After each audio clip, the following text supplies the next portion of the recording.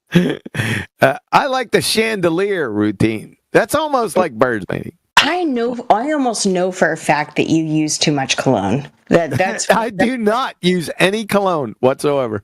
Okay. I promise you.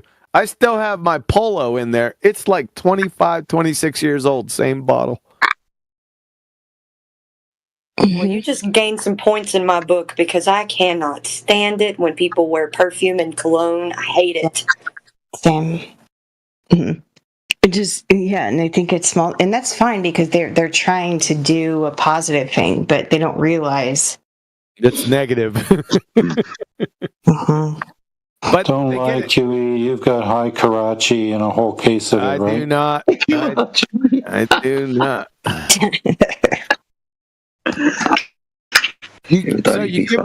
Allison, you give him an A for effort and an F for judgment. No, I just can't even be in the room with somebody who really puts much on. Yeah, I mean, but that's the thing. Like, I feel like if I care about the person enough, which I usually do, I would say, can you go take a shower and change your set them on fire, please? What if it's patchouli? Then you can puff up and spread eagle. What? I'm just kidding. I was being silly. Spread eagle, Flatsy. This is a family show. Well, we were talking about birds and mating. That's the thing, like that's not how birds mate. But also, I thought you meant that you knew that QE could like do the splits, spread eagle. I thought that's what you meant. Splits.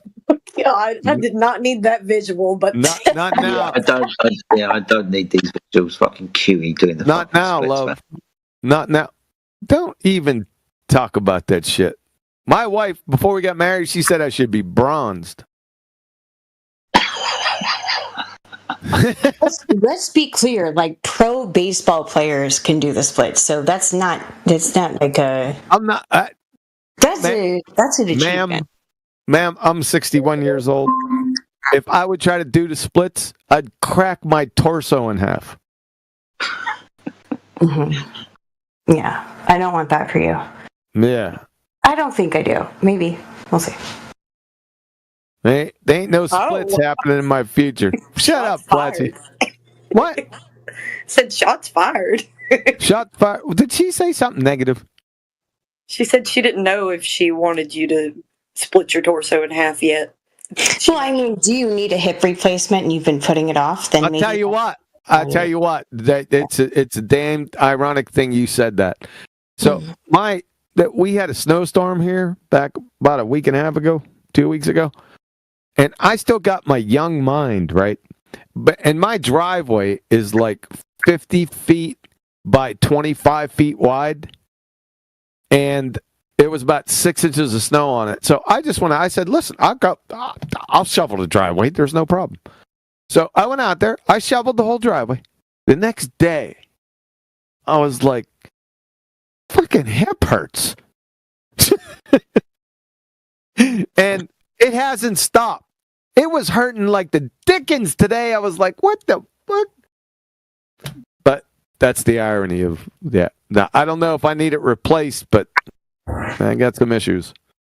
Yeah, it's actually not that big of a deal to do it, and it's a pretty quick recovery, so. Thanks. I don't look to get my hip replaced anytime soon. Yeah, so suffer.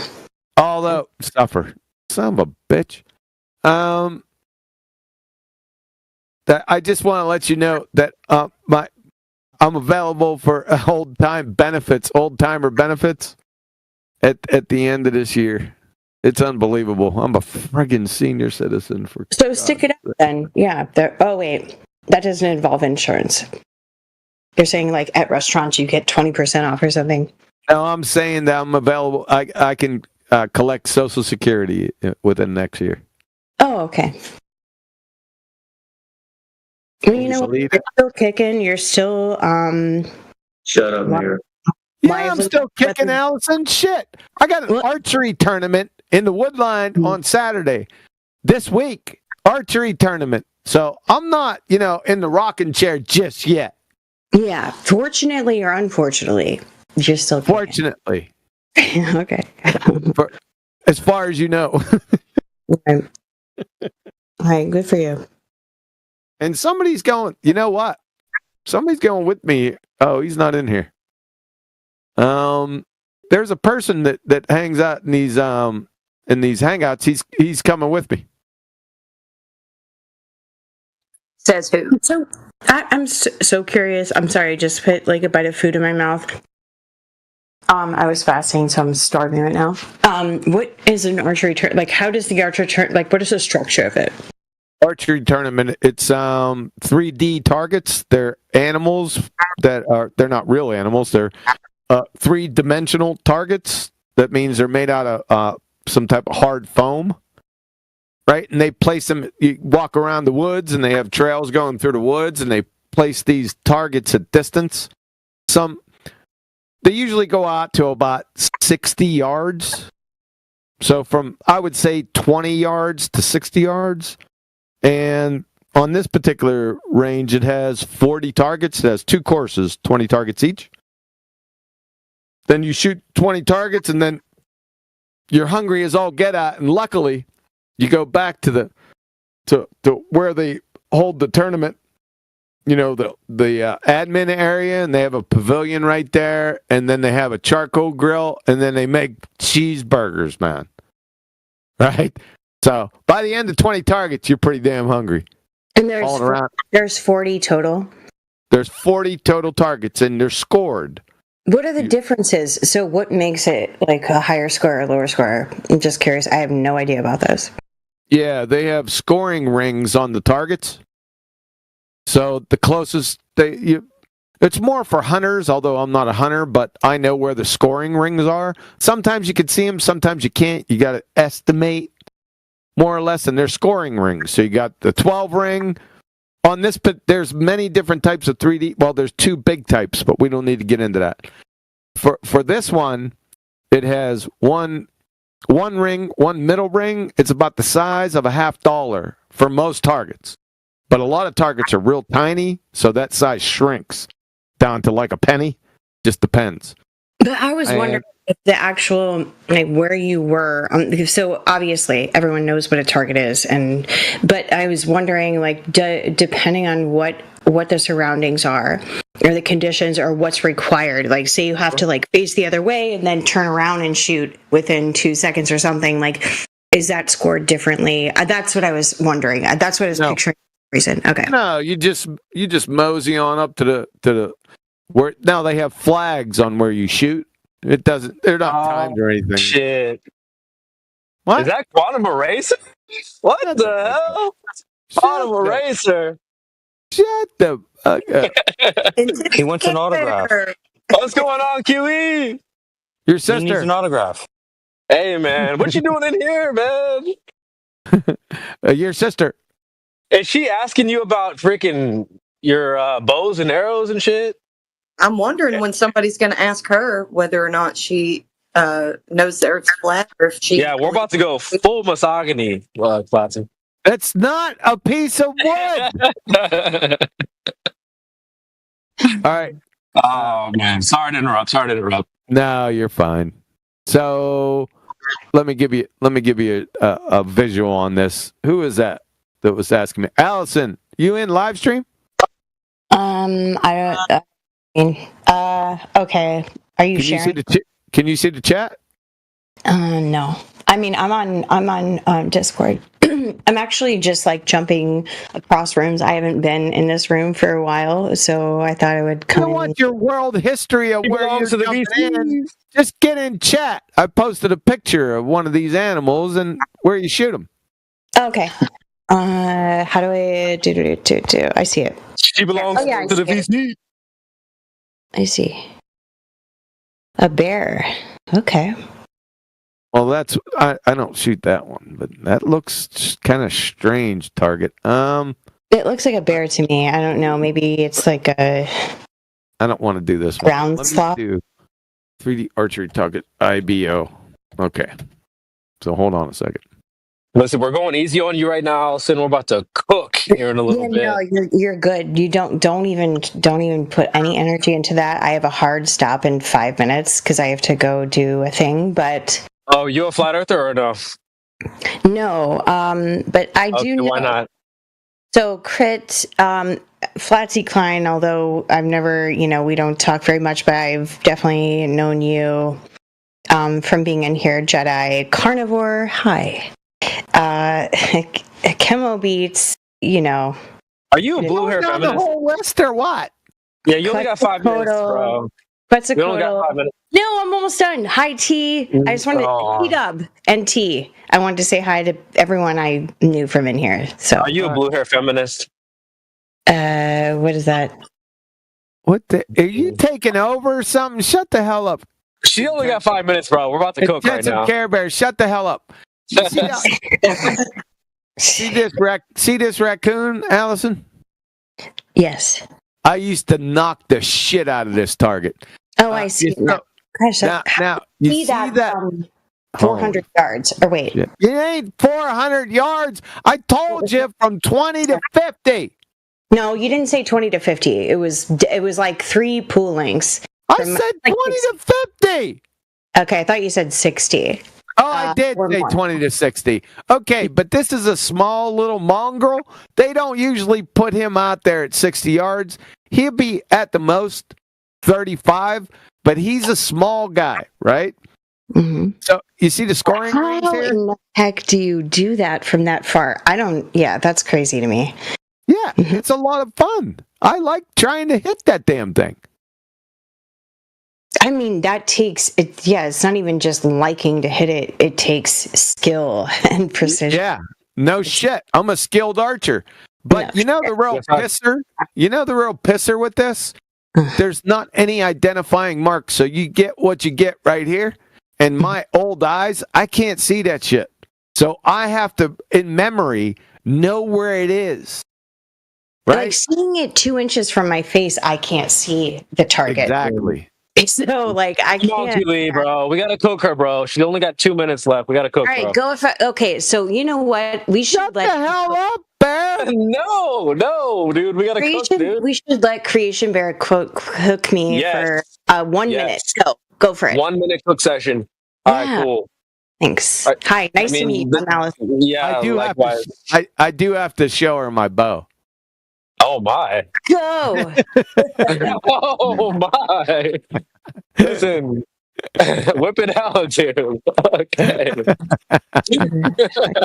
Don't mingle with these Glovers too much. Okay. Oh man, Allison, is your hair dyed pink and blue and all that stuff? Holy shit! No, it's not. But, I mean, I think it's cool if people do that, but It's not cool. Currently. Yeah. All right. So why are you not a flat earther? What's your biggest hang up with flat Earth? People that. The people. Just people. The people, really? What about the position? What about the position that the people hold? What's your issue with that?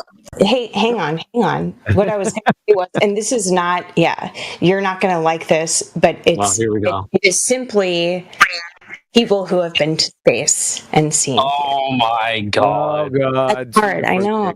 But imagine if that was, Imagine. Hey, Listen, what if I told you? Hey, just before she goes, there's my bow right there. Just I want to. That's a big one. Wait, hang on. Yo, fuck.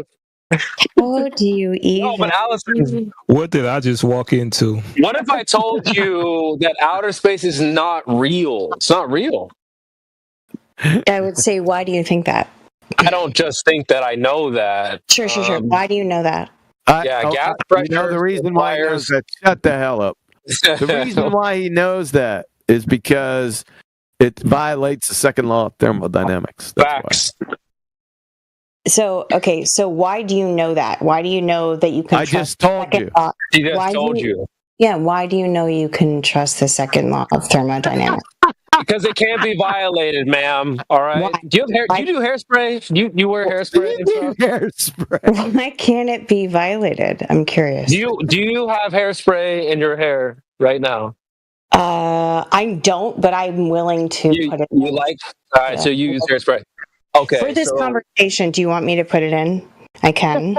Yeah, go do it right now. Yes, we want you to put it in. All right. Listen, the whole point is that you need that canister, the container, to have the air that sprays out. Or sorry, the air that sprays out. Anytime you have gas pressure, whether it's your sparkling water, we know you're bougie and you drink sparkling water and stuff.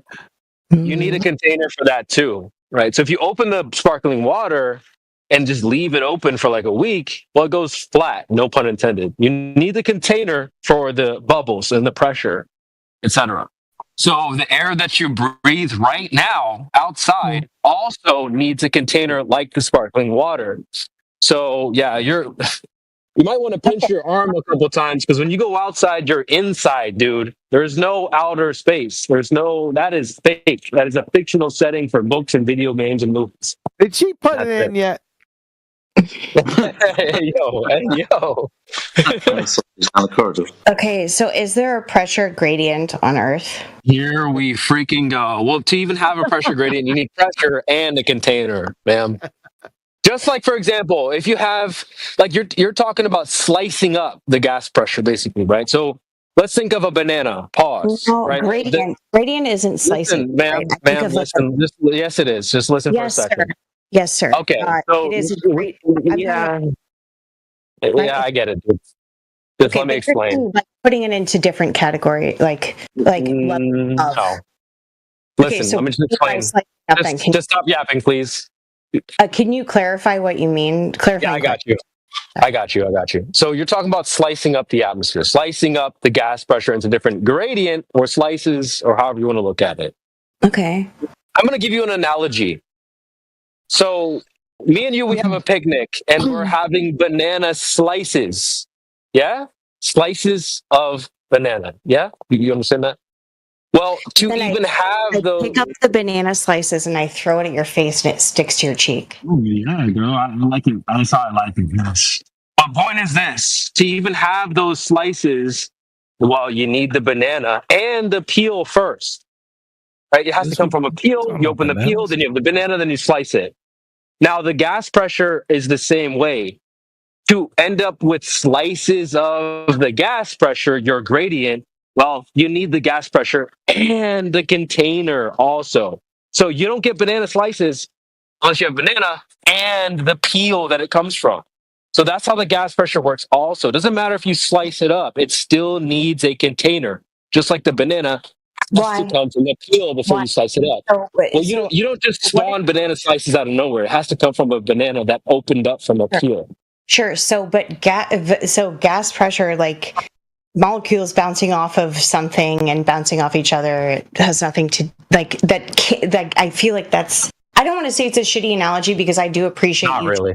Quote, dumb it down for me, but I was curious like how you would talk about it without dumbing it down. It's not dumbed down. That's just an antecedent relationship where just like if you were to have a steak, you can't have steak on your dinner plate if it doesn't come from a cow. You can't have the gas pressure if it didn't come from a container. You can't have banana slices if it didn't come from a peel. So you have to have the thing one to have thing two, basically. And so you're talking about the slices of the gradient, the air. You have to have a container for that. Period.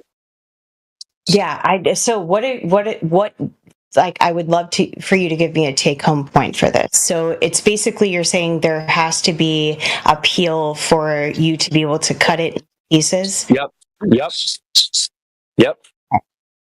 There has to be a peel for you to cut it into pieces. That's what you're going to hang your hat on right now?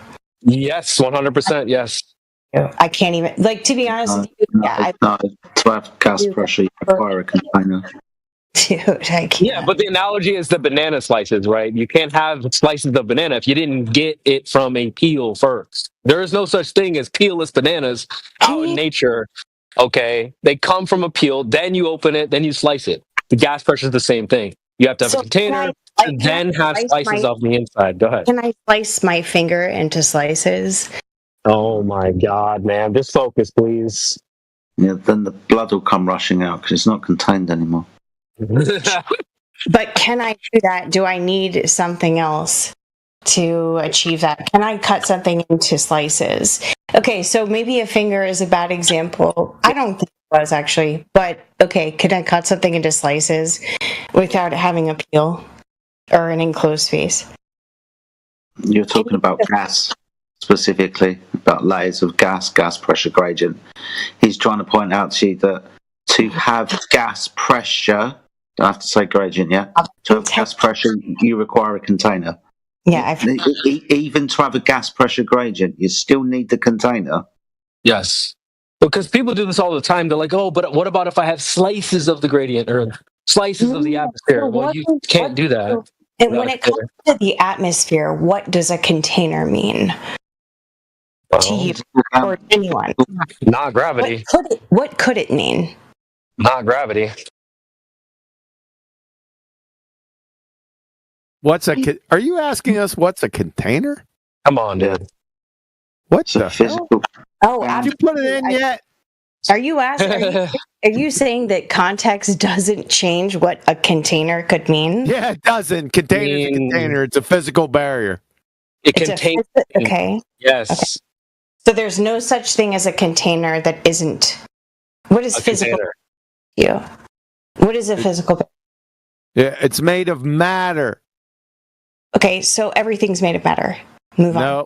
No, light's not made of matter. Okay, so see. Did you put it? Have you put it in yet? Have I put it in? Getting dirty.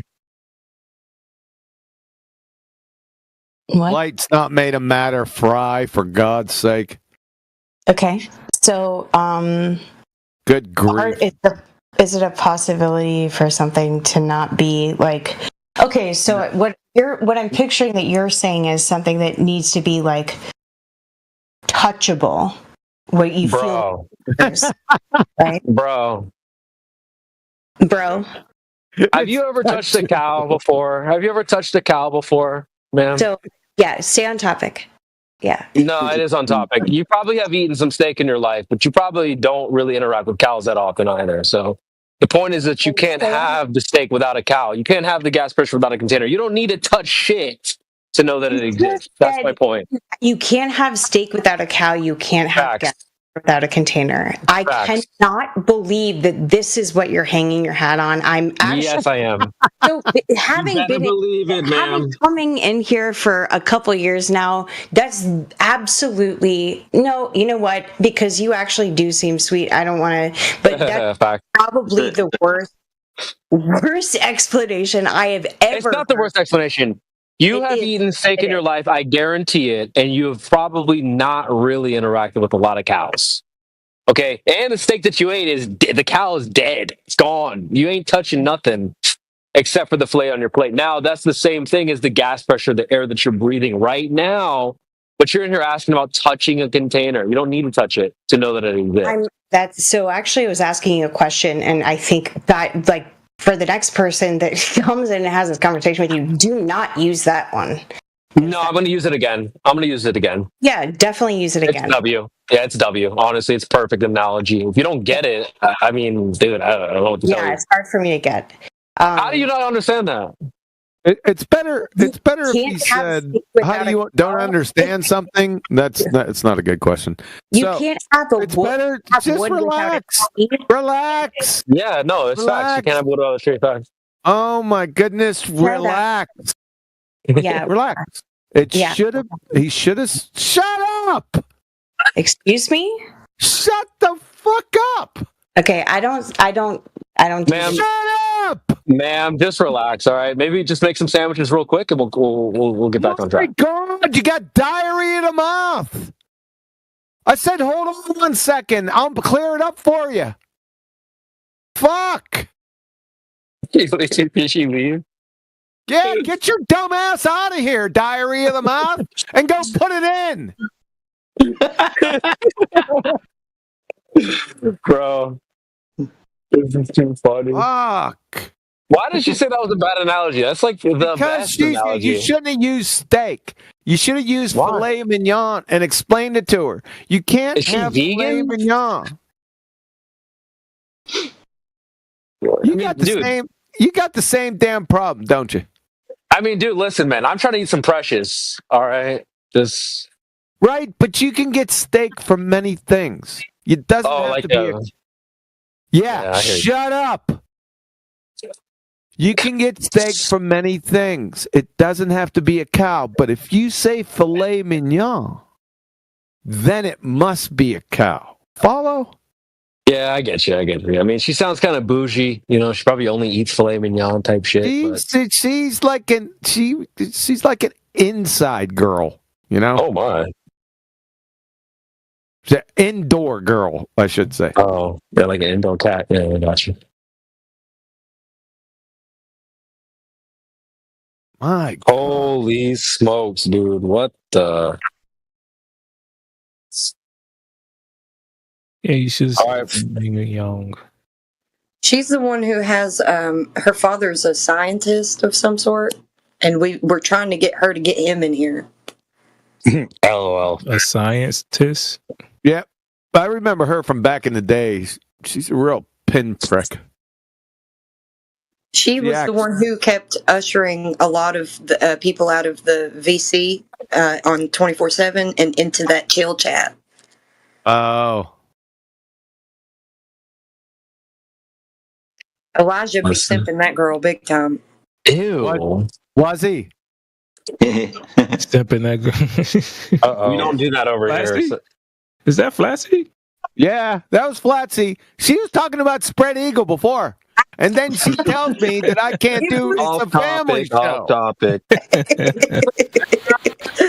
It was a Okay, perfect thing to say because she was asking if you knew about birds and how they mate. And I thought it was perfect, dude.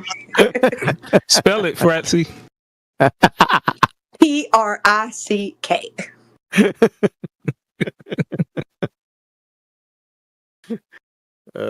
That's pretty funny, whoever said that. I forgot about that. Good one. Too funny.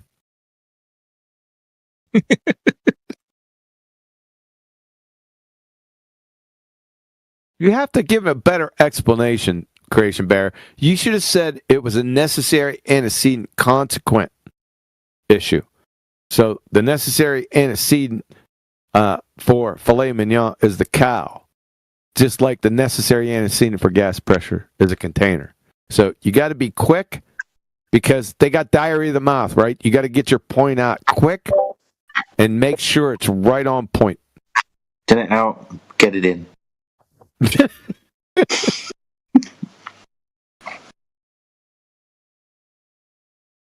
So if you created gas in a vacuum, would it be able to exert any pressure on anything? You got to get that mic out of your mouth, Dowser. All right, got to talk to your headphone today. I can't understand a single word you're saying, dude. Can anyone else? Bubble, no. How can a mic in the current year be so bad? Yeah. Like I wouldn't even know where to buy a mic of that quality.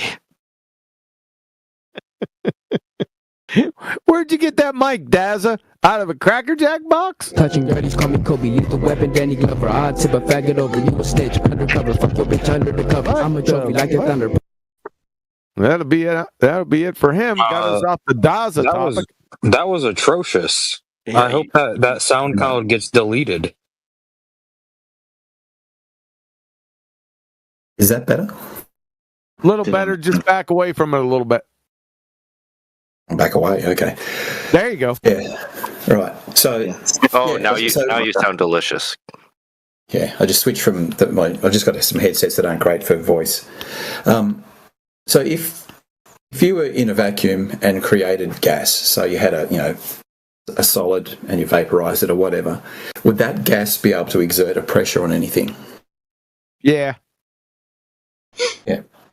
Be slight, depending on how much pressure you put in there, how much gas. Yeah. That's right, and it would eventually disperse. So we can have gas pressure without containment there, right? The gas will exert pressure. You got a container there. Yeah, vacuum. No. Put gas in the vacuum chamber; it disperses, pressing against the sides of the container. You can't have a vacuum without a container either. Yeah, but you imagine. Well, okay. So you imagine going to that big vacuum chamber that NASA have got, right? The one that's Yeah. Will it take a while, right? Will it take a while? It's up in Sandusky.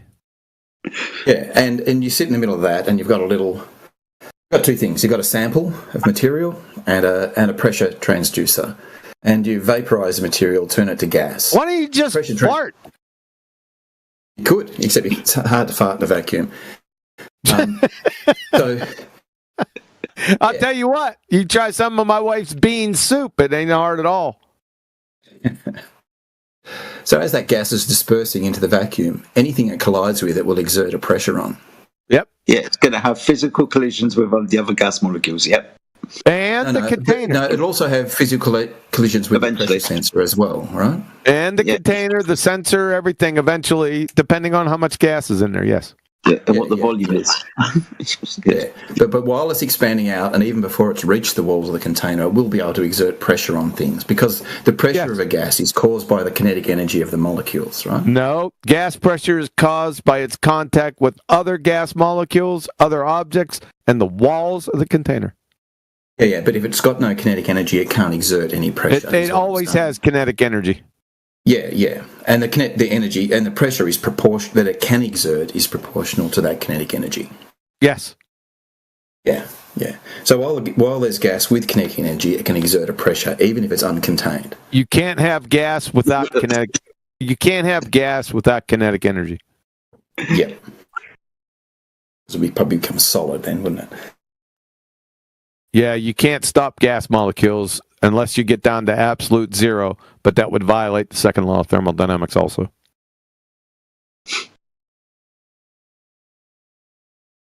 So you don't have a point. You have a vacuum in a container. You have gas pressure. Gas pressure is defined as being in a container, period. Well, it's pressure is described with a gas, not pressure. Not pressure. Hold on, Jedi. Not pressure, not shark bite pressure. We're talking about gas pressure specifically. Yeah. Which is the force that a gas exerts on something per unit area. On the walls of its container, not something. On anything. Gas, you want to know the definition? Let's get the definition. Let's try that. Oh yeah, you can look at let's try the definition. Ideal gas law and stuff like that. That's fine. We can look at ideal gas law. We could do that. What are the units of? No, we're looking at gas pressure. We're not worried about the units just yet. We're trying to figure out what gas pressure is. That's what we're trying to figure out. Let's go step by step. How about that? The force that a gas exerts on another object is the pressure. No, you said that twice. That's not what the definition. Post the citation that says that right now. That's the definition of pressure. Post it. Pressure is the force. Post it. Post it. In front of me. Shut having a conversation. Up and post it. Post it. I don't have it.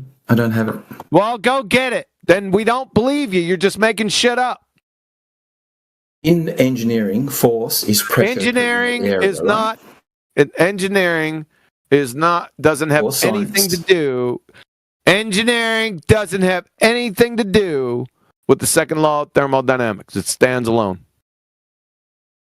Gas pressure in the second law of thermodynamics. No, you could. Yeah, I got you. Oh my God, man! It's like talking to my sister's kids. Okay, let's try this. So let's go back. Right? Let's go back to the beginning. All right. I know you can't stop talking because you're a baltard, right? You don't learn anything. You're too stupid. So, what is so hard about posting a citation about gas pressure, the definition of it? What the fuck is wrong with you? I'm having a conversation, right? We all understand what gas pressure is. Fuck a conversation. Well, I asked you a question. Area, right? Holy fucking shit, dude. What the fuck? What? Post the definition of gas pressure. Do I got to spell it out for you? Maybe put it in Braille and shove it up your ass. That would work better. Yeah? We'll get down to this. You're going to piss me off. Now, retard, post the citation of gas pressure. Good? You got that? Fuck. All right, what do you want? Oh, my God. You know, I don't want anything from you anymore, really. I wouldn't trust you if you told me the tire pressure in your fucking tricycle tires. You're a clown. So I'll post it for everyone. Let's take a look.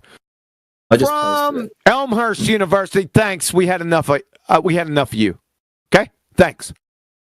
From Elmhurst University. The pressure of a gas is the force that the gas exerts on the walls of its container. Shocking. NASA. Molecules, gas pressure. The molecules are in constant random motion and frequently collide with each other in the wall of a container. Because the molecules are in motion, the gas will expand to fill the container. Since density is defined to be the mass divided by the volume, density depends directly on the size of the, guess what? Container, in which a fixed mass of gas is defined. Fine. NASA. That's NASA. Kinetic molecular theory explanation of Boyle's gas law. This is really important. Pay close attention to this. This is a very important word in it. Observations about pressure may be explained using the following ideas. The rapid motion and collision of molecules with the walls of the container. Here comes the really important word for you. Causes pressure. You get it? We agree, right? No, so, we don't. So as the you gas hits... No, we don't. You said object, I said container. You said no object, I said no fucking container. So we don't agree, no. No, so anytime a gas particle hits something, it will exert pressure, right? Here we go again. Round and round we go. Do you agree in that, though? Why is that incorrect? I don't follow agreement ladders. You don't know what gas pressure is, obviously. So if gas molecules are flying through... Stuttering fool. If gas molecules are flying through vacuum and they hit something, will that cause pressure? Will that cause pressure? Talk to somebody else, you're done. Will it cause pressure or not? Your sister.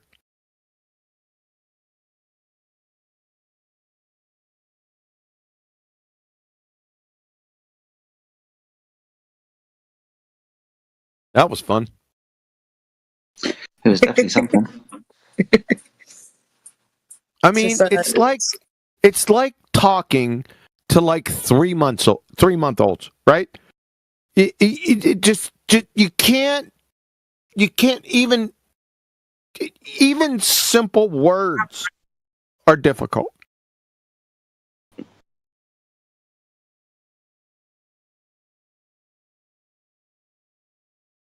It is like that, yeah. Oh, then we agree then. Gas pressure is when it hits an object container. No, an object. I'll define it. Container. So we agree then. No, we fucking don't. My God.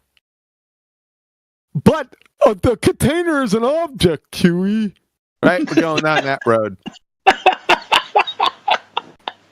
The fuck, man. That was hilarious.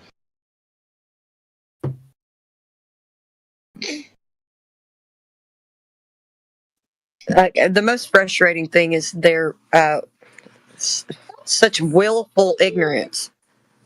You don't know if it's like on purpose or if they just really don't get it. No, they really don't get it. No. You see, they pretend like they're intellectuals, but they're actual retards. That's what the problem is. And they got diarrhea of the mouth. Which is where you coined the term for Tinder clown. Mm-hmm. Yeah, they're all retards. All of them. I haven't met one baller that's not actually retarded.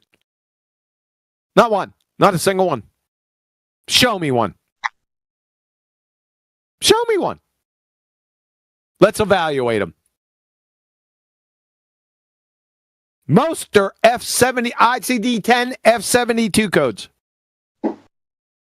Severe retardation.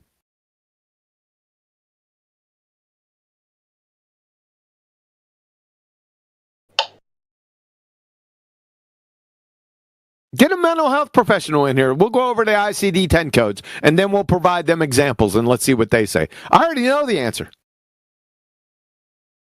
I already know it. I had one sitting behind me one day. And I said, listen to this. I said, tell me that they're not. Now, that person didn't like the word retard, right? So I changed the word for them. I said, right here in my house, I said, listen to this. And I played them 2 numpty clips, and their jaw dropped. Wow. I turned around, and their jaw dropped. They weren't a baller. They were a baller.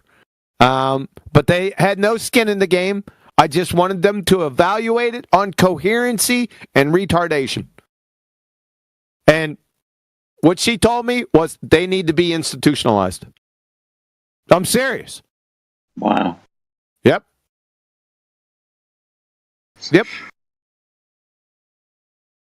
So bring one in here. Bring one in here that is not actually retarded. I'm talking about a baltard, not your regular skank and file glober that walks around like your neighbor. I'm talking about anti-flat earthers. Bring an anti-flat earther in here, and I'll show you every single time that person is retarded mentally. Good. Let's try it. Let's make this night the night of the retard. It's already weird and like really cringy that there's certain anti-flat earthers that follow these flat earth rooms around, and it's just so annoying to even try to talk to them. I don't do it. Danik one time told me that gravity is what pulls the clouds together. And I was like, no, it's electrostatic forces. He was like, no, it's gravity. Gravity is what's making the clouds form. But see, there's an extra aspect. There's certain aspects of retards. Zanuck is one of those retards that you're like, he's a clinical level Dunning-Kruger delusional retard. So there's different, like colors and phases of the retard.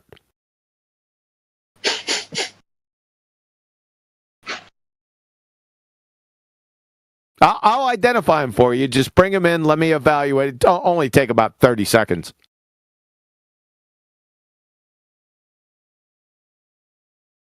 Good. Bring him on in. Go get him.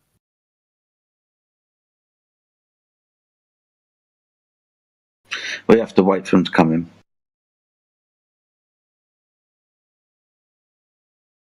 All shucks. All these idiots all they do is headline Parrot Wiki or some other idiot baltard. 1, 2, all they got are so-called photos from NASA. That's all they got. Everything else is just bullshit that they're just making up. When you boil it right down to it, that's all they got. That's it. And now they're circling sun in Antarctica. Oh, here we go again. Thanks, whoever did that.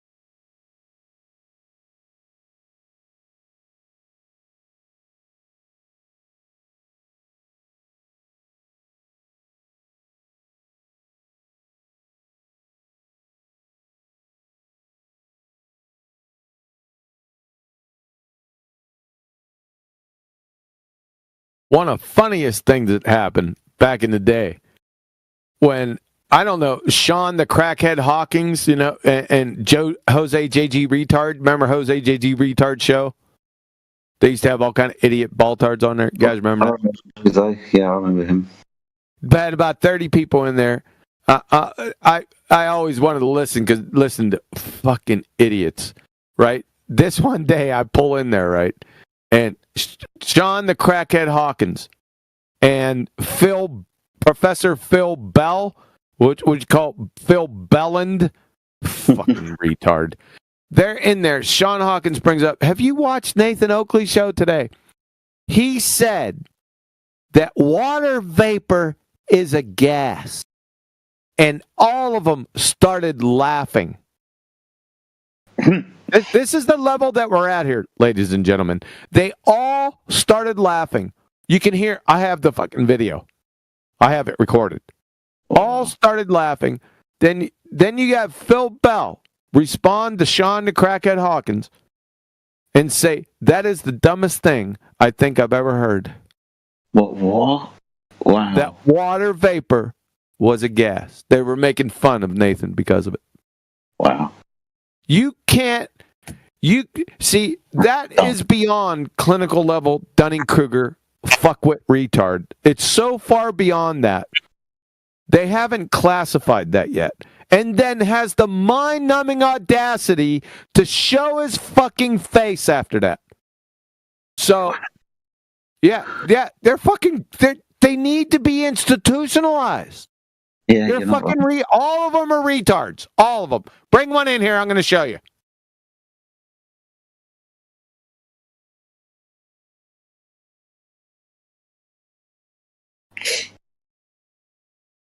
Where's one? We got a ball tart in here? I'm going to show you how you're retarded. 30 seconds. Speak to Dazza again if you want. It's pure rigor. No, fuck no. We already proved he's a retard. Okay, that's pure rigor, but I don't know if he's a retard or not. He's a retard. Yeah, probably. Kurik, whatever your name is, my friends, begins with a K and ends with a K. There's a few people in here that I don't recognise the name of. If anyone wants to speak up, ask a question, or make a claim, then you can do so. Most people in here are flat earthers at the moment.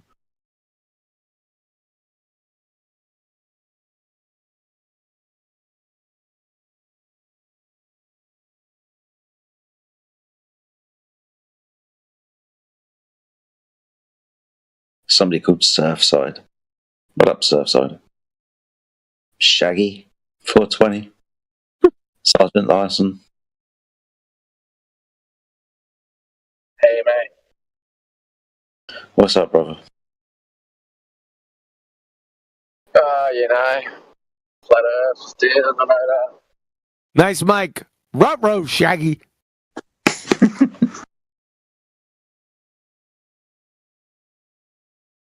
I've forgotten, Shaggy. What do you think the Earth is?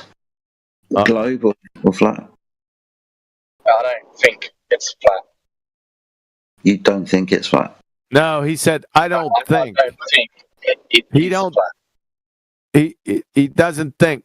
He should have paused for a moment, and then it's flat. Yeah, not a big enough pause there, I don't think, really. Yeah. It's hard to pause because everyone wants to jump in and stamp all over you. Not wrong.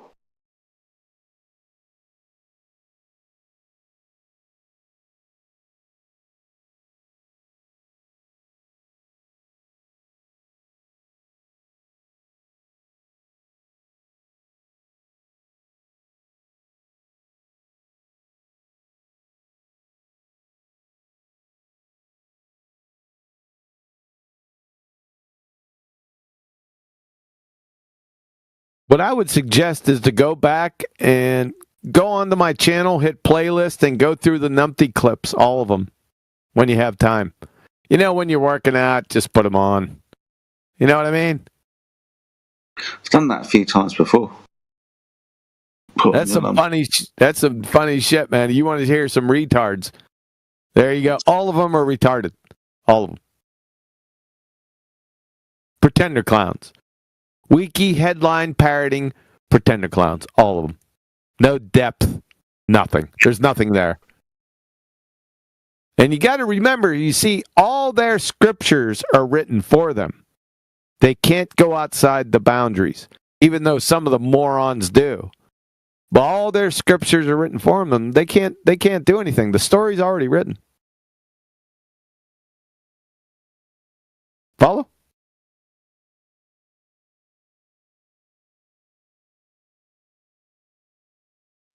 Indeed. Yep. Yeah, of course.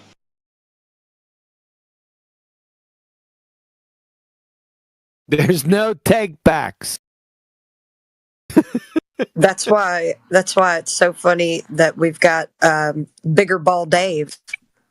I didn't mute you, you fucking retard, Dazza. I don't have that capability. And what are you? Who are you? Witsit? I got a script or something. You don't know what a script is either. You're a retard. They have retards from down under. Yeah, I knew one. Roofy. He's another retard. You should swap spit in a shower with that moron. Your kids would have hooves.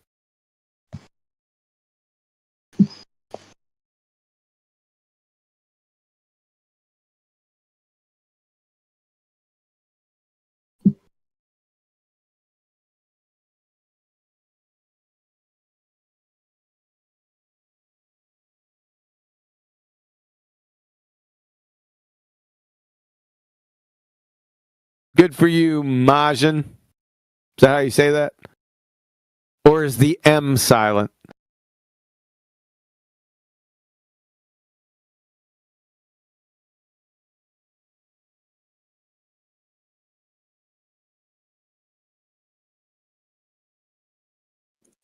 Is in that GIF that I just posted? Is that a good description of what it would look like for somebody to have the expression that just pumped your neighbor's cat look on their face? Yeah, something like that. Yeah, that's what you're looking for. I think it needs to be more horrified. Pump the neighbor's cat look on your face. Gomer Pyle is an intellectual compared to your average baltard. Seriously. I'll show you. Bring one in here.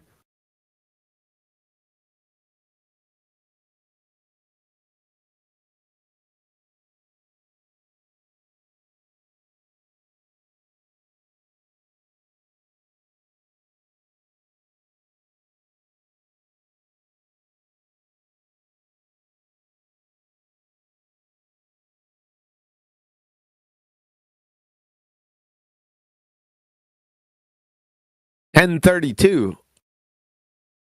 Just reaching my prime.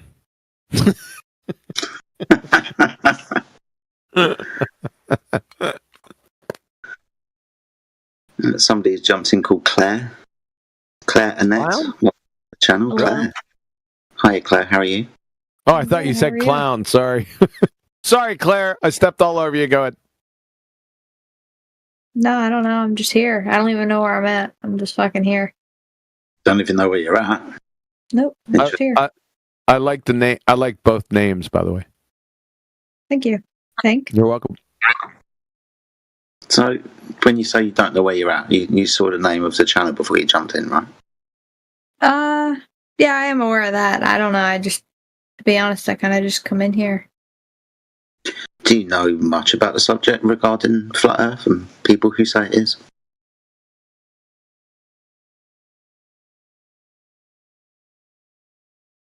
You play the flute? I'm gonna be 100% honest with you. Didn't even look. Kind of just saw a bunch of people in here. I was doing homework and figured come listen to people yap. Yep. I asked you a question. Do you play the flute? I do not play the flute. Okay, that's all I want to know. My apologies. You guys can continue though. It's I just false apologize. advertising.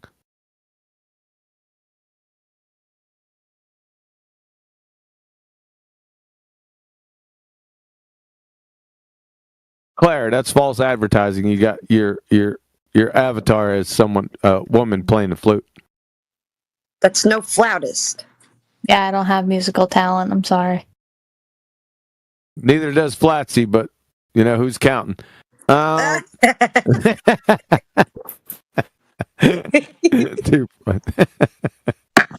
Too funny, but your avatar has a woman playing the flute, Claire.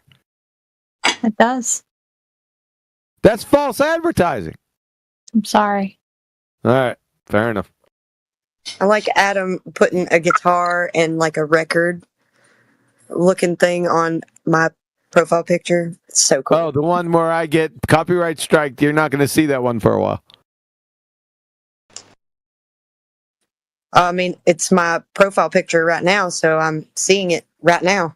Yeah, I know, but it's on Ballbusters. You ain't seeing it there. But please continue. Well, it had a good run. It was nice while it lasted.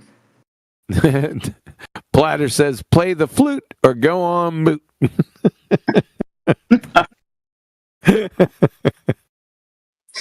Yeah, I love Platter, dude. He's always so funny in the chat. Yeah, he's always sharp, too, and he's so quick.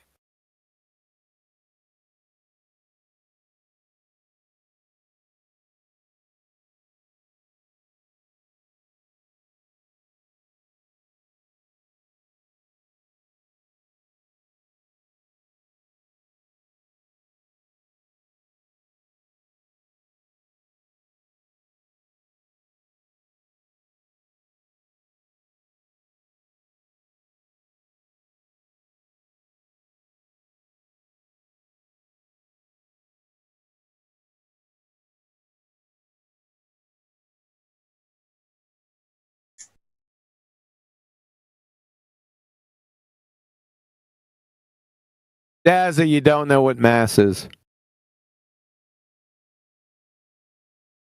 I know I shouldn't have said anything. We're going to go round and round with this. It's going to be a quick death again. I know mass is controversial, but anyway, it's not controversial. It doesn't. It's undefined. It's like dividing by zero. Yeah. But there's no mass. In the case of gas pressure, we have a reasonable, good enough understanding of mass, right? No, oh really? The pressure so what mass? Let's do this again. I'm going to show you how retarded he is. Again, so in this case, the mass is the inertial. So in this case, define mass. Yeah. With so citation, in this case, please. Yeah. With citation. I need citation with mass. Thanks. So the mass, right, in the case of a gas, is you see that as the change in momentum, right? The force it exerts. Define mass. We're not playing your game just yet. We're starting from A number one. Define. The mass is loosely defined. No. In most situations, we can consider it as don't want to hear anything. I want to see the citation. Don't want to hear it. Want to see the definition of mass right now. What's the context for the definition? It's no context. Mass in beluga whale context. Post the fucking definition right now. Yes. Yeah. So in Newtonian mechanics, mass that's is the resistance to inertia, right? Stop. Newtonian mechanics was debunked 110 years ago. No, it's all debunked. Oh my God. No, not all. Just shut the fuck up. Shut the fuck up. You're a retard. Thinking about gravity. You know, I'm not thinking. You don't know what I'm thinking about because you're retarded. Okay. Yeah. So, you're retarded. So explain to me. I'm not going to explain to you, dumb fuck. I'm not going to explain it to you. No. Explain how Newtonian mechanics was. You made a claim. It was your citation. Right, sure. I'll fucking show you. I'll even cite it. How about that? You dumbass. Oh, almost did it. You ready? Saltine. You dumbass Saltine. Nope, I didn't do it. Don't even pay attention to anything Crit says. All right, let me take 2 of these out of here. Because I don't got nitro. Thanks, Intensive Care Bear. Cut. Let's do 3 at a time. You know this is going to expose you forever, right? You know that. Retard. Oh. Dazza. Well, I know that you're done. Mechanics you're done right now. As soon as I hit enter, that's it. You're finished. Done for. By your own pseudoscientist. Everyone ready? Oh, you're talking 38 about minutes after the hour. Shut him up. He's going to interrupt me the whole time. Somebody shut him up.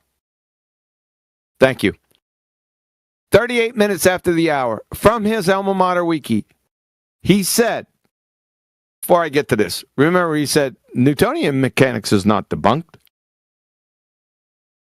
From his alma mater wiki, Newton's classical mechanics were superseded in the early 20th century, like I fucking told you, when Albert Einstein developed the special and general theory of relativity from his own alma mater. From ScienceAlert.com, the mathematical equations of Einstein's general theory of relativity, tested time and time again, are currently the most accurate way to predict, this is just talking about gravity, gravitational interactions. Replacing, wonder what that means, those developed by Isaac Newton several centuries prior. Okay. From PhysLibreText's Professor of Physics, Douglas Klein. Newton's two crowning achievements, the laws of motion and the laws of gravitation, that's all of Newtonian mechanics right there. His laws of motion and the laws of gravitation, that's it. It encompasses everything. That had reigned supreme since published in the Principia in 1687, were toppled by the throne, or from the throne, by Einstein. 1915, November 25th, in fact. So that's about 100 years. Let's go to Nature.com. Nature, the most prestigious, quote unquote, science journal in the entire friggin' world. In 1916, Albert Einstein published his general theory of relativity in full mathematical detail. That opened the window on a radical new framework for physics, abolishing established notions of space-time and replacing, he also replaced Newton's formulation of the laws of gravity. The last one. From Andrea Ghez, UCLA professor of physics and astronomy. Einstein's right, at least for now, said Ghez, co-lead author of the research. We can absolutely rule out Newton's law of gravity.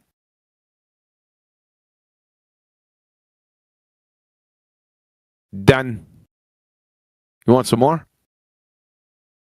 I got him.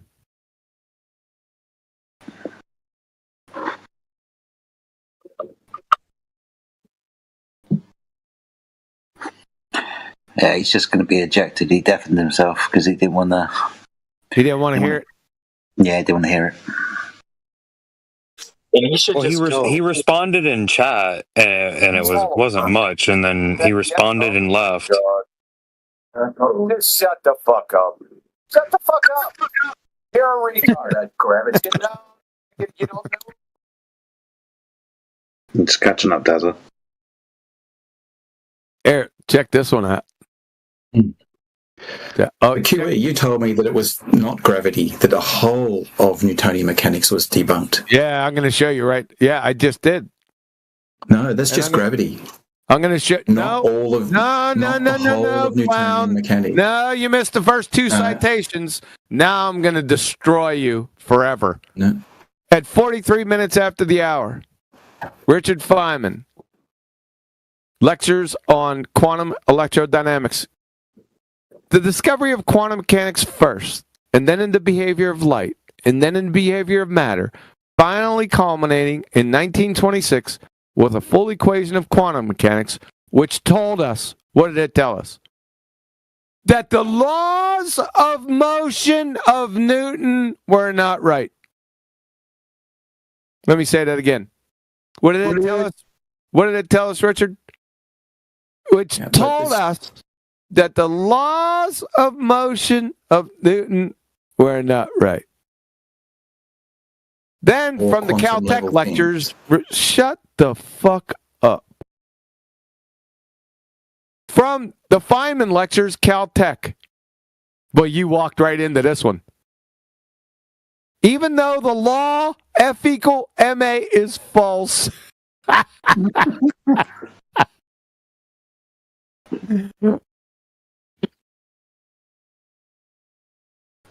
He's the highest priest of the Baltards, and he just fucking told you in two citations that Newton's laws were fucking horse shit.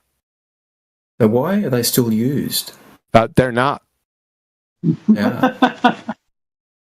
Show where they're used, dumb fuck. In engineering, most of engineering. Really? Engineering, number one, engineering is not science. And show. Let's see them. What do you want? The deflection? How about something like strain in a beam? Deflection Citation, of a beam, something please. like that? Citation. After Richard Feynman just destroyed all of Newton, along with Einstein above. Show. You don't use quantum mechanics for force analysis in day-to-day things, right? Don't even do it, retard. You wouldn't know what quantum mechanics was if it climbed up your arse and started kicking footballs wrapped in Carolina Reaper lace concertina wire. Just no, I mean, I've got very, very low level knowledge of quantum mechanics. Shut up. Newtonian mechanics is very. Just fucking mute him. He's done. Gaza doesn't even know what a photon is. No, he's a moron. You're exposed. Bye. You're a fucking guy. Just before I was ready to post those, you didn't say anything about Newton's laws, didn't I? Funny. Didn't I? Wasn't it Professor? He walked into it, but before that, didn't I say I had 2 citations from his alma mater wiki? Newton's Classical Mechanics. That's all of it. Laws of motion and the universal law of gravitation. That's not a law. Were superseded in the early 20th century when Albert Einstein developed the special and general theory of relativity. It's over. Then, Professor of Physics Douglas Klein. Newton's 2 crowning achievement, the laws of motion. Laws of motion. Motion. Laws of motion.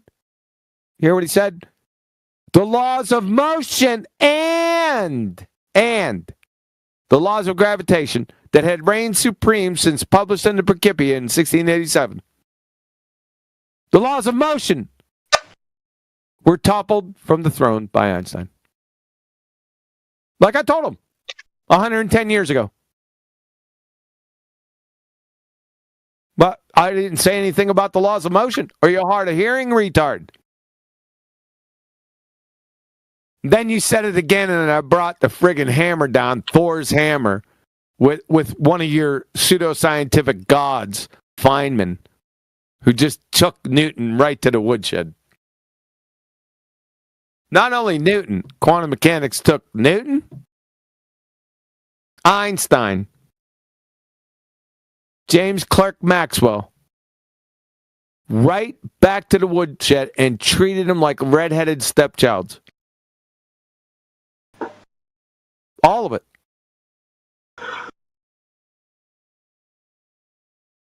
That's it.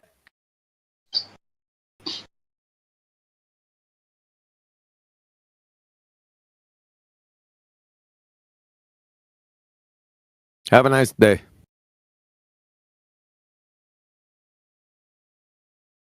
Yep, good old-fashioned woodshed. Took them all right there. Bludgeoned them senseless. Then what came out of it? Quantum field theory.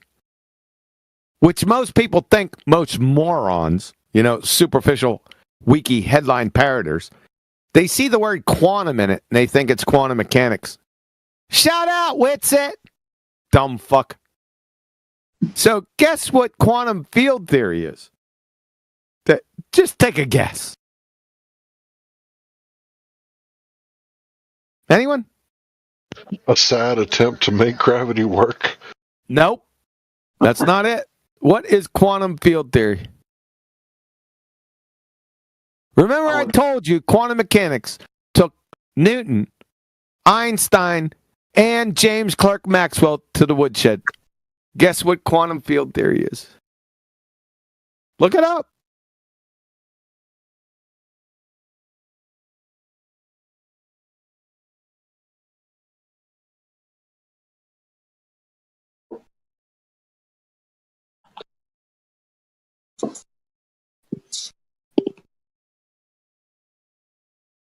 Am I going to have to do it? No, I'm doing it at the moment because I don't know. But you can do it and tell me, and I can read along. I'm not doing it. I'm doing something else. Well, I'll do this then. Oh, for fuck's sake. All right. I got Stanford. You want me to go ahead? Quantum. Oh, somebody got something? Go ahead. Hank. Yeah, quantum field theory is the mathematical and conceptual framework for contemporary elementary particle physics. It's also the framework used for areas of theoretical physics, such as condensed matter physics and statistical mechanics. Sorry? I didn't say anything. So it's rather informal sense, QFT is the extension of quantum mechanics, dealing with particles over fields, i.e. system with infinite numbers of degrees of freedom. They didn't give you the whole deal. I accept their definition of it, but they didn't give the underbelly. I'll post it. Go ahead. Quantum field theory is a combination of classical field theory, quantum mechanics, and special relativity. What are the classical field theories? Anyone? Magnetism. Newtonian mechanics? Maxwell's theory? And general relativity. So, quantum field theory is a combination of Newtonian mechanics, which quantum mechanics debunked, Einstein's general and special theory of relativity, which quantum mechanics debunked, and James Clerk Maxwell's electrodynamics theory, which quantum mechanics debunked. Quantum field theory is a shotgun marriage between already debunked so-called theories, which aren't theories, by the way, and quantum mechanics. How you like that? Wow. So this is a load of shit then.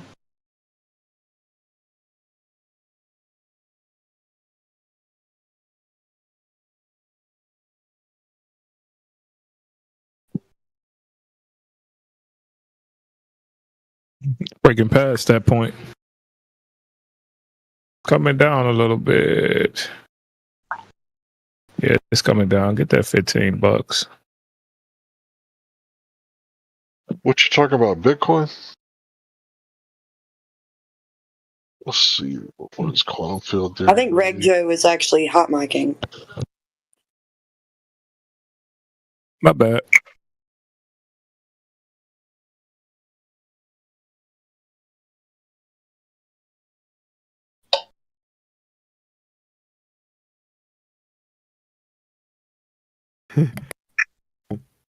Just keep his mic open. He may have some midgets from the carnival in his house. You never know. Your temper changes could give someone whiplash. You'd think I'm a little bit bipolar. Just the hair. I'll be a son of a wonderful woman.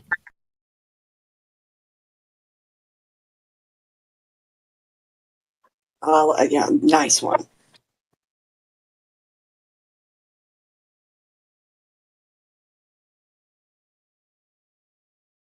I had the whole family in the car one day, and we were driving down the road, and this guy pulled out right in front of me, and I said, My wife looked at me, and I said, wonderful woman. Good save. The kids bust out laughing. That was a stick save, darling.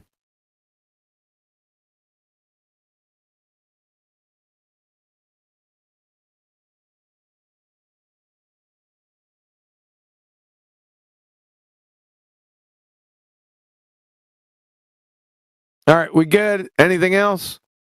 Oh, it's still before 11, so I'm still good.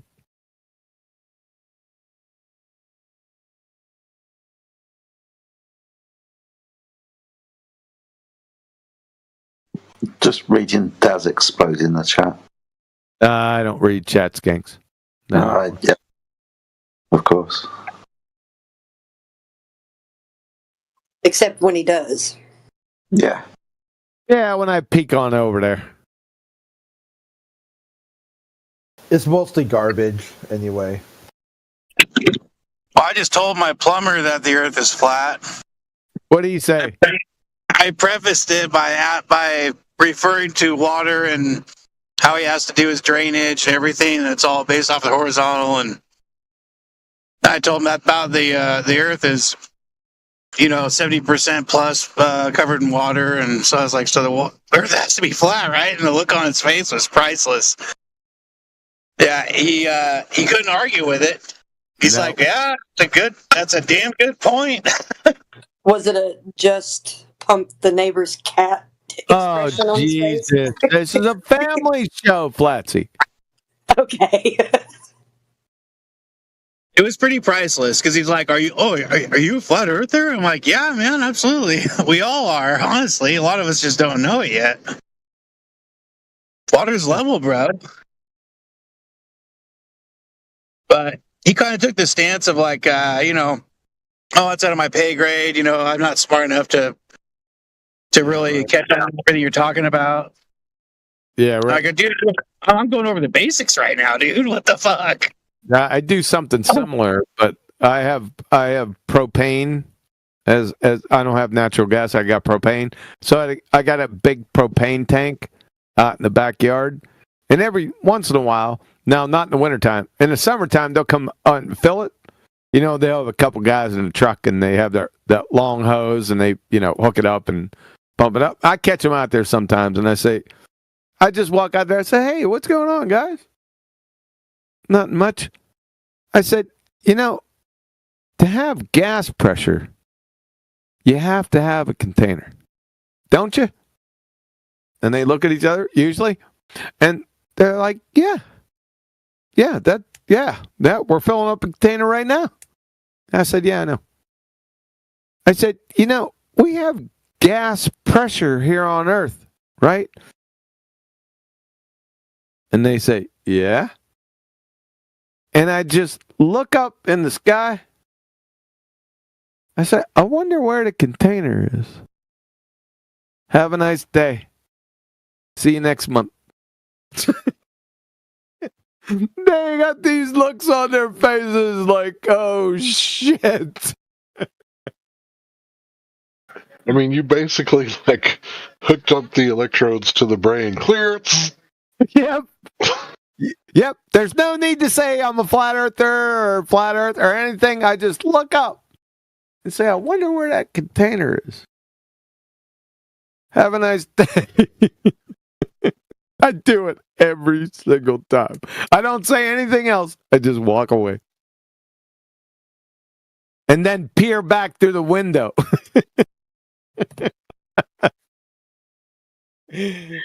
I can imagine you peering back through the window like, what did they do? Yeah. Because that leaves them, because I never hear there's always a bunch of different guys, right? So I never hear anything back as I walk away. Platter. Yeah. That usually gets them right there because they have to reckon with it. Yeah, I told my plumber that the sky is not a vacuum.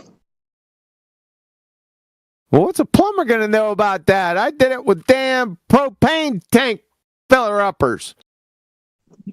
I know, but I briefly went over celestial navigation. Oh, God. Pressure It'd be weird if the plumber were to try to tell you water's not level. That'd be a weird day. Yeah, no, he could not combat it at all. He was just like, oh. It's like he never heard of it or something.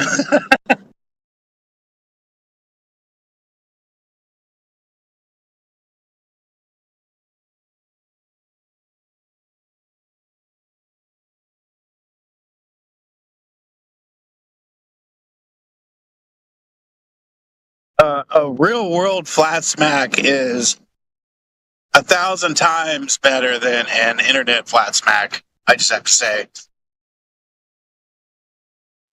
Yeah, that's odd that a plumber didn't know about groundwater, the water table.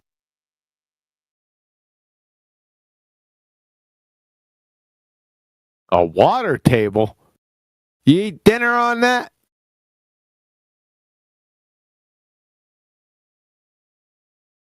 I'll bet you eat cream chicken soup on that mug.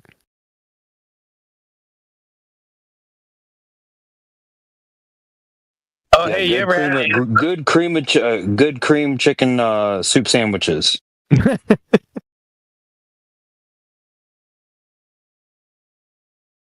I'm about to. I'm about to do something. I don't know what, because you're all like dispersed out in the world here.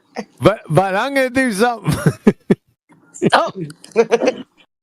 Hey, man, I'd eat cream of Whatever chicken you noodle. do, don't send me some of this cream of chicken soup sandwiches. What I'm talking about. Well, I debunked the soup sandwich years ago. That was reverse psychology. I want some. No, years back I informed QE that there is a bread bowl, so you can have a soup sandwich. Hold on, I'm trying to find that soup sandwich. It's got to be here.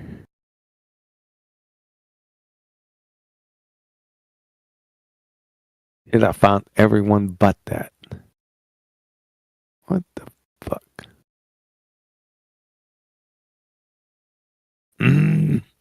There it is. Got it. A hot dog is a sandwich.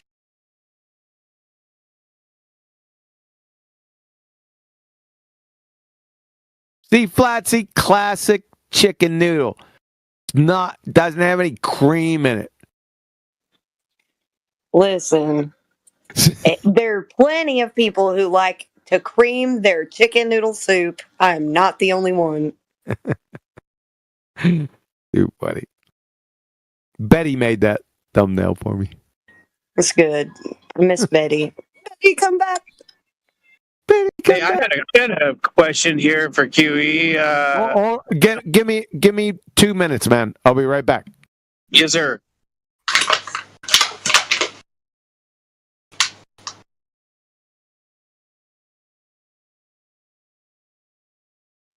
Was it about soup sandwiches? QE's only taking questions about soup sandwiches.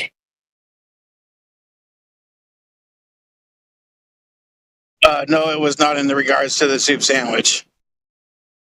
Sorry, I meant to say fielding. QE's only fielding questions about soup sandwiches.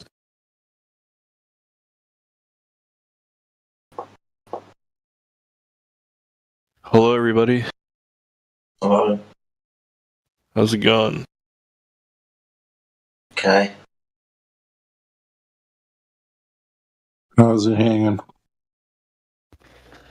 Well, I was in here today and I heard this guy named, what was his name? Newt, trying to explain how, oh, he's here.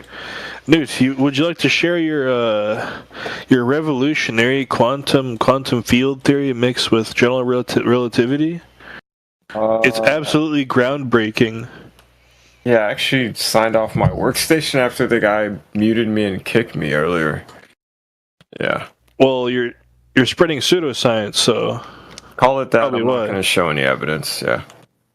Well, it's not evidence. Wait, who had the question? Who was fielding the question previously? Yeah, today was the it last one of day. I you? wasn't joking. So Was it one of you that was fielding the question earlier? It was someone else, right? It wasn't Pickles. It was me, but I'm not showing evidence anymore. Oh, You never did show evidence. Never did. well, I liked what you were showing. It just wasn't. It wasn't. Yeah, there's a reason. What you were saying it was. Yeah, I'm not. You were saying it was discussing that something, anymore. but it wasn't that. But it was something else, and what it Violating was the second good. law of thermodynamics. Didn't I say Yeah, I it was wasn't gonna paint that. my name on this guy tonight or something? Yeah, it wasn't that. No, it So wasn't. Just forget about it. It's not important. forget about it. I'm looking forward to it. Newt's demonstration that the second law of thermodynamics isn't valid law. What is important, though, is measurements of curvature. That's very important.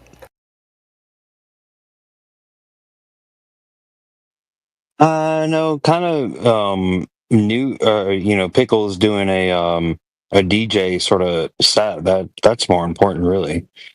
Like, get the show on your screen. That was like perfect. All of that's over. You should do that every time. You should do that every time. Sorry, it's never gonna happen again.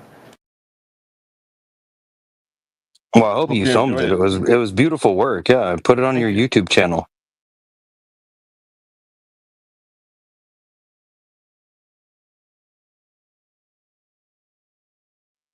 It was a struggle to try to like get a metaphysical idea, the metaphysics of the mind, and sort of nail it down to the brain as a physical chemical reaction. And so I found that like it was a 6-hour long battle with you against the AI versus the internet, and you couldn't make something that was conceptual have mass. Yeah, shock drift acceleration, SDA. It's on NASA's website. Not that you need it. You can, if you get a rocket and you push out, you basically can see the little shock diamonds in the back. You can Google a shock diamond. You can create condensed matter. Are you talking about like seeing like the fuzzy stuff if you look into like a laser beam against like a wall and you like look into it and you think you see like the code? When rockets go up in the sky, whenever you see the literal diamond formation pointing downwards in succession away from the actual rock, that's a shock drift. That's shock drift acceleration. Essentially, in the acceleration frame, coming out the back of a rocket like that, if you are pushing hard enough, you can cause... Yeah, no one's arguing about rocketry. Yeah, wait, so you're claiming I can't make matter? Just condense things. Waves. Huh? Condensed waves. No, yeah, so a conceptual idea is now material. You're showing me that now? I'm not on my workstation, but I'll just post the link. Like, do you just mean that you dreamed about a house and then you built a house? Oh, gosh. Hold on. Did he say you could make matter? Yeah. What the hell, dude? You don't get what kind of genius this guy is. Shock drift acceleration. Yeah, he's talking about some wave function collapse, and he doesn't know what he's talking. But he does, and he makes fun edits, and he's just a fun guy. Like, oh, you don't think I know about wave collapse, like with orchestrated objective reduction? Oh, I know you do. Where they claim is that how you propose? Is that how you propose that you actually formed this matter?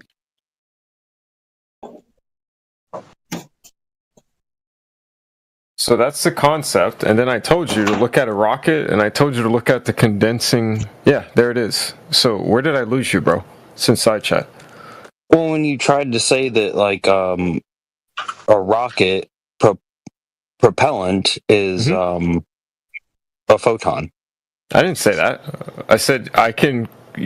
Second law of thermodynamics, I violated it partially using that. Okay, so there's photons and matter. So there was matter there, and then there was matter after. So it's like there's no new matter. It's just all the same old matter. I think what you fail to understand, because you don't want to like respect the nature of the universe, is temperature, thermodynamics. It's tucked into the causal envelope, right? No, I respect. Yeah, so Wim Hof actually went to the top of Mount Everest in a bathing suit. Violate it, yeah. Yeah, Wim Hof went to the top of Mount Everest in a bathing suit. Yes, I know this happened. Violating the second law. Yeah. Yeah, it doesn't. I'm not subject to the laws of thermodynamics if I delete it causally, and I actually figured out a way to do that. So well, you should post a paper because you'd probably be very well known if that was true. Yeah, if you can violate the second law, so I think I could call some people and get some money for it instead. Yeah, right. No, yeah, you're a good DJ. I'll give thank you, you for that. You know what that is used for? A video, it's used for context. Audio, yeah, let me help you out since you're lost visual again. and audio. Yeah. Why are there two of you talking? I can't decipher two voices hitting my eardrums. Large concept model, that's nothing more than context, buddy.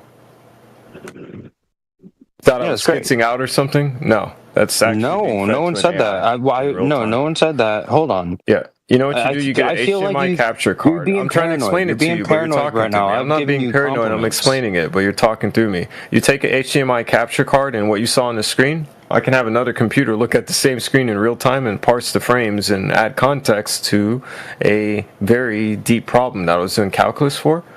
I found that it's very useful. So I generate that along with AI assistance. That's what you saw.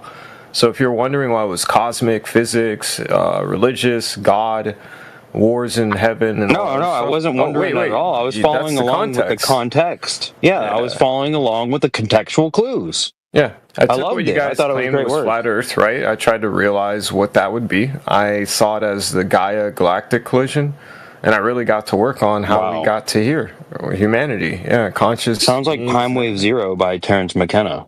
Seems like I took some inspiration. I take it from everybody. And I like that liberty. I do like that liberty. Yeah.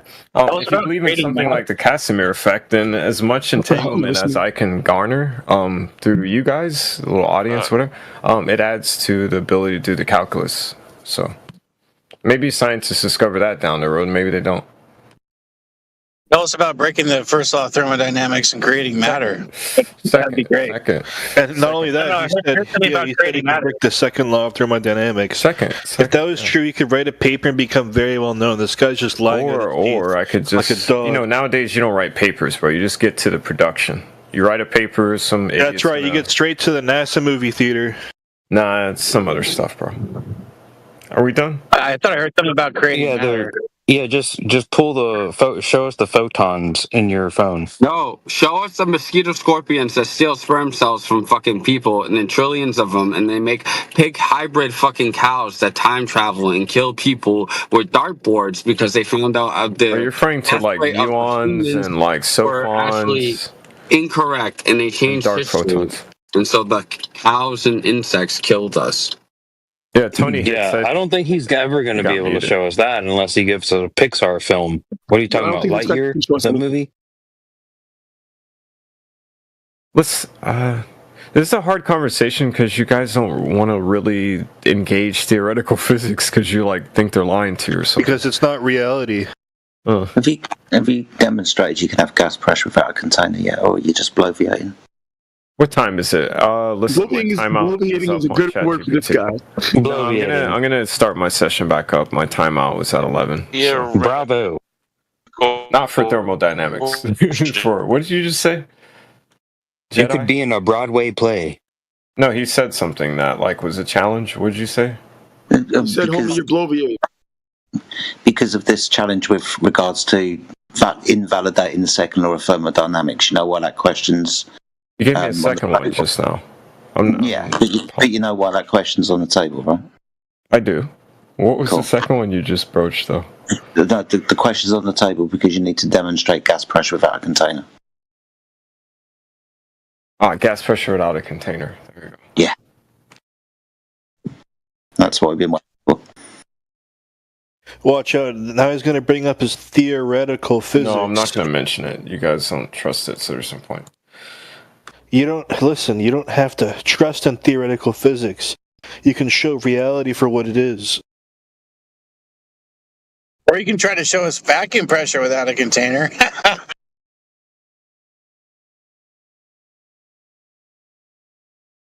He needs the whole universe for that one. No, well, the beauty of having your theory in AI is I can just actually to solve this using my other theory.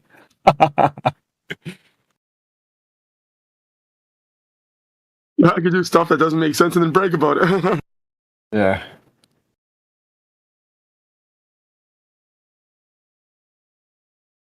Hello, Quantum Eraser, are you there?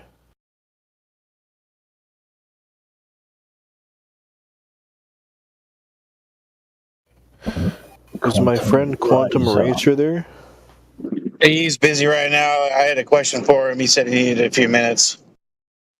Ask him about light rays. No, I think I'm going to ask him the question that I had for him.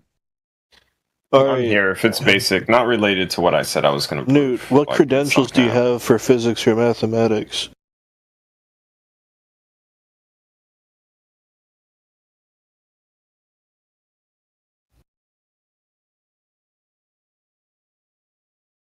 Well, what was the question you wanted to ask him so bad? Me? Was it really something only he could answer, or like what's going on? Yeah, I don't. Oh, I just wanted his take. I just wanted his take on it. What? So It's probably simple. yeah, essentially, when I was in high school, I took physical science, and we're learning about all sorts of physical science, and lightning bolts and all that stuff, right? And one of the first things that the teacher explained was density. He had a jar full of different items with different density, and he shook them, and he made sure to make a point that they would all that the position of them would change based upon their density. And I'm now thinking that, I mean, we know what buoyancy is, but I need to research this more myself, but is buoyancy a natural law? Or, that's not a good question. What? Yes, buoyancy is part of the law of relative density. It's part of that natural. Anybody could answer that. Yeah. Yeah, but is it the second law of thermodynamics? Do those no, it's its own law. motions, does that actually, or is it a different law that it ties into? Is what I'm saying. The second law of thermodynamics exists because like temperature is an aspect of causality. Violating it is violating causality. That's why it's considered to be a law, because it's so strictly enforced throughout the universe. I'm talking about force, idiot, like causality. Can you rephrase temperature being an aspect of causality? Jesus. You're here right now on Earth, and your existence is contingent on a lot of different forces acting on you, right? They're acting on you from far away, near, and you don't have the ability to change them, right? So, as you can see, there's temperature. It exists. It's a phenomenon. When you violate, temperature is an aspect of like something just existing, man. And when it moves, it vibrates, it causes heat exchange. If you violate that, how are you removing that phenomenon from existing? Who says we're violating? I said I was able to. Yeah. So we're just, riffing. Sorry, go ahead. You would have to drill down to causality and remove it, literally. So, that procedure is theoretical. That's why everybody's laughing at me. So I don't know why causality is abstract. It's insanely theoretical, like impossible. Yeah. It's actually interesting what you're saying. How can you drill down to something you treat it like it's an actual thing, like it's tangible? You drill down to causality and remove it. Yeah, you realize I can just act to AI for funsies, I want to violate the second law of thermodynamics, so drill down to causality and remove it. Is this possible? I guarantee no offense, man, but it sounds like you need to supplement the stuff that you say with AI. You need that crutch. Dude. So master's degree, bunch of experience, R&D, blah blah, right? And then I play with AI and I do a bunch of other stuff. I think I got it covered, bro. Right. Okay, go play then. Go play. If an idiot plays with AI, I don't think they have it covered, but I think I got the background to get it covered. Earlier, I wanted to ask you something. You posted, or you were talking about bouncing lasers, and people were kind of confusing you they were probably said that you were claiming that these lasers were being bounced off stars trillions of miles away or whatever, or billions, and you said no, they're not that far. You said they're not that far, and I heard you saying it, but I guess other people didn't hear you. You would start with something close by. You wouldn't be an idiot and try to go a single light year away. You wouldn't try to do that. You would start with the moon, bro. Then you would go to the sun. Come on. So what I'm saying is that if that's an actual thing that people are bouncing, observatories bounce lasers or whatever off the sky, does that necessarily mean that that doesn't mean that there's the claims of the distances of billions of miles or whatever, or light years away? If you want to determine distance on Earth, you use a laser rangefinder. Past a certain distance, you can't use a ruler. You use a laser, and you're measuring the concentrated when you Jesus, when you dope a laser, you can almost encode the photon. Like you're looking for a certain type of photon coming back with a delay, especially if you're shooting like millions of them, man. Like some are going to come back, statistically speaking. You measure that, then the time delay, and then that's distance, dude. Right? Okay. So they can do that with the moon. What about refraction? Put something up in... Oh my god. But wait, I'm not done with my question. Distortions, bro. Atmospheric radiation transfer codes, like Google it. I'm just saying that, do you agree with when they claim the distances that are so far away, or do you maybe have a different idea that maybe something different going on with... I don't strictly trust them because it is so far away. If somebody gives me a rough idea that's reasonable, there isn't a big reason for me to question unless I'm doing something causally with the thing to care deeply about, like, is it a light year away or 100? For all intents and purposes, a light year is 100 light years, 1,000 light years. It's an impossible distance for us to cross.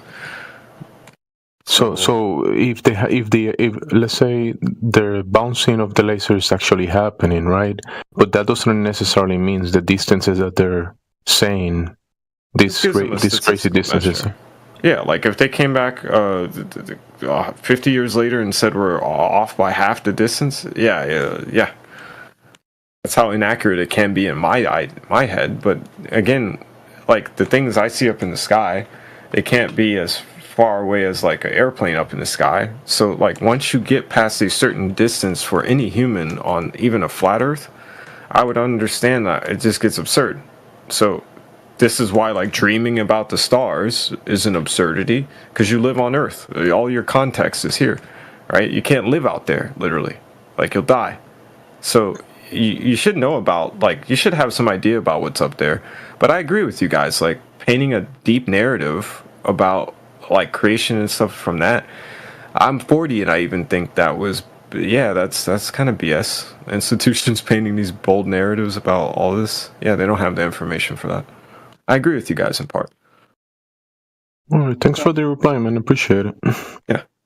I don't like it. I can handle vagaries in my head. Like, I don't trust that these people are even 50% close to the idea of what's true.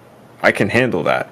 But, like, that's the reason why I would never marry or get religious about it. I have, and I've made life mistakes by marrying narratives, and all I've done in my life is end up finding out they're wrong or destroying them. So, listen, I've been in here for a while. I've brushed against you guys a couple of times. I heard you out. Eventually it sunk in, it made sense. So I've destroyed some narratives that have guided me in life deeply because of you guys.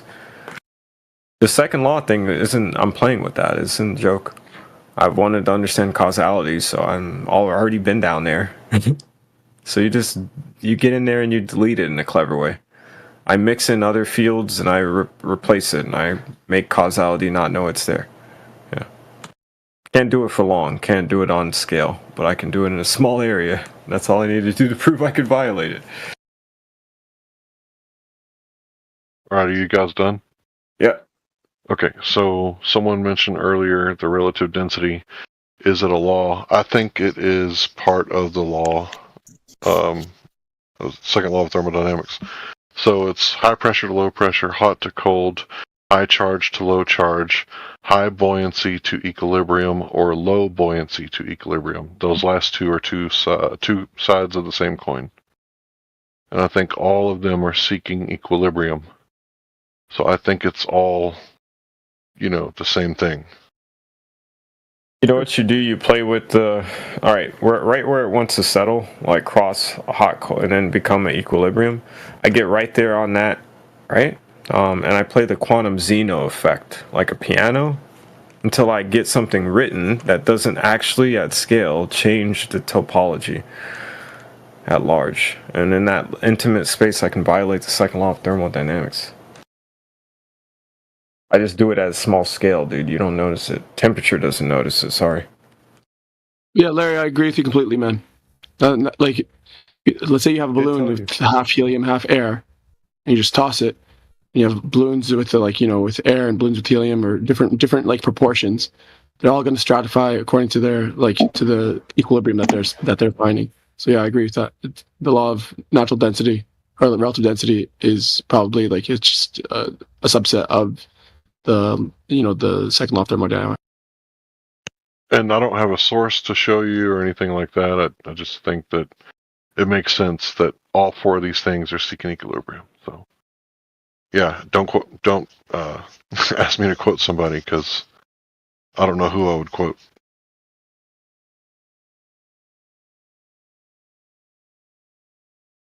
If you dig a hole and you drop something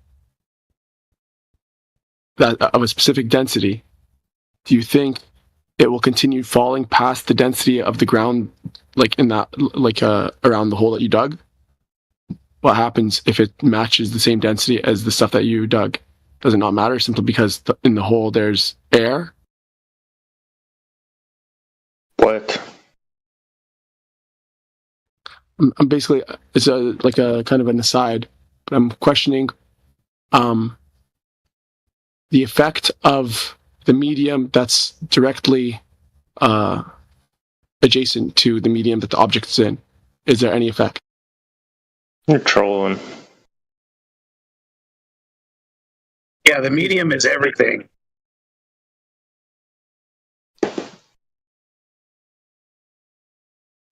So a fluid medium is going to dictate where the object goes. Once it hits a solid, like the gas container, it can't go any further. So at that point, if there's not enough buoyancy to raise it up off of the container, then it's going to rest there. So everything is seeking rest, or it appears to be. It's not actually seeking it like it has like desires, but that's what it appears to be doing. So if you dug a hole, you would stop the solid, force from pushing up as it's trying to push down, and you would open up more room for the medium to fill. So what was your question again about digging the hole? I tried to understand. It's basically me just questioning the effect of the medium that's directly adjacent to it. Like, if you have a big hole versus a narrow hole, and you drop the same object, is there going to be a difference in how quickly it falls and how quickly it seeks equilibrium? I don't think mass attracts mass. Is that what you're saying? No, not necessarily, because if it's a hole that's all the way around, so you wouldn't have an effect of mass attracting mass, if that were. Everything is based off of the medium. So whatever the object is, if it's weighs more than where it's at in its medium or what it's sitting on, it's going to produce weight.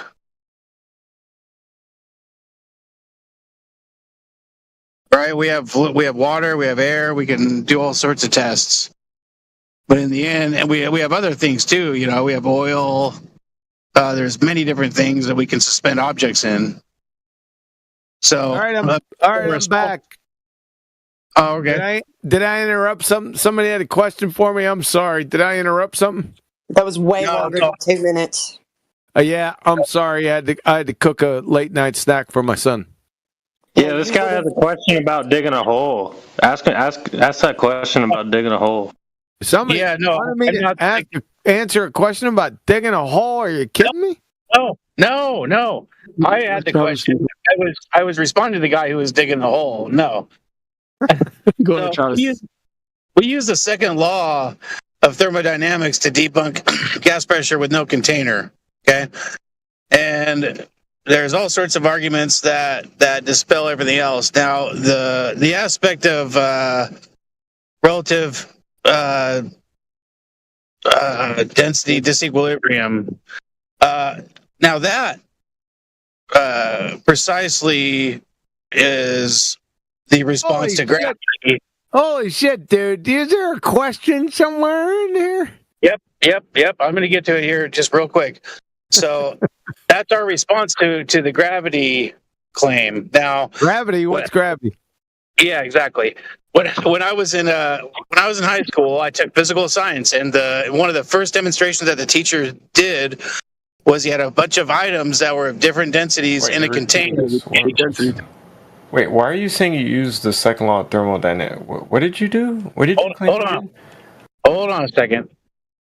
my teacher had a jar of things of different densities, and he shook it, and he said that because of their densities, they would sort themselves accordingly. Okay, and he kind of alluded to it as being, some sort of a natural law. So I'm wondering if that falls into buoyancy or what. Do you understand what I'm saying? This question. Yeah. It's a density tower, and they stratify based off of their density. And it's like, you could consider it the law of relative density, which is basically the second law of thermodynamics, like Hank mentioned. Like, relative density disequilibrium, because it's trying to find its equilibrium. What's the second law of thermodynamics? Law of entropy. Yeah, which what is it? In the thermodynamic system, it's the endeavor for these things to find a thermodynamic equilibrium. No, that's not what I asked. I said, what is the second law of thermodynamics? Mathematical form. I don't know. Change over time, but that's not mathematical. No, that's not no. With natural laws, they usually give. No, I'm not trying to appeal to mathematics. I'm just saying that with the actual valid natural laws, it's mathematical. It's usually a formula. Okay. Well, my question is in regards to the sorting of things and densities and buoyancy and all that stuff. Does that, if somebody were to talk about gravity and we're talking about relative density disequilibrium, that's a lot to say. But does that fall under any natural law? Is what I'm wondering, because that's a huge thing to throw in their face. Over. No, that's a false comparison fallacy. Number one, because gravity doesn't exist, so there's no compare. It's a false dichotomy. I recognize that. More so, I'm trying to nail down the natural law aspect. It is our thing. Is like the way things fall and move according to their density as compared to their medium. Does that, to your knowledge, does that fall under any natural law or any natural behavior? Yeah, I answered it 3 times. Why do you ask the same question again and again? He's asking me. Shut the fuck up. Okay. Good. I mean, I waited longer than 2 minutes. Shout out to Flatsy for fucking keeping a time clock on me. I mean, number one, it's a false dichotomy. This is a very important point, too. Listen up. Because a lot of people say, in order to disprove a false dichotomy, you have to provide a third choice. No, you don't. That's sufficient, but there's another thing you can do, is disprove one or both of the dichotomies. That's number one. Number two, this doesn't have anything to do with thermodynamics. And does it in regards to buoyancy then? Number three, I just want somebody. A lot of people appeal to second law of thermodynamics, but I don't think they really know what it is. So I'm just asking. It's not a gotcha, right? Usually when I ask questions, they're gotcha questions. This is not one of those. I just wanted to ask people, because everyone's spouting off with the second law. What the fuck is it? It's the change in entropy is greater than 0, I think. Yeah, you got 1/15 of the equation. Good. Close enough, right? Well, the state of entropy of the entire universe and ISIS will always increase over time. That's really good, dude. You took that in stride, and you made a profound statement, and you didn't even know it. And I know we're off the subject here, but sure. You said that the entropy is greater than 0. That's pretty profound, because if you look at this equation, because the actual equation is the change in entropy of the universe equals the change of entropy of the system plus the change in entropy of the surroundings is greater than or equal to. Remember that. Greater than, the equal to is the problem. 0.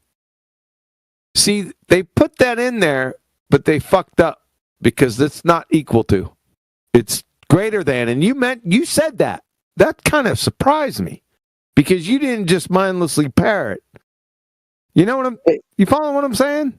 Yeah, well, my understanding is it has to be greater for an isolated system because we are an isolated system, right? No, not in that. You're fucking up. No, isolated systems don't exist in nature. Okay. No such thing. Also, remember, the second law of thermodynamics is a natural law. Natural. So people can overcome, humans can overcome the second law. They do it with refrigerators, with a lot of things, right? If you ever read Maxwell's Demon, Maxwell's a fucking moron. Because he had this little ghost or fucking goblin or something, changing things in a container and allowing microscopic little fucking fluctuations to happen. He's a moron. Second law of thermodynamics is a natural law. This is a natural thing. Need that citation off you again. Yeah, because you can overcome the second law of I'll tell you how you can overcome the second law of thermodynamics right now. Drop a fucking plate on your kitchen floor and then pick it all up again and glue it back together. That's how you overcome it. But second law of thermodynamics doesn't have fuck all to do with that. It's natural processes. That's why the equal to zero is kicked out. So let me just state this. We'll get it from Chem Libertext. Hold on a second. I think they mean the change of entropy is the part that can equal to zero. Like they're basically saying like you could freeze something so that all the particles stop moving. They'll never go in reverse, but you theoretically it'll always be increasing or it'll remain constant. You can't stop particles from moving, but hold on a second. Let me find this sumbitch. Well, my question was just in regards to the natural law. Hold on. Let me get this, and then you can go on. All right, I got it.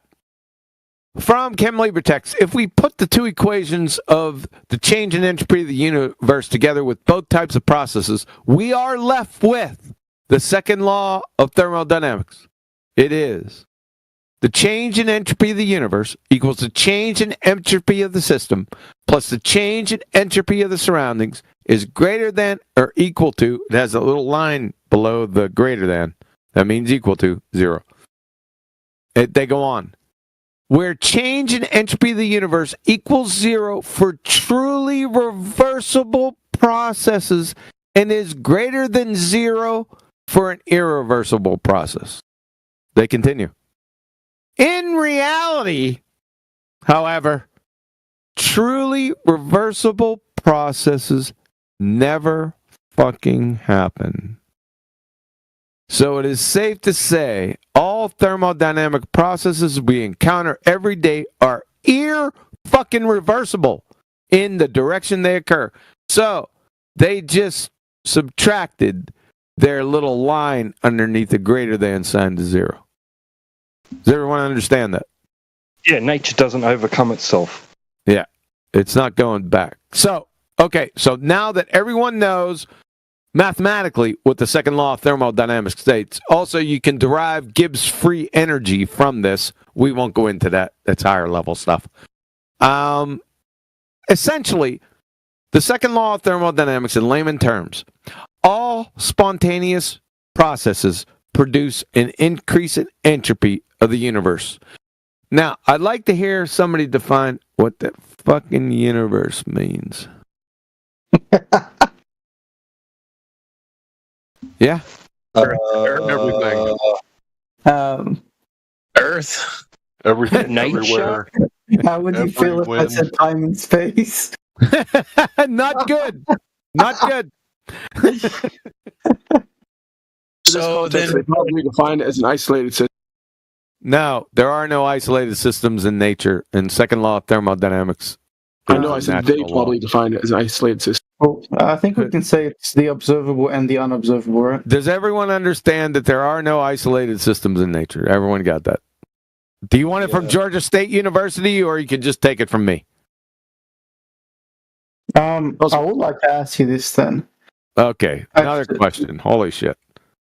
Did I divert the topic away far enough from what you guys were talking about? Yeah.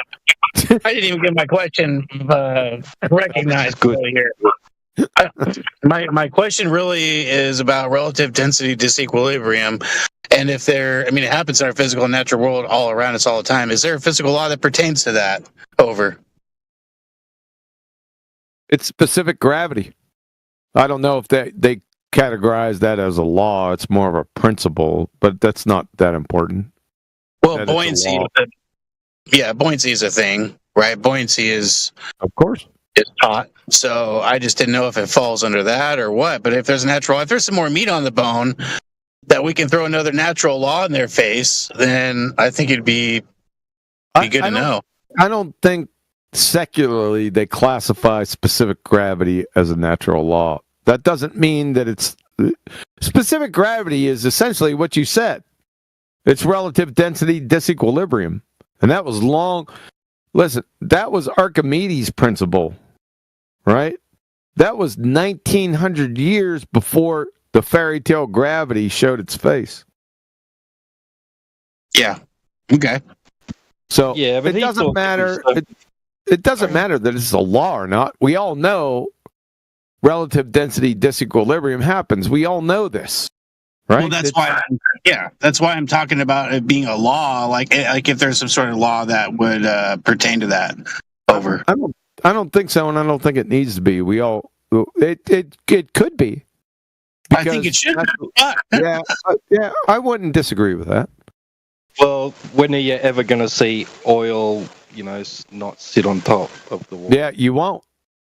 Exactly. Right. So is that like I had it in my head a second ago. Damn it. Static fluids. You should stick to your guns. You can use the secular definition of relative density disequilibrium, I suppose, as specific gravity. Okay. That's a bad word, though. I don't like that gravity term in there, but that's how they define the damn thing. Well, relative density disequilibrium is a mouthful for one, and for two, trying to reference that and pertain it. It's nice if it had a law connected to it, to where you could just spank them in the face. Yeah, but there's a lot of laws that aren't natural laws either. So all the laws of thermodynamics, they're golden. You ain't gonna touch them. Then you have the universal law of gravitation. That was debunked. So that's not a law. So be careful because you can get in big trouble with equivocating laws, equivocating fallacies. So be careful with that one. That's fine. Yeah, I'll make sure to not equivocate. Nor was intending to. I'm not saying you. I'm saying the royal you. Sure. Yeah. So get to your point, QE. What is the universe? Define it. Answer your own question. What is that? I asked the question. Why should I answer it? I gave you the answer. Oh man. real quick. I got a funny thing. The universe is the only true isolated system because it doesn't nothing. Who the fuck keeps saying isolated system? There are no isolated systems in nature, dude. I know, I agree. In nature, there's no isolated system. In the universe, there isn't. The universe itself is because there's nothing outside of the universe. Okay, Mike. So it contains everything. I give you a sheet of paper, you flat earthers, and you especially flat earthers get fucked. What? You don't like me? Here goes percentage again, thinking he knows there's nothing outside of observable reality. I said there's nothing outside of the universe. Because if you're saying that there's something outside the universe, and you have the universe. Empirical evidence of it, then it's going to be part of the universe. Dude, define That's why the multiverse is only Is the piece of paper a part of the universe? Yeah, I'm giving you a sheet of paper so you can illustrate what you think's going on above flat Earth, because you keep making statements beyond this construct that's on the ground. Flat Earth. We're into another topic then. Well, present your evidence, man. But really, go ahead. Yeah. So from Hyperphysics, Georgia State University, an isolated system implies a collection of matter which does not interact with the rest of the universe at all. And as far as we know, there are really no such systems. That's end of citation. I don't think you heard what I was. Well, I don't really care. You didn't define an isolated system, and no one's defined what the universe is. Like, do you want like an actual Isolated system is something that definition, or contains. like, How about everybody at once? I'm gonna put a hitch. Two, three, go. Okay, all right, let's all go. Sorry. I'm gonna put a hitch in your wagon, and I'm gonna ask you, how ugly do you have to be to make a buzzard fall off a fucking shit wagon?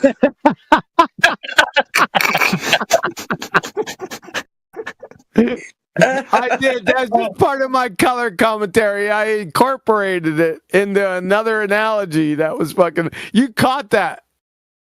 Yeah, bro. It's so Hey, funny. percentage. If God created the universe and put it on His table, but He also can look into it. I mean, it's not isolated because God can, just look into it and probably do whatever He wants with it. It's not isolated to God. If I give you guys a sheet of paper, can you Is draw the universe flat Earth? interacting with God, though? No, hold on a second. That's a good point Jemsy brought up. Say that one more time, Jemsy. I'm saying that if God created the universe, like whatever that is, as a construct, and He's outside of the construct, He can input into the construct however Okay. He wants. Look I got into you. it or That's- key into it or whatever. That's pretty fucking. You're on it. Okay, so maybe I can agree with this statement, with what he just said, because that's quite profound. Jemsy, you're shocking me. Could we state then, if that is true, and I know it's true, then couldn't we state, and this is the point with the other gentleman that said isolated system, could it be a conditional isolated system? Not isolated at that point. That's a new one for me. Conditional isolated system, yeah. Yeah, because you said the Lord can go ahead and interact with it, but nothing else can. Follow? Yeah. So wouldn't that be a conditional isolated system based on the conditions of what the creator motives are? Because he could definitely interact with the system, right? So that's quite profound. That's quite profound. I stand here, I'm thinking about it. Yeah, that's the less blasphemous, way to put it. Yeah, I think that you might be on to something there. So, which does not at all. So, yeah, you know what? I think back in the day I stated such, if I'm not mistaken. I'll bet you can get me tape saying that. Because that brings back a memory. I was in a discussion with somebody else way back in the day, and I think I came to that same conclusion. Huh. Not that it's correct. This is just a query. Think about it. Okay. Think about it again. So this is how they define it. An isolated system implies a collection of matter, that would mean energy too. Collection of matter and energy which does not interact with the rest of the universe at all. How is that even fucking possible? You'd have to define the universe first, wouldn't you? Yeah, Yeah, if but the universe is an isolated system, then it doesn't. The two would have to be separated by something that isn't matter and energy. Which two? The universe and. Well, I mean, no, you're right. Yeah, but you'd have to define. That's why I keep saying, let's try to define the universe. Since we're in profound land right now, what's the universe? Somebody define it. Wait, everything that exists. Wait, I can't get you to define what's going on with the lights in the sky, but you want to tell me about the universe at large? Like, how are you making this leap past that? What? Who are you talking to? You. What's your question? Yeah, so you want to have me believe you have a conception of the universe at large, but you can't tell me about the lights in the sky? I don't have a conception of I asked somebody to define the damn thing. Oh. Well, wouldn't it have to be the loaded question, Q, because it opens the door matter and energy religious belief in. Hold on, one at a time, please. All right, Go ahead. I said, wouldn't it have to be the space within which matter and energy exists? I mean, yes, that's pretty vague, but you got to. I think that has to have some boundaries, doesn't it? Yeah, I was saying I don't know where they are. It's one plus because it opens the door for religious like thought. You know, someone would say I don't the think universe so. is all that exists. Another person would say, well, God exists, but he's not part of the universe. Someone would That's say that not the universe religion, is by the way. what's- That's not religion, so they're mischaracterizing that. Somebody define the universe for me, please. I don't have the answer. I'm looking for it. It's not a gotcha. I would say. How's it not religious? I asked you a question. How's it not It's religious? not religious. We know there's a It is. creator. I can prove it scientifically. It's not religious. I know, but it's religious opinion whether the creator is part of the universe or not. He can't be part of it. It's not religion, man. That would be theology, bro. Come on, man. Stop playing with words and categorization. Yeah, theology is religious discourse. What's wrong with Okay, the universe. He can't be part of it. If you ever read any scripture, he cannot be part of it. He's an outside agent. Some religious beliefs where One verse is part of a song, so it's just one verse from the song. Do you realize the observer effect, the observer problem? It's one of the No, it's not an observer problem. God, Shut up. You already cut me off. It's not. Shut the fuck up. We want to know. It's not an observer problem. Who the It's fuck an are you to say it information isn't? issue. Yeah, that's an observer Shut problem. the fuck dumbass. up. It's literally Shut tucked in. up. Shut the up. fuck I is want to this know guy? what the universe is before you take us off on You need to another understand basic incoherent freshman shit tangent. first, bro. Shut that dumb fuck up. the universe is all creation? The universe is all create. Yeah, we got that. I got that. Yeah, but it's not the definition of it. I just defined It's it might be a construct. It is a construct. You're right, but that doesn't. It doesn't encapsulate it. It's I disagree. everything It's within not the construct. It's too vague. Everything I know. observable I'm and trying. unobservable. I know. I shouldn't get pissed. This is a difficult question. No, because What do I you know think if you say about that? unobservable, Quantum, then what do you you- close the door on God, who's not part of the creation. You know, observable and unobservable. Hold on a second, one at a time. Go ahead. The first guy that was talking. Hold on. Yeah, so I said I think we can define it by the observable and the unobservable. Nah, too I vague. disagree because God is unobservable and he's not part. Like this is the religious. Some religions, most deem that he's not part of the creation. He's not. No, he's not part of the creation. He's the creator. But he can interact. It doesn't. You don't limit But he God to does say interact. since he's Yeah. he can interact. He can. You don't limit the creator to say, oh, he cannot input into the system. You cannot do that. But it would be blasphemous to say that he's part of the universe because he created the universe and he's not. Yeah. He's separate from. Yeah, he is separate. True, he's separate from it, but he can So that's why can the universe interact. is all that was created, all creation that exists. So all creation that exists. Yeah, but we don't know what's the boundaries. Is that it? The physical would be the Unknown. physical. What's your definition? I don't have. I told you. I don't know. I want He's to asking get a some question. input. Does there need to be a definition? Yeah. Well, then come up with your own.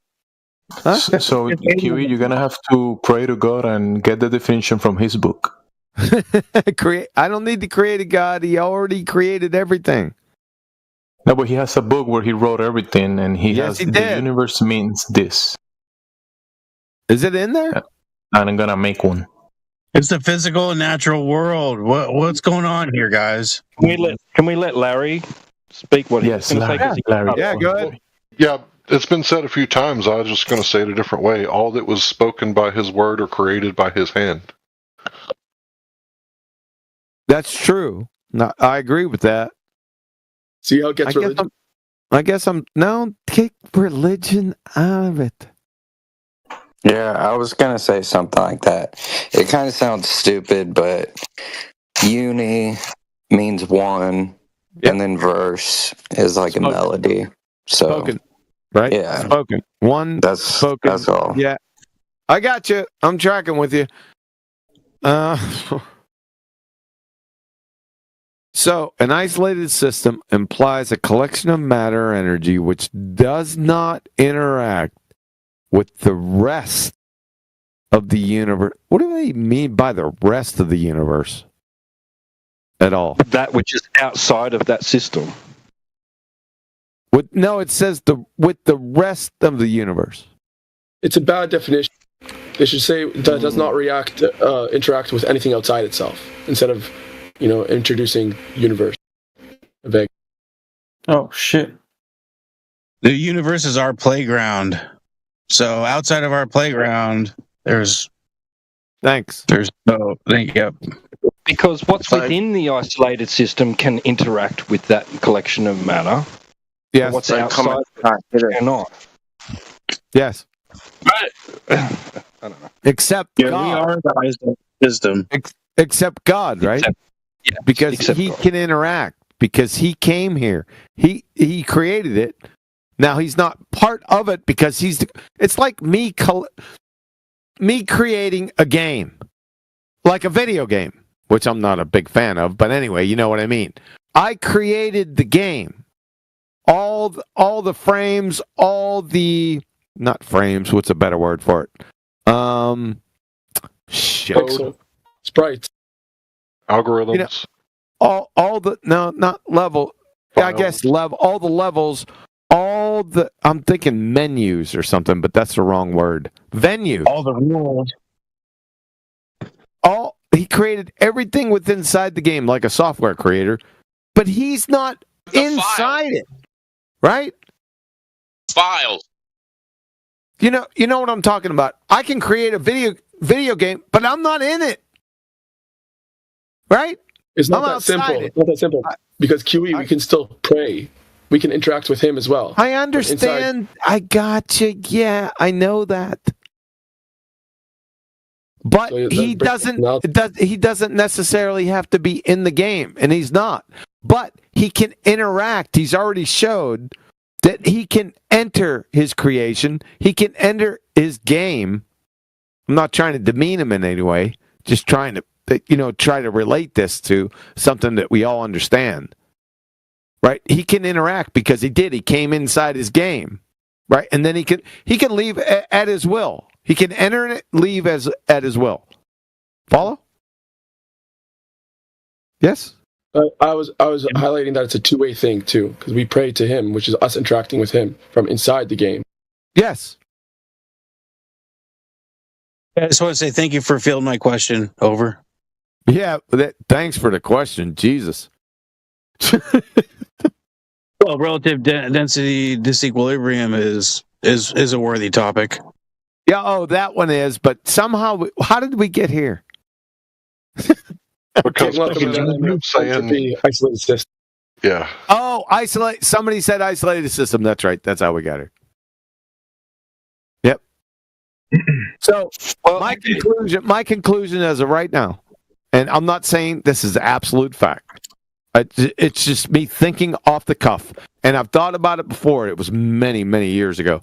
That I would state that the universe, whatever that is, how you define it, there's a boundary there somewhere, right? I would suggest that what we live in is a conditional, isolated system. I think I can safely say that. I like that one. A more blasphemous interpretation is that. Oh. Go ahead, Rob. Somebody said blast. How was what I said? I was gonna say, a more blasphemous interpretation would be that God is in the universe, and the universe is like the creation and God, and it's a truly isolated system. No, that's incorrect.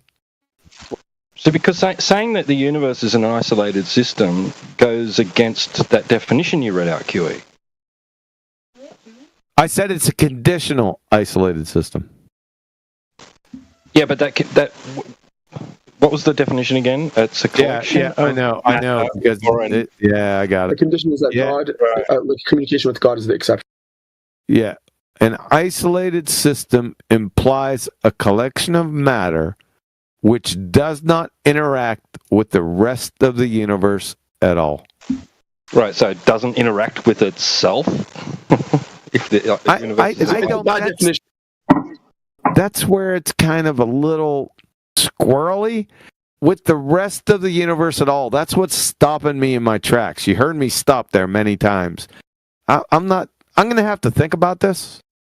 just delete those last 3 words and then say and put interact with anything outside itself. Leave out the universe like vagueness.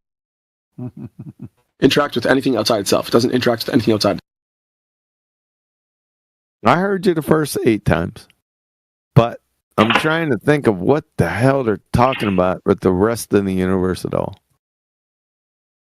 All right. Well, I'd like to. I'd like to say that I'd like to think about that for a little while. We can table it for right now, so we can move on instead of at each other's throats. I actually have a question to ask. Oh, okay. All right, go on. Oh, never mind. Oh no, just a quick one. It probably won't take too long to answer. But so, like they say in the mainstream science stories or whatever, that the way that coal, like natural coal that you get from underground, formed is because like there was a period like blah blah blah, however time long ago. They say that like trees were growing and that they were producing lignin that allowed them to grow tall, but there was no fungus around at the time that could digest them. And so for a long period of time, there's just a bunch of trees growing and then littering the floors of the world, just dying and just growing wherever they could. And then the very moment that a fungus came about that could digest lignin, then all of a sudden, trees weren't littering the earth. But then as soil piled up on top of those dead trees that weren't digested, they turned into coal over a period of time. I was just wondering, what do you think about that story, Kiwi? I don't know that story. Don't know. You're giving me too many profound questions to think about tonight. I got a simpler one. you read out a citation the other day that refutes the violation of the second law. There's no violation of the second law. Right. Yeah, but it was refuting the claim that it's possible at the atomic or molecular level. It's not possible at the atomic or molecular level. You haven't It's not possible because there's no atoms. I just wanted that citation. That's all that you read out because it addressed. Did I read it out? I don't know where that damn thing is. Hold on a second. I know you said you wanted to be over this, but QA, listen to Indio's definition of universe, because I was like, hey, Indio, define universe, LOL. And just seeing if he would take the bait. He said, everything that is a particular thing when you put them all together into a non-particular thing. Oh, that cleared everything up. Thanks, Indio. I like that, actually. That's a nice definition. It demuddied the waters. Appreciate that. All right. I'm trying to find. I know what it was, that Fard statement. I can't remember where I put that. Hold on. That's in line with the blasphemous interpretation that I mentioned. Because God is a particular thing. That's too funny, man. That always catches my. Anytime I hear blasphemous, I'm like, what?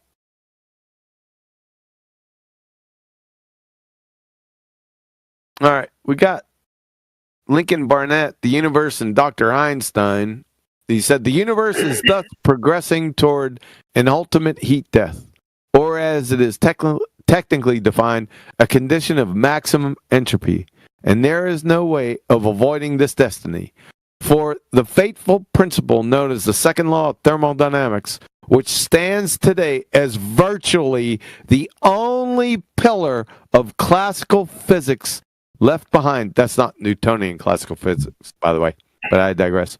By classical physics left intact by the march of science, proclaims that fundamental processes of nature are irreversible.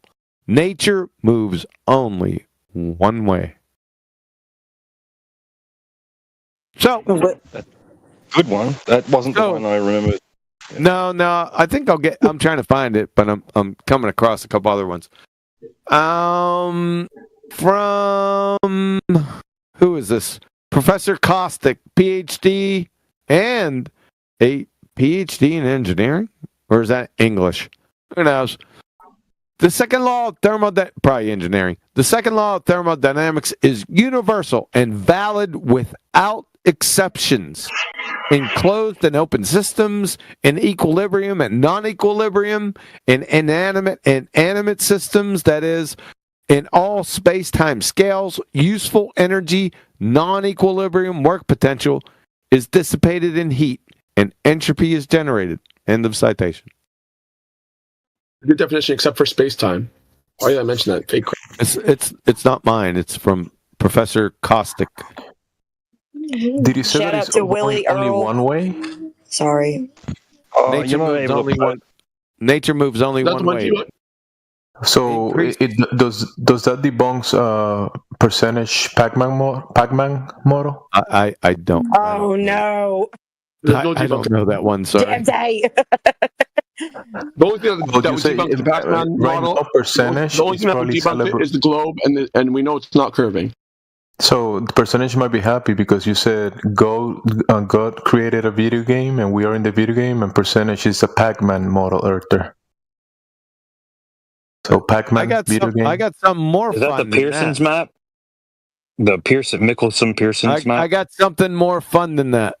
Can How I about can this? I shout How out about- something really quick? Huey? Jesus. Just really quick. Willie Earl in the chat said it's a spiritual attack. Hilarious. Oh my God. Yo, Tito, was that the citation you need? Hold on one second. No, that wasn't it. This is a pretty good one. I got this way, way back there. So, Professor Roger Penrose, The Emperor's New Mind, 1989. Penrose, he's not your average skank and fall baltard, right? He's got some kick. This is what he said. This is very interesting. How big was the original phase space volume W that the he even mentions the creator in this. I'll start over. How big was the original phase space volume W that the creator had to aim for in order to provide a universe compatible with the second law of thermodynamics and with what we now observe? This now tells us how precise the creator's aim must have been. Holy shit. Namely, to an accuracy of 1 part in 10 to the 10th to the 123rd power. What the hell is he talking about? Holy shit. How many zeros is that? Oh, you can't imagine it. It's unimaginable. Holy shit. He says it a whole bunch of places. I think it's 12,300. That I think you might be right.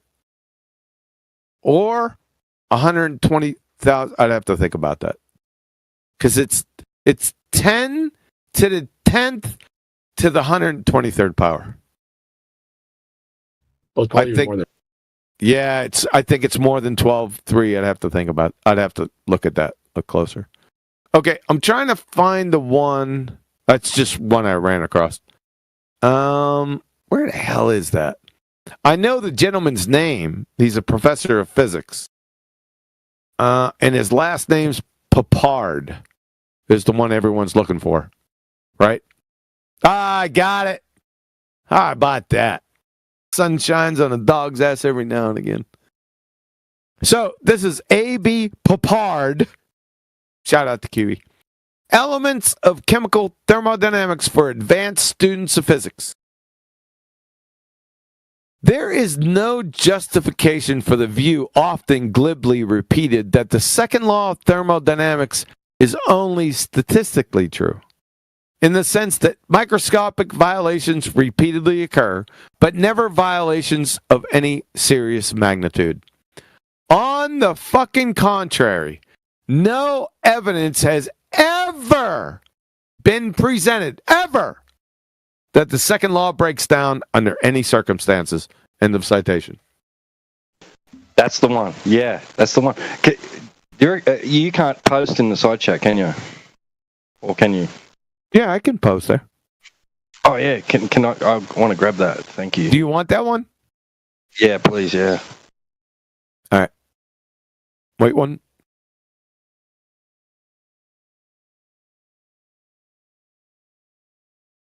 The format is all screwed up. Hold on a minute.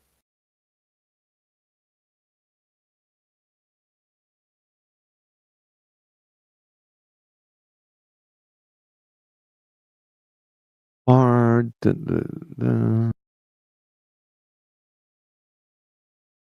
All right, I got it. There you go. Good. Thank you kindly. You're welcome. I think Willie Earl's been keeping up with the QE panel.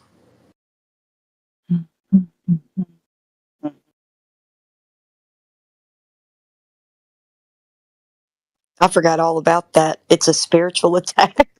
Dude, thank you. That was a good one. What the heck? Maggie, come back. What is Cuba? You're still here? Oh, it's Friday. Yeah, no, it's not Friday yet. It's Wednesday. I'm only going to be here for a couple more minutes. We were into some profound shit just a couple minutes ago. Maggie, you missed it. For where is it Friday? I'm always listening. So I heard you guys being knee deep.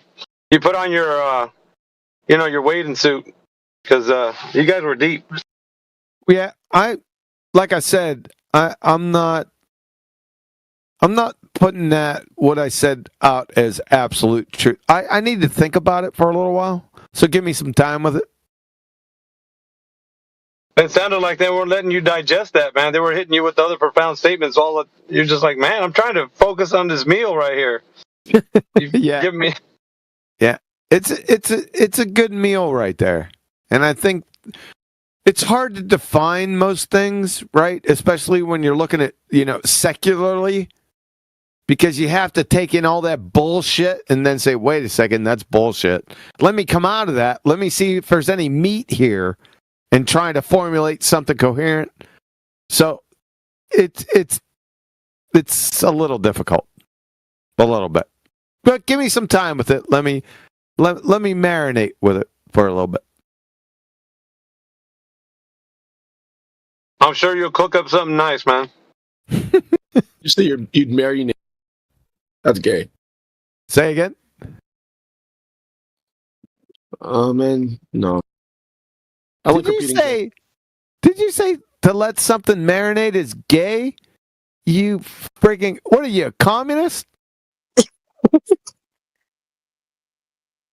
It's a culture thing. It's his, I'd rather be communist than gay. He'd rather be communist than gay. Who was that wise ass some bitch? Percentage. Was that percentage? Yeah. What the fuck, man? Trying to backdoor me or what? That's definitely. That was that was because I drug percentage around by his short hairs many times. So okay, I'll grant you that one. I didn't know that was you. Sorry. He can actually backdoor you because he can barn door. How's he gonna barn door me, Jemsy? No, backdoor. Because remember, in the Pac-Man model, he can go through one door and appear behind you. Is that percentage? I heard that just a few minutes ago. What the hell is the pack? Am I talking to Arwen or what? His nephew. Arwen's nephew. Hold on, does Arwen say that? Arwen was saying that from the beginning, dude. What's his reasoning for? I have no idea. I never listened to him. Yeah, no, the Pac-Man model is the only I don't want to say the Pac-Man model, because it can basically piggyback on any projection, but the Pac-Man having it as an effect or what have you is the only defensible position, knowing that the Earth is not curving. What? That didn't make any sense. Say that one more time. It's the only thing that explains all of the empirical observations that we have. And hold on. Stop. I'm going to stop you with every statement. Empirical observations, that's the non sequitur. So we make observations, and then what? Well, so, like, for instance, if we have the AE map. No, stop. Like, observations. Stop. Let me just explain it. Stop. Nope. Oh my goodness. Because no, you can't explain it because the AE map as a globe projection, it was debunked in 2016. I know. But why Okay. was it debunked? Because the observations that were made are not like they break that projection, right? Yes. Yep. Okay, so now if you have any projection of a flat Earth, it will there will be observations that break it. How? Just that's the way it is. There isn't a single projection of a flat Earth that you could have that can adequately explain all the observations that we've experienced in life. Yeah, we're not, and that's why we're not in. But we know that's not curved. Yeah, we're not into explanations. That didn't make any sense to me because you're talking about a flat Earth projection. What the fuck is that? We don't live on one. We know that the Earth is flat because we don't have any measurable curvature. That being said, any projection that we have is broken by the observations that we make. Nope. That statement, the converse is true. I'll give you that. We know it's flat because of all the measurements that we do make. So that's a positive statement. Okay. Point of clarity. Point of clarity. He is also in league with Geo from Geo server. That's okay. Just letting you know. Okay. I'm not going to hold it against him for that. I'm just trying to make it like a cogent. I'm trying to understand what he's saying. He's fucked up twice. So what is the bottom line? I didn't fuck up, man. Yeah, There's you no did. measure I of curve. pointed them out. We only measure flat Earth. So that's a necessary condition, right? The other conditions, the other necessary conditions are that every observation we make has to it has to be explained by whatever map we're using, right? It can't. If it's not explained by the map, that means the map is debunked. Nope. You fucked up for a third time. No, it doesn't. Maps are not the territory, dude. No. That's a reification fallacy. No, it's not. He's been told it numerous times in here, by the way. Yeah, it is. If it was backwards, it'd be a reification. But the map has to. No, it's a reification. Your whole statement, I just picked 3 parts. So, it's not going to fucking work. If I say the map has to agree with real life observations, that's not reification. It would be reification because the real life observations have to agree with the map. It's a reification on his face. It's not. You got it back. Yeah, if I said real world observations have to agree with the map, fuck off. Piss off. You're a clown. I knew that beforehand. Earth be flat, man. It's all right. Maybe marinate on it, and we could pick it up. I'm not marinating on that fucking fallacious horse shit. Marinate on that shit. Hey, ladies, calm down. Shut the fuck up. I second that. It's rude, man. And flatter. Oh, you're being rude. Oh, poor baby. You're being Such rude. a little and Nancy, aren't you? You're trying to bring people over to a cult. And you're being rude. Okay. Oh, being rude. Get the fuck out of here, then. You are rude. What's up? Go to cake decorating forums. What's up? Is that Tenzo? Go to the cake decorating forums, dude. Mr. Rude, dude. Get the fuck out of Fuck here. yourself, Quantum. The Quantum Eraser fucking Quantum Eraser, shut the fuck up. All right. Keep your name. Do we have anybody else in here? Do we have any Glober in here that believes that there's any scientific evidence for the Earth? Please make your statement right now. That's a setup. Don't pay attention to the guy behind the curtain. Do not pay attention to the guy behind the curtain. I'm going to ask again.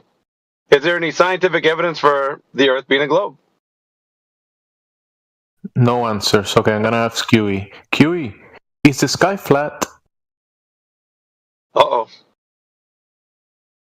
I've never been to the sky. I don't know. No, just based on the angles on the observation, some people were saying that, when they project the celestial sphere, but that's coming from kind of like from the ground, horizontal, and the sky might look also horizontal to be able to derive the ground positions and the angles to the stars. Could be. And the luminaries. Could be. What is the celestial sphere? What you guys were saying, kind of like a projection of the sky, which is not the sky itself, a projection of it. But from the actual observations and the angles that are derived from the observations,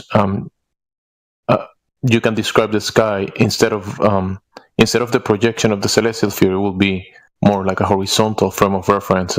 Yeah, I noticed you didn't answer my question. I said, "What's the celestial sphere?" I've seen two versions of it. The one that is used for navigation. No, in reality, I want to see that mug. Oh, in reality, yeah. Yeah, that's a fucking problem. Because in reality, will be someone looking at the rotations of the stars and the movement of the luminaries, and that's the observation. And then they depict it as a celestial sphere, which is not reality. It's a depiction of the observation. So if the Earth is observably, measurably, navigatably, and aviated flat, are you asking me, is the sky flat also? Is that what you're asking? Or maybe have some flat aspects to it. I don't know. Maybe, possibly. Yes, that's what he was asking, Curator. Yeah. So it would follow logically. I don't know. I don't want to touch that. I really don't. Yeah. Because I don't know. I can't say for sure. You know what I'm saying? I can't validate it. So, but it's a reasonable speculation. Yes. I agree with that too. I really like bringing that up. That you saw me do it in that comment for that lady's video, and she penned it for me. I threw in the little fun fact. Yeah, I can't remember. You'd have to state it. The cosmic rectangle. That doesn't help me. Oh, that we would utilize the sky as flat with the cosmic rectangle. Oh, I know what you're talking about from the zenith angle measurements. Yeah, I'd thrown that in there as like a little fun fact in that the comments under that lady's video that she penned for me. Is Booger trolling you in the background? Yes. Fair enough. Total win. Listen, it's 12:21 and I'm going to have to take my leave of you. Although I'd have to say that this has been pretty interesting. So, it's got me thinking about a few things. I got a lot of balls up in the air right now. No pun intended. Yeah, okay. Shut up. But yeah, it's provided some good food for thought.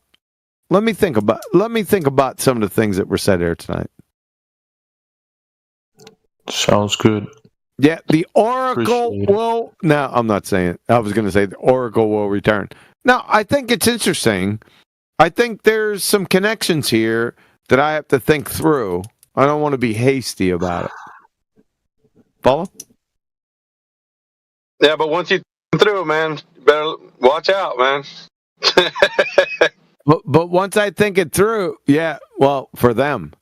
Once I think it through, the Earth's still measured, flat, navigated, aviated, surveyed as a horizontal plane. There's no doubt about that. Is there any? I have a question for you, QE. Is there still any thirdum Yeah, is there any thirdum dynamics? Thirdum dynamics. Shout out to Professor Phil Bellin. Friggin' retard. All right, guys. Have a good night.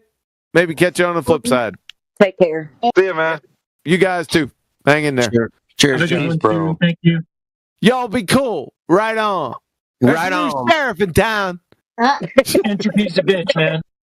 Entropy's a bitch. Later, man. Later. The fuck did I So, Mickey, miss? can you I break missed down what thermodynamics? You missed some pretty good stuff. Oh shoot! Thermodynamics. Fill me in, bro. Give me. QE was actually speculating tonight. Sounds like. Yeah. We're trying to You ain't never gonna better. You better. It's like watching a Yeti, dude. Like you ain't never gonna see that shit again. I'm gonna have to go back on the live stream and listen. I'd recommend it. All right, I'll check it out. It's 10:24. All right. Don't go right now. But No. I just got here, man. Bookmark it. Yeah. Shut the fuck up. FED just clocked in, man. That's right. It's my turn. No, I'm kidding. It is your turn. How's everybody doing, man? Fuck, you guys hear about that plane crash? It kind of sucks, man. Oh well. Where? Washington D.C., man. Wow. It collided with a military helicopter, man. They both went down. Yeah, if you got the Citizens app, you can it'll get a ping for that kind of stuff. Citizens app. Citizens app. You know. Mm-hmm. Okay. Never heard of it. Citizens app. Yeah, you get a ping when stuff like that, like major news or whatever breaks. Yeah. Gives you a ping. I rely on you guys for my major news. It's scary. I know. This just is no evidence for the globe. It's not too often that Quantum converse in the speculation side. He does it sometimes. We've been in multiple conversations. He's done it, but he always make a difference between when people try to ask him a relating question to Flat Earth. He's saying we're not talking about Flat Earth or whatever Flat Earthers. We're talking about something else. Like it's the Flat Earth is the measurement or that topic, but the topic we were going about is not the same thing.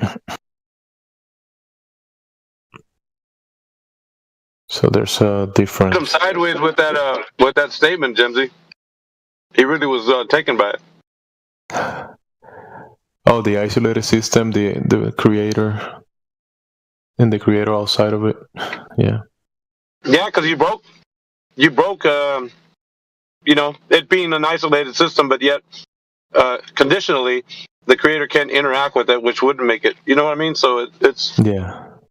It was profound. I didn't even think of that, which was also something amazing too. I was like, damn, I never thought about that. But did you always have this in your mind or what? I inspire. But is the creator matter and energy, or matter and or energy? I get where you're going. I like where you're going with that. Well, the way it states is that it was first order. So in order for the laws to be created, there must have been a prime mover, or prime movement. So the movement was, he spoke things into existence. So it was that first, the will of the creator was the reason why things became what they are. Laws and everything. So it was the will of the creator that spoke into existence the things that we now know are laws. But I don't know.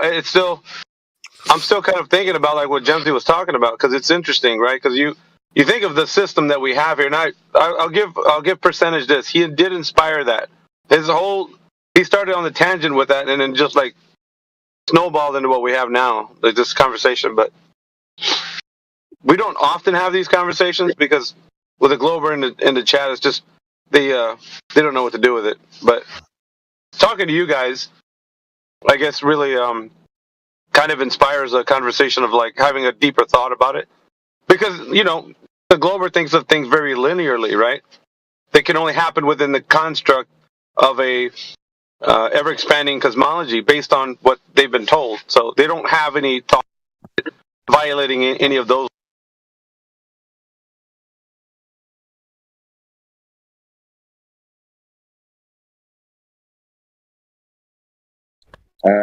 But they get to create this system and they make the rules. So people who are in charge of that's a great deal of power in their hands, and people will follow that. go fishing in, But horizontal if on the the world surface. was smaller, if the globe was a teeny tiny thing, maybe it wouldn't be. That's the thing. The globe is much smaller than you think it is. Yeah.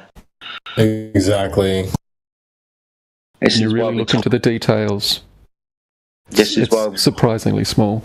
Sorry. Sorry, no, you're fine. I was interrupting you. This is why DJ was bringing up earlier the rate of curvature that we should experience over distances. We don't experience that rate of curvature over the distances that the globe Earth mathematically tell us based upon the radius. There's no curvature to be measured or observed anywhere. Even if the Earth was bigger or smaller, there's still no measured curvature. It still doesn't the make Earth sense was about what shape we are. Bro, listen, we already covered this. What shape is the universe? Can you even say? No, you can't. It's an explosion. No, that's not a shape, bird brain. We already told you to take a paper and a pen and draw this explosion. You never put it in the chat. There's no way to draw reality as a whole. How would you be able to see it? You don't know what it looks like. How do you draw the conception of life? Exactly. So there's no way to you don't need to try to visualize it. You can just open your eyes and look at reality from the only POV you're ever gonna get. Your eyeballs. You're talking about seeing reality like it's some sort of puppet on your hand. You're never gonna get that point of view. So we're not worried about any shape. We're just talking about the surface of the Earth, period, which can either be 1, curving, or 2, not curving. It just happens to be the latter. And that's it. Part of the So trick what was the evidence is that's what's convincing. you? How it's measured? Zero curvature. It measures flat. You have to remember there's only 3 claims that they actually make. The Earth being a shape, the shape being in motion, and the motion through the vacuum of space. There's only 3 claims that we have to really home in on, but for every single one, you're going to need a ball in motion and a ball in motion through space. So the measurement of curvature would be the most applicable thing. We don't measure curvature. So the thing that got us is understanding the natural hydrostatics of water. Water lays level on the surface when at rest and contained. And that's for all distances. And then you just stop there. Like, we're in a container, and then that's it. That's all we know, and I'm cool with that. What else do you need to know? If the question's what's the shape of the Earth, and we measured the Earth to be flat, then it's not a globe. This is a common psychological barrier for some people. Some people prefer sweet, comforting lies and a story to the horrible truth that maybe we don't actually know a lot of things that we thought we knew. Well, that's why I say it doesn't actually matter to me, because there's no answer to all these questions. It doesn't matter whether it's flat or it's round, because it's... Right. We always say Your the conception shape of the Earth. of the creation. We're not claiming to know the shape of the Earth either, right? They are claiming to know the shape of the Earth, and they're giving us all of these dimensions. And when we go out and test them, we're like, hey, this doesn't match. Right? And that's what flat earthers say that all the time. It's not the shape that matters, it's the lie that matters, and it's the way that people have forgotten how to critically think. Right? They just blindly believe. How do people combat the curvature of the Earth is not real, usually? What's the common... Use typical arguments like, oh, what about boats over the curve? Or what about, this and that, right? It's a list of about 10 talking points that get repeated all day, every day by them, and they're thoroughly debunked. Yeah. Because obviously you guys would go the globals, or whatever you call them, globalites, globalists. Yeah. Globers. Or whatever. Yeah. Globe Earthers. Globe Earthers is the most polite term. Globe earthers. Yeah. Okay, so Like, because globe earthers and flat earthers would just go back and forth with each other, like, with mathematical data. Well, that's the thing. Well, that's the thing. We have all of this empirical evidence, and that's what we're saying. Like, we have all of these high definition videos in all these different locations where we can show you them, like right now. I mean, the high definition but then they would do the same thing and show me their shit. They don't. That's Where the does thing. it That's what we want. We're like, okay, so show us the evidence, right? That drop over distance, or that there's a geometric horizon, right? Both of these things you have to have on a globe, and there isn't anything, right? We have countless amounts of laser tests, long distance observations, and if you look at what the globe side has, right, which is the majority side, they should have 100 times as much as what we have, but they don't have anything, because when you actually go out and test the Earth, it doesn't test like it should if it was a globe, like it would have to. So that's what we encourage people to do. We say, don't believe all of this evidence that we have. Actually go out and test it yourself, right? And that's what a lot of us actually did, right? Like, I went out and tested. I used to live on Lake Macquarie near Newcastle, and it's a huge saltwater lake, right? And I had a boat. I bought a super zoom camera, a Nikon P900, and we had an 18 kilometer stretch across that lake, right? So I would go out on different days and I would set my camera up at point A on one side of the lake, and I would zoom it in from just off the surface of the water, and I could see the sand on the beach on the other side of the lake, which should have been hidden behind a huge amount of earth curvature. But I did it over and over again. I was like, is there like is 18 kilometers how much there should be before there's a curvature? Yeah, I'll tell you exactly how much drop there would be over 18 kilometers in just 1 second. I wish there was like a full-on math nerd in here that knows what the... Yeah, well, you can just put this into calculators. It's a These pretty numbers easy aren't in calculation. dispute. Yeah. I mean, when you really start digging into this stuff, at the base of all their claims, they require a flat Earth. All their models, all their maps, all their claims, they always reference a horizontal plane. Do you have a good debate? How do you define good? Do you know, like, middle ground or... It isn't really a topic of debate. It's measurements. Like, just more if like I a get conversation between two really intelligent people. I don't know. If I get out a Something ruler for me to watch and before I I go to measure bed your height, midnight. right, just this last idea. If I get out a ruler and I measure your height, and then I know what your height is there any debate to be had about how tall you are? No, I get what you're saying. I understand what you're saying. You're like, we've done this experiment. I understand what you're saying. It's like kilometers, there's 83 foot of drop, right? That's like I think that's about like a 7 or 8 story building. Huge amount.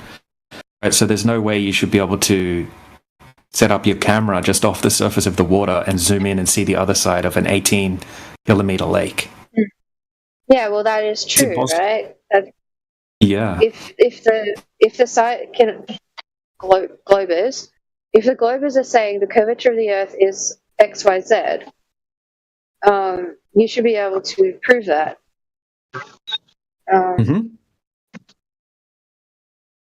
Yeah, exactly. They can't though. That's the problem. So can you have a look in the side chat for a second? Yeah. All right. This isn't my observation. This is one that was done in California off the coast of Santa Barbara. Right, and this is a high definition video, but this is just a little clip taken from the video. I can post the high definition video after. But what you'll see in this one, he's set up the camera 8 foot above the surface of the water, and he's zooming out, and you can see a couple of oil platforms. Right, and we can see the horizon behind the oil platforms. Okay, so the reason the oil platforms are there is because they serve as distance markers.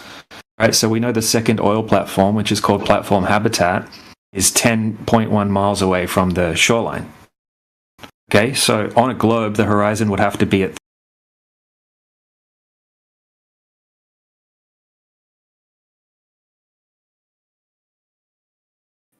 So the lights that are out there are either ships or they're other oil rigs right near the shore, within 5 miles of the island. It's still impossible on your globe.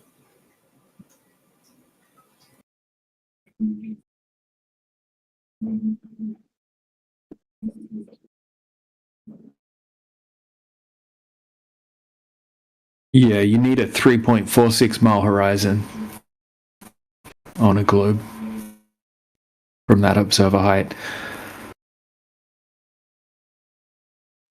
Yeah, that's a big problem. Geometric horizon absolutely should be at 3.46 miles, but I'm looking at 30 miles. And I guarantee you, I see the whole entire fucking island from 30 miles away. If that was a zoom camera, I could have zoomed in right to the shoreline, but it's a cheap cell phone. So even with my cheap cell phone, I can see the lights glowing on the shoreline. Get real. And all the boats and oil rigs going out to the island, they're not dropped. Why aren't they? Why didn't they disappear? Right, because you are at the higher elevation on the globe. You're looking down at the island. Holy crap! You don't understand drop over distance? Well, it's different everywhere. It's not the same everywhere. Oh my God, Sonny, he's so it's bricked, not a dude. 3,959 bricked. radius? Well, let So me how just big explain it to him quickly. Hold on. They say anyone, right, from your perspective, you are to think of yourself as being on top of the globe, right? It doesn't matter where you are, right? They still consider that from your perspective, you should think of yourself looking out from being on top of the globe. But the rate of drop over distance doesn't change.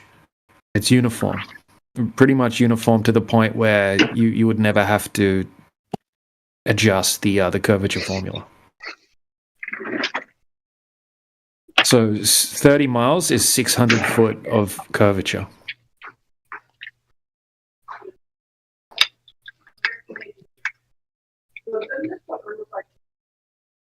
My question is, like, why would they even lie about this?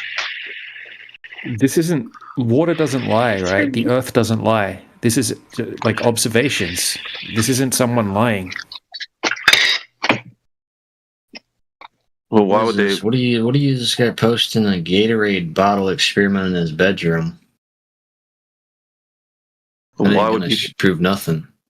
Why would they? Posted that. Why would people lie about? Who are you talking about? No, it's just. Yeah, most people aren't lying, man. Like, most people just blindly believe the globe model. They were taught it from a young age, right? And teachers and things like that, they're not lying to you. They're just repeating the textbooks. They never tested the earth. Well, All right. I've got a question for the flat earthers about the flight between South America and Australia that takes 21 hours to go around South Antarctica. And how would it work on the flat Earth where those 2 points are double the distance? Why doesn't the plane take 40 plus hours to get there and have to refuel? That's an aviation question. Okay, it doesn't go near Antarctica, right? Are you talking about Sydney to Santiago flight? It's like a 12 and a half hour flight or something like that. Yeah, that one. Why does the plane go south when it leaves, South America, and it never turns north, and it never has to refuel, which it would on the flat Earth model because those 2 points are so far away. No. There's no. You're thinking of a flat Earth model? Exactly, man. You're thinking of a globe projection map that some stupid flat earthers have claimed. Oh, this is the flat Earth map, right? That's a dumb argument. We agree with you that that's a dumb argument, and it doesn't work very well on that map. That's a globe map, right? That's an AE globe projection. I know you guys are calling NASA liars because they're the only ones that have access to take pictures of this round planet. But if you say that isn't the way the flat Earth map looks, you're calling all cartographers liars too. That's a huge claim. No, that's a globe Earth projection, right? That's why you have massive distortions in the southern hemisphere because they're like flattening out a globe, right? That's why you've got all the distortions and stuff like that. It's not a flat Earth map. That's a globe map. How far apart are Santiago and Sydney. Well, it takes about 12 and a half hours on a flight to get from Sydney to Santiago. Unfortunately, people have measured the distance that it would be if the Earth was flat, and it's just way too long. No. The Earth measures. Like the Earth is flat, and it takes about 12 and a half hours on a flat Earth to get there. There's no map. There's no flat Earth map. If you're thinking about an AE map, it's distorting everything in the south. That's not a flat Earth map. You have flat earthers here telling you right now, we don't claim that map. So there's an imaginary map that doesn't exist where it takes 12 hours to get from those 2 points. No. That's just how long the flight takes. Yeah, obviously, because the Earth is round, bro. Well, how does that prove that the Earth is round? Because there's no version of the flat Earth map where those 2 points are that close, where you don't make all cartographers live on a map. No, we don't live on a map. Just because we don't have a map, that doesn't mean that the Earth all of a sudden has curvature, right? Because when we go and test the Earth, there's no curvature over distance, which has to be there.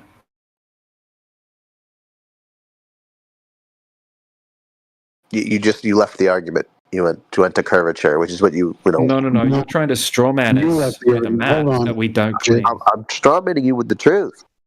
The truth is no, you're not strawmanning us with the truth. I want you to go ahead and show me that we presented you the AE projection as a map that we call the flat Earth. All right, who said that? Have any map of the flat Earth? No, there's also no models. So where's your model at? Prove anything. All right. Excuse me, friend. Where's your globe model, please? It's in the sky. All of the things in the sky are round. The sky is the globe model? Are you serious? Yes, all of the planets. Why in the world would you say such a silly thing? Because all of the stars and all of the planets we observe are round. They're not flat. Yeah, okay. So the stars are kind of round-ish. If you're going to say the word sphere, you're going to have to prove that they're spheres. Well, I've never seen them, go flat. They're always round. I want to see you prove to me that they're spheres. This is where your argument breaks down, and eventually you'll cry, go back to the No, you're making a claim. I want you to prove your claim. Everything we see in the sky is round. Just prove your claim. I don't know why you're freaking out. Just prove your claim. Go out at night. They're all round. No, that's just a claim. That's not proof of anything. You understand the difference between proof and just claims? You have to prove the claim that you make. Anybody can go outside and see the sky. Yeah, so they're round like circles. Yes, sir. And so if you see something in the sky, you think you're standing on the same thing? That's silly logic. So 99% of everything in the sky is different from us. Why would it not be? It's the sky. You're on the Earth. The Earth and the sky are two different things. Are you aware of that? Been deceived, or you're purposely trying to deceive? I don't know why you're actually trying to deceive yourself. You stand on the Earth. There's things in the sky. Why do they have to be the same? I observe that the planets are round. Well, if I see trees every day, should I believe that I live on a tree?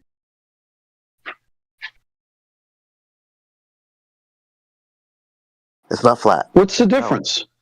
Now you sound like you're just coping. You're kind of coping. It's not flat. You're like saying it to yourself. Let me ask freaking you this, out.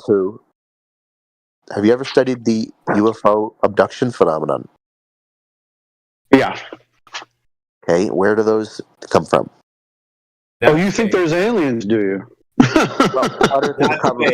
cover for aliens, yes. Why would flat Earth be a cover for aliens? I can explain why.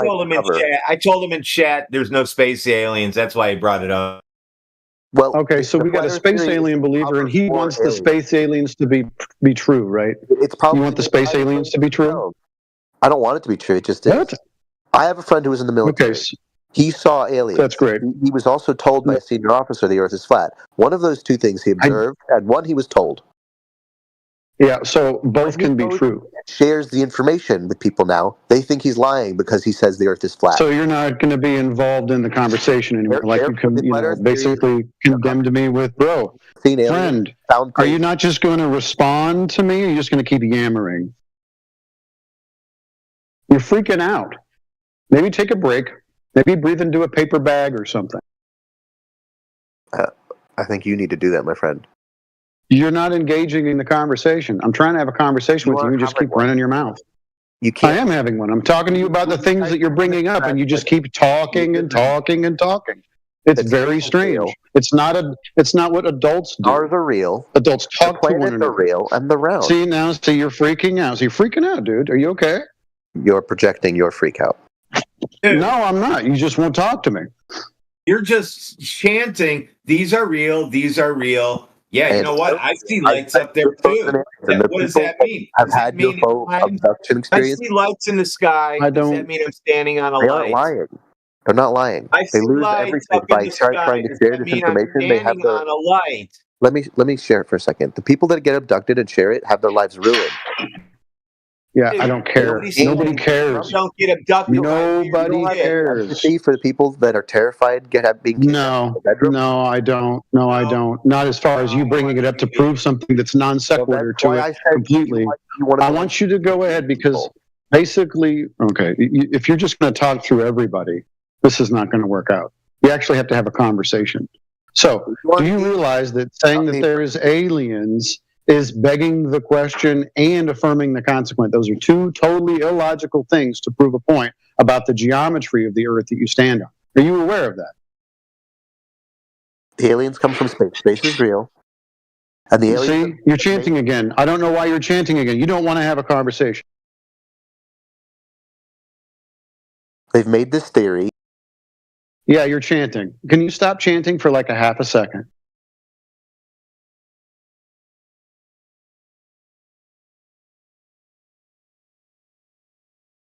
Aliens are real, bro. I swear. They made the flat Earth up to cover up for the aliens. I swear, bro. Listen, the stuff in the stars.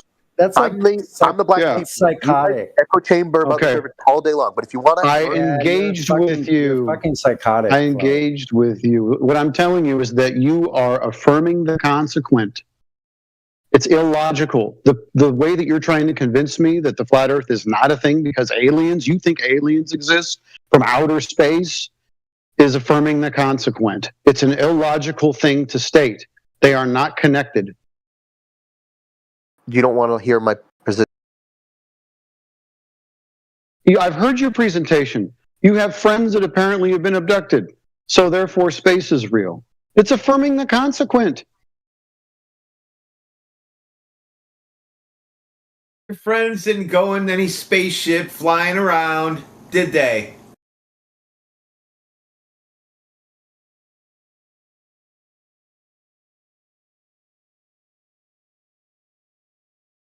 Can you please stop muting me? You can have your echo chamber after I leave. Did your friends go in a spaceship and go fly around? Underground on a military base. So they didn't go up into space. No, the aliens work with our governments. They eat our children alive underground. Okay, that's great. Oh my gosh! All right, keep him muted. That's great. So He's nothing bricked. to do with outer space. So we can just dismiss that. Originally, they did come from outer space.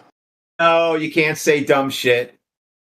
Space is fake, son. I know you're going to have a meltdown about it, but you can't have a vacuum above an air bubble, around an air bubble, surrounding an air bubble. Should we see how he does with the second law of thermodynamics? Sure. Yeah, let's see. Okay, Flo, how familiar are you with the second law of thermodynamics? Not very. Okay, so it's called entropy. You ever heard of entropy? Yeah. Okay, so the first law, of course, states that matter and energy cannot be created or destroyed, right? Well, we're talking about the second law, which is the direction of energy and the way that it flows. This is just something that we observe. High pressure goes to low pressure, heat tries to neutralize or seeks out cold to create an equilibrium. This is just the way that the world is. Now, the Earth is supposed to be a pressurized area. At sea level, it's 14.7 psi. So we live in high pressure gas. Can you tell me why the high pressure gas that we have on Earth is not filling the available volume of ever expanding vacuum of space? Why is it not filling that area? Science would say gravity. Okay, so what is gravity? Nobody knows. Actually, science doesn't say that. So there is no scientific hypothesis for gravity, so science wouldn't be saying that. But they don't really know. Okay. Well, there's just no gravity. It's pretty simple. Well, there is something, but they just don't know how it works. Well, what would it be? Because I don't see any phenomena to tie to this thing called gravity. Something. Otherwise, all of the gas would have escaped into space by now.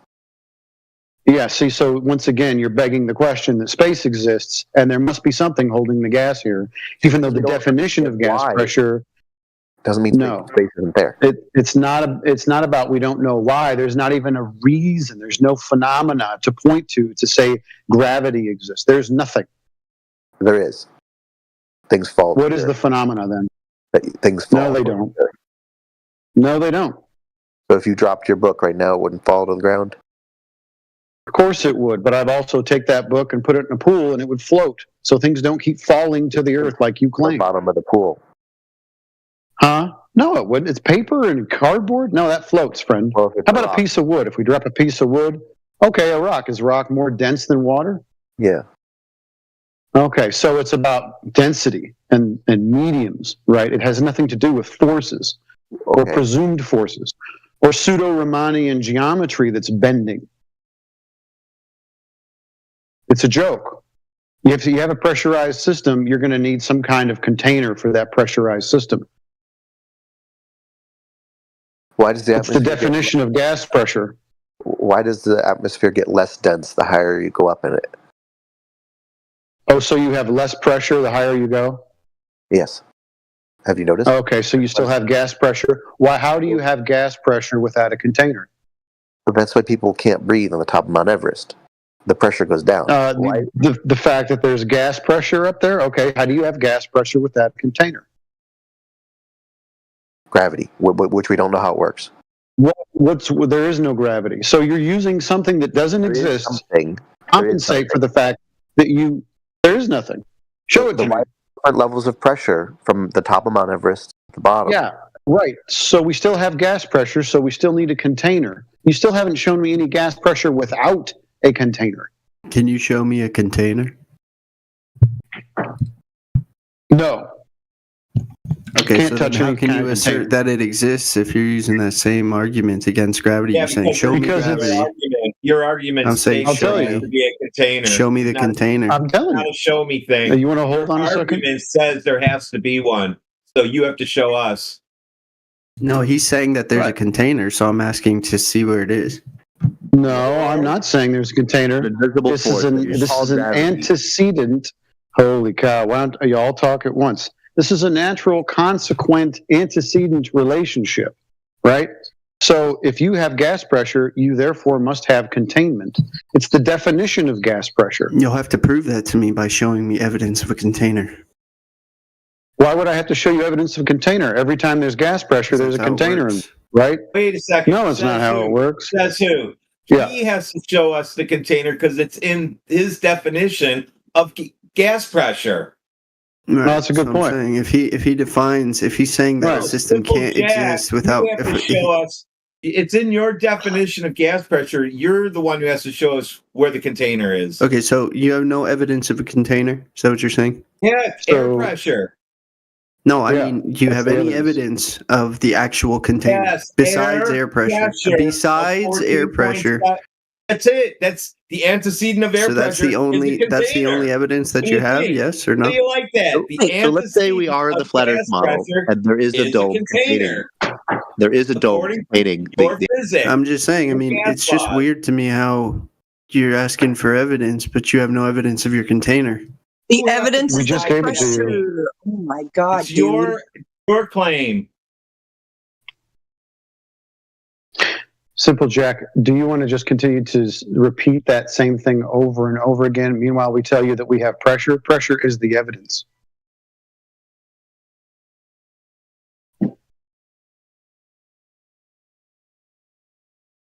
Yeah, and Yeah, pressure this is is why- evidence because you can't have pressure without the container.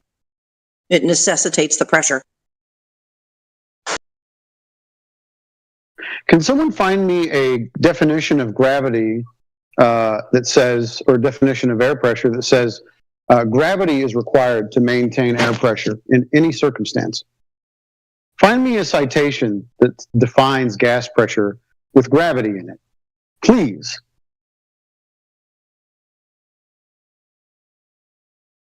Give me a formula with big G.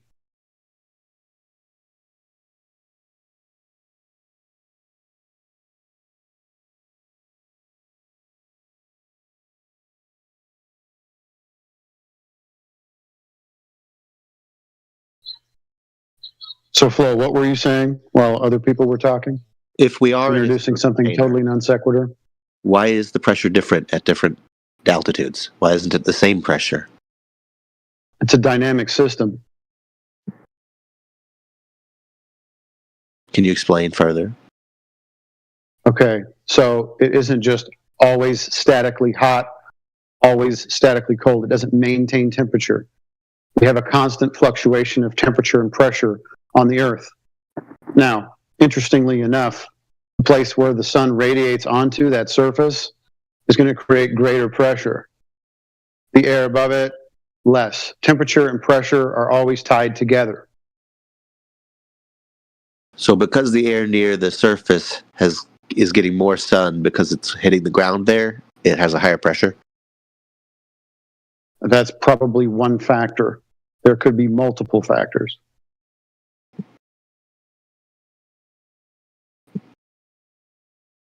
But that's just how pressure gradiates. It's an observed phenomenon. There's no cause necessarily associated with it. People. But that makes no sense. I'll tell you what, let's talk about tricks for a minute. Here's a great trick. Convince people they live on a ball that doesn't have any curvature that can be measured. That's a great trick. Convince people that they're on something that's spinning when they actually can't detect any motion at all with any experiment ever. Convince people that they're in an ever-expanding volume, even though the gas pressure on that spinning water ball doesn't leave because of gravity, which does not exist. That's a pretty good trick. Sounds like it worked on you. Sounds like hypnosis. Yeah. You guys have been hypnotized by the same process. Yeah, we got higher order beings. We left it behind, dude. We left it behind. They were called the Nephilim in the Bible. We Oh left my all goodness that gracious. garbage behind. We used to be clovers just like of them you. too. That's Some some of us didn't freak non-sequitur out shit. at all. Yep. Some serious Some of us didn't non-sequitur freak shit out for about it, gas dude. Most of us that are on this side, some of the mods did have a meltdown, but they're now mods. Some of us didn't have meltdowns at all. I did not, but that's because I don't believe a lot of bullshit in the first place, and I live by Lake Erie, and all it took me was seeing something one time, and that was it. I went and bought a P900 after that and figured it out for myself.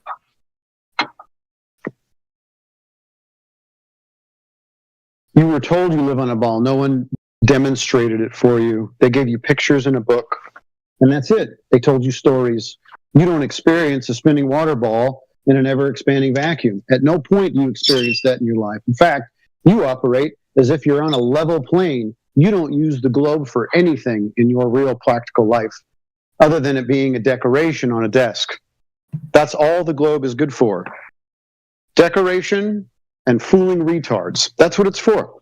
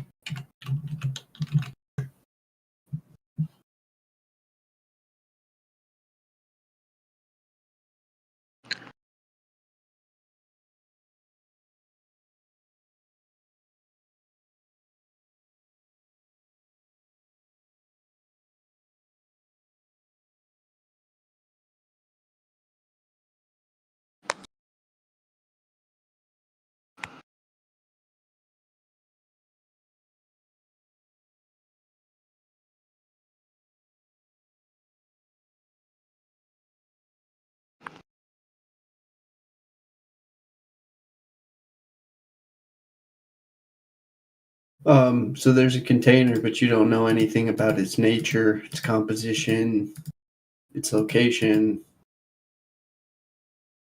how it functions. You know nothing about it.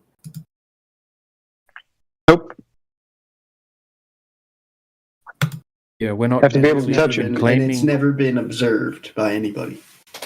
Simple Jack. I think we observe it every day.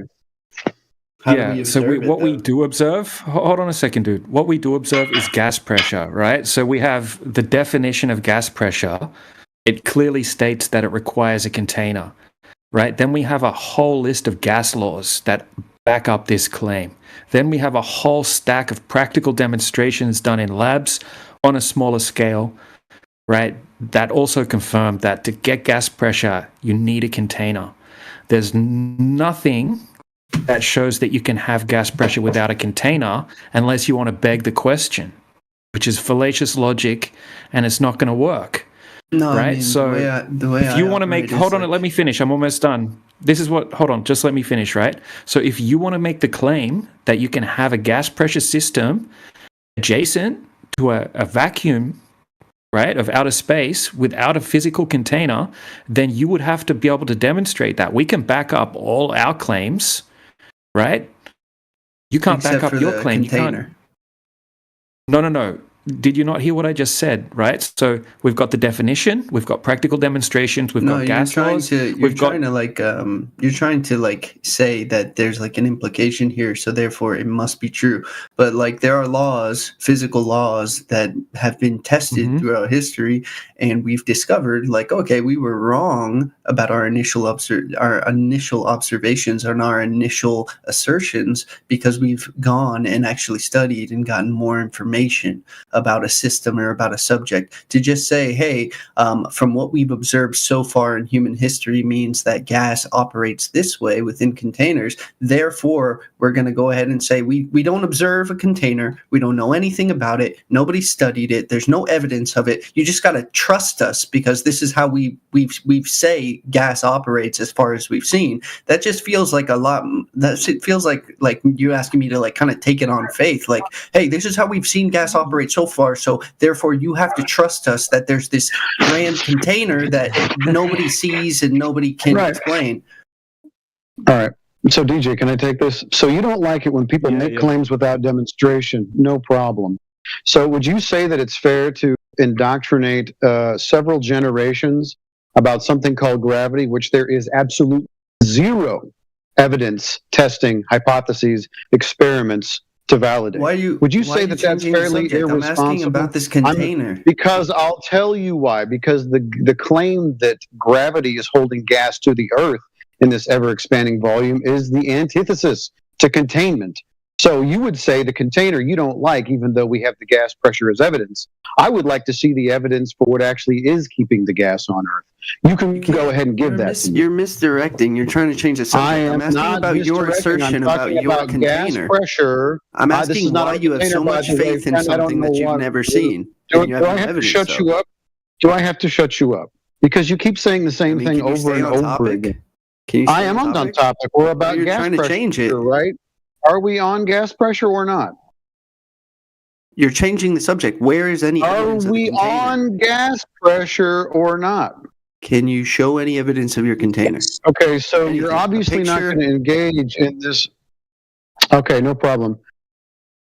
We all know that gas pressure requires containment. There's no exception to this rule ever. And he leaves. Y'all are just cowards, man. How do you feel about that guy, Flo? Is that one of your homies? Doesn't want to talk about gas pressure? Wants to maintain this part about, well, I have evidence. It's called gas pressure. He's And not then he wrong. runs away. I believe the world is run by lizard gotta people. be your I don't have a lot of homies. Oh my I'm your homie, Flo. Who's that? Sammy. Nice. Hey, man. You believe the world's run by lizard people too?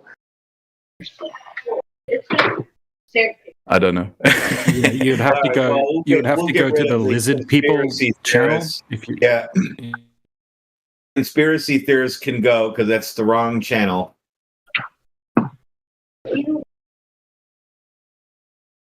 Sammy, do you think you live on a spinning water ball? No. No? No. Based. Based.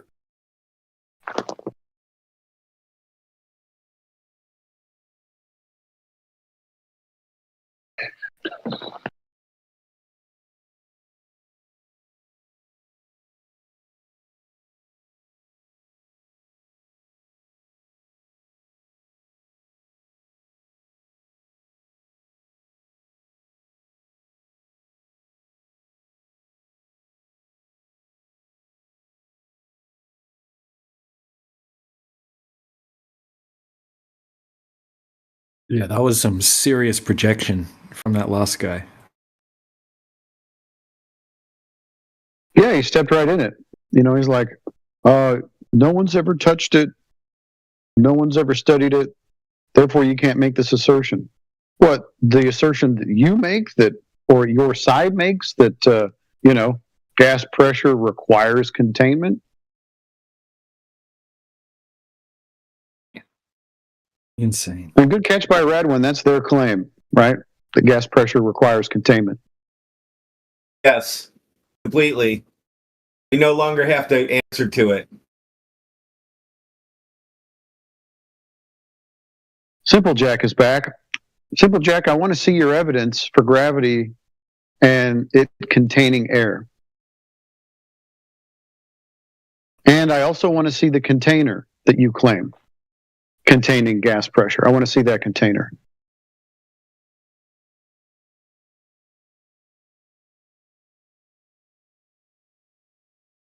You claim the container, not me. Okay, so you don't believe that gas pressure requires containment? No, I never said that. I just said you said there's a container. I'm asking for evidence of that. You keep trying to change the subject.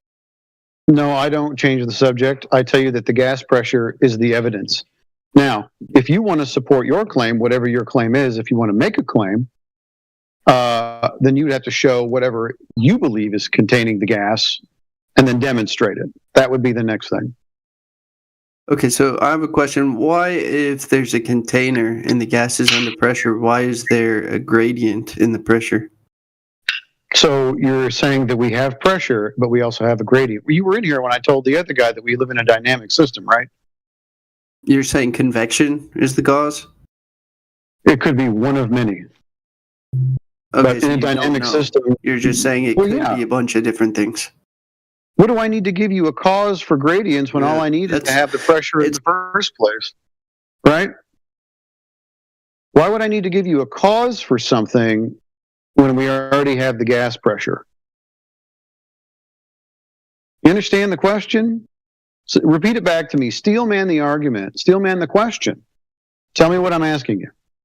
What you're saying doesn't add up. Okay, so it doesn't add up that we have a gas pressure on Earth and gas pressure requires a containment. But you want to focus on this bit that we have a gas pressure gradient. Do you think that that gradient goes to 10 to the negative 17 torr? Well, then you'd actually have to demonstrate that. So can you demonstrate that this gradient actually ends up at 10 to the negative 17 torr? Why is there like a... So you're not actually answering the question. You want to go to something different. All I need is some evidence that would give me an inclination that something other than a container would give us gas pressure. And I would like to show me that we have gas pressure that is a gradient to 10 to the negative 17. Those are the only two things that I need. You haven't provided any evidence for your container. Sure I have. I've given you gas pressure. In fact, you're breathing the evidence. No, you haven't shown me any. See, just nuh-uh. See, to him, evidence is that you must have to test or touch said container to prove said container. It's not good enough to actually have the gas pressure. He doesn't consider that as evidence. So what I would need from him is to show me that you can have gas pressure without a container, and then he might have a leg to stand on. But for right now, all I need to give you is a gas pressure. I'll even give you a gas pressure gradient just to sweeten the pot. So there's your evidence. I don't need to touch it. I mean, any kind of evidence. Oh, terrific. So the evidence that you have is, of course, the gas pressure. So we're done here, right? No, that's not sufficient evidence. Okay, so what would be sufficient, since all we've ever known is that you must have a container to have gas pressure? We've got this gas pressure. What do you think the natural or necessary antecedent for that would be? What would be the antecedent to gas pressure? What would necessitate that? So if... Simple question. What would be necessitated if we have gas pressure? In fact, how is it defined? So, basically, like, what I'm getting at is like laws can be challenged, right? So like we would go out, like let's say like entertain this hypothetical for me for a moment. Let's say there was a place that we could go to where all of the observable laws of gas pressure don't apply the way that we've seen them apply so far. Let's say there's a place in the world or in the universe where all the laws that we've established as far as gas pressure works, they don't work that way. Okay, in this place, and we discover this place, you know, and we go there and we discover it. You would need like some kind of like, you know, new formulas, new laws. We would have to do experimentation to just assume that everywhere in the universe and in all of creation is going to operate based on what we have observed so far as humans. I think is kind of like and then to jump to huge. That place does like, exist, by believe there it or must not. be like a big container around the earth that we can't see. That place does exist, by the way. It's called the globe. That globe is the imaginary place where all the things that we observe every day don't actually occur. Yeah, but you see my point here is that you're saying. I know your point exactly. The point is that all the laws that we observe do actually work on a motionless plane that's enclosed. All those things are violated as soon as you introduce the heliocentric model that also does not exist. So if there's a container there, is it naturally occurring? I would say no. So it was designed or constructed? Yes. By who? A creator of some kind. So God? A creator. You could say that. God creates these environments, I guess.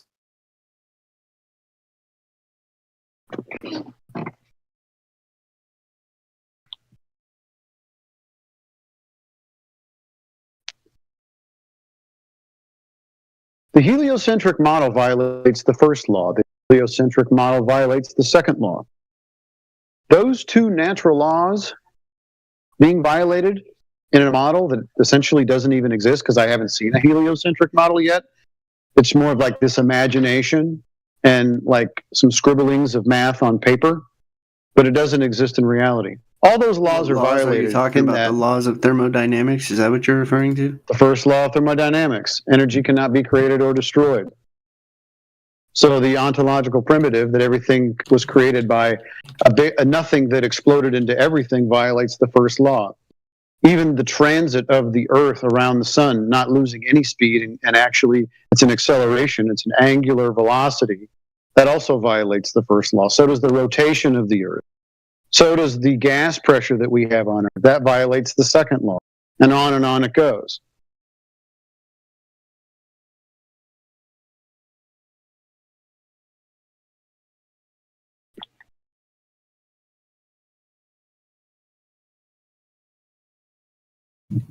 I guess I need more empirical evidence than you. You have a lower standard for empirical evidence than me. I have a much higher. Yours is all based on counterfeit maths and stuff that people told you and didn't demonstrate. I mean, I haven't made any claims. You're the one that claimed there's a container that we Okay, can't so see, touch, let me just or ask test you, for. go ahead. No, we have evidence for it. We have gas pressure. The evidence for it is pretty similar to the evidence they use for gravity. There's an observable phenomenon, and you're saying, okay, this observable phenomenon must be explained by something that What's the observable phenomenon? Explains it. Dude, what's the observable phenomenon? Give it to me. You were talking about gas pressure. So the observable phenomenon for gravity is gas pressure? No, you were saying that the observable phenomenon for a container being there is gas pressure. That's your evidence. Yeah. Okay. What's the evidence for anything else? You just mentioned gravity. You said. I'm saying there's evidence. Okay, so your criticisms that I've heard so far of gravity is that there's a natural phenomenon that's being explained. I'm in the middle of speaking. This guy asked me a question. I'm responding. Show us scientifically your gravity, and we'll show you scientifically our gas pressure with containment. Check I it out. didn't make a claim for gravity. You are. Okay. You're so, trying to no, I'm compare not. gravity to gas pressure. No, because you're not doing a interrupting good and you're job, not my letting friend. me finish my point. If I finish my point, you'll You're not understand making a what it point. is. That's what I'm trying to get No, to. then if you be quiet, just maybe you'll hear it. Verbal diarrhea. You should be quiet and just let me finish what I'm saying. So what I was saying is you have a criticism of the theory of gravity because you're saying gravity says there's an observable phenomenon, and you're saying that the observations that they're making do not fall in That's a straw line man. with the claims. That's a straw man. Let me finish. You're saying that the No, I'm not going to let you finish when you straw man me. There is no naturally observed phenomena for gravity. I didn't bring one up, so I don't know why you're straw manning me with that. Listen, I didn't say that there was a natural phenomenon for gravity. I said there is a natural phenomenon occurring. Okay, we see that things fall downward, and they are we claiming. don't. Nope. Now you've made a claim. You say we see things fall downward. Always, no matter what, things always fall down. Everything go down, go boom, boom. You're breathing gas puddles off the ground. Is that how it works? You do push-ups every day to get air in your lungs? No. Okay, I know you want to jump the gun on this and say that I'm not jumping the gun on anything. You said everything goes down. Well, gas also kicks that right in the nuts. You are incorrect. Okay. Anyways, like I was saying, when they make a theory of gravity, I'm not making a theory of gravity. When they claim that gravity exists, they're basing it upon what they're claiming are observable phenomenon. Okay? Now you're saying the same they're thing. incorrect. They're incorrect. We actually have gas pressure. I can demonstrate that for you. I cannot demonstrate for you the claim that they make that all things go down. So their observation is even faulty and you believed it. Or maybe you don't. Maybe you're not making any claims. You're totally neutral. So everything that you have is an example of gas pressure using a container, but somehow that's not good enough for you. You can't demonstrate anything to the contrary, but that's not good enough for you.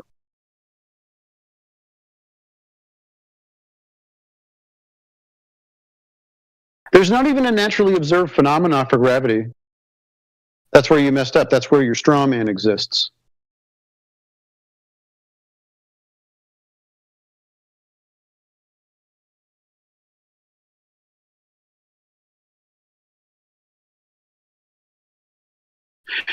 If there was a naturally observed phenomena for gravity, this is what it would be currently.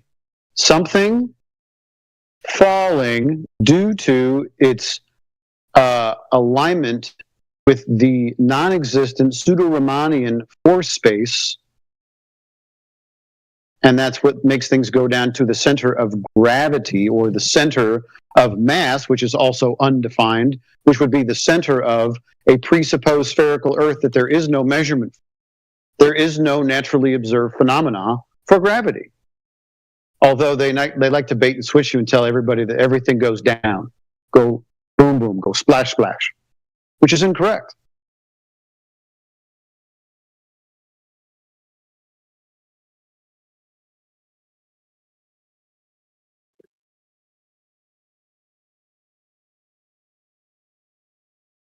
Yeah, the definition for gas particle movement is posted in the side chat as well, if you want to have a look at that, right? Clearly states that gas particles move rapidly in all directions.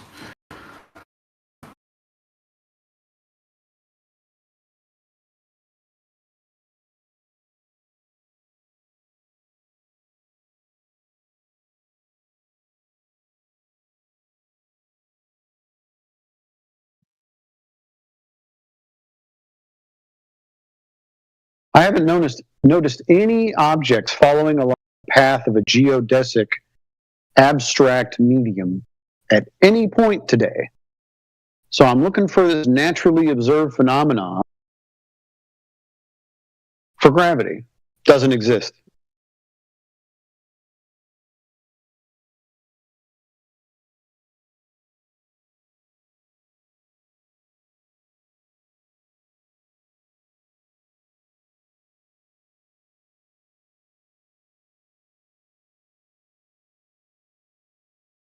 Also, if he said he's not making any claims about gravity, then you don't even need to discuss it. We're not making any claims about gravity, so what's the point?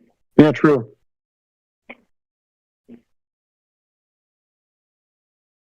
I mean, pardon me for assuming that you were in any way making a claim about gravity or that you believe that it exists. I do apologize, and I pray that you can forgive me. Okay, I didn't realize I was unmuted because I keep getting muted every 2 seconds as soon as I speak. The point that I was making wasn't about gravity in specific. It was a matter of how you are critical of certain things and you hold them to a higher standard of empirical evidence. But then when it comes to this idea of the container, you're willing to just take like inferential evidence and say like, okay, well, so far all I've seen in my reality is that like gas pressure requires a container, and so therefore if I see gas pressure, there must be a container somewhere, and that's not like empirical evidence. That's inferential evidence. We're going with the empirical evidence. It is empirical that gas pressure requires containment. That is the only observation we have.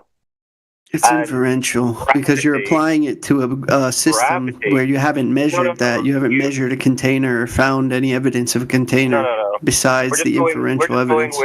We're just going with. So it feels very much like faith-based, just like how you. Hey, simple Jack. No. It's amazing. It's amazing that you would start to claim faith-based when the only faith going on is that you have faith that something other than what's observed in every example of gas pressure in reality is the actual truth about the entirety of Earth.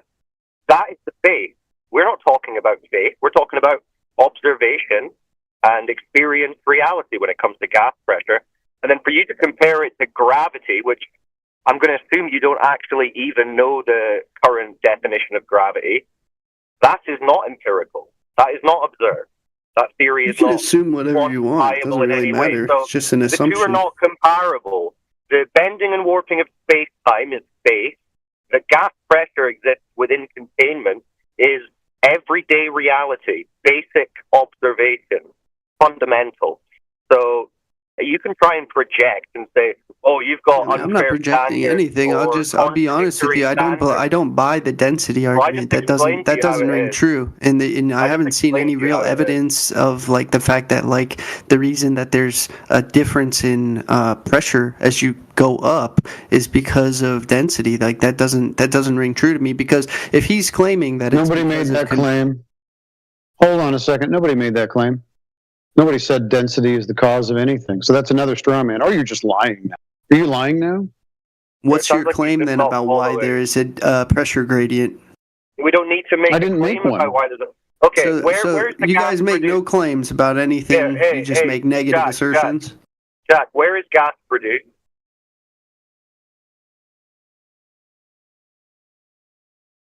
Where does the gas come from? Well, don't go quiet now. Oh, I'm unmuted? Well, every 2 seconds I'm getting muted, so I'm not going to waste my time like talking if I'm like getting muted every 2 seconds. Produced, Jack? Where's gas produced? It depends on like where you're asking. Are you asking on Earth? It's produced from like plants and stuff and chemical reactions. Yep, that's the correct answer. Earth. Produced, so it comes from the surface of the Earth. Is where it's going to emanate from. Okay, so what's your point? So where would it make most sense that the highest concentration of gas is?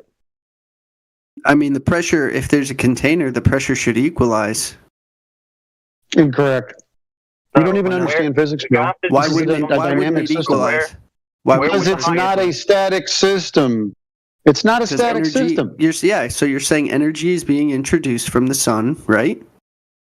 So Jack, okay, so energy is being introduced to your sun. So what I'm curious about is that if that's the case, then we would see convection. We would be seeing massive differences and different areas on the Earth. We would say, okay, close to the equator, we would be seeing a lot of hot air rising. So as you go up closer to the equator, where it's a higher temperature, you would be seeing a huge difference in the pressure gradient versus like up north where it's cold, right? Would you argue that?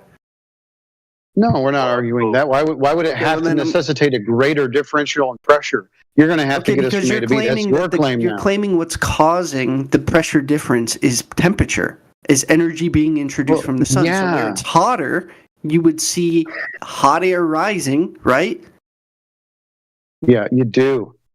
Okay, so my question is then why, observably, when we go all around the Earth, even places where it's hot, where it's cold, everywhere around the Earth, we see pretty much the same pressure gradient? Why is that? What do you mean pretty much the same pressure gradient? We see pretty much the same pressure gradient. We don't see all of this fluctuation. We don't see all of this convection in places where it's hot and where more energy is being introduced. We see a consistent level of pressure gradation. So I'm wondering, how does that make sense? No, you don't. Dude, the weather is constantly changing. What do you think that weather comes from? Yeah, it's called weather. You ever... Gee whiz, you don't stop talking, bro. You got to learn to stop talking at some point. Open heart. Jeez. You ever heard of weather?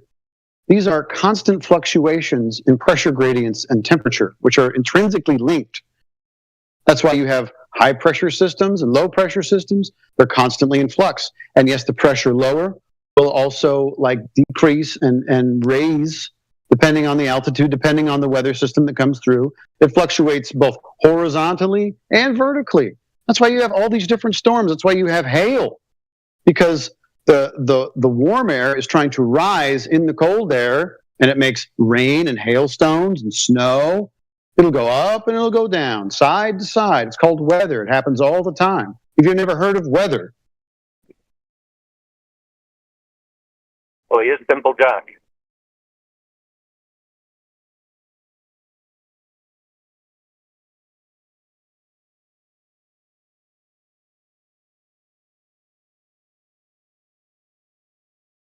Oh, am I unmuted now? You guys keep unmuting me. Yeah. Another cope. I mean, if you want to talk about cope, it's interesting that you guys only hang out in here where you have mod privileges to mute people. It's so desperate. We don't need You're mod pretty privileges. desperate, You bro. don't You have hang an out in your little echo chamber. You don't have an argument. What are we scared of? Which argument could you possibly bring? You haven't brought a single argument. You just demonstrate that you don't know anything about gas pressure. You don't have an argument. You don't know anything about convection. We don't know anything about convection. Yeah, okay. Good one, bro. I mean, you still haven't got past the fundamental argument at the beginning that gas pressure requires containment. That's how it's defined. Your entire argument is, you're not even arguing it. You obviously know you can't argue it, so all you're doing is trying to spew off into non sequiturs. It's blatantly obvious what you're doing. Yeah, right, buddy. I see what you're doing. You love to pretend that you make no assertions because you know you can't defend anything. You don't have any points that you make. You have no evidence of anything. You can't present an argument. So You just have inferential evidence, and you just inferential evidence. How about direct observable reality of a flat, motionless Earth and gas pressuring containers? That's just reality. Cope more. Simple Jack. I think Simple Jack should look up the difference between inferential and deductive, young fellow.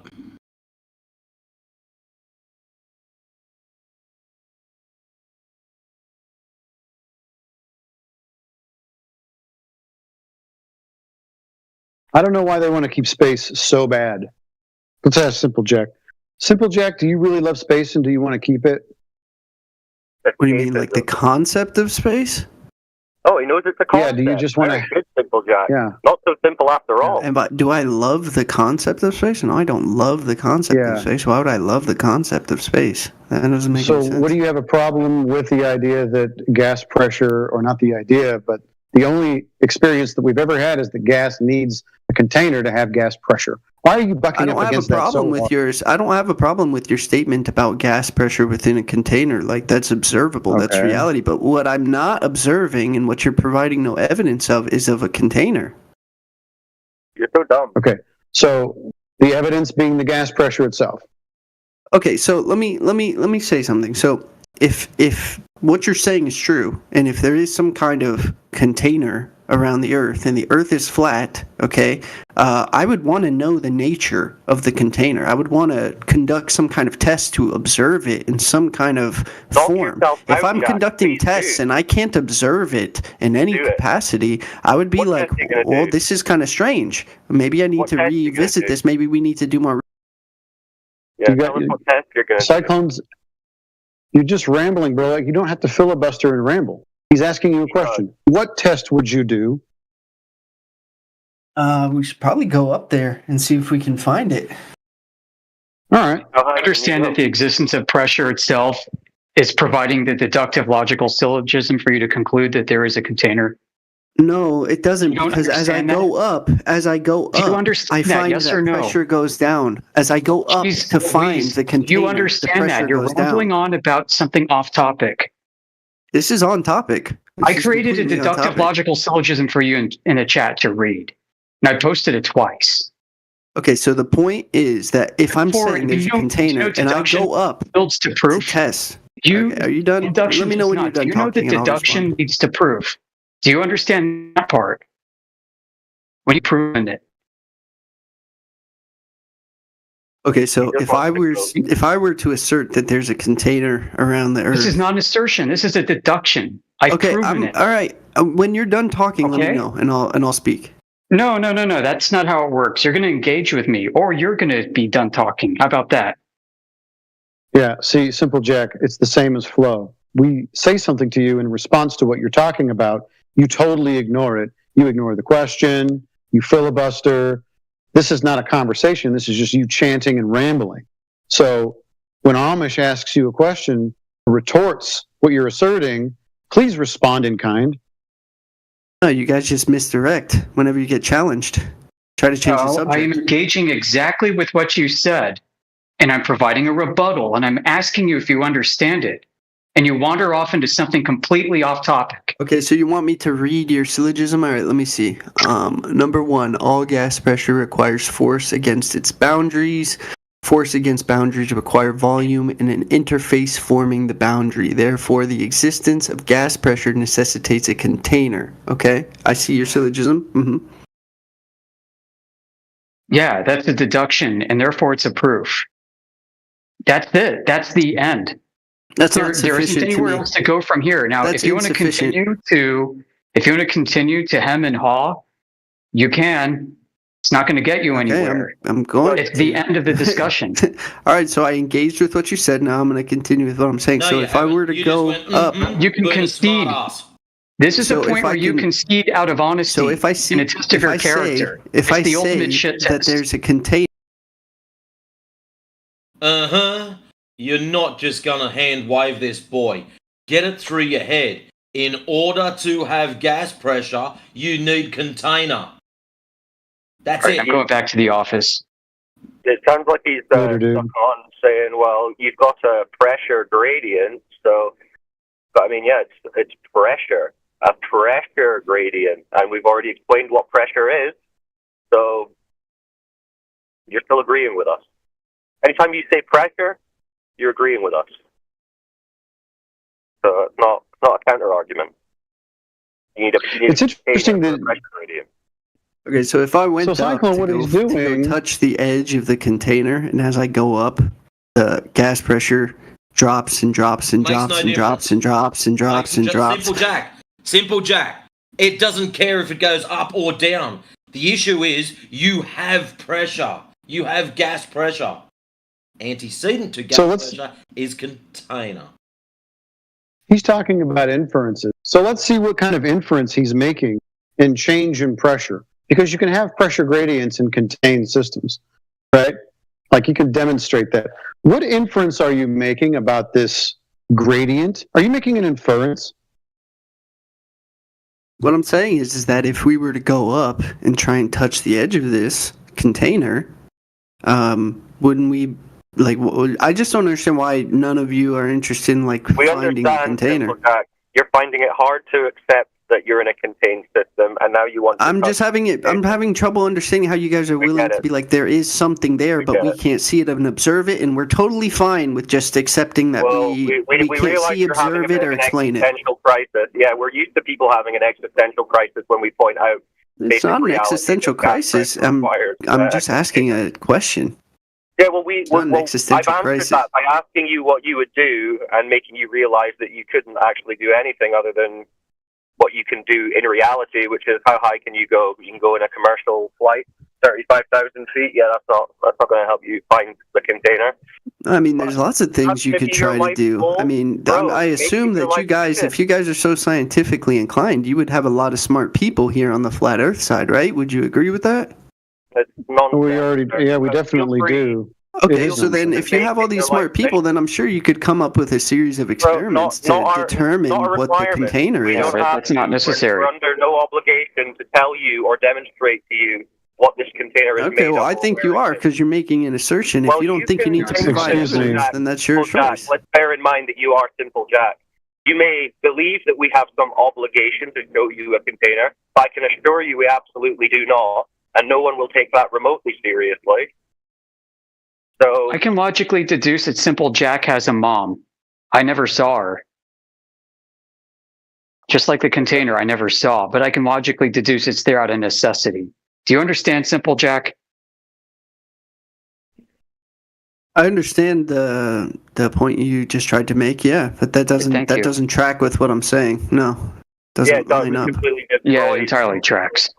Your little toe is. That just exposed your. No, okay. So, for example, if I were to say every species that I've seen so far in my life, there's always a mother and a father, and I say so. Therefore, if I see offspring, there must be red herring, a mother or a father. Nothing to do. I'm talking about you, not any. I would be right until I discover that certain animals are asexual. All right, you're moving the goalpost to something we are not talking about. I'm not Can you be honest just for a moment in your life? I'm making a point here, just like you. It's an analogy. If you can't understand analogies and you think you talk about animals that just pop into existence, what are you talking about? That's on you. Can you show spontaneous generation? Okay, non sequitur again. Can you show a spontaneous generation of any species on Earth, please?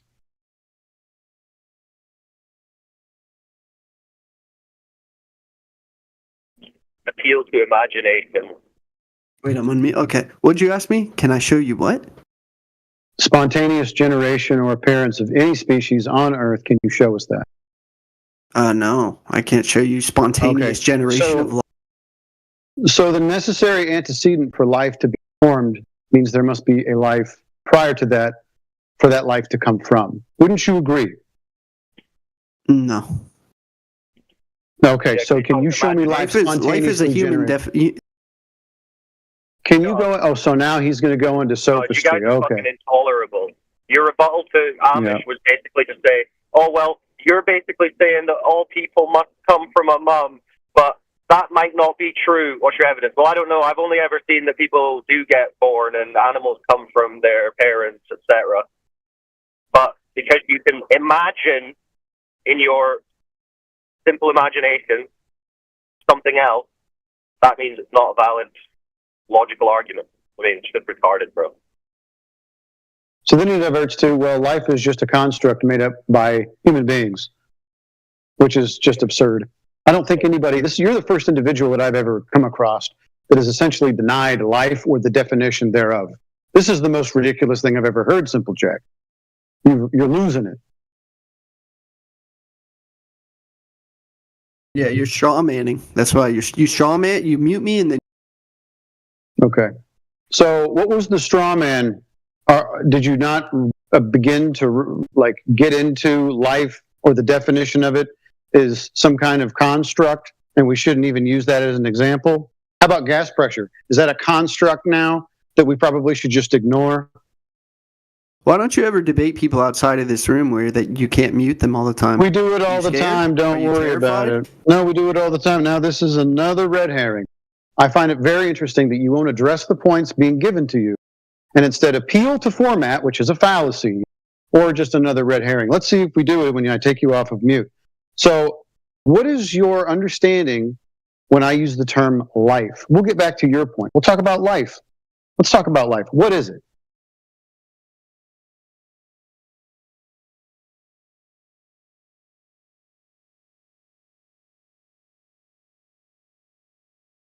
Oh, I'm off mute again? Wait for it. Yeah, that'll be an appeal to format. Instant fallacy. No, it's just an appeal to you guys power tripping. It's pathetic. There it is. Appeal to format. Or an appeal to moderation. So Do you want to talk about life or no? Because that's what I'm going to talk about with you at this point. What do you think that life is just a construct that human beings made up and that we really shouldn't even be likening it to something like gas pressure? What was your point exactly in that statement? What'd you say? I'm sorry. Repeat that. It cut out. I'm talking about life. Do you think it's just a construct and is no good for this conversation? I mean, we can talk about life if you don't want to talk about the container anymore. That's fine. No, we use an analogy as far as you're concerned that I've never seen your mom, never touched her, never seen a photograph of her, none of that. But I know that you had a mom. How do I know that? You're deducing it. Ah, it's deductive, right? So if I have gas pressure, even though I've never seen a container, but everything that necessitates gas pressure is always going to be a container. So deductively, containers are required for gas pressure, just like moms are, required for retards on the internet.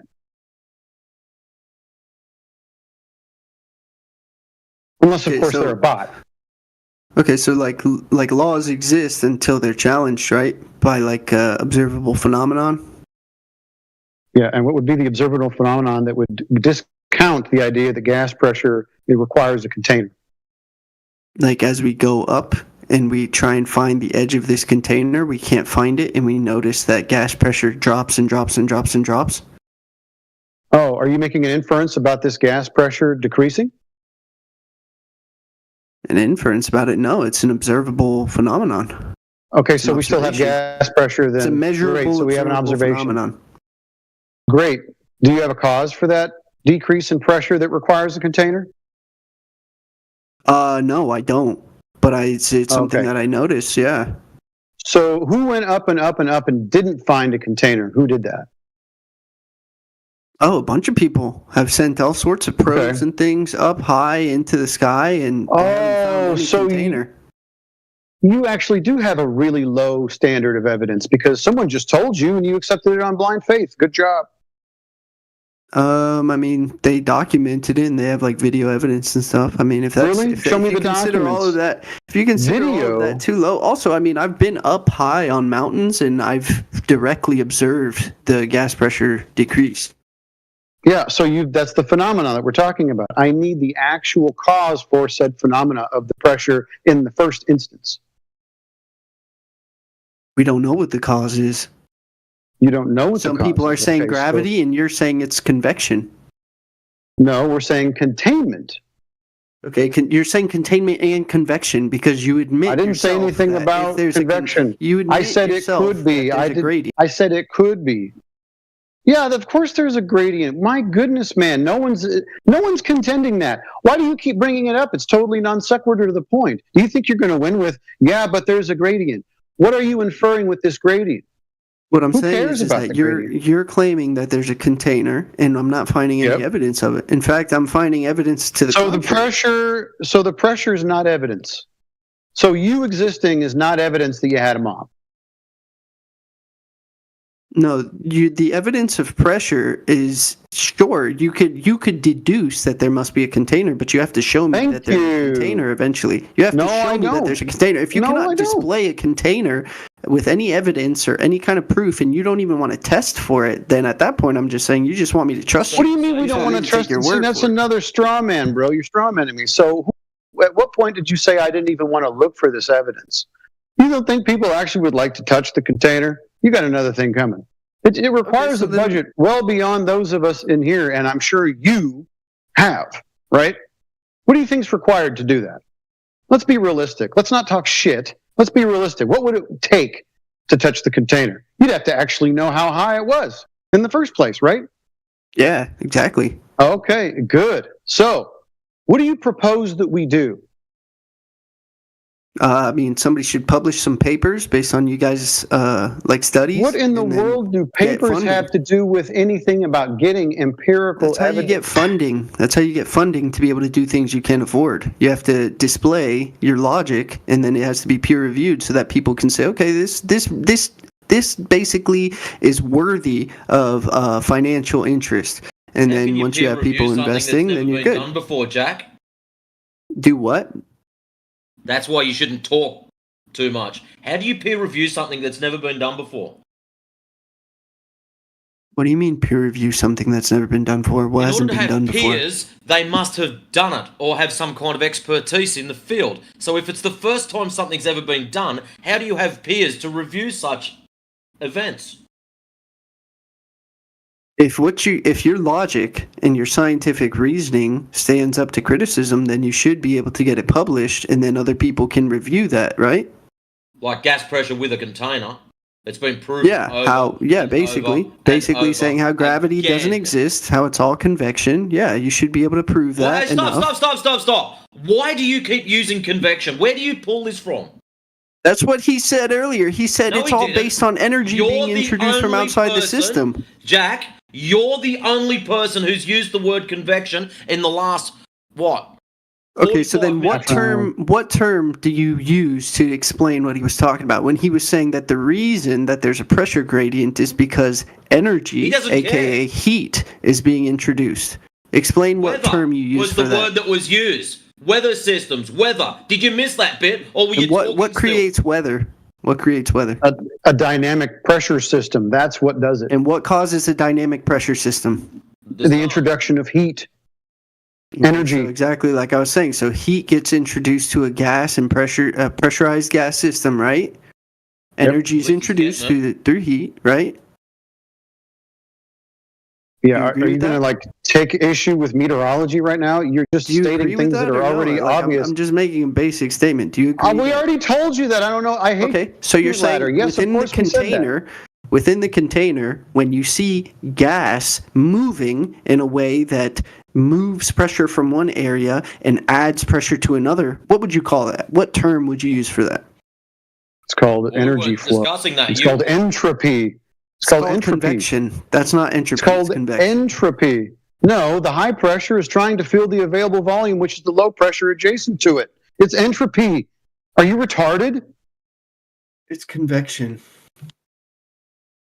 All right. Let's look up the definition of convection quick.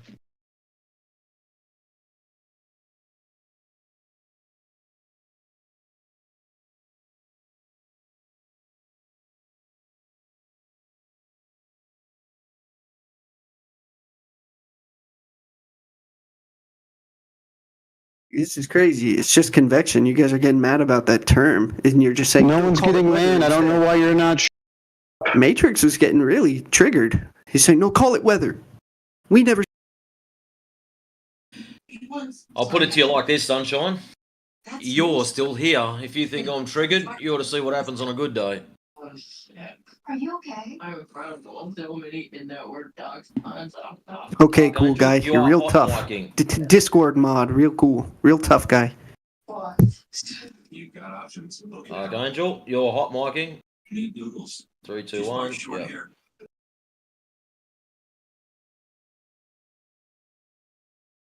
Ah, perfect. Here's the definition of convection. Are you ready? The movement caused within a fluid by the tendency of hotter and therefore less dense material to rise and colder, denser material to sink under the influence of gravity. Are you claiming gravity today, Simple Jack? No, convection is a transfer of heat through a fluid caused by the movement of the fluid itself. It occurs when warmer, less dense fluid rises, while cooler, denser fluid sinks. It creates a continuous circulating pattern. Yeah, right here it says under the influence of gravity. Do you agree with that? That's not in any definition that I've looked at. Convection is I'll just through post the it for transfer you. of heat through a fluid. No worries. I'll just post it. I know This is you from don't believe in Oxford. gravity, but Do you can want use to density take? or whatever Do other you system you want want to explain? take?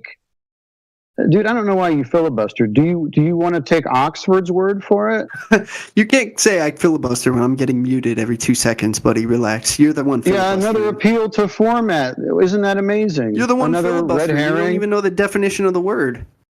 And yet it's you talking right now. So are you going to take issue with Oxford on this? Take issue. Do you with want to call Oxford's Oxford? definition of convection? Yeah. No, I don't take issue with it because convection is a transfer Okay, of heat through a fluid. So you are indeed claiming gravity then. No, I'm claiming that convection is the transfer of heat through a fluid. Okay, but in the definition that I'm going to post, it says because of gravity.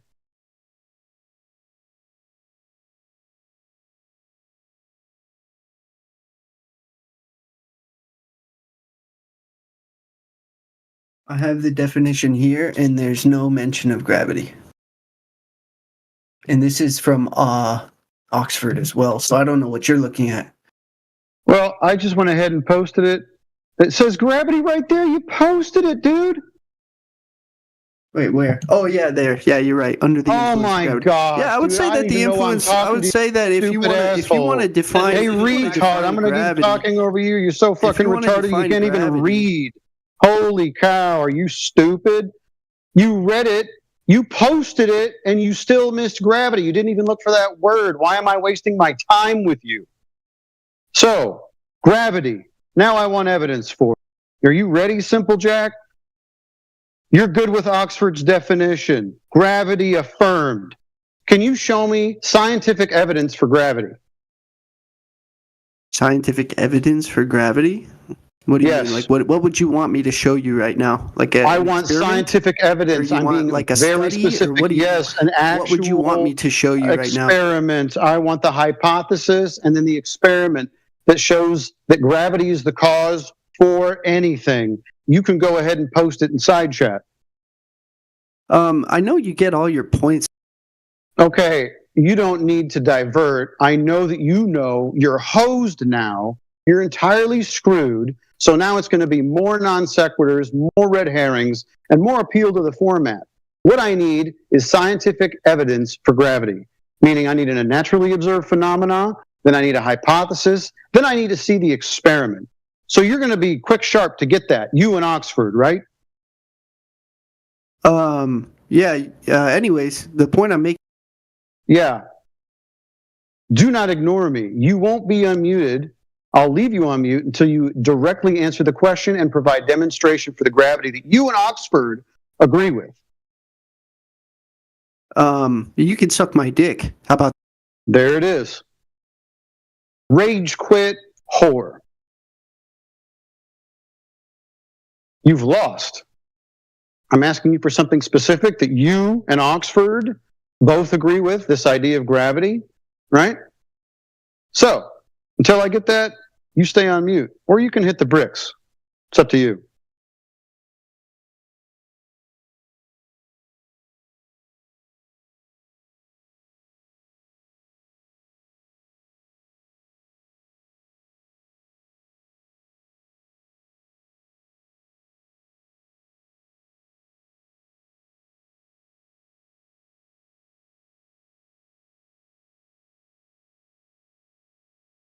Yes, Simple Jack, it's pathetic, and it's very loserish of you to not provide evidence for your claims. The gravity that you're claiming.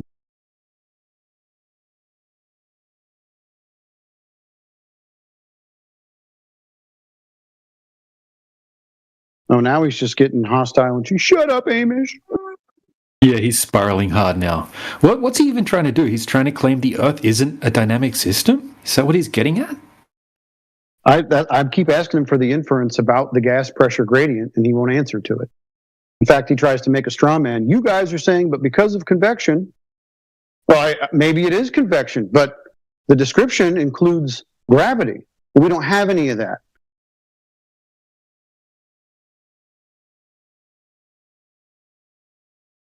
Simple Jack, the fact that you're here proves that it's not an echo chamber, but the echo just gets louder because no one's introducing anything to the contrary. They're not bringing any evidence. So I guess you could call it an echo chamber, but here you are able to break up the echo with any kind of evidence that would prove gravity. Do you have that? Another appeal to format about muting. See, you're just going to keep committing fallacies. You're just going to keep embarrassing yourself because that's what you guys do. No evidence, just boo-hooing, essentially, right?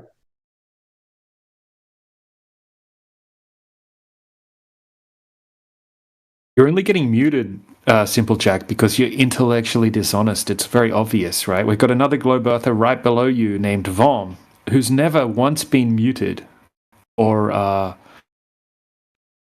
banned or anything like that because he's intellectually honest, right? You are not.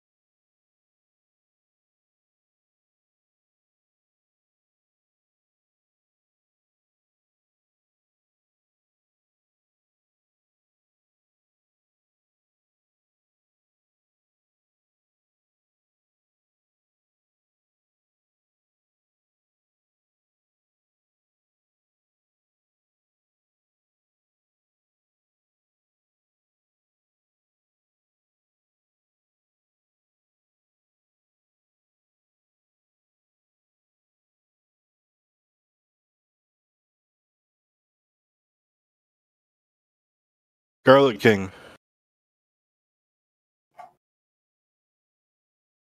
Sorry to interrupt. Sponge. That's when the guy is turning. Yeah, but yeah, like I tried to draw a straight line regardless. Yeah, but yeah, it's good. But You see, it's flat, right? So that's 70,000 feet, and I did show you, that guy that leads with simulations. So with that ball earth with 59 miles at what is the height? Let's say 33,000 feet. You should see at the left and the right of that horizon, you should see some, starting some curve. So the one I did post, it's more, so it's 70,000 feet, and we still don't see curve. So that's that's a big problem. No curve, no ball. But if there's some globber, of course you will see some globbers. They will grab some live stream from the ESS, and sometimes you see the horizon, it turns flat and concave. So yeah, you have to forget that, starting by doing, starting by yourself, those guys that went to that lake, they did choose the driest mount, so less humidity in there. So with that, you can see more farther away. Of course, they were watching the border from Peru to Bolivia. There were some mountains, but even those mountains you start to see like a white haze, because as more farther away is, there's this white haze that doesn't allow you to see more. In the hot day, I did work as a watchtower. In a hot day, sometimes I couldn't see. I was at the border from Portugal to Spain, so there were some days with the hot.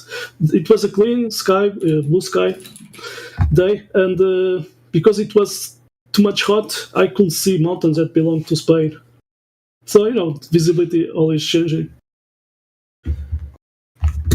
But yeah, those guys, they did that observation, and then there was another guys. They went to this same place, tried to debunk these guys, and guess what? They just give up to show the data. So maybe they found the same result.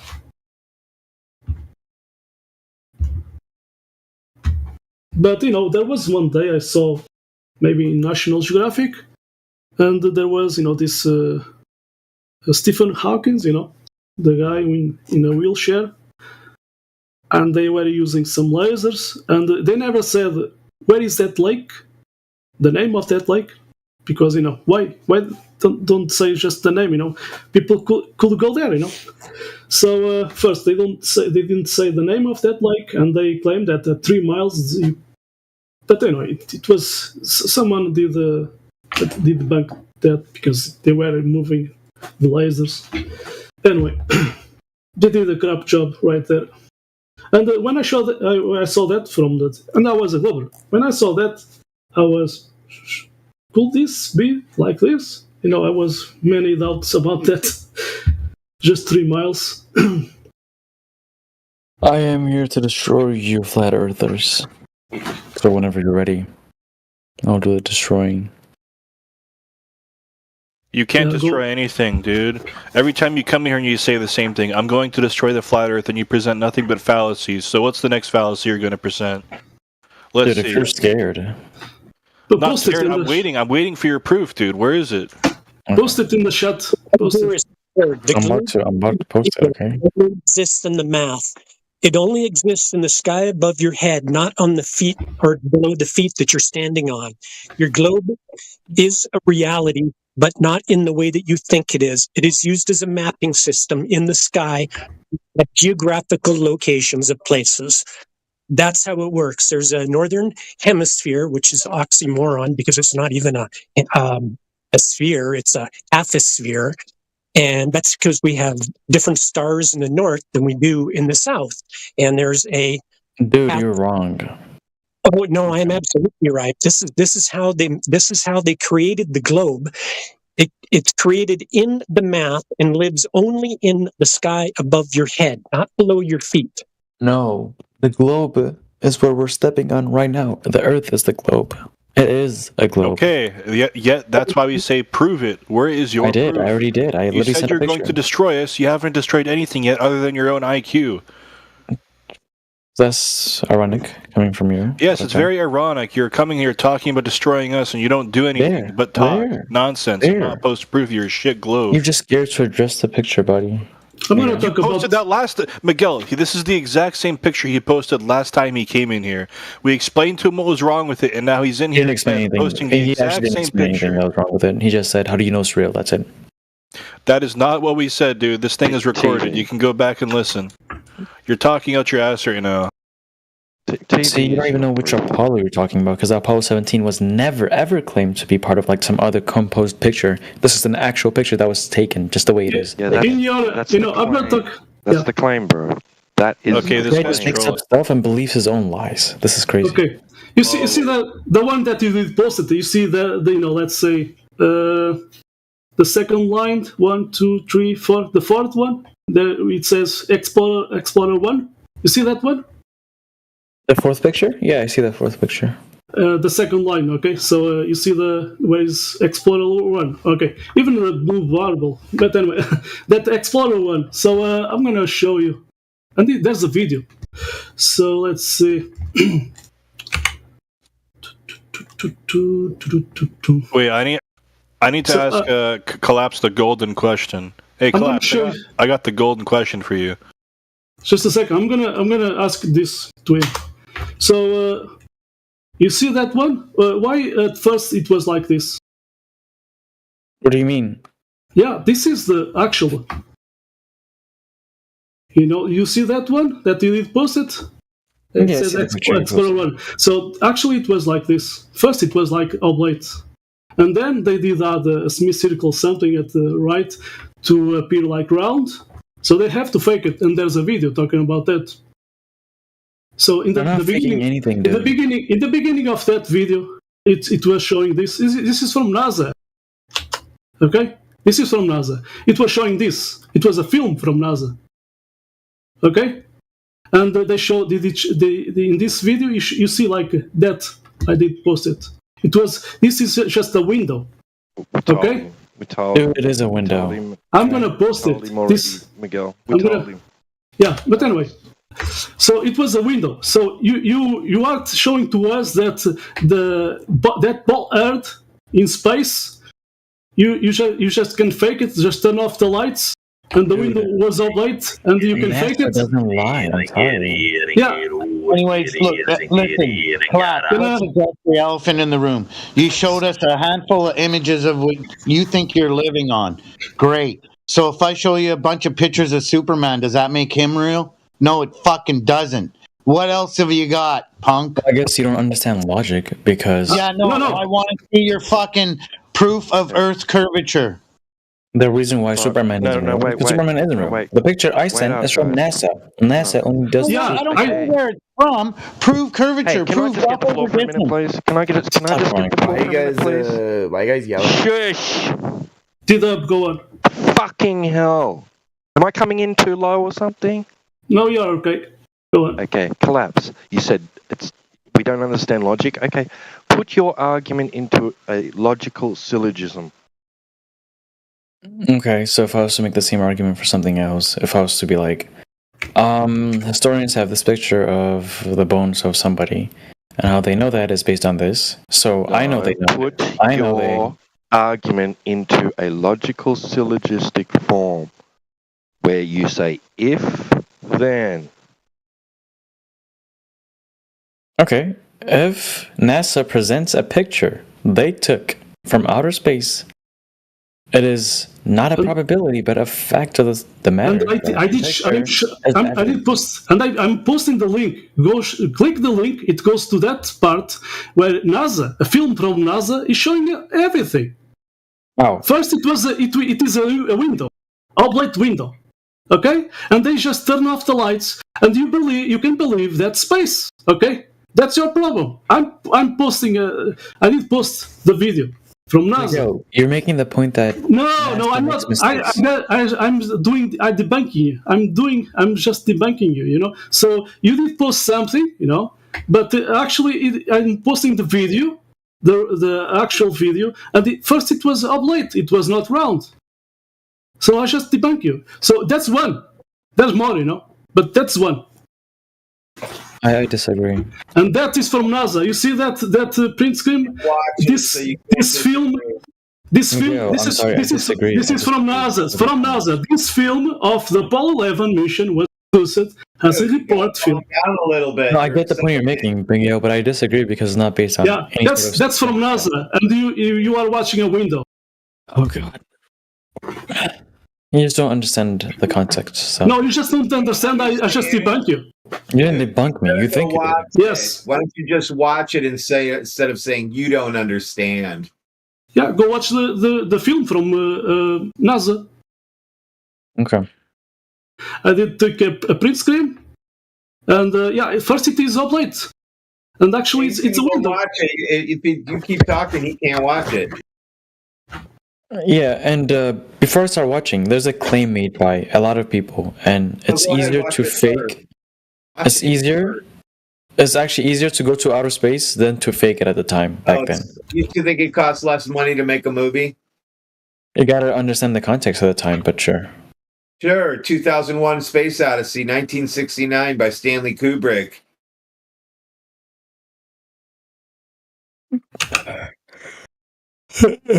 Like, you think less than 20 photos of a supposed ball Earth is worth billions of dollars you spent to get those?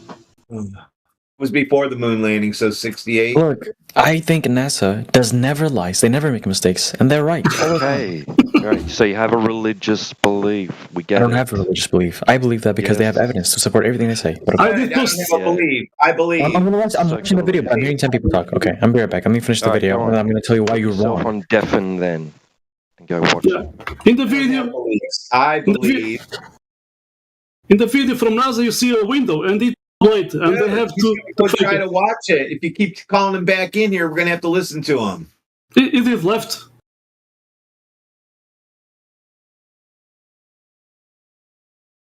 He just left.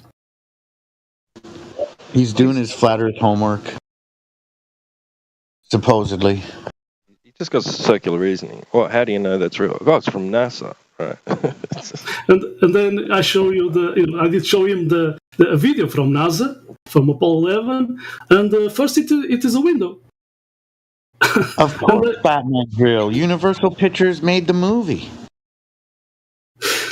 So yeah, it's amazing. You know, they have to meet with Stanley Kubrick. How do you know NASA's telling the truth? Well, they gave us the photo. How do you know the photo's real? It came from NASA. How do you know you can trust NASA? Because they gave us a photo. That's fucking stupid, man. He's got nothing. They did give that film by mistake, but it's from NASA, and it says, and it's not for general public distribution. And it shows how they are faking it.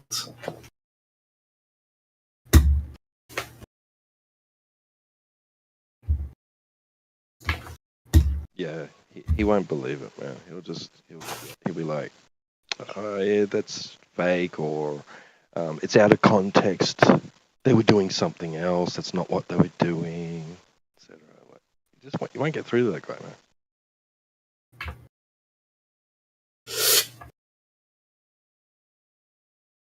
And then, you know, the blue marble, even NASA is showing to the public the zip file, the Photoshop zip file. So, you know, this one, now this is from NASA, I'm going to post it. Let's see. Right there, from NASA.org. And talking about this, well, it says Photoshop. Ah, man. Damn Photoshop. So, someone, you know, anyone can believe this, but it's Photoshop because it has to be.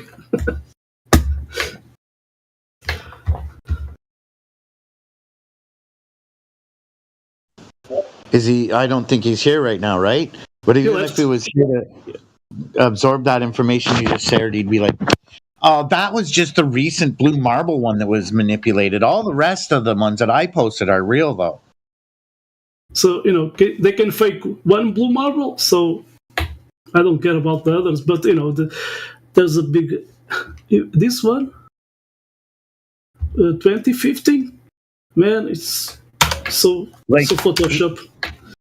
They would totally gloss over the fact that if they have the technology and the ability to do it, they should never fake any ever. They should all be legit. Period. What in Part Nation?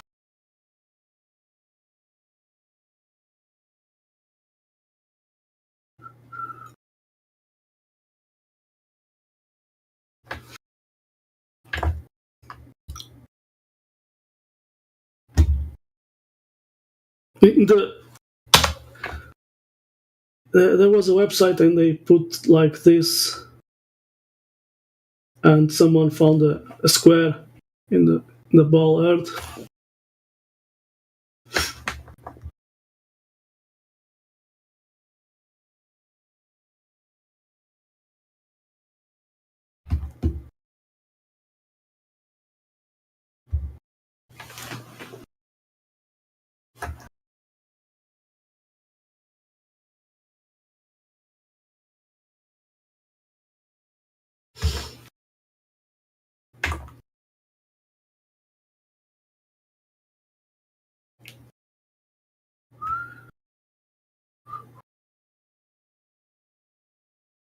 So did the troll leave?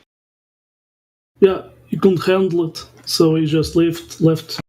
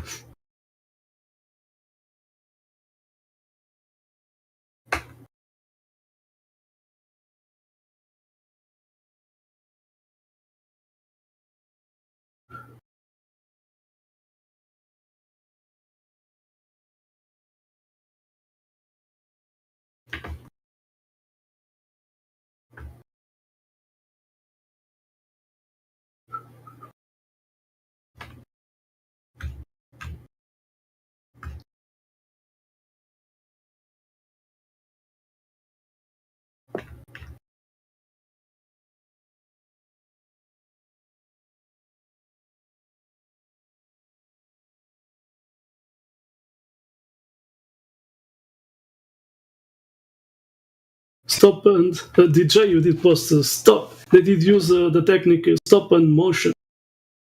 They used to do that with clay figures.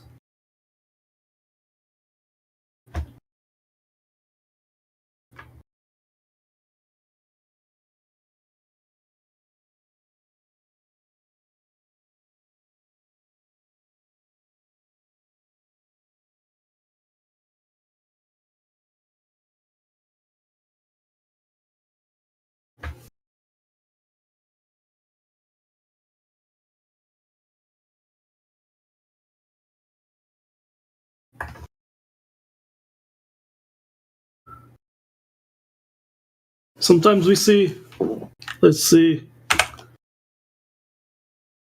a guy in a studio.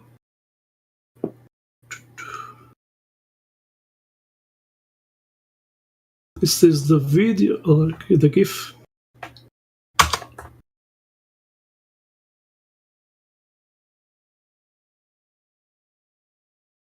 Big man in space, look. In Space Studio, NASA Studio.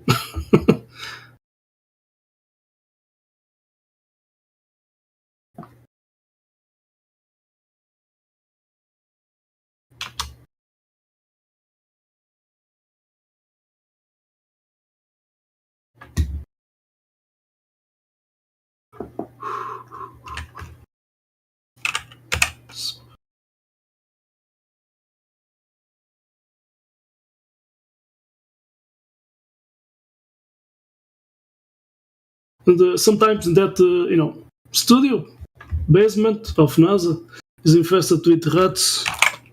Oops.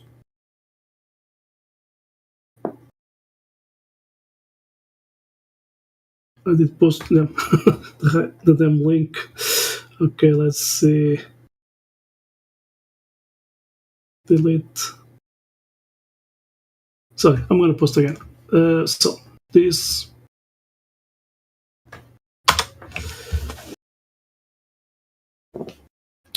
The rat doesn't need an astronaut suit, no helmet.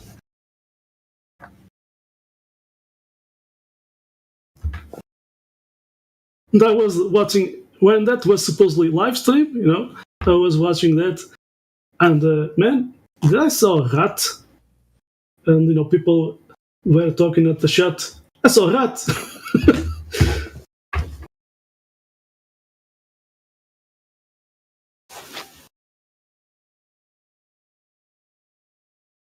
I think it looks fake enough without the rat.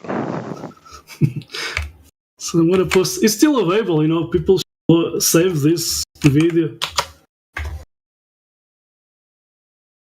right there. If you click the link, it will get you to that exact time. And I was, how can they did miss this? They didn't miss it.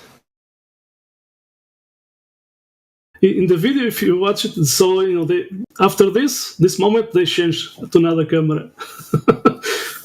But yeah, they put it in there on purpose. That's why all of them are like that. It has 2 ears and a tail, but people say this is ice or plastic. What's up? What up? Why is everybody muted? Another one is muted, so shut up, dumbass. Hold on, can everybody unmute at the same time and let's all start talking so this guy can hear us? Everybody is muted out of reverence for the conversation and each other's right to speak. You notice that those people believing in free speech will talk over someone mid-sentence. Uh-huh.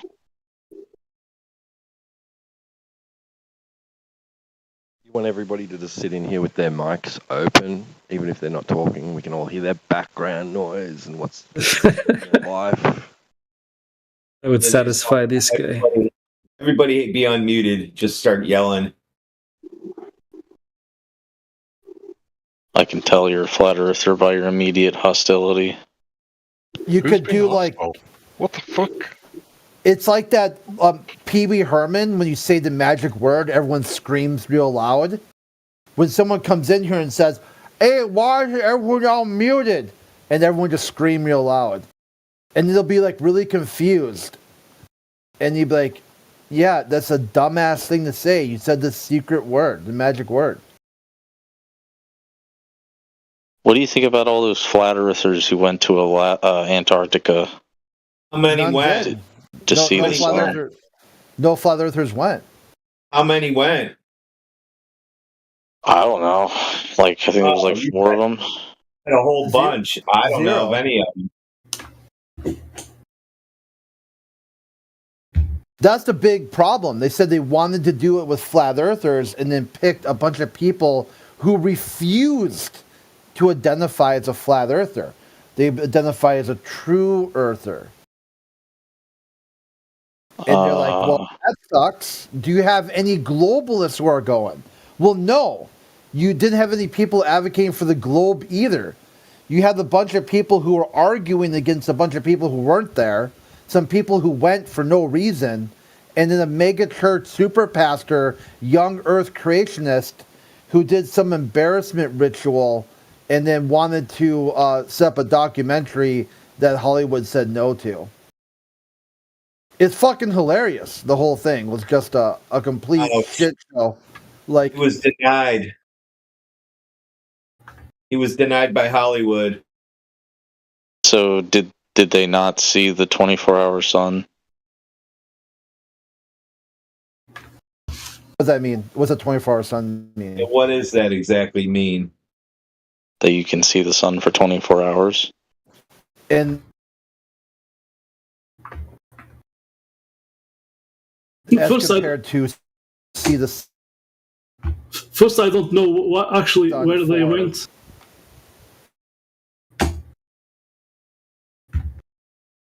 Did they travel in latitude, sideways? And Anyway, so what is that?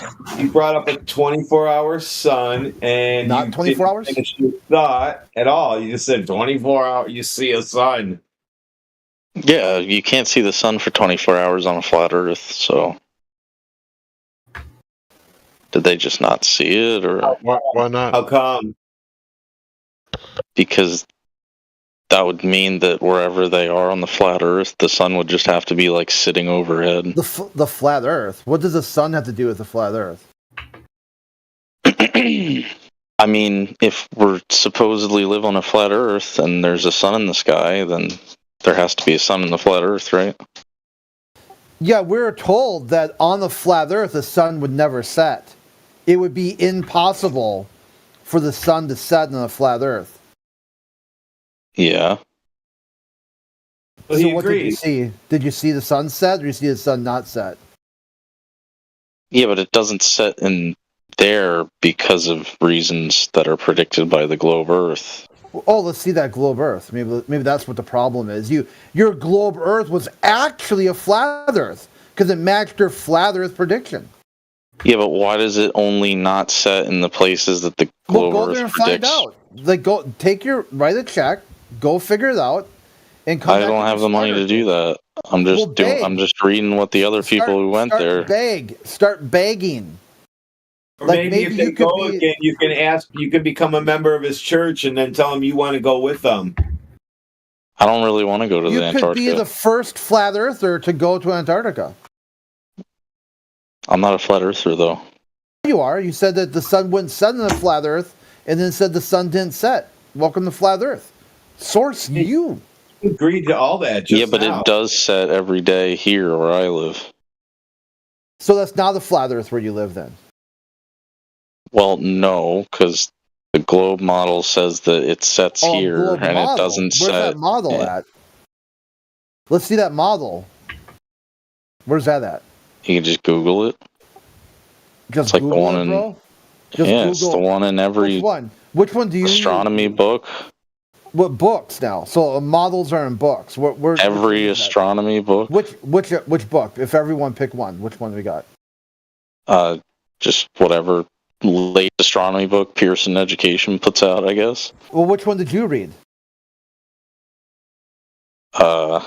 I mean, I read off NASA's website. So NASA. Okay, so NASA's now a book from Pearson that has a model that is on Google. I mean, I also read it in like Dude, your story elementary school and middle school and high school. Nuts.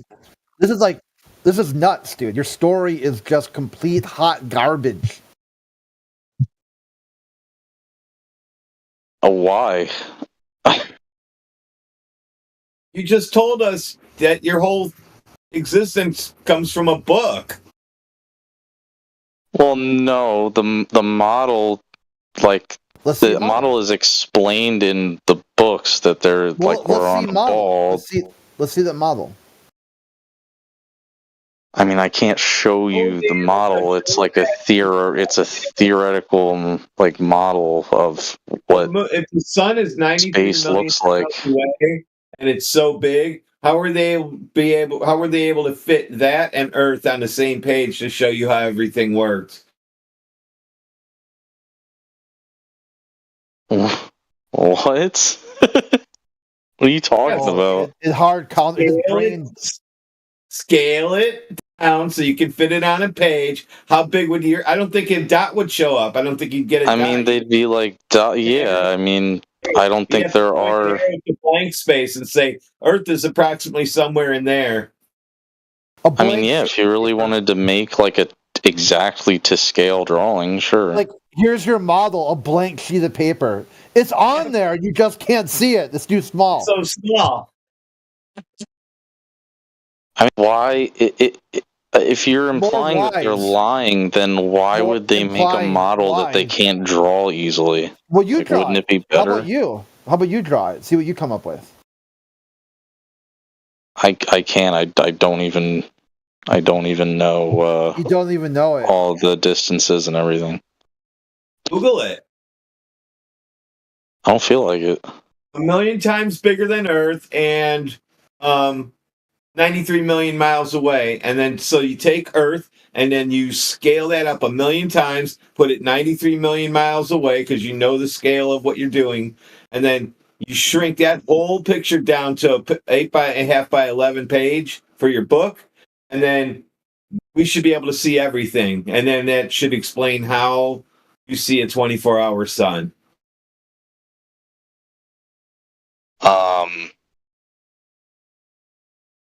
I guess, yeah. I don't know what your point is. I just told you how to do it. Yeah, but I don't have to do that. I already know how it works because the Earth has an axis that it tilts on. So, Well, I know from trying to actually draw it that you don't get a point on Earth that you can actually spin around and shit with the sun in the same view. It's just a little tiny speck on the screen that you can't tilt. You can't make shadows. You can't make moons with eclipses. You can't do any of those things at that scale. well, you could zoom in. Then you don't see the sun anymore. It's you know this is a dumb argument, right? Well, your questions are dumb. So if you want smart answers, maybe try to think of a smart question instead of just some dumb shit. Just straight up retarded dribble. Come up with something targeted to the point. You said, I see a 24-hour sun. I live on a ball. Because that's what the model said. We said, show the model. You said, I can't. There isn't one. NASA has it. NASA doesn't draw anything. Well, there is a model. A model. You know, a model doesn't mean so it's not to scale. So we can't use it. It is to scale. The math is to scale. Just because I can't print out a picture. Yeah, math. Yeah, that is why it's called a model. You can put it on paper. You don't have to have it drawn up in some massive way. Right. It's on paper, and the math works. That's a model. Robert. You've been smashed so many times. You keep coming back for more. Like you're either a comedian or you're mentally handicapped. No, I have been smashed by your mute button and your ban privileges. That's what smashes me. But none of your ideas smashes me. None. Zero. Yeah, dude, your own ideas smash you. You think somehow calling someone indoctrinated is a compliment. Not me. I didn't create the room. I was just introducing. I was just bringing you to the room. Yeah. You guys call me retarded. And you call people indoctrinated, and you think you're not being insulting. I'd rather be called indoctrinated than be called retarded. Well, you just be rather be insulting. So I'd rather the same thing, really. To be indoctrinated and to be retarded is like the same fucking thing, Robert. Okay, really? You throw shit. No problem. People not to throw shit back at you. They also call me F-wit. And you call people indoctrinated. They call me a-hole. Yeah, and because you are a fuckwit asshole. Stop being a fuckwit asshole, and you won't get called a fuckwit asshole. It's pretty simple. They call me a-hole. You're insulting, you're obnoxious, you're impatient, all because you criticize something that you do not understand. That's projection. And you never will. I come in here, calm and chill. You just say flat earthers are indoctrinated and expect no one's going to push back at your retarded bullshit. Brother, you see how you are? I invited you to a room that was created by somebody else. To talk about indoctrinated. Who called it indoctrinated? Oh, it's like, hey. But I said, so what are you talking about? You never pushed back when people called me retarded and clown and a-hole for the past month. Well, you never it. did. You never did. You never did push back against it. You owned it. But just this morning. You owned it. You owned it when you said this. Look at this. Look at this guy. Look at this guy. He's saying, I own it. You Over own those it. months, 4 months, a month ago. A month you ago, when said you were you calling own me, it. a month ago when you called me retarded, I owned it. You owned it because you said, "Hey, I own being called retarded." Yeah, come to this channel. You see how you are? Yeah, because you're not see listening. how you are, brother? Come to this You channel. have no respect for talk about flat Earth. You don't. You have no You're respect. the one. You have no respect, brother. Yeah, you got no respect. Hey, come here, talk to us about flat Earth. No insults. I go, dude, your thing's called indoctrinated flat earthers. You're a lying piece of shit. You've been called this repeatedly over and over again. And now you know it. You're like, hey, look at this. Come here, talk about flat Earth. We'll make fun of you, call you indoctrinated. It's all going to be for shits and giggles. And it's like, oh, it's just a conversation with all the insults. Huh. Really? It is? And you're the one who wants to say, oh, I'm not going to be insulting to anybody. Dude, you stay insulting. And then you get a little bit of pushback and then want to play the victim. Just go back to your echo chamber, dude. It took like 12 hours to get you to even read when your unbanned time was. It's like right there in the screenshot. Wednesday, the 12th of February, right there in the afternoon, clear as day, a 2-day ban, and just over and over and over again, repeating just like a bot. Oh, the rule is I'll never get unbanned. You're not able to unban me. I must be permanently banned. There's no way to resolve this. Come back tomorrow, the 12th of February, Wednesday, and same answer again. Oh, I guess you can't. I just checked. I'm not unbanned. Over and over again for 12 hours. Like 12 freaking hours trying to get you to just. Oh, boys, can we shut the fuck up and just debate, please? I want to listen to the Flat Earth debate. I don't care about you guys' personal drama. It's not personal drama, dude. It's showing that these guys have Flat Earth derangement syndrome. They don't even know what they're arguing against.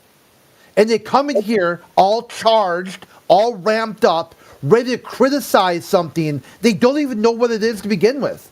Then they get frustrated, they get triggered, and then they start throwing shit, and they get pissed off when people throw shit back at them.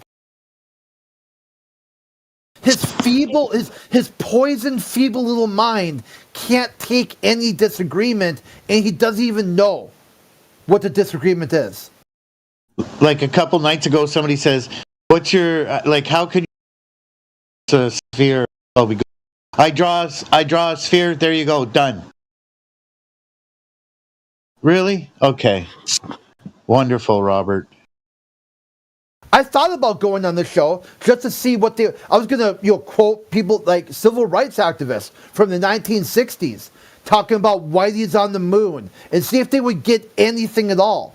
But after talking to Robert in DMs, he didn't understand that calling someone indoctrinated is an insult. He's still, right now, I'm sure if you took him off mute, Robert, is calling someone indoctrinated, is that insulting? Yes or no? He'd be I think you calling him a retard and him calling you indoctrinated is both bad. Just to be fucking serious. No, it's not about me. It's his worldview in question.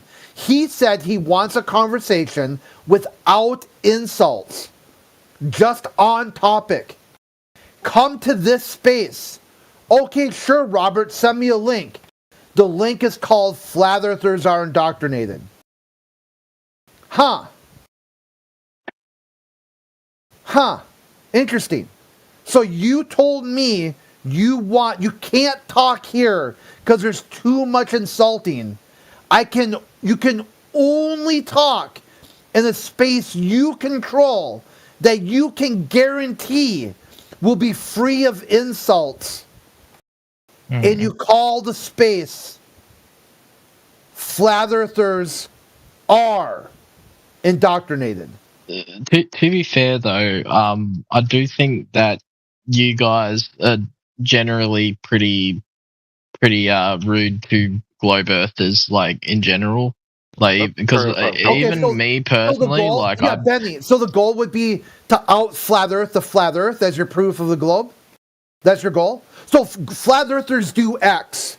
Your response is to do exactly the same thing you think flat earthers are doing, but then just slap a globe sticker on it and be like, "Oh, I'm just fighting fire with fire." How about leave flat earthers alone? You don't like flat earthers, and you think flat earthers don't like you. Go fuck off. Go be bad at anything else in life. You don't need to be here. You don't want to be here. You've got reasons inside your worldview not to be here. Go be bad. Go be bad somewhere else. You clearly, if you think that flat earthers do X, and X means be insulting, vulgar, or whatever, then you do it. Inside your worldview. It's a full confession. A full confession that you are vulgar and insulting. The point I'm trying to... You confessed. The point I'm trying to get... Yeah, your subjective statement is a full confession. And I take you at your word. The point I'm trying to get across, though, is, like, even me, like, I'd come in here usually just to listen. And I'd say I'm a glober, but I do like... I don't really debate or nothing, and I just try and, learn what you guys think about and that. But I don't think there's ever been a time where someone has, like, brought the topic up to me, and I just try and say how I view the world from my point of view without having some sort of backhanded or even just front-handed insults thrown at me when I haven't shown the same sort of attitude towards them prior. It's just sort of an automatic response for some of the people here. I might say something that might be wrong, and then the first response is, "Oh, this guy's a dumb glober," blah, blah, blah. I'm like, I don't even do nothing, bro. I'm just talking. Yeah, that's a great quote from Carl Sagan. It's better to remain quiet and let people think you're a fool than open your mouth and remove all doubt. Well, the problem is I'll just be chilling here, and I usually get called out even if I'm being quiet, and I'm not going to ignore them, and I'll tell people what exactly. Just but then open your mouth and remove all doubt. Yeah.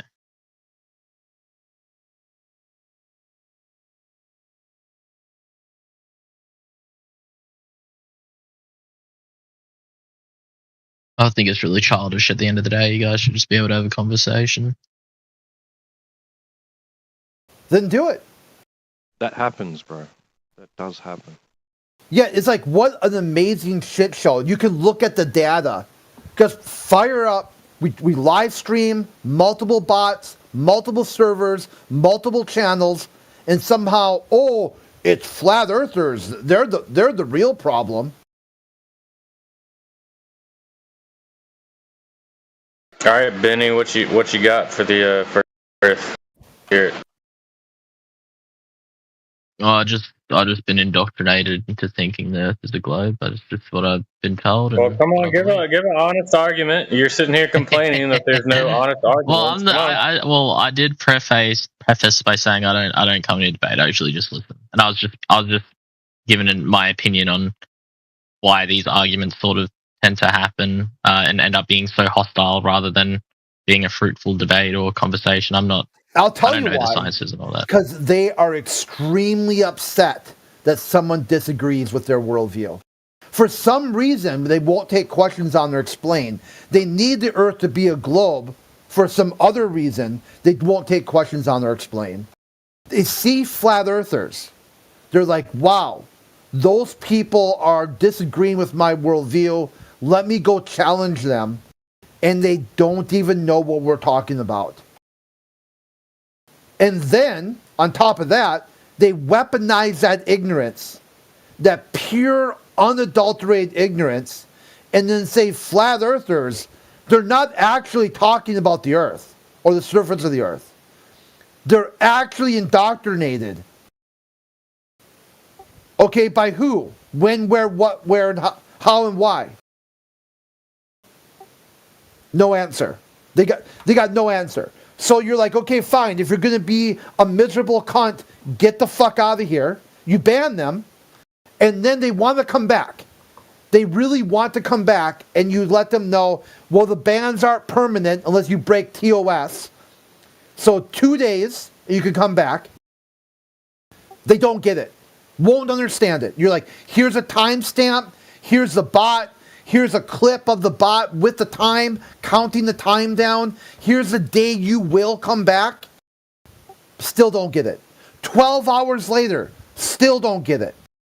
Like, how much time, love, and effort do you put into somebody who's not going to listen, not going to pay attention, completely ignore everything you say, add their own content, then freak out by it? At some point, you're just going to have fun at their expense. Because either they're playing dumb or they're actually dumb. We're not saints up in this motherfucker. No one here is St. Peter. No one here said they'll suffer a fool gladly.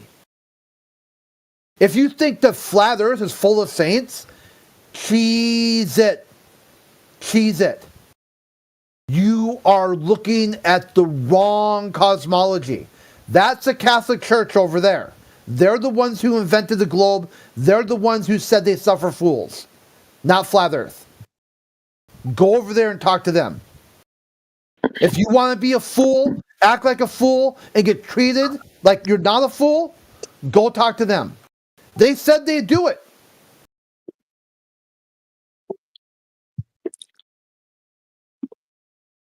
Yeah, the government school system, they'll take 13 years of your childhood away just to teach you about the globe and dinosaurs and a whole bunch of other theories that you can't prove, like evolution, right?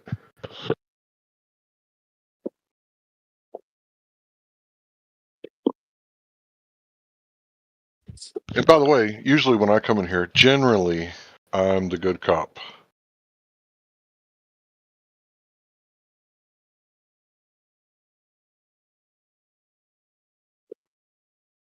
So, you saying that all flat earthers just piss and vinegar, I would disagree. A stereotype fallacy.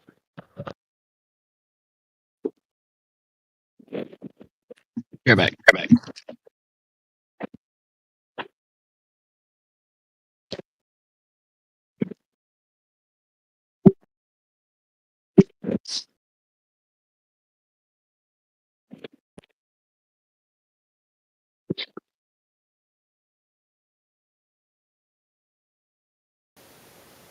I was thinking about this conversation this morning that you said about the atheism, suing the Apollo program. I think you got a good one too when you talk about the model of cosmology, the patriarchal model. Oh yeah, I got that from somebody else. I don't remember who said it first. I want to say it was you who said it first. The cosmology of the patriarchy. I might have actually, but it might have been like a throwaway comment I didn't really pay attention to, like when I was on some rant. Yeah. Yeah, I think I picked up on it because, you always hear about the patriarchy, and it's like, okay, the patriarchy, like as opposed to what? Like, are you girls going to get out there and clean the sewers? Like, how dare you? It's because, the first woman in space, Sally Ride, they gave her, like, right when she's getting ready to get on the shuttle, they give her a backpack full of 100 tampons. Oh my God. That they opened up and tied them all together. Why? Well, kind of to be like insulting, like, oh, here's your 100 tampons.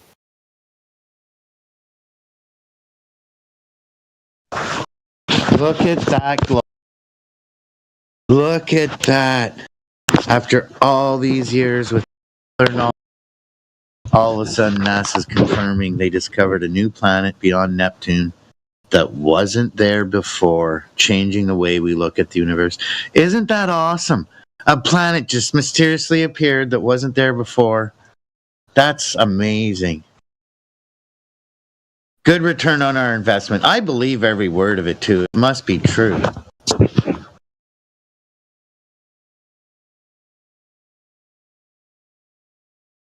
The news from this morning was that all those solar events last year, I don't know if you recall all the news about that, all the solar flares, X flare, Y flare, W flare, double V flare. They said they added 2 more rings to the Van Allen belts. And you're like, okay, so are they going to be able to fly through it now? Are they saying they're canceling the moon mission? There's 2 extra radiation belts that weren't there prior to 2024. Wild. And then the other guy in the one document, funny thing happened on the way to the moon. Well, I don't think we knew they were there, so we just went through them. Yeah, you just blink.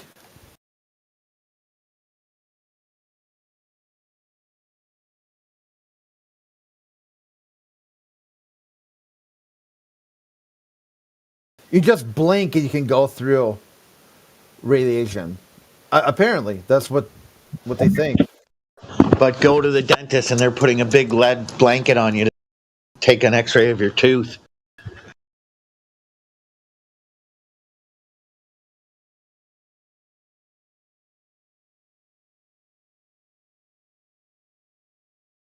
Yeah, meanwhile, the walls of their module were paper thin or something. Yeah, they could poke a hole through it. Yeah, be really careful. It's just like Mylar that you could just poke your finger through.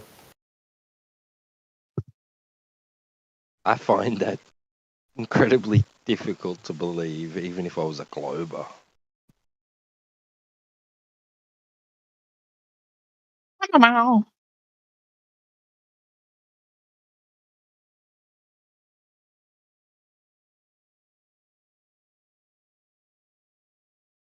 So the reason I always talk about gravity and the crisis in cosmology is because a lot of times these people identify as astronauts, and gravity is their god. They're create space balls.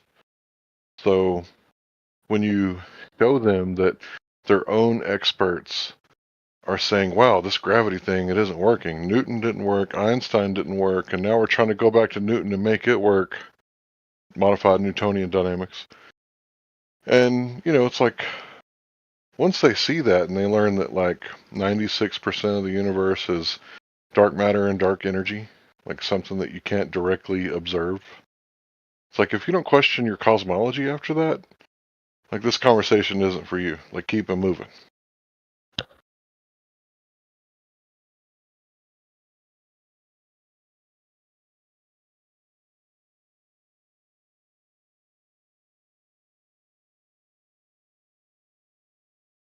They're like, space is expanding. Well, gravity's contracting, so it's going to slow down, right? Oh, actually, it's speeding up.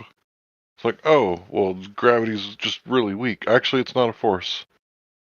It's like, but then you got the fundamentalists who come in here, and they're really good and indoctrinated from the schools. And they're like, gravity is a force, man. It's like, you're a fundamentalist. You're gravity god. Been proven wrong. Because you can't prove a creator god wrong, but they made so many claims about gravity that it's just not true. It's not matching reality, not matching the observation in their own model. So their model is conflicting with each other. It should be crunching, but it's actually expanding and it's speeding up. It's like, okay, well, what kind of energy is speeding up? Because, it's a violation of the first law of thermodynamics. Can't create matter or energy. Well, they're creating energy out of thin air. Yeah, because quantum mechanics is like really challenging all this idea, right? Because like they're seeing that there seems to be like, if they're going to look at it in terms of fields, like, okay, there's these positive and negatives, and depending on how, the particles are aligned, they'll either repel or attract each other, right? And then they've got these cosmologists saying, oh yeah, but if you've got one big clump of all these particles, there's just the one way, right? And that's towards it. There's never repulsion. You guys heard the new Big Bang Theory where they have repulsive gravity? Oh, really? There is repulsive gravity? Okay. Yeah, so it's everything they I'll need shut to my do. mouth then. I stand corrected. No, I'm just saying they're just making shit up all the time.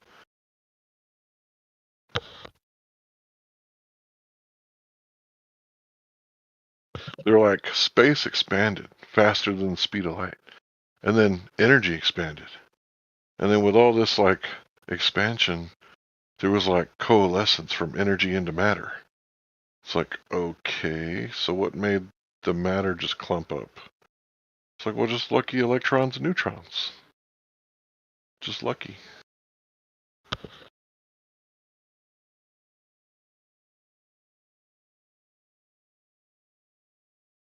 Oh, and protons and nucleuses. Can't forget those. Yeah, well, they can't just say that. Well, it's just because it's matter. Matter just has this magic property, right? Like it exists. It just is, right? And people are saying, no, I don't think it's working like that because that's not the way that we're understanding matter at the micro level. So, and if it's going to start at the micro level, it has to have some sort of relationship with the macro level, right? Like it's going to have effects. There's going to be cause and effect along the way, right? So we really got to try and explain why, right? Like that's their goal, right? And that's why they're proposing things like the graviton, right? A theoretical particle. They really want to be able to like fit this in somewhere, right?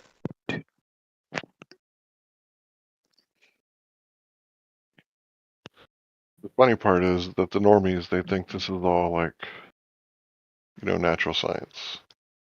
Like pseudoscience. Yeah, it's pseudoscience, but they think it is.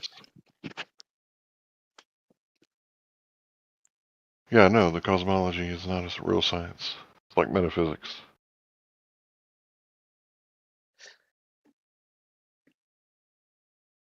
Metaphysics, not physics.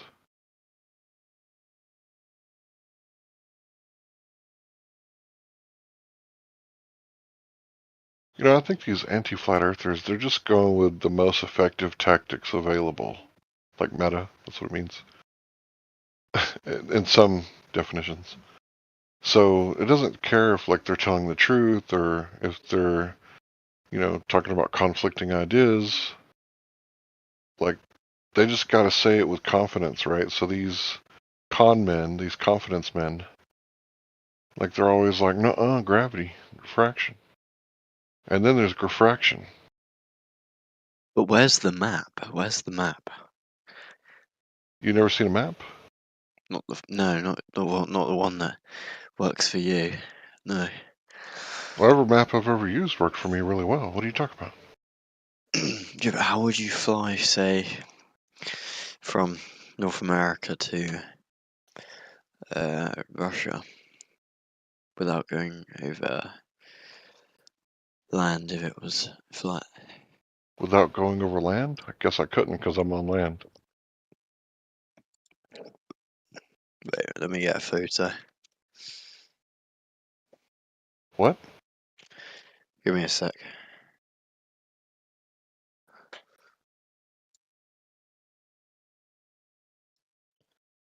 Am I gonna parachute off in the ocean or something? Are you the Alex that thinks you're a brain in the jar? Look, if you how do flight paths work? That's what I don't understand. Well, I mean, other than the towers giving the pilots directions on, where to go to stay in their lane so they don't hit somebody else, pretty much just a straight line, like back in the Wright brothers days. But that's not how it works, though, because there's always two paths of directly going somewhere in a sphere. Posted your flight paths map. I posted your flight paths map for you so that you weren't confused and putting some weird shit up there. I posted what the military used in World War II. Are you saying the shortest point between A and B is not a straight line? It's two lines? Not on a sphere. I'm not talking about the shortest. I'm talking about direct. Oh, you're talking about flying over a model. Nobody flies over a model. We're talking about flying over the Earth, right? Wait, one sec. You know the map is not the terrain and the model is not the real Earth, right? Like when you were in kindergarten and they said, look, Timmy, you live here. You don't actually live on the piece of paper wrapped around a ball. You know that, right? No, I didn't know that. Thanks for clarifying. You're welcome. It's just a model, right? Like you don't drive a model Porsche, right? It's just a model.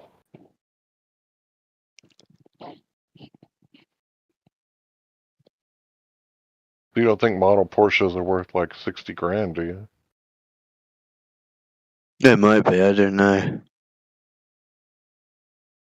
Well, you do understand nobody's driving it anywhere, right? How do you know? Well, every model car I've seen, they've all been pretty small. And they don't actually have working engines and transmissions and starters, alternators, water pumps, right? Just a model. I've seen some. Oh, yeah? Show me. Yeah. Alright. Show me a model that is exactly like the real thing that you can just drive it to work.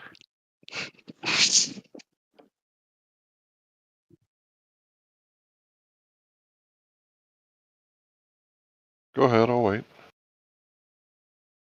You're not talking about a replica, are you? No. Do you think people drive models?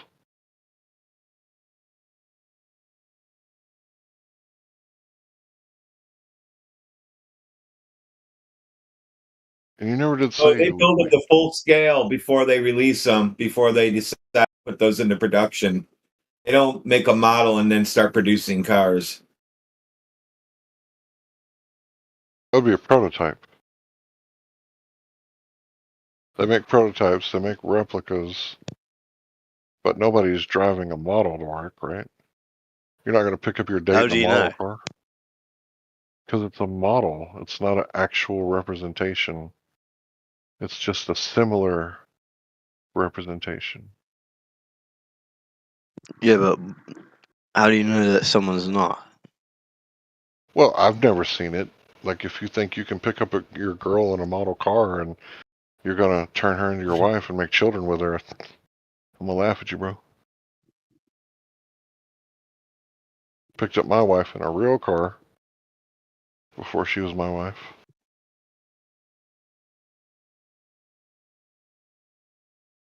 What does she believe about the shape? She thinks the government's full of shit and she's never experienced the Earth like a globe except for when she turns on the TV or opens a book and see cartoons.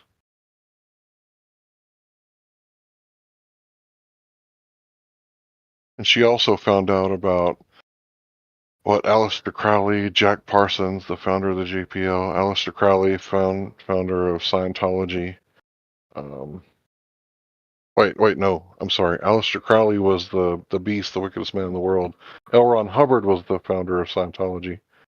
And how all these people were like hanging out together and buddy and competing occultists, and they're like the ones that started this whole NASA thing. Oh, and I forgot about the Nazi Werner von Braun. So if you believe in like Nazis and Satanists, I guess you could listen to the goat fucker and believe whatever they tell you, right? I mean, Aleister Crowley is the guy who came up with the little green alien, right? Or the little Did gray the alien. aliens build the pyramids? No, bro. What are you talking about? Stop interrupting. So Aleister Crowley is the one that gave you LAM, L-A-M, that what you guys think is the little gray aliens. So, like, Aleister Crowley didn't come up with gray aliens, dude. Look up a picture of LAM and tell me what you think. Aleister Crowley didn't draw that, dude. He didn't draw L-A-M, LAM. The aliens, Owls and Jesus picture. What? You're talking about the aliens, Owls and Jesus picture. What are you talking about, dude? I never said anything like that. Why are you putting words in my mouth? So you don't know about LAM when Aleister Crowley went to the pyramid and he drew his little friend? No, and I've never seen the picture either. If you don't mind posting it over in SideChat. Sure, I'll do that for you. You in the Carolinas or are you in Georgia? Tennessee. Oh, fair enough. All right.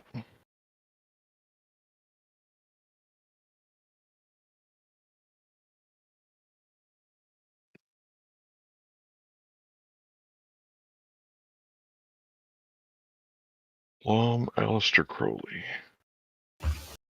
I did post a link. Oh, thank you. I appreciate that. Is that you in the photo? No, that's your little aliens. The guys that you think are coming quintillions of miles away just to probe your anus. It's what you learned on TV, right? I don't remember. I mean, you may have watched that when you were that younger, as an but alien, bro. I didn't. He wasn't saying that is it it a was an human? alien. Is it a human? No, that's It might be. It might be a deformed one. That was a representation of like. Oh God, how do I explain this? Megamind. Give me a second here. It's a representation of the beings that he thought put us here. Like not beings that he was in contact with. He thought these were the beings, what they would look like. Not. No, but people do it all the time. Like he didn't say, "Hey, this is what they look like." Like I'm not sure if you've read the books, but that's not what he said. He knows they look like. It's a thought, dude. So you're saying because that if you pay attention to his rituals, man, like pay attention to the one that he was doing on his east balcony that that rabbi did before him in the 1700s.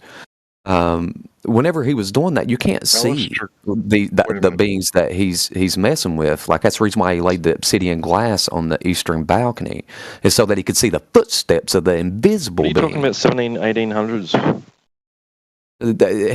He was completing a ritual that was done way before him, where that he could see the footsteps of these beings that arrived from the east. And the only way you could see them is on the obsidian glass. You can't see these beings, so he'd never be able to draw a picture of them, FYI. As if they were even real. I'm pretty sure Aleister Crowley's full of shit. But, yeah, I mean, You your don't think the information creatures that I'm showing here on my screen have anything to do with what Aleister Crowley drew? You don't think they're It has to inspired? do There's with people back absolutely no in... inspiration, right? No, dude, that inspiration comes from fucking pharaohs that would wrap their parents would wrap this shit around their head to elongate their fucking skull. That's humans that they're fucking alluding to, dude, not aliens. The fuck? So what I'm sharing on my screen doesn't have anything to do with aliens. It has to Again, that was done in the past. No, that was something that was done by humans. They would some parents and pharaohs specifically would elongate their child's skull. Wrapping wraps around it and allowing it to extend outwards instead of... Why are you talking about head binding? Because there's what they're trying to represent, dude. What part of this ain't you getting? Where are they represent head binding? With the fucking Coneheads picture that dude posted there, and Aleister Crowley with this little shit there, dude. Like that only happens with Crowley head drew binding. that. He wasn't talking about head binding humans. He was talking about an entity that he met at the pyramid. A non-human entity. What are you talking about, dude? Okay, see, you've got a misconception of why he drew that picture. Okay, well, you tell me why he drew Did you miss everything that I just told you? You missed every bit of it. You're talking about head binding. No, that was before. I said that before that, dude. Before it even got into head binding, you just wasn't paying attention. Okay. So you're saying that this image on the right here that Aleister Crowley drew, of Lam, you're saying that it's not an alien. Okay, so it's a human? Yes, it's not a fucking alien. So this spiritual entity that was channeled by Aleister Crowley is a human, and he's just got like a really bad case of encephalitis. Who do you think that he's channeling inside of a fucking pyramid, bro? Ancient pharaohs, bud, and ain't got shit to do with aliens at all. So does Aleister Crowley have anything to do with Jack Parsons? Of course he did. Oh, Fuck okay. him and Jack Parsons and L. Ron Hubbard did the Moonchild fucking Aleister Crowley didn't, but Jack Parsons and L. Ron Hubbard fucking or completed Aleister Crowley's fucking Moonchild ritual, dude. Okay, well, you guys can hang out, with people that believe like this, but to me, it sounds like They you take did. too many jabs in the boxing ring. You might have a case of Yeah, well, encephalitis. go do a little bit of research. It ain't my fault that you ain't done enough fucking Hermetic Library research, bro. Hermetic Library research. Where is this Clearly, you Hermetic Library? just pulled a couple things off of TikTok and like, this is interesting. Bro, I don't watch TikTok. Where is this Hermetic Okay. Library at? I'll be back. Hermeticlibrary.org, shit. Okay, so I'm just supposed to know that it's on the .org. I think this We're dude's supposed to know this stuff. We're supposed to know this stuff, dipshit. Oh, somebody posted Coneheads. I got it.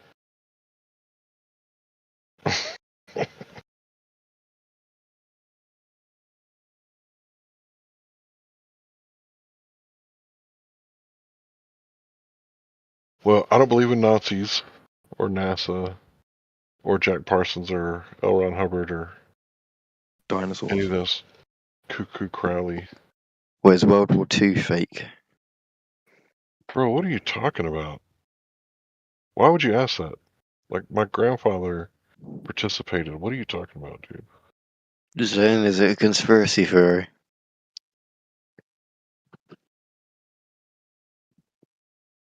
So do you think a massive war that took millions of lives didn't exist? I was asking you. Well, I'm asking you. I don't think so. No. You don't think it existed? Thin ice. Stupid. Yeah, there's something wrong with him anyway. You can hear him when he talks. Yeah, I think these people spent too much time in the boxing ring, took far too many jabs, and they got brain damage.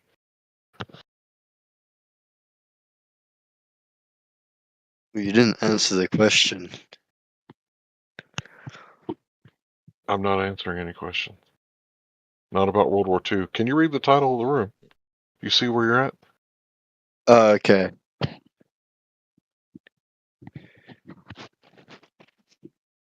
So is Russia in on it then? We could talk about the Loran system. Russia? I'm asking, is Russia in on it? In on what? They're all in on whatever you want them to be in on. The shape, obviously. Do you think U.S. and Russia don't get along? I don't know. Oh, well, watch the news. Probably not. Oh, get along just fine. When's the last time an American soldier fired a round at a Russian soldier or vice versa? But the economy over there isn't looking too good. What do you mean? What? Their economy is crashing. What does that have to do with Russians and Americans being at war with each other? I never said it were. It's all fucked up. Dude. What are you talking about? Russia, unfortunately, because somebody brought it up.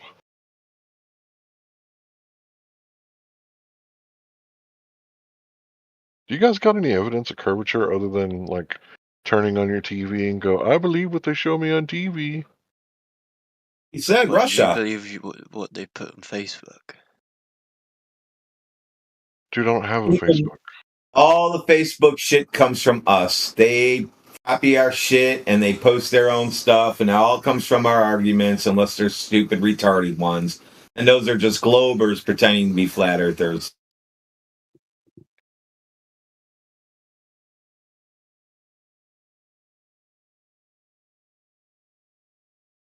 What if we launched one of you up into space? You won't. This is fake. Don't worry. Can we go to Narnia next?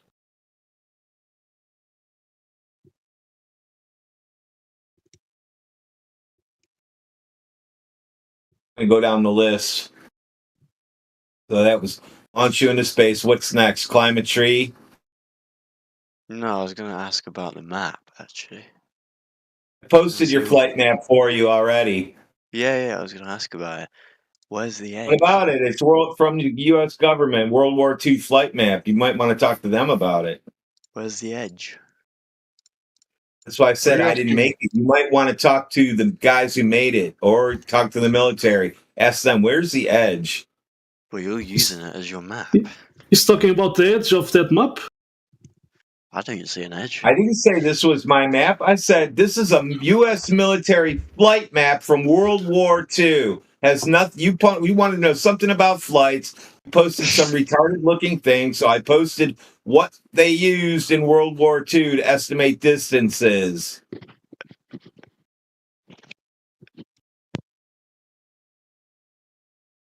Somebody, can one of the flat earthers in the room do me a favor and explain what I just posted over in side chat, please? And I'm just using 13 miles as a rough equivalent, yeah. See, and that's how some flat earthers said that, the moon's only 13 miles above us. I thought it was Nobody ever said that. Who said that? The thing is like, the funny thing is about this particular image or link that you're looking at. Hold on. The funny thing about that is that the more you extend the mileage, the worse. Well, like I said, nobody said that. Explain it to me then, please. Explain the claim that we didn't make. He was whole mute. He was talking. You can change that mileage to anything that you want. The distance of the moon. Not explaining your straw man. Yeah, so you talked through your whole mute last time. Nobody said the moon's 13 miles away. You made that up. Only use 13 as a reference. You can make it whatever mileage you want. 13's as low as it goes, and the higher it gets, the worse it is for you to explain this. Okay, so, and I'm giving you a shot here at 13 miles. I don't need to explain anything. Explain how you can see the light of the moon, okay? And I'm just going with 13 miles here away, right? But you say that whenever the sun moves away, further away, that you can't see the light because, it just doesn't reach that far, right? So the further the sun gets away, if it's able to see the clouds, if it's able to shine in the clouds above me, why doesn't it reach me if I'm that little red dot? Okay? Please explain that away. Because it turns off. Yeah, the sun turns off. That's the dumbest shit I've ever heard. Who said the sun turns off? Yeah, that wasn't us.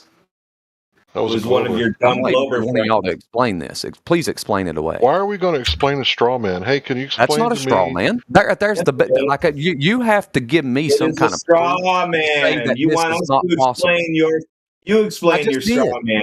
Take a look at the image that I posted. We don't do straw man. We don't play that here. What are you talking about? It's not a straw man. I'm gonna post my photo. I'm asking you to explain. Are you interested? Are you interested? I'm asking if you're interested in it. Are you interested? I'm going to post a photo. Are you interested? I mean, I'm interested in somebody explaining this to me. No, explain me. Explain. This is my photo. Pay attention. This is my photo, okay? Now explain why the sun is not lighting the bottom of that cloud. Yeah, please do.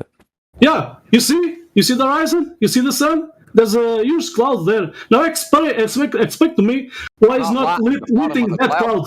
Why is not lighting that bottom of that cloud? Explain that. The sun's not underneath the clouds. That's pretty easy, bub. What are you talking about? Are you trying to disprove yourself here? No.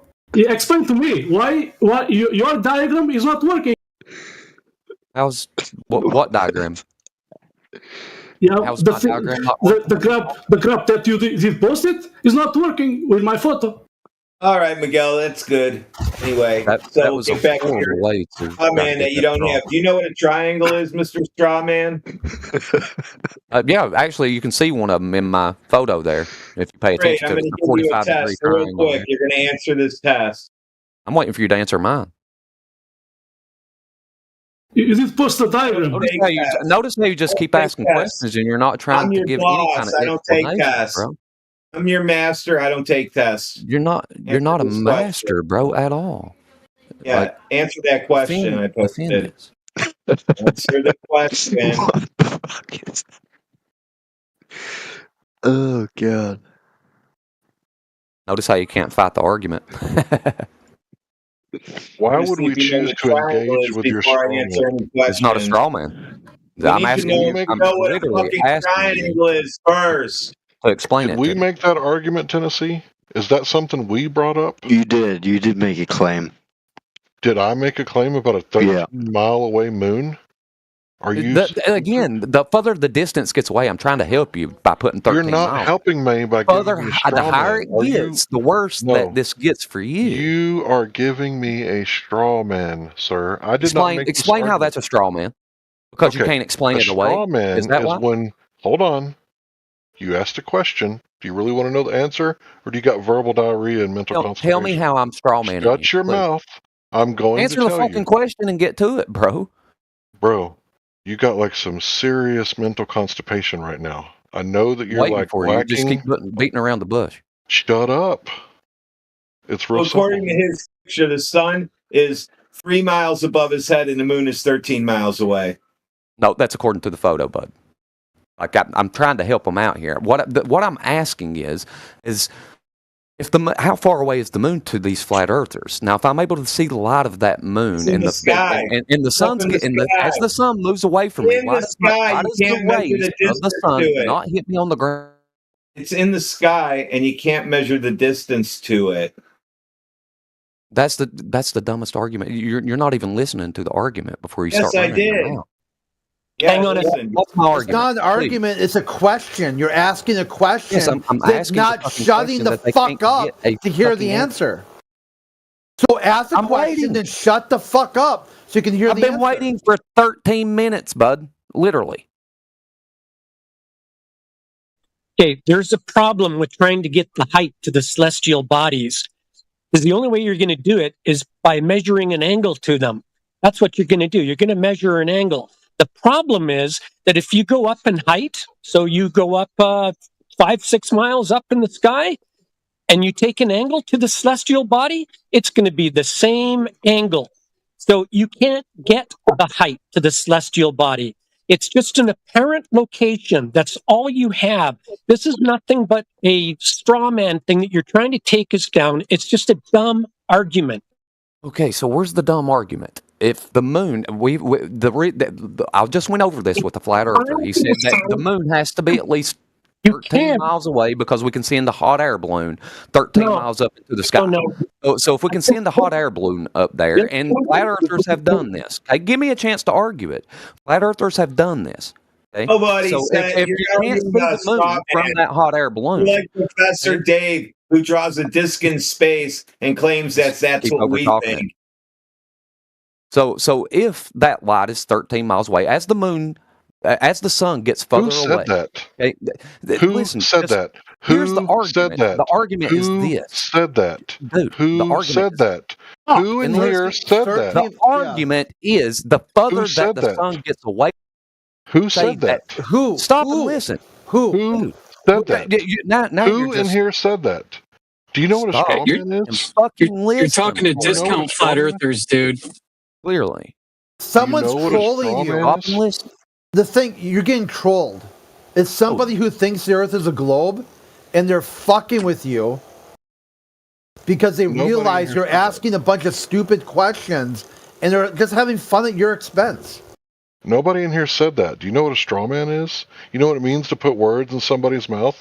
Like, hey, remember the time that a globe earther said that the toilet flushes because the Coriolis effect? You explain that. Explain how the toilet flushing. Explain it, bro. Come on, Tennessee. Come on, Tennessee. Where you at, bro? Yeah. Explain it. Explain why that one guy one time said the Earth's a globe because of the toilet flushing. Go ahead, bro. Did he run? No, he's still here. How come he's not explaining it? Oh, because it's not his fucking claim, because right? he red mic'd me, bud. Because you all if you can't argue and win your argument, you will mute people. You talk. That's not our argument. Beautiful. So, are you going to tell Not us worth why the talking Earth's a to. globe because of the Coriolis effect? And the toilet flushing? It's Are you something gonna tell about 13. The moon is 13 miles away. Nobody. Where the fuck did you get that Neither from? one of yous listen to the fucking argument. Not a one. Okay, make your argument. And the Why argument does it get isn't a dark? question. That is the argument. Why does it get dark on your flat Earth model? Explain. What the Wide fuck? attenuation. It's a question. No, that's not an argument. You have okay, to so that is give an argument. Give an argument, not a question. Okay, so you said you as have an the sun- argument. As the sun moves away, okay, why does it? You all say that its light stops reaching us because light clearly just can't move at a long distance through the atmosphere. Okay, so if that is the reason, No, why that's does not the what they sun said. disappear No one at said any that. point, but you're able to see rays of light straight above you in the clouds? That's Can you not what anyone explain that said. away? You cannot see in my photo. But anyway, I'm gonna post another. Before you go derailing, Miguel. Wait. I'm gonna post another photo. Oh wait. I know it. Yeah. So explain that to me. You see the sun there? Now explain why is it getting dark when I did took that picture. Okay. You know that photo? You see the sun? Aren't gonna do shit at all. It's getting dark. Now explain that. Okay, so You why see does the- that? Why does you see why the does sun? that all stay in You the s- sky the whole time? The sun is going away and it's getting dark. The sun is above the horizon. Exactly. It's going away over a curvature. Eventually, it will disappear. No, where's that? The sun is above the horizon. Okay, and it's getting go over it. it's getting dark. The place I took that picture, that photo. Explain that. Why is getting dark? Because it's getting further away and going over the curvature. What curvature? Are you dumb? You see the horizon? The sun is above the horizon. Oh my gosh. Because it ain't went over it yet, dude. Anyway, Miguel missed the point where he said the sun's getting further away. You're a flat earther, dude. Well, no.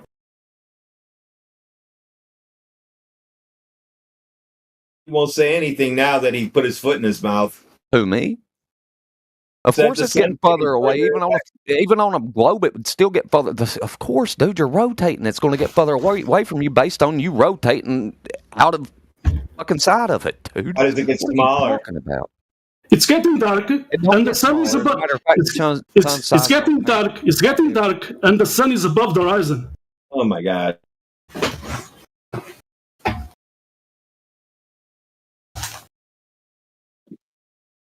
Why does it get smaller? Doesn't get smaller at all. Even with a solar filter, people did At 8 minutes check it. after the hour, it gets smaller. Don't get smaller at all. It's going away. What's happening in that image? That right there is actually a GIF, and it's a pretty shitty GIF at that. How about show me an actual video with the solar lens showing it getting smaller, please? Okay, let's see. Yeah, go find some of Chris Van Matre's work. He documented the solar disk. Yeah, why are we Changing talking about the sun size. anyway? When did the topic become the sun? Right. Yeah, they moved off from that one a while back. Yeah, so what? Why? Good So one. how about work this out for me? So the sun, therefore, what? Like, look, try to dissect your argument here. Dude, the DJ one actually shows it setting over a curvature. That's pretty funny. I did post a solar time lapse with a. Well, you think you could see the curvature from that height? You don't have. You can literally watch it go over a curve at an angle. It's pretty funny. Yeah,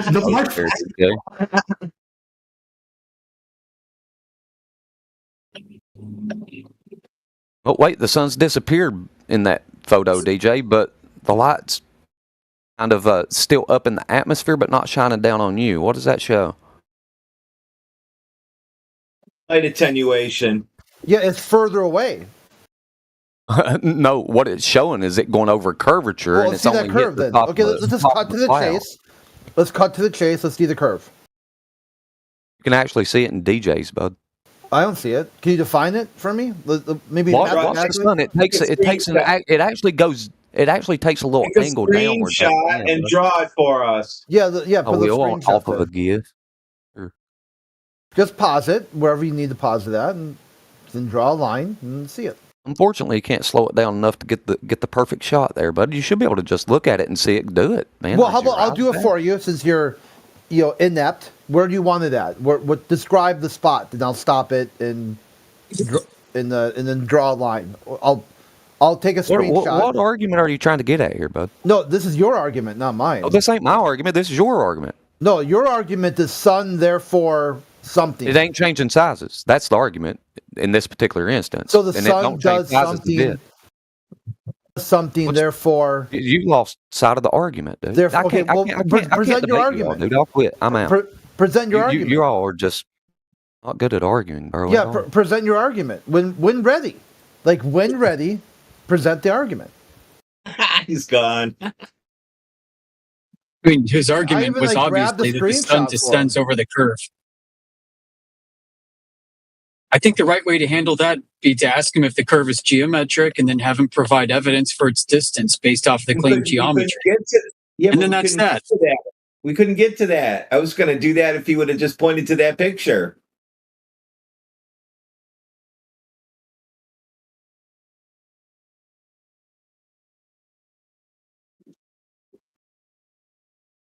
And the other way you could go is to describe how the sun has a flattening effect, which is well documented.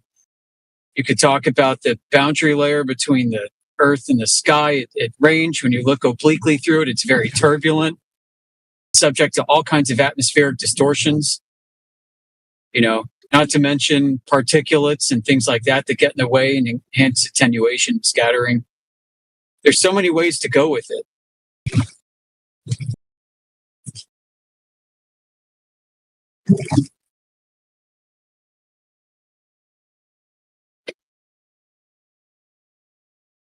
The other thing too is, I don't have it handy, but I've got a nice little paper and a graph and data showing the solar diameter changing with observer zenith. And it doesn't follow any prediction of the globe. Then you've got the Laplace extinction theorem, how the sun is 23,000 times brighter when it's directly overhead than it is when it's right above the horizon. That's not predictable on a globe either. That magnitude difference is enormous.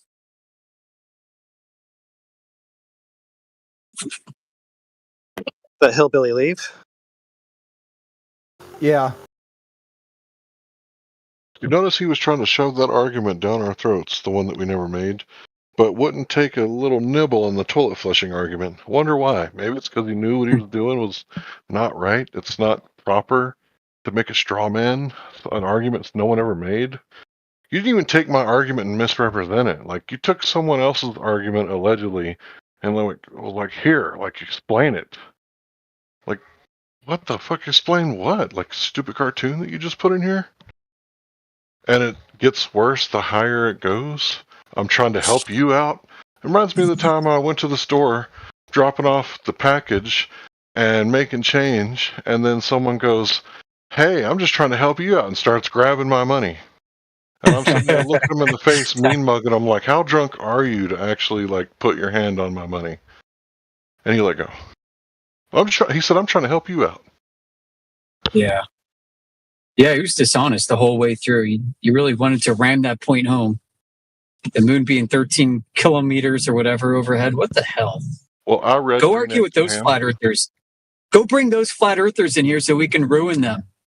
I read Green Eggs and Ham when I was a kid, so I pretty much understand consent when I was 3 or 4 years old. Well, my mother read it to me. I take it back. I didn't read it till I got a little older. But yeah, informed consent. You don't just shove something down someone's throat and get mad when they won't buy it.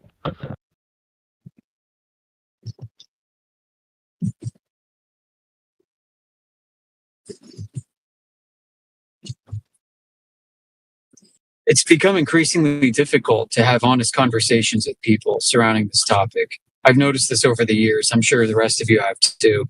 It's like we worked our way through the pool of honest truth-seeking people, and now we're left with these serial drive-by shooters that just come in here and want to commit mass murder.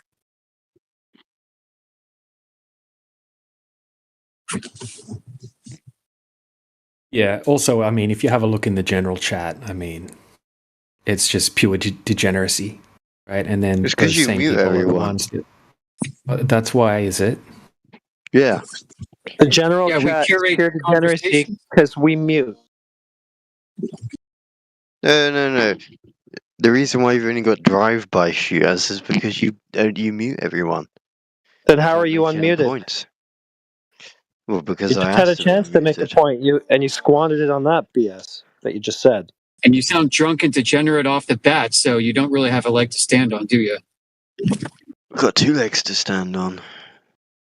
No, you're too wobbly from all the liquor. Yeah, you'll fall right over. I think that's you, bud. No, You sound like a mess. Yeah, you just came in interrupting, and you sound like a drunken mess. So it's probably not going to work I out did well not for you either, interrupt you. dude. Yeah, I was mid-sentence, and you just started talking. Nope. It's called interrupting. Okay, so maybe it's this lack of situational awareness you have that gets you muted. Maybe it's that, actually. Yeah, I'm going with that too. I'm going with you don't want to hear the opposing argument. Oh, that's why we're here, right? Because we don't want to hear opposing arguments. No, That's why we got like a. You're looking for quick wins.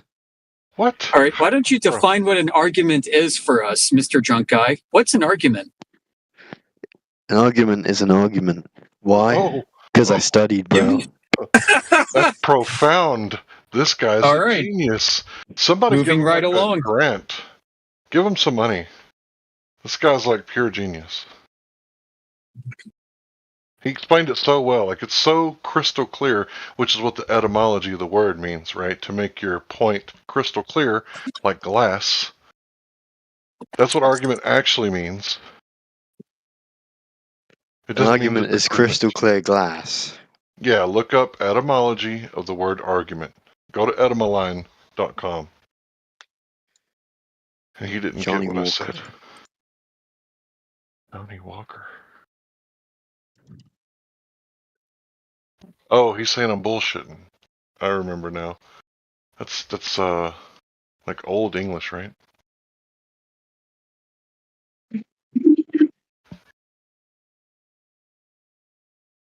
I don't see any crystal glass in the definition. Did you go to etymoline.com? It is an exchange of diverging or opposite opinions. No, that's a disagreement.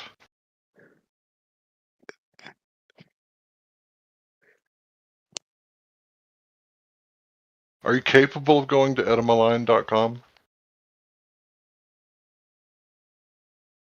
These guys, man. No, I didn't think you were. I'm on Google, Div. Oh, you went to Google, the place that I told you not to go, right? Right? I didn't tell you What's to go wrong there. with Google? It's an advertising company. And they put out a blacklist. So when the whistleblower put out the blacklist, did you go look at it? I did. And I looked at all the stuff that Google didn't want me to look at. What are you looking at? The censored stuff that they will allow you to look at. Because you're on Google. What isn't censored?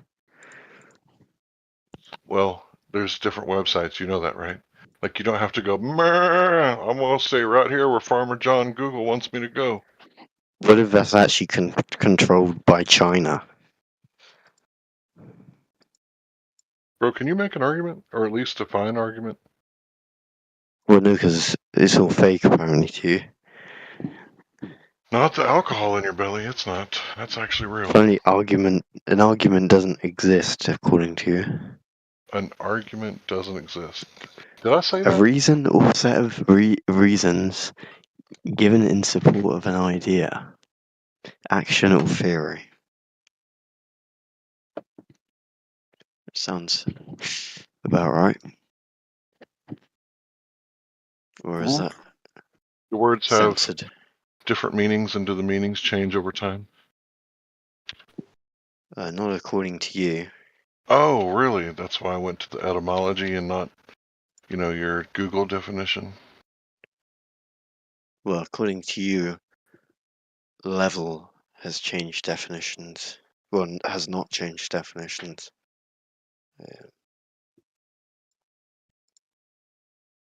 No, incorrect. It hasn't changed definitions. Well, you were quoting a book Early from the 14th century. 1900s. Statements and reasoning into support of a proposition or cause belief in a doubtful matter. Reasoning, opinion, accusation, charge, Latin, argument, local argument, evidence, ground support, or proof for argument, to make clear, to make known.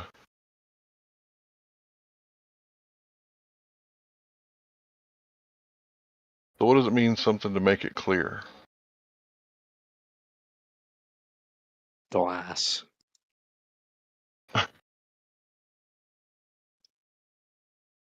Instance of the English pass through, subject of contention.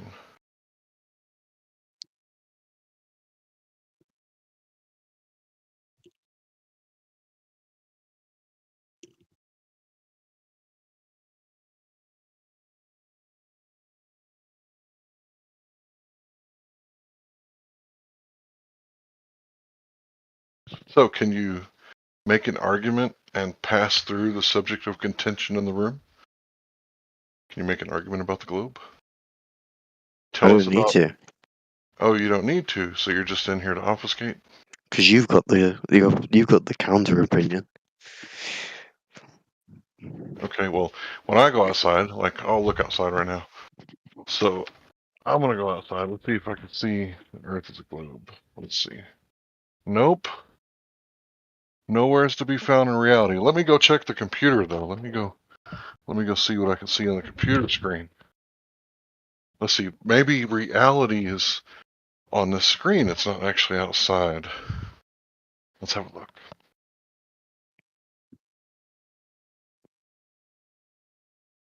Earth. Wow, there's all these cartoons. This must be reality right here, right? Right, guy? It doesn't sound like a lot of proof. Right, I know. It's cartoons on your television screen, or your monitor, or your magazine. It's just cartoons. You're right. It's not a lot of proof. In fact, there's no proof at all. Well, so we should assume the opposite. Wait. Assume? I didn't assume anything. I'll go back outside again. Like, I'm not assuming anything while I'm out here. This is like my first-hand primary knowledge. Ooh, it's cold. So what am I assuming while I'm out here? Yeah, why would we assume? You said I was assuming something? Can you tell me what I'm assuming while I'm out here? It's flat. I'm not assuming that. I mean, there's mountains over there, but I don't see any curvature or, perceive the Earth as a sphere or axial rotation. Any of that stuff. Do you think your house is moving right now? Yep. What makes you think that? Because someone told me. The government school told you? Yeah. Yeah, the government would never lie, right? Why would they? I mean, why would the government lie? Exactly. Right? Yeah. Builders go to a lot of effort to make sure that buildings don't move or move as little as possible. Well, mine's moving, so they didn't do a very good job.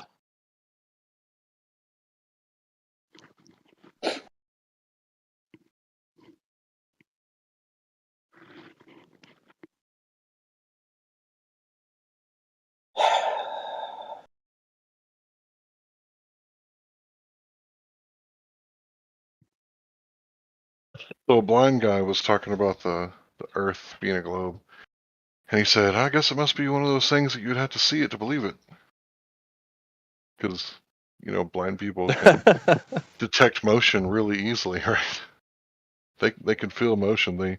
Their other senses are like way more neural pathway dense than, whatever vision neurons they had. They're probably all shrunken and, not too much. But yeah, their hearing and their vestibular apparatus, it's probably where's the edge, though? Where's the edge? The edge of the Earth. Oh, you ever been to the beach? You sound British. What, You that's never been the to the edge? beach? The beach, Yeah, so I where do. where the water is, that's the edge of the Earth. Like you keep walking and there's no more Earth. There's water, right? What? So that's just infinite. No, I didn't claim that. I didn't claim that. So you know where the sea meets the land, that place that we call sand? Like a sandy beach, that's the edge of the earth. So what happens if I keep going in that direction? You might drown if you're not properly equipped. I won't fall off then. Fall off? No, you'd fall off a spinning water ball. Like, pretend that I put you on a ball, right? And you're not like strapped down or anything with Velcro. You're just like sitting on top of the ball. And then I threw it at like converging and diverging trajectories. And it's like spinning at 1,000 miles an hour. You might fall off of that, right? No, I wouldn't. What? So wait, let me get this straight. In your mind, you think it's logical to think that you would fall off of a stationary plane, means it's not moving, but you wouldn't fall off of a ball flying through space at like 1,000,000 miles an hour? Nope. Oh, gravity. Oh, gravity. What's that? The thing that keeps me on it. Okay. So what is it? Just, you can't define something by saying the thing. What is gravity? It's gravity. It's gravity. So you mean weight? No, gravity. It's like, what's blue? Oh, it's blue. Yeah. It is. Yeah. It's circular reasoning 101. He's asking you to define gravity and you just say, well, it's gravity. It's ridiculous, dude. It is ridiculous to give such a stupid answer, you fool. What's a fool? You. Can't define the word that they're talking about. You just repeat the word. Yeah. And you think that's okay. I studied. No, you didn't. Otherwise, you'd be able to define the word. Do you know what a dictionary is? It defines words, doesn't it? It doesn't say gravity, and next to it says, well, gravity, because it's gravity. You fool. Just fucking disappointing, mate. Not really. Sounds like you might be related to that guy somewhere down the line. Me too. And that's kind of, keeps me humble. Define humble. It means that you have your ego in check and you don't think too highly of yourself, and you've put away your pride and accepted reality. What's reality? I called it. Oh, okay. So now he's a regular Socrates, right? You don't know what it is. Reality is the information that you perceive with your senses. Most of the time, it's pretty accurate.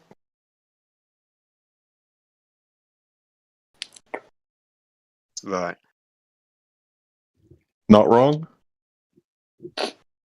Not wrong, correct? So when you go outside and you view the world as flat and stationary, that's reality. When you go back to your TV and you turn on your phone and you open a magazine, turn on your computer, does that always represent reality? Like, you don't believe in Bigfoot, do you? Oh, the government didn't tell you. Yeah, the government, well, you have seen Bigfoot on TV, surely, right? But the government school didn't tell you to believe in Bigfoot, so you don't believe in Bigfoot, right? But what, are you going to tell me that he does exist? No. I'm just asking you, are you consistent? If you believe the Earth's a globe because you saw it on TV, then you must believe in Bigfoot, because surely you've seen it on TV, right? No, I haven't seen Bigfoot on TV. Yes, you have. You're a liar. You should be kicked out of here for lying. I haven't. Yes, you have. Nope. How is it possible that this guy has been on Earth in a so-called first world country and he hasn't seen Bigfoot? I don't think that's possible. I haven't seen it. He sounds like he's at least 16 years old, judging by his voice and his mental capacity. So you've never seen Bigfoot on TV? Nope. Have you heard of Bigfoot? Nope. Okay, you're a liar. Just fuck off. Kick him. Yeet him. Yeet. See, you're cancelling the opposite opinion. You don't have an opinion. You're an abject retard. Fuck off.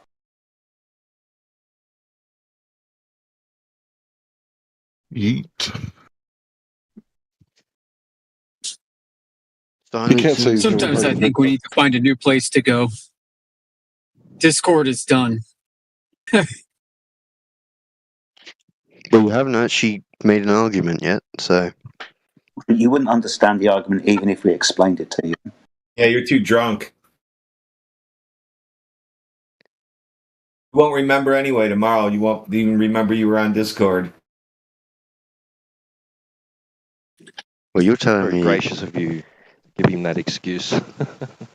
You're telling me that because something looks like something, it is something.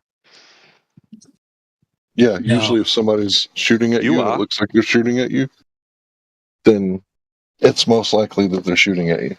You should probably take cover. You don't go, well, I wonder if the actual, opponent is looking at the refracted me and not the real me.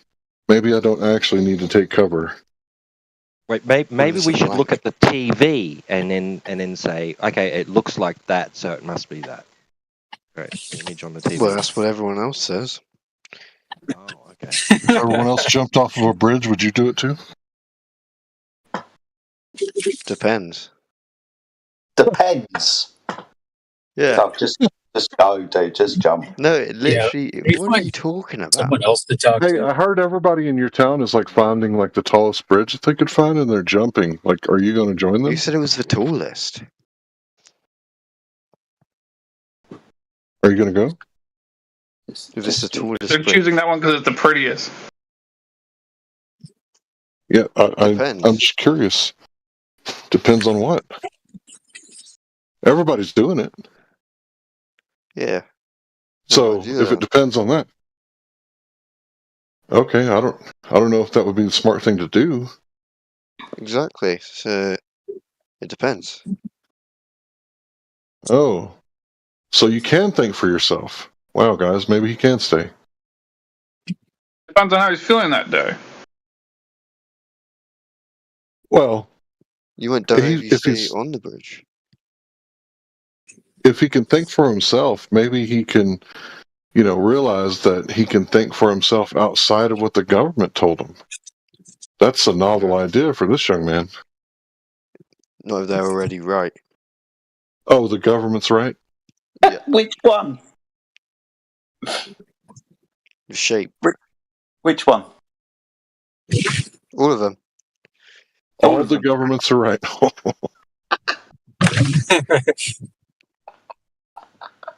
Man. Oh, we're fucked. This is our future. We're fucked. It's funny that he'd say that because as far as the vacuum of space fairy tale story goes, they might not be all be right, but at least they keep their story straight. Like the Russians, the Americans, Cold War.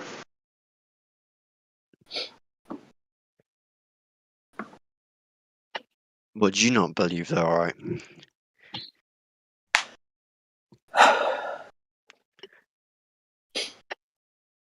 In which regard? Shape of the Earth or space? Which one? Shape of the Earth or space? What do you mean?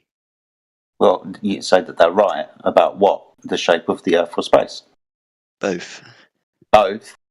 Well, the claim that the Earth is a ball has been measurably disproven because the Earth is measured flat, and the claim that there's a vacuum of space is a violation of natural law. How have you measured it? Over water. Yeah, tape measure. The whole thing. Water is a leveling tool. You know what horizontal is, right? It's a question there. Do you know what horizontal is? Straw man. No, do you know what horizontal is? Is not a straw man. It's straw man questions. You're a fucking idiot, man. What the hell? Oh, sorry. I was going to mute. You got to give him a break. He's used to having just someone, turn on a TV and put it in front of him and have that do the teaching for him. He wouldn't know if his TV was fucking level, mate. He's probably watching it upside down. He doesn't even know where he heard about Bigfoot from, and it was from television in the 70s, 80s, 90s, 2000, 2010s, 2020. How do you know the TV's real? You just... He's too drunk to be in here. Just walk out, man. Just leave.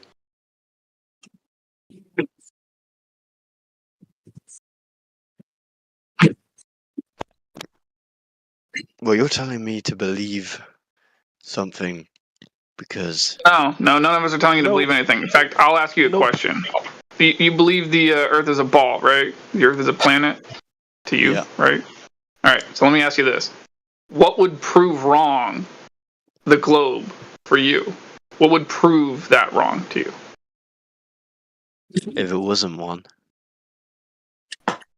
Okay, care to elaborate? What if it isn't one? What? Why? Pretty clear. Not really. That's quite fucking ambiguous, dude. Well, you've got a lot to argue then. He's asking you a simple question. You're just, I don't know, trying not to answer, but sound smart. It's a bit weird.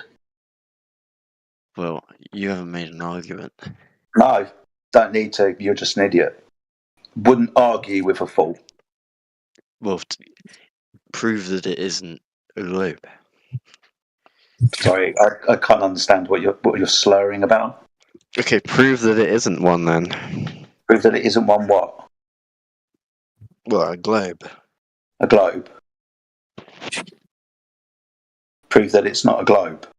I tried to do this earlier. So weird you asking us that. You didn't understand what horizontal was, so we ended the conversation because you don't understand what fucking base action was. Like I just asked you, Alex. Let's just analyze this for a second. I just asked you the question: what would prove wrong the globe for you? You didn't really answer the question, and then you said to us, "Prove wrong the globe." Yeah, that's what you told us to do. Right after I just asked you, what would prove wrong the globe for you, and you said nothing. Yeah, so prove it wrong. Yeah, so what would prove it wrong for you? What would prove it wrong for you? What would I have to show you for the globe to not be real for you? If it wasn't one. Thanks for being specific. We'll prove that it isn't one. How? What standards should we have for you? Measurements. Oh, there you go. Tape measures. Tape measures. Orion is all yours, dude. I don't know if I want them. Not a whole lot of measurements going on around here. Tried to explain this to you, but you kind of stumbled and stuttered at horizontal. I mean, what's the point? Yeah, because you don't know what horizontal means. Sorry, would you like a citation for what horizontal is? He won't be able to read it. He won't be able to read it. Well, what about he read it out to us? Be able to. Oh, that'll take us 20 minutes to get through.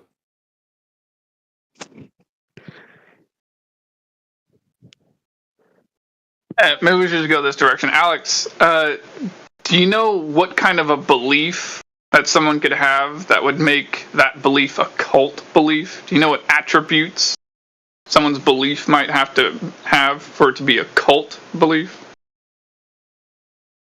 I can tell you if you don't know.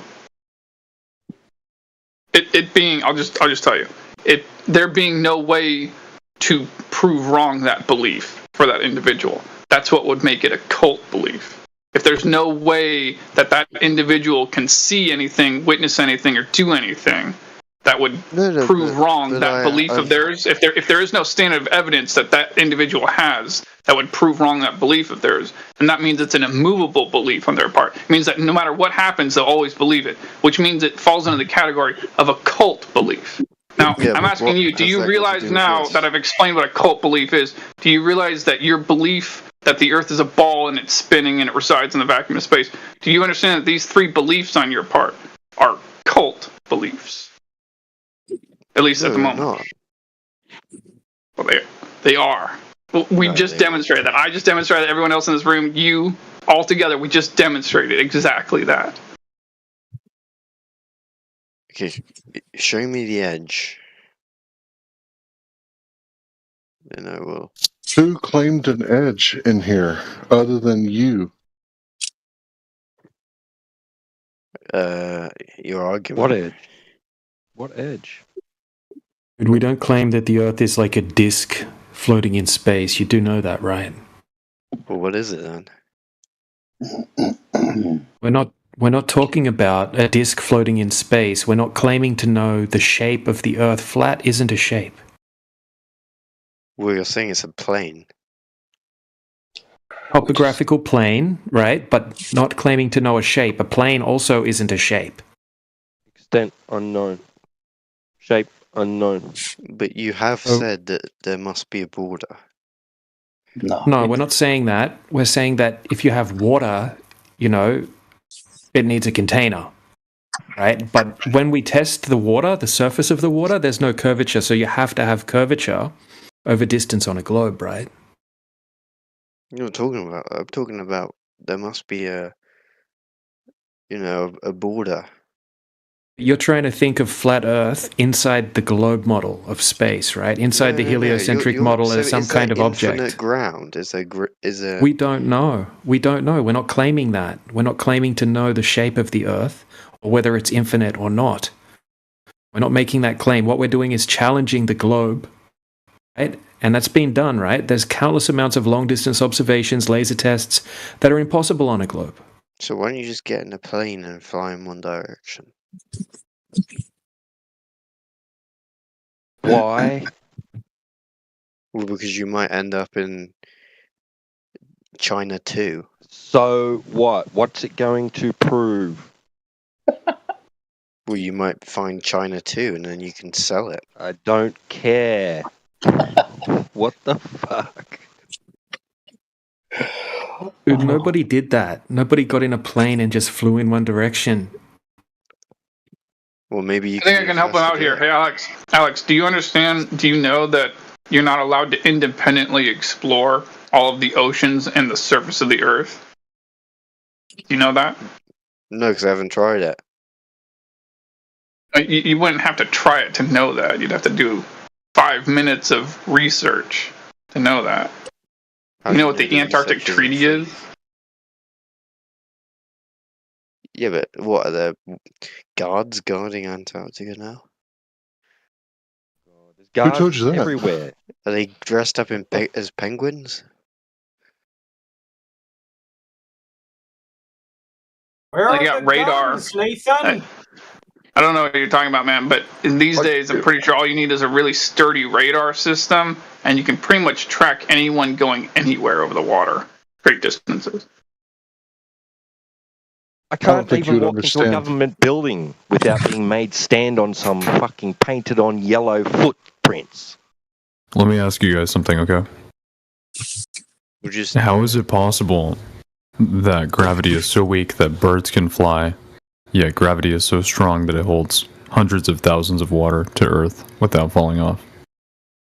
Birds use aerodynamics, right? Lift, right? Yeah, can you cite that? Can I cite the fact that birds use the principles of aerodynamics and lift? Do you really need that? Wait, it actually has nothing to do with aerodynamics. One of those guys that needs birds being cited. We're It just has to gonna do give with it has to do with density. Actually, it has nothing to do with aerodynamics of the bird. Just watch, in a second, he's going to tell us birds are cameras. Yeah, so I thought you said that's what you thought they were. Listen, if you guys can't handle an intellectual heavyweight of actual class and maturity, then that's totally fine. Jeez, which one to So be, he's Alex or declared average himself frat everywhere. guy? I never heard anybody call themselves an intellectual heavyweight before, dude. Maybe a heavyweight. That's Sure, I've called people intellectual midgets before. There we go. Trying to silence Alex- me again. Yeah. Look, what was your question before that guy jumped in and interrupted? Well, you were saying that there was infinite land. No. Nobody said that, man. We were saying that flat, right? When we're talking about flat, that means that no curvature can be detected, right? Do you have any evidence of Earth curvature? Oh, let me ask you a question, right? Let's start from scratch. Do you believe that the Earth is a globe, or do you know for a fact that the Earth is a globe? For a fact.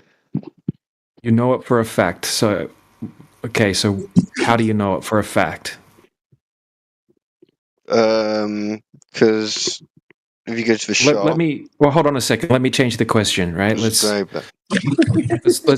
do this. Right. Have you ever seen the curvature of the Earth yourself through your own eyes? Yep. Okay. When and where did you see the curvature of the Earth? When I was in a plane. Okay. So even if the Earth was a globe, you wouldn't be able to see the curvature of the Earth from a plane. Well, I did. No, you didn't, dude. Right? Yeah. You. Okay, so planes have thick, round, triple-layered glass windows, right? And you can, when you're looking out of those, yeah, because if you have a look at images from the runway, right, you can see the runway curving, right, in certain planes, right? But I've flown a lot; it looks completely flat when I'm up there. But if you thought you saw it, maybe your eyes are tricking you because, right, if you're looking out the window, you're looking left to right, you can see the same distance in all directions, right? So if you have a presupposition that you think the Earth's a globe, you might mistake that as being some kind of curvature, but that's just the way you see, right? Think about this. If you're out at sea and you look around 360 degrees, you see the same distance all the way around you. So you're seeing in a circle. You go up high and do the same thing, you might think that you're seeing curvature. But that's not, right? So even your scientists, That's what you're saying, right? but... Let me finish this. So Neil deGrasse Tyson, globe Earth scientist, right? When he came out, he was talking about the Red Bull jump. That was 120,000 feet. He said that you wouldn't even be able to see the curvature from that height. That's like 4 times the height of a plane. Well, why should I believe him? Well, he's your astrophysicist, one of the most famous educators, right, from the globe side. It's funny how when, something goes against what he said, now all of a sudden the guy grows a pair and starts questioning what he's being told. That's intellectually honesty, right? That's how you define it. Well, you said I should use my eyes to check. Yeah, wait, I got a quick question about this, Alex. How many miles above the surface of the Earth do you think you were in this airplane? How many miles? At least a few, but I don't know. 2, 3, maybe 4. Let's say 4 maximum would be appropriate to say, right? 4 maximum.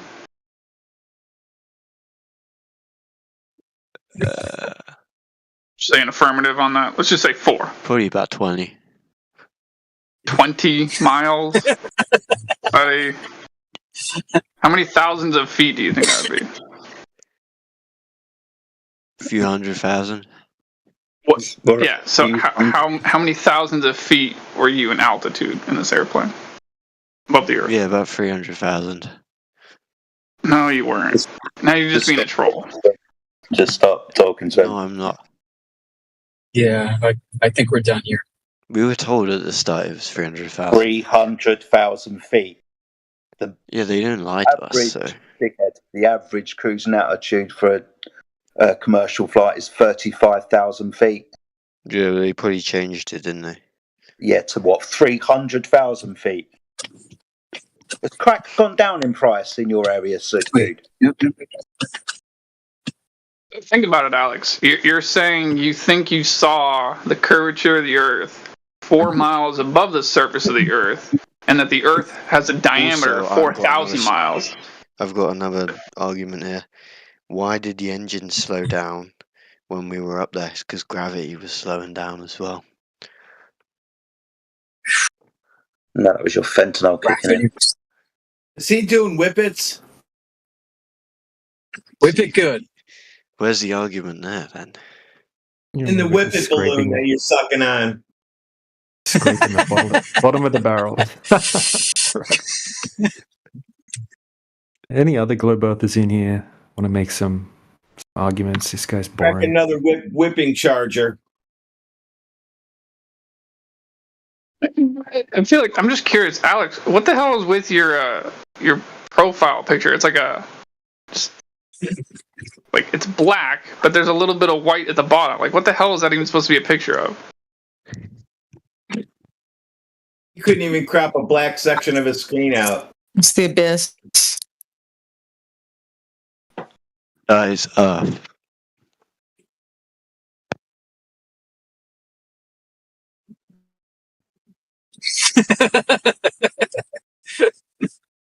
Nodding off there, eh?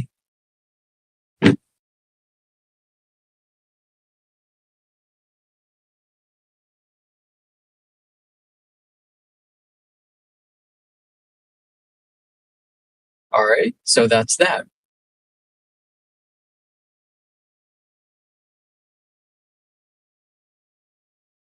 Said he's not going to remember this tomorrow.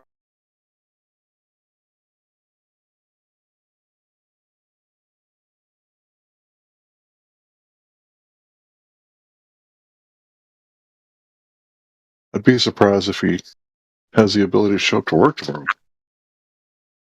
He ain't got a job. No, I could hear he's about 17. No, I work at NASA.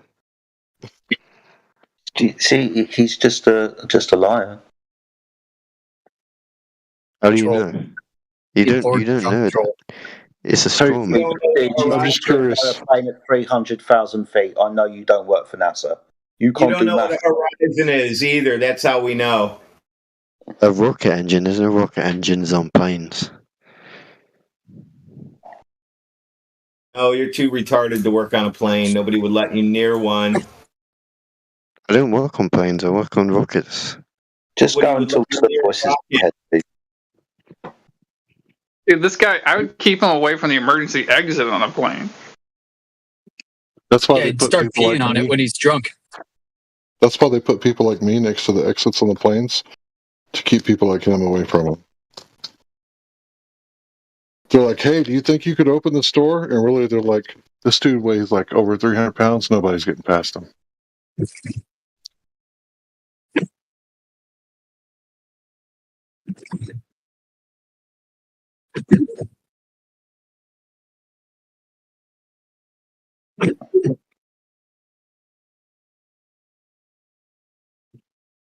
Intuition says to throw the instructions in the trash. What do you guys think?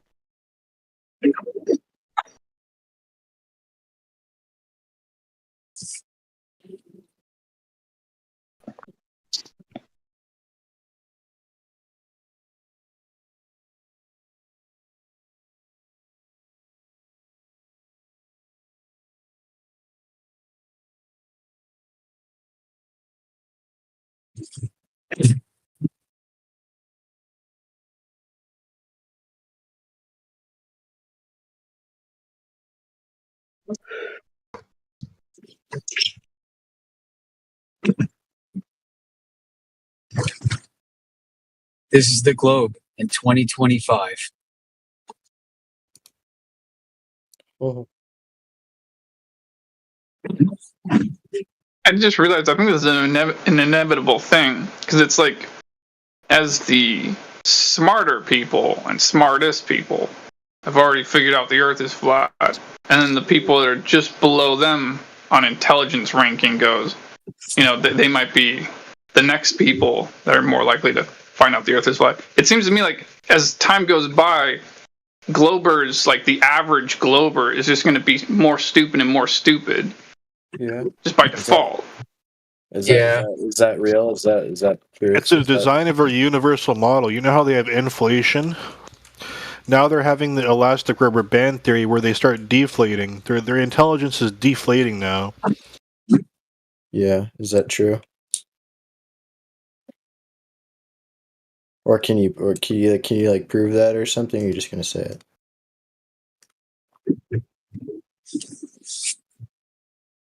Okay then. Hey, what'd you say? You're kind of low, buddy. I said, is that true, or do you have something to prove it? Yeah, the conversation we had with the last guy right before you showed up. I guess you probably didn't hear it, but that was a perfect example of what I'm exactly talking about. So the one guy on Discord proves that all flat. Get out of his car and jump on the road. Is that what you're saying? The one flat earther on or the one globe earther on Discord proves that all globe earthers are getting stupid? That was an example. It's been several years. I've been doing this for like 4 years. So the people you meet on Discord are the reason that all globe earthers are getting stupid. Right? No. Actually, I've handed out thousands of cards that I had made at a media company near where I live. I've handed out thousands of cards in downtown Portland over the years in various places, and some of the people I come in contact with are smart, but I'll be honest, a majority of them aren't so bright. So, no, not just in Discord, in real, regular person-to-person, real life, yeah. Globers are stupid. I know that firsthand. Globers are stupid. All right, let's not rest on that though. To the guy who's disagreeing, just have a conversation about the Earth. We don't need to disparage all the little globies. If we didn't have the globies, we wouldn't have such a fun show. So thank you, globies. This is true. We appreciate you guys thinking you're spinning and all that. I appreciate you too. Do you think you're spinning? Huh? Am I spinning? Yeah. I'm not spinning. No. All right, so you're a flat earther. No, no, I'm not. Don't say that. Oh. So you do think you're spinning? No, I'm not spinning. I have a swivel chair, but I'm not spinning now. Why? But do you not think that the ground that you live on is spinning? No. Is the ground? So you're a stationary globe out there? No, I'm not. The Earth is spinning. Yeah. All right, so yeah, that would be the ground that you live on. Oh no, you're conflating two things. You don't understand what you're saying. What the ground So you don't live on the Earth. Is that what you're saying? No, I live on the Earth, right? Which you think is spinning? Yeah. You know. Right, so you do think you're spinning? No. No. So you're not spinning. The ground isn't spinning. I'm not spinning now. The ground's not spinning. That you're on, and the ground isn't spinning. Wait, maybe I can help here. Dr. Pra, would you say you don't feel like you're spinning, but you believe that you are? Is that accurate? There you go. I don't feel that I'm spinning. He said he doesn't think he's spinning. He said he doesn't think he's spinning. Well, I'm not spinning. No, but you got to get rid of the word think and replace it with two other words. He doesn't feel that he's spinning, but he believes that he is. No, he's just trying to play word games. He personally isn't spinning. Do you know the definition of spin? Do you know what that is? Do you know what a spin is? Rotation. Yeah. What is spinning? I mean, rotation around an axis. Yeah, like you think the Earth is rotating, right? It's not necessarily just rotation around an axis. What does this teach the globe Earth to the Globers Day? That's every day, Larry. You don't know what a spin is. You're silly. All right, so you think the Earth is rotating? Yeah. Let's put it that way. Okay. Yeah. Do you have any evidence for that? Do I have what? Any evidence for that? Yeah. Okay, what would that be? You can look in the sky. You can look in the sky to see the ground moving. No, you can look in the sky to see the sky spinning, right? Or not spinning. Right, but moving, you said the ground. I guess. You said the Earth was spinning, though. Yeah, the Earth is. Yeah, it's rotating. Right. So, what's your evidence for that? You can look in the sky. No, that's the sky spinning. You just said. No, that's not what that is. If you get wait, let me illustrate this for you better. Okay, if you get in your car, right, you're backing out of your driveway and you see your house disappear, right, as you go down the street. Are you moving or is your house moving? Yeah, you're driving a car. Yeah, so you're moving. Your house isn't moving, but you're moving, right? You can observe the fact that you're moving away from your house, right? You can see the fact that you're observing the fact that you're moving away from your house because you're driving your car, right? You're driving your car, so you're moving, yes, correct. Yeah, okay, so just in the same way that you can see your house disappear and you can see your house go away, you know your house isn't moving. Your house isn't moving away from you. The Earth is moving. Oh, yeah, I do. The car is moving. Yeah, you know the car's moving. Exactly. The car is the Earth, the house is the sky. Exactly. Look at you. Boom, you're winning. Yeah. You're doing so good. So how do you know that the Earth is moving? What's up? So how did you know that the Earth is moving? You know the car's moving because you're driving it. You're in a car that's moving. How do you know the Earth is moving? You don't experience the Earth moving. Yeah, you do. Oh, do you? You just said the sky was moving. No, I didn't say the sky was moving. When did I ever say that? Yes, you did. Well, when I asked you for your evidence, the sky's not physically moving. You're making it out to say that I'm saying the sky is physically moving. I never said that. Well, but when I asked you for your evidence of Earth moving, you told us to look at the sky, which was moving. Yeah. This guy's not physically moving, but from our perspective, it looks like it's moving. Hence the car house analogy. So you understand. So again, like the house isn't moving, right? The house isn't physically moving. Yeah. But you can, exactly. So you see my point. You see what I'm saying. Looking at the sky moving isn't evidence that the ground is moving. You understand that's begging the question. It's also affirmative front. You've got a number of choices here, Sunshine. You can be in the house and watch your girlfriend drive away. She's moving, you're stationary, but you see the car moving. Same with the things in the sky. You've got 3 choices. The Earth is moving, now stationary. Right, but still, you're stationary, or everything is moving. Right, but it doesn't matter. It doesn't matter what choice you give. The house is still stationary, right?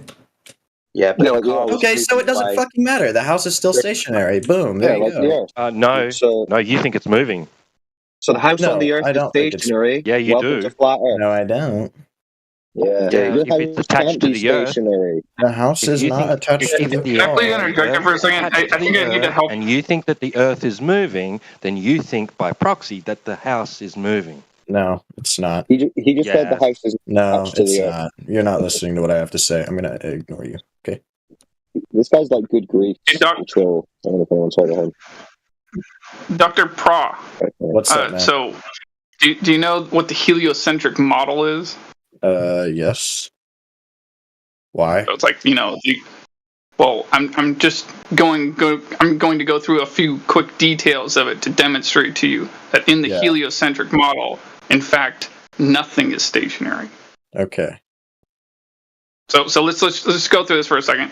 The sun is the center of the solar system, correct? Yeah. It's what you believe. Yeah. And the Earth is orbiting the sun along with the other planets in the solar system. Yeah. And the sun, is the sun orbiting something? Yeah, you believe the sun is orbiting a black hole in the center of the galaxy, correct? Yeah. All right. And that black hole in the center of the galaxy, it itself is even on a trajectory through time and space itself, correct? Potentially, in your model. Yeah. All right. So what I'm trying to say to you is that's in not your what model heliocentrism is, but continue. I'm just pointing out to you, buddy. There's nothing stationary. Like the word stationary shouldn't exist in a certain manner of speaking in your vocabulary or in a dictionary at all. In your heliocentric model, in your worldview, like the word stationary means nothing. Okay, so the word stationary, so stationary means that something is not moving and it's not intended to move, right? Not moving or not intended to be moved. That's the definition of stationary, right? Yeah, but I just want to get a quick concedence from you. I just want to get a quick affirmative from you that in your belief system, nothing is stationary. Can I get an affirmative on that? No. No, you're not getting an affirmative. Okay. No, hold on. If you care to explain how something can be in motion and not in motion at the same time, be my guest. Floor is all yours. So you're sitting in your chair, right? Sure. Are you moving? No, I'm stationary and so is the Earth. Okay, well the Earth's not stationary, but you are. You're sitting on the Earth, right? And you're not moving. You're stationary. No. That violates the law of non-contradiction. No, it doesn't. Yeah, it does. The Earth What's is your argument? You're on the Earth. No, it doesn't. How does it violate the law of non-contradiction? Because the Earth is in motion, you're on the Earth, therefore you are in motion. No. Remember one trip around the sun every year in motion? Yeah. You're in motion, Dick. Yeah, you're in motion. You're not in motion relative to everything else. Relative. The Earth itself is in motion. He doesn't understand now. This is going to be fun. Again, how does it violate the law of non-contradiction? Do you know what that is? But did you just bring up relativity? Huh? Yeah, but do you know what the law of non-contradiction? Bro, you're like waffling. Can you shut? Like what? Well, someone brought up the law of non-contradiction. Sorry for responding to somebody's point, dickhead. Someone's upset. Well, you still didn't answer my point, because we were asking for your evidence that the Earth is moving, and you never gave us any. Yeah, I did. I said that you can look in the sky. You can make basic that's not evidence of the Earth. Yeah, Cyclone and Jetta. He's mad at both of you. You can look in the sky. You're just begging the question and assuming that the ground is moving at that point. You're not actually proving that the ground is moving. You're just observing the sky moving. No, also the ground's not moving. So you see the sky moving, and then you what? What do you do after that? You can make basic observations. Say, hey, look, the Of sun sky is moving. the Okay, sun so we the observe sun the sky moving. rises in the east and sets in the west every single Yeah, day. okay, so we see the sun moving, then what? Guys, So we literally see the just sun. rambling. So we see the sun moving. We see the sun moving, and then what? You can see the sun Yeah. moving, and you can say, well, look, You the can sun say- and the stars and the constellations all in the sun and sky the move at the stars, exact same time. they're all right? moving. They all have They're all moving. they all have a set So if they're all time and moving- place, right? They well, not set time and place. Okay, but, so the you know, they luminaries move at the same time. and They then come what? out different seasons, different times of the year. Yeah, yeah. So the Waffling luminaries are moving. situations. Yeah, pooping. He's mumble pooping. I'm not So we mumbling, see the but- luminaries move. We see the luminaries move, and then what? I feel like I'm on the Tower of Babel, hearing like incoherent thoughts, just going. Yeah. Yeah, that's like, we're Let it go a little further. Let it go a little further. Again, so you see the luminaries moving, and then what? You can literally just make the observation that you're moving. Again, point back to the No, you just made the observation of the luminaries moving, and then what? You can literally just point back to my car thing, you know. Right, okay, so you go outside and you see the luminaries moving, and then you imagine yourself in a car, and then you tell yourself the Earth must be a ball. What Is if that the it? house has You're being incredibly That's disingenuous. genius, dude. That's genius. So have you got any actual evidence? At this rate, we'll get to the bottom of it in an hour. So by So his have you logic, got any actual all evidence? instances of something appearing to get further away from you means you are moving. No, not really, but Okay, Yes. so dudes, really? Well, how would really, you tell what's the next difference step? then, bro? How do you tell the difference? Are you moving? No. Okay. We observe the Bro. sun to move. How did you just ask me how you can tell the difference based on whether or not No, you're we're moving asking or you how someone you else is moving? the luminaries moving, and then what do you do to prove that the ground is moving? The ground's not moving. What? Okay, welcome to flat Earth then. The lava is it's not hot. flat The Earth. lava's hot. Yeah, the ground's not moving, so you're saying the Earth's not moving. The lava You is just said- hot. you just said Something the Earth's underneath not it moving. is. Okay, Dude. how do you okay, here. Does the ground ground's always not remain moving. stationary on flat Just Earth? to- just to Let me ask, reiterate, no, the now ground I'm gonna is not ask you moving, questions, right? okay? Does the ground always remain stationary on He flat didn't Earth? like that. He got caught out saying the ground isn't moving. Does the ground always remain stationary? Does the ground You're always not going to be not move on the asking flat us Earth model? questions, bro. Oh, Well, I if am you're an asking you Earth, questions though. if That's you're how an the Earth, conversation you works. I'm hearing yellow limbs like break down, like just trying to argue. Well, In all fairness- again, let me ask you: does the ground always remain stationary on a flat Earth? Clicking the mouse. No, hold on. We can play this. He's playing a video play this game, whole barely game paying just for a attention. second. Oh, How do you know I was playing a video game? That's awesome. Since he, I can hear you since he clicking. can't pay Oh, really? attention, Cool. you can't really talk to him. I'm asking you questions. Everyone's I literally just asked you a question. Does the ground always remain stationary on a flat Earth model? Are you conceding that you have no evidence that the ground is moving then? No, I just gave you evidence, but I'm asking you Okay, a question. well now. then, no, you didn't give us the evidence. What Yeah, I evidence did. did you give us? You You just said the luminaries are moving. You said the sun, moon, and stars are moving. Yeah. Yeah, that's not the Earth. Are you confused? You can again, car thing, but you're going to be disingenuous and say that doesn't prove anything. So you don't have. Yeah. Again, okay. Again, does the ground always remain stationary on a flat Earth? Apart from earthquakes. Well, on Earth. Yeah. How do you explain earthquakes? What is an earthquake? Don't need to. Why do we need to explain an earthquake to a child like you? Well, because an earthquake doesn't work on your little model. What is an earthquake? Cultural BS a cultural group will This is tolerate. obvious that you're just doing a deflection. This is obvious you're just doing a deflection. It's not a because we've called deflection. you out for Explain having what an no earthquake evidence. is. Yeah. What is an earthquake? You've got no evidence for your What is motion, an which is why earthquake? you're deflecting. No, you just agreed You that can Google it, bro. What is an earthquake? Tell us. What is an earthquake? What is an earthquake? We were in here denying earthquakes. Yeah, explain. I feel How like does if I it badgered this much, I would get muted. Is there a reason why the silly kid is like just? Well, again, you're just ignoring my questions. How does an earthquake happen? What is that? What is an earthquake? We don't know. Hold on. We can clear this up really quickly. Dr. Pra, we don't know. What's next? You don't know what an earthquake is? Yeah. We don't know. No, what's next? What's next? I do. I know. It's when the ground shakes.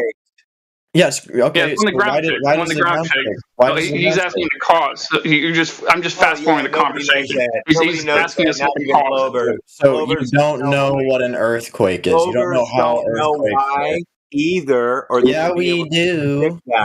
Yeah, we do, and we do predict Stop future deflecting, times. Colin. Stop deflecting, you The point clown. still stands. Like, okay, what's You don't next? know what an earthquake is. Okay, you don't know. No. You know Okay, exactly what an earthquake is. You know exactly what an earthquake is. He's trying to run the conversation. I'm not Just running a mute him. conversation. Just mute him. He's boring. You don't know what an earthquake is. You can't explain what it is because it doesn't work on your let's take advantage of this opportunity. Let's take advantage of this opportunity to let the Glober. Yeah. No. I'm talking about what you're saying right now. Listen carefully. Let's take advantage of this opportunity to let you make another logical fallacy and say that because flat earthers don't know what causes an earthquake, the Earth must not be flat. No, that's a logical fallacy. saying. That's not what I'm saying. I'm saying these observations, these things that happen on and that we can prove happen on a globe Earth happen all the time. We know the reason for them, but you can't. If that's not what you're saying, why are you bringing it up? No. You're gonna let me talk. You can't. Fuck off. Jesus Christ, dude. The spiral is real. So earthquakes. If that's not what you're saying, then why did you bring it up? All right, sorry, So earthquakes Psycho. will tell you. Your microphone's really quiet, dude. Oh, okay. No worries. That's all right. Just get closer to it, dude. People are over talking you because they probably can't hear you. You got a point though. You said the ground doesn't move, but then Shut up, earthquakes make the ground move. Just shut up. So it does. Yeah. That's fine. That's fine. So what you're saying is the ground doesn't move unless there's an earthquake. We agree. I think it's always moving. Oh, do you? Do you have any evidence Like for a that? treadmill. Do you have any evidence? Like a treadmill. Amazing. That's a fucking jump. So if you stand still, you're just getting like moved around like a treadmill. No, because you are also the treadmill. If you get what I mean. You are the treadmill. So your skin is like revolving around you or something? No. All right. So what's your evidence that the ground is moving? Because this guy couldn't give us any. I don't need to prove it. Oh, do you not? So it's just a belief. Nope. It's proof. Okay. So what's the proof? Basically, I was told by someone. That's not proof. But thought it was moving. Yeah, that's not proof. So it's just a belief based on what someone told you. No, because I thought he was truthful. Right, yeah, it's just a belief. Well, not if what he was saying was true. You don't know it's true, though. You just believe what he said. But he said he wasn't lying. Oh, right. So you believe that. Well, yeah, That checks out. Liars never say, I'm not lying. Well, yeah, you accepting someone's claim is not proof, obviously. Well, I don't need to prove it's moving. Well, you're claiming it, aren't you? Yeah. Well, then you do. You understand? At least It's I'm my here. claim. You got evidence? I can assume it's moving. Well, you can believe it, but you can't claim that it's true because you don't have any evidence. Oh, I can. Okay, what's the evidence?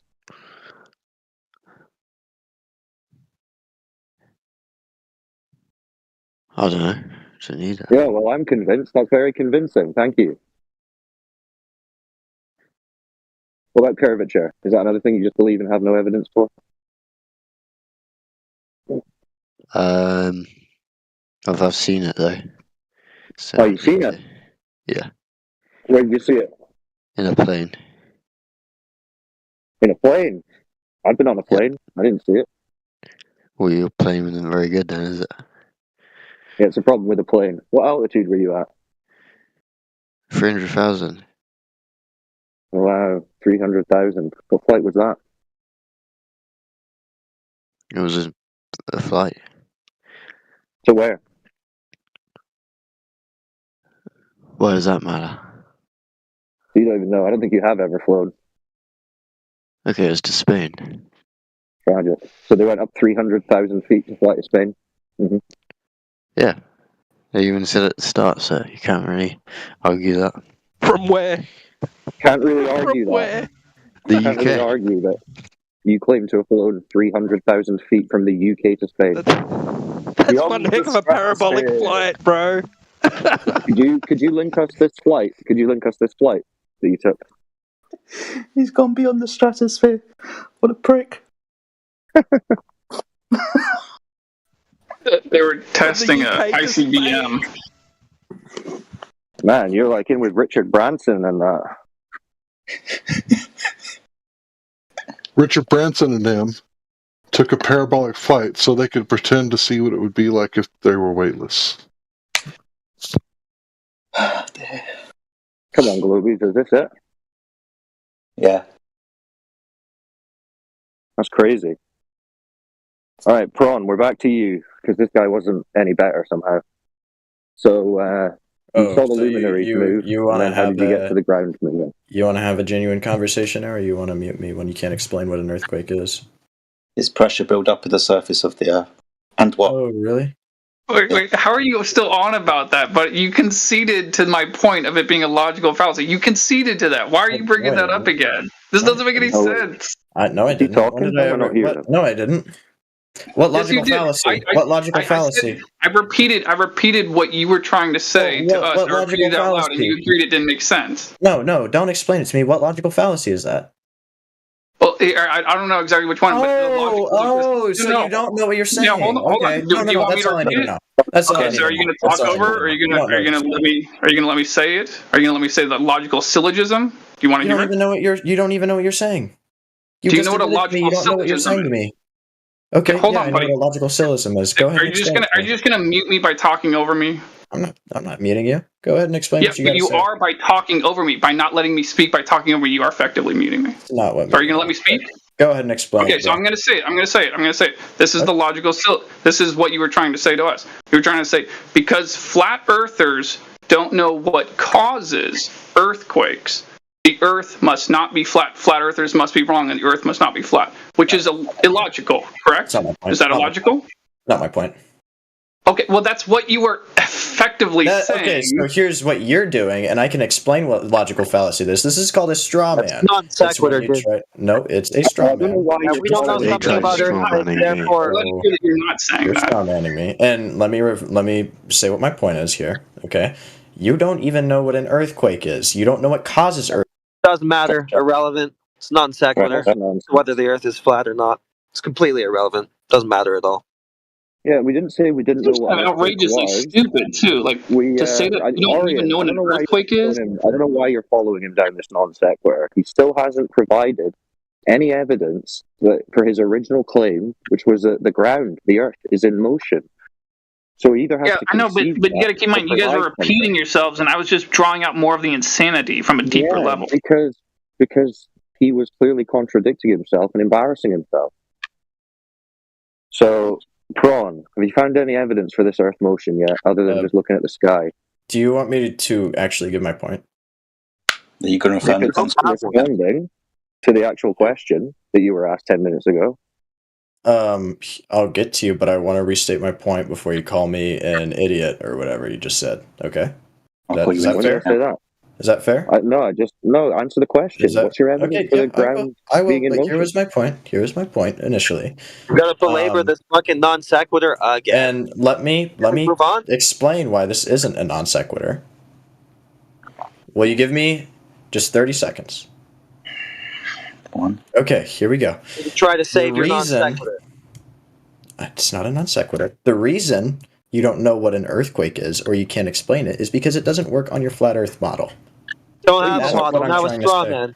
Don't have a model. You don't have a model? You don't even know what the Earth looks like? You don't even know how it works? Tell me which flat earther here posited a model for you, and then we'll go from there. Till then, it sounds like you're arguing. I already know what the flat Earth model is. You guys think there's a little firmament over the Earth, and the Earth is flat, and Antarctica has a little ice wall around the edge. Excuse me. If no one's presented you with a model, how can you say it wouldn't work on our model? Because I know what the flat Earth model is. Oh, but we haven't given you one. Have you made one up in your head? I haven't given you a globe Earth model. How do you know what my model is to you? Sorry, we're not interested in your perception of reality. We're challenging a mainstream claim. what if I said, yeah, I'm also challenging a mainstream claim of flat earthers, right? This is But like it's not a this is exactly mainstream what I claim. mean. Yeah, it It's not is. being silly. It's not I'm not being mainstream. silly. I'm not being silly. And no one has given you a model. You conceded to that. I'm challenging a mainstream, whatever the fuck you just said. Yeah, so you're generalizing, stereotyping, straw manning, and using non sequiturs. I'm not using a Is straw that your man. globe proof today? Nope. You're being So disingenuous. no one's given you a model, but it doesn't work on the model in your head. I haven't given you a model. Again, we're not challenging your perception of reality here. Okay. Yeah, you are. You were asking me questions on how like this or that works, and well, congratulations, welcome to the flat Earth model, or not model. Welcome to flat Earth. Sunshine.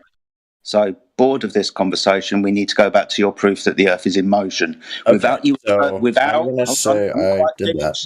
I haven't finished. Without you affirming the consequent, would you be able to do that, please? Sure. Cool. So your evidence for the Earth. Wait, what'd you is in say? motion is Sorry. what? Wait, what'd you say? I didn't hear what you said. So the evidence for the Earth in motion is what? You can observe observable patterns in the night sky, like night and day cycles, or light from sunshine, light from like the sun shining, or That's not the Earth. like the side that Are you confused the about fact what the that Earth one is? side is warmer and brighter than the other side, or something when it's turned to the sun. None of that. None of that is evidence. Sorry, Cyclone. I asked you not to affirm the consequent. Yeah. Yeah. I So gave you do some. that, please. What do you want me to do? I just gave you some proof that the Earth is rotating. No, it's not. No. It's not proof. It's affirming the consequent. I gave you this earlier. You've got multiple choices when making observations in the sky. I gave you 3 choices, but you're going to affirm the consequent and say that the things in the sky are moving because the Earth is in motion. Okay. That's affirming the consequent. It's a formal logical fallacy. Okay. No, yeah, I'll agree. But you brought this up when I gave you my car house analogy, remember? Yeah, and we also understood. It doesn't matter. We also understood that you could be stationary in your house and watch something else in motion move. Okay, You'll have but the that's not same my point. observation. Stop talking. Otherwise, you're just going to repeat the same bollocks that you did before. You've still got those choices that I gave you earlier. Okay, Well, so that right there- it doesn't that right matter. there was It doesn't negative. matter. That right- Okay. Hold on, bro. All right, bro. Go ahead, bro. I appreciate you because I'm not trying to be rude or anyway. Let me hurry up. Great. What you described there was begging the question because you're giving an example, assuming the Earth is a sphere. So that's kind of separate. Then so that's kind of separate. Oh, yeah, you told him that too. Okay, so you're begging the question and affirming the question. Yeah. Okay. That's not proof, dog. Sorry. Okay, so when you say that I have 3 different whatever, right? In my model, it doesn't matter where you're observing it from. The house is still stationary, and the car is still going away from the house. God's sake! It doesn't matter what your like position is or whatever. This one object is still stationary, the other one's still moving. It doesn't matter what your position is. Like, it does. It doesn't. Remember. Okay, so how does what your observation? How does your observation change the fact that the car's moving or not? Dude, it depends on where you're observing it from. No, it doesn't. No, it doesn't. Because the car's still moving. It doesn't matter where you're. It's like you don't want to listen. Are you going to give me a chance to explain how stupid you are? Would you like that? So it's observer dependent. You can be in the car and moving and watch the houses and the buildings go past. Or you can be in the buildings and watch the car moving. Same thing that I told you before. Okay, yeah, it doesn't matter. The car's still moving. What do you not get? The car still moves. Yes. That's my point. You can be stationary watching the car move. Can't you? Yeah, the car still moves though. It doesn't matter. The car still moves. Dickhead, you're just laying this out for me. So you can be stationary and other things can move, or you can be in motion and watch the other things move. You understand? Right, but the car still moves. The car still moves. That's my point. That's my How point. do The you car still moves. How do you tell How the do you tell the difference? difference? How do you tell the difference? Well, can you Yeah. see the car moving? Frame of reference you're in. How do you tell? Okay, well, if you're in the car, it's moving because you see all the stuff going past you. And if you're in the house or in the building, you can see the car zipping past your street. There you go. Good. That's how you can tell. There you go. You got two choices then. Thank you very much. Yeah, but the car still moves. So, My point is still. the car still moves. Well done. The car still moves. That's lovely. Yeah. Okay. So, without affirming the consequent, being as we've now understood that could be two reference frames, how do you prove the Earth is in motion without affirming the consequent? You can prove the Earth is in motion by. You can look at a pendulum that demonstrates the Earth's rotation, or by showing how the plane of a swinging pendulum kind of appears to rotate over time, right? Good. Or you can, you can just make apparent motions of the stars, right? I mean, there's the Coriolis effect. Changing constellations based on locations, right? Here's a couple of examples for you, right? I guess since you don't. Okay, so we don't have to look at the stars. You've given us a pendulum and the Coriolis effect. What's the Coriolis effect? The Coriolis effect is the rotation of the Earth that influences the movement of liquids and air and stuff. No, that's not what the Coriolis effect. Then what is the Coriolis effect? Go ahead and look it up. Coriolis effect is an observed phenomena based on the person's personal frame of reference. Would you like an example? No, it's Would you like an example? Go ahead. Cool. Do you know what a merry-go-round is? I know what a merry-go-round is. Good. So you are on a merry-go-round and you're spinning round and round. Me and Cyclone are not standing on the merry-go-round, but standing either end of it. We're going to throw a ball over the roundabout between me and Cyclone. The path of the ball is actually straight, but because you're rotating underneath, you will observe an apparent deflection. This is the Coriolis effect. That's the not the observation. Coriolis effect. Would you like a citation? Go ahead, but that's not what it is.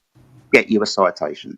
Yeah, it is. You're just an idiot, dude. It's not what it is. I just gave you the definition of the Coriolis effect, and then you just gave me an example of something that's really not what the Coriolis effect is. No, you don't know what it is. Jedi's going to get you your citation. You'll learn something, hopefully. Okay, yeah. Okay, well, I just gave you the definition of what it is. So, sounds like you could use some education. My definition. Okay, the rotation of the Earth that causes the Coriolis effect, which influences the movement of fluids like air and water, leading to patterns like the rotation of weather systems and ocean currents. Boom. You can't use the word you're defining within the definition, you moron. So that's not. Literally just, it's, okay, here. I don't know if you can hear me typing. Okay, in physics, the Coriolis force is a force that acts. Sorry, fictional. I didn't say fictional, but fictitious, was it? Yeah, fictitious. Sorry, I spoke over myself. Right, it's a force that acts on objects in motion within a frame of reference that rotates with respect to inertial frame. In a reference frame with clockwise rotation, the force acts to the left of the motion of the object. You sound like you're trying to understand this as you're reading it for the first time. Oh, yeah, you don't know what it is. Sure, that wasn't how you defined it.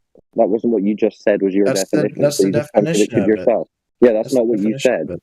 Maybe I should just. I gave you a separate definition, just like the first thing I saw on Google earlier. Made up. But go ahead. Oh no, it's not. No, it's not. I gave you two different definitions, but go ahead and make up shit. Oh, that's not made up, dude. So the Coriolis effect is an apparent effect, an illusion produced by a rotating frame of reference. It's not an illusion.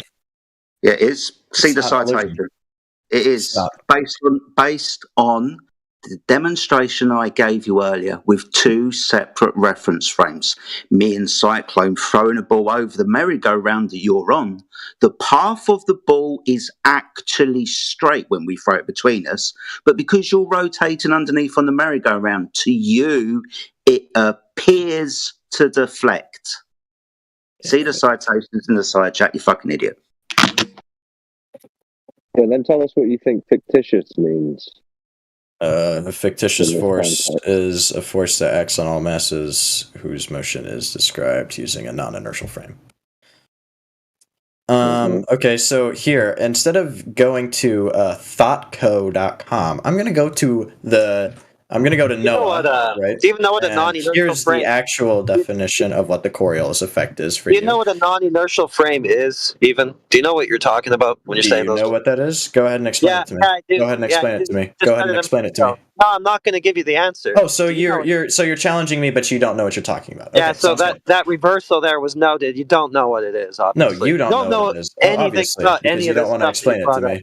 That's Go exactly ahead. what you're doing, not No, explaining it. you're not the one who explaining it just to me. You're just invoked asking me questions, but you don't even You know what you're just saying. invoked it. I asked Okay, you for cool. clarity if you know what it is, and then you No, you deflected to don't. asking me whether You I know don't what it is. know. So No, that you don't gives know me- what it that is. gives me Go the ahead. answer. Like you It don't gives me even the know what you're answer. saying. But Yeah, okay. you don't know what the fuck it is. It gives me Yeah, the you answer. don't know what the fuck you're Non-inertial. talking about. Well, break it down. What's inertial? Sorry. Go ahead and explain it to me. What's Yeah, inertial would be something that's not accelerating. Non-inertial would be it is. It is an acceleration. It is. They're in an accelerating reference Not frame true if at it's all. said to be non-inertial. Yes, it fucking is, you moron. True. That's Yes, not you true. don't. How do you know it's not So true? You clearly don't even know what it means. inertial is something that relates to inertia. Yeah, so That's non-inertial the would be something definition. that is not That's inertial. that's It the is definition of undergoing inertial, right? So you don't even know what the fuck you're talking about. You don't even know what you're talking about. Go Christ, ahead. You're a fucking idiot. You Fuck don't know. you. Shut up. My fucking word.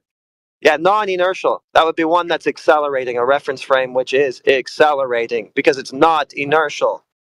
What a fucking scumbag. My favorite part of this whole conversation has been where he was like, "Oh, you guys have a flat Earth model," and we're like, "We don't have a model." And then he's like, "No, but this doesn't work with your flat Earth model." And they're like, "Well, we don't have a model." And I was like, "But your flat Earth model, it doesn't work with this." What a slimy character.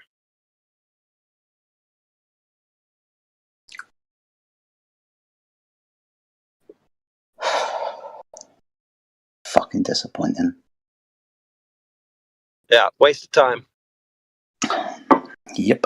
What he did was try to look up non-inertial, and then he's like inertial because it derives from inertia. What I could tell by the way he was reading the definitions out that he doesn't know these terms and he's just trying to figure it out on the fly. So it's like you don't know what you even just said. So that's why you don't know what Jedi said and you don't think that he's right because you don't understand any of the stuff that we're talking about. He's got a problem if he's going to say the full quartz pendulum showed Coriolis effect. That would have been funny. What's independent variable?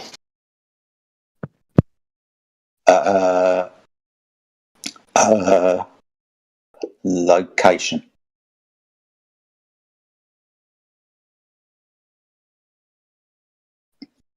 So location causes it to deviate differently. Okay. What does that have to do with what you just said?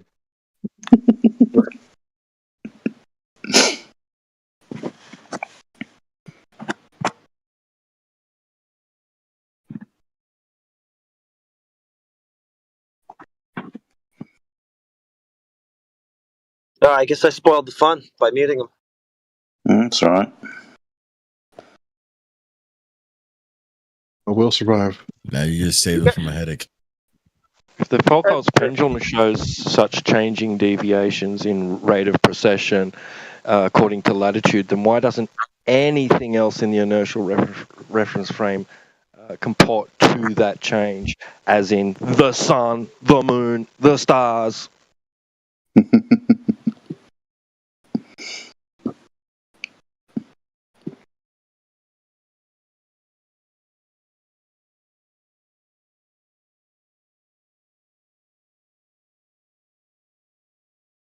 Star trails are Coriolis.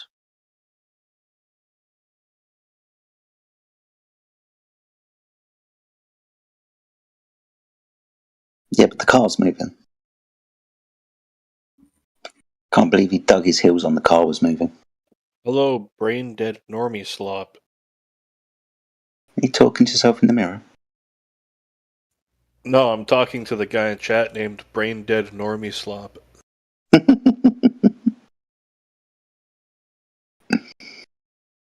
That's a great name.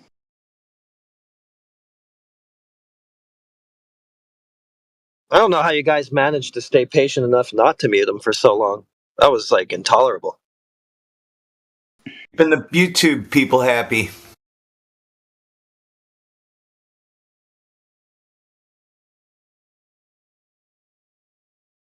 They must be entertained.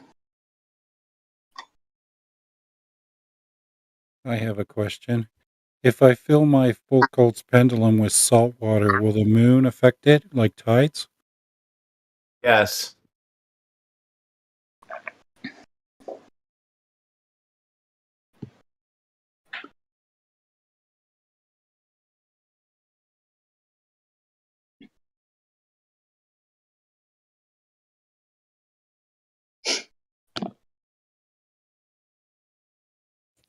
DJ, were you here when Robert Utah came in today? Yeah, a little bit. He was upset today, dude. Yeah. Good. Just, yep. What was he upset about?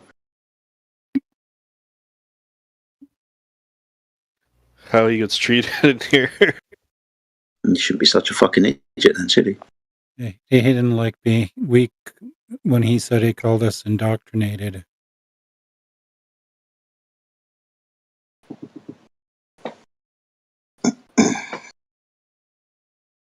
People we're dealing with on Discord in general do not represent the broader subset of the world that we interact with. These people are crazy. I mean, I kind of question a lot of the endeavor being focused on this platform, to be honest. Okay, he speaks.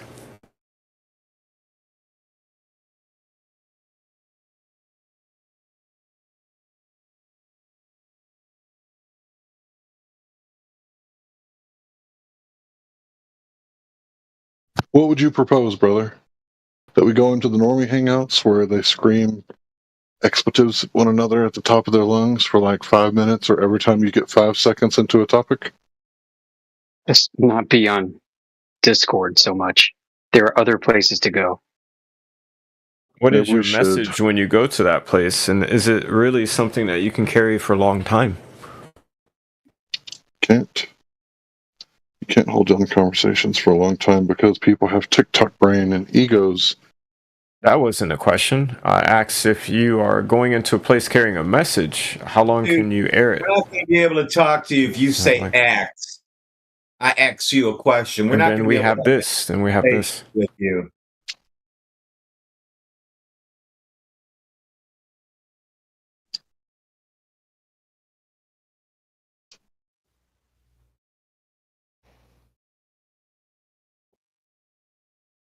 Bro, why you leave me? I get.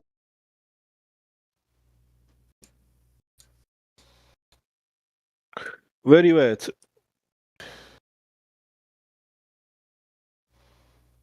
Did you lose your Batmobile there? Hey, bro. You sound like you just left Transylvania.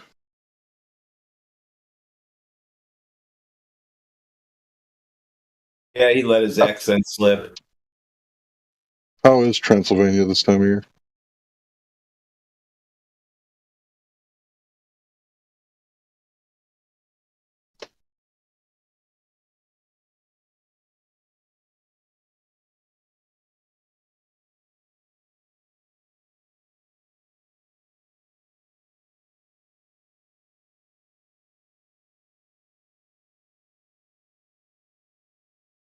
I thought somebody was going to ask a question.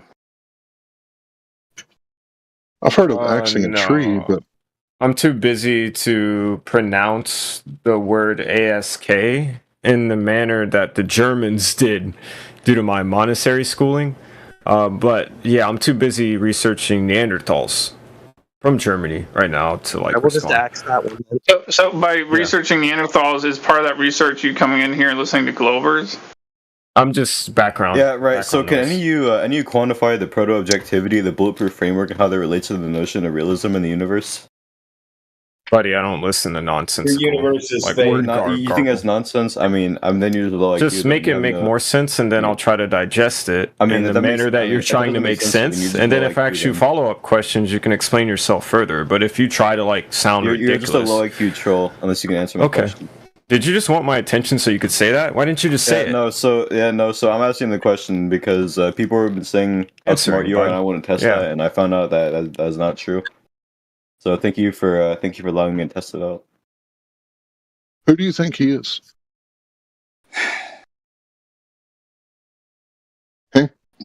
So can anyone else quantify? Oh, so you can't answer a simple question. Framework and how that relates to the notion of realism in the universe. Yeah, after you answer this question about a triangle, I'm going to post it in. So I'm not answering your question until you answer mine.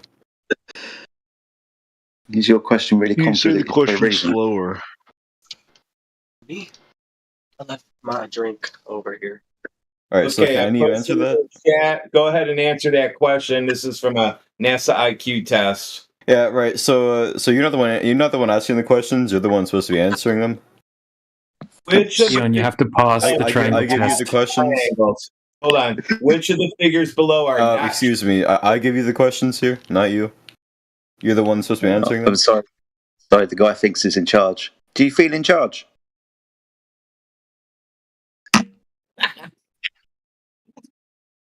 Yeah. You sound really group powerful now. can't answer a question. They can never answer this question. The guy sounds You super got tough it. on that muted Which of mic. the figures below are not triangles? Why do you guys always? not triangles. Sorry. Okay, B and D. Very good. Do I get to be a NASA now? Oh, I got more for you. Hold on. Oh, man. Even better than that, you're allowed to, from here on out, think critically about NASA. Even better than that. See if you can answer this question. Which of the following is not a monkey? A, C, D. Okay, that's good. Let's try this one. Okay, read it carefully before you answer.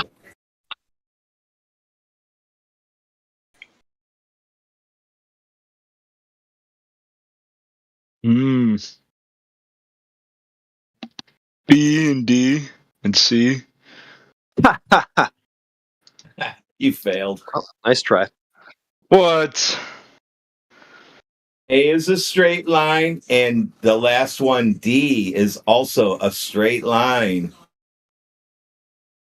Oh. It's just oblong. It's diagonal.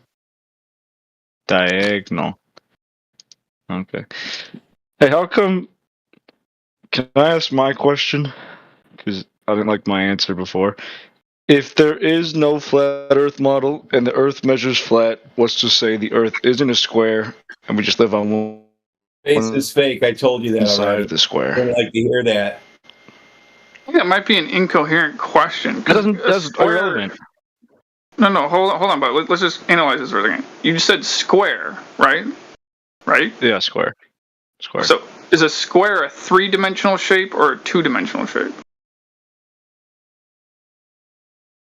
I guess it could be both, depending on the context. But I'm talking about it's a two-dimensional. You just say it, but it's a two-dimensional shape. A square is a two-dimensional shape. A cube is a three-dimensional shape. Follow me so far?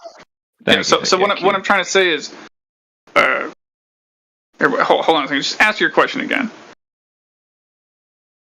Okay, if there is no flat Earth model and the Earth measures flat, what's to say the Earth isn't a cube and we just live on one side of the cube. Well, here, I'll just say to you that we can only tell you what the surface is. We can tell you that the surface is not conforming to the shape of a sphere with the radius of 3,959 miles. We know that for absolutely 100% sure, 100% certain. But just because we know that the surface is not curved and the surface is flat and stationary, that doesn't mean that we know what's really far underneath it, or what's really far one direction above us, or one direction to the side of us, or to another side of us. We don't know what's really far in any direction. We just know that the surface of the Earth is flat and stationary. And we also know that every observation we have of gas pressure existing in the consistent x-value form involves two things: a container and a fixed volume. So is that to also consider too? Unless, of course, if anyone has a demonstration of...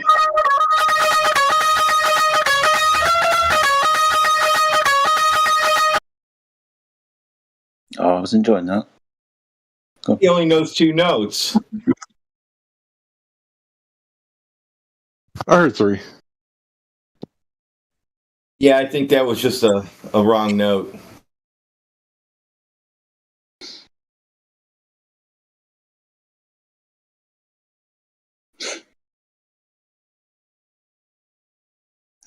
Have we gotten to 3-dimensional shapes, or are we still on 2-dimensional ones? What's going on?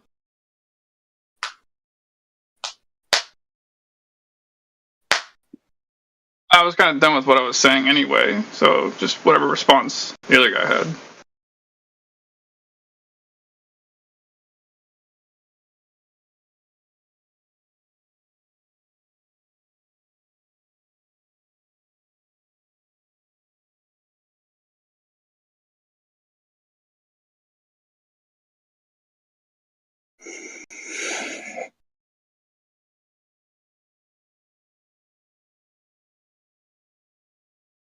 Newt, is this a triangle? Let me post something for you.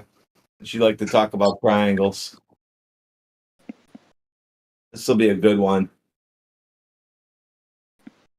Is that a triangle, the black thing that says not 90 degrees in the middle? That's got a star above it, smiling at you with a smiley face, all happy?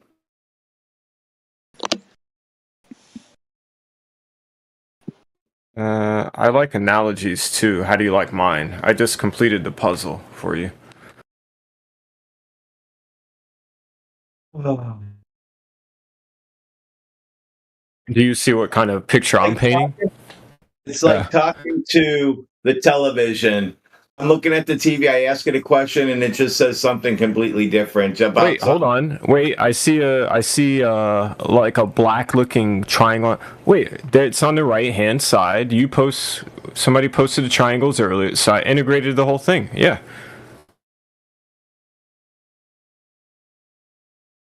You say, yes, it is a triangle.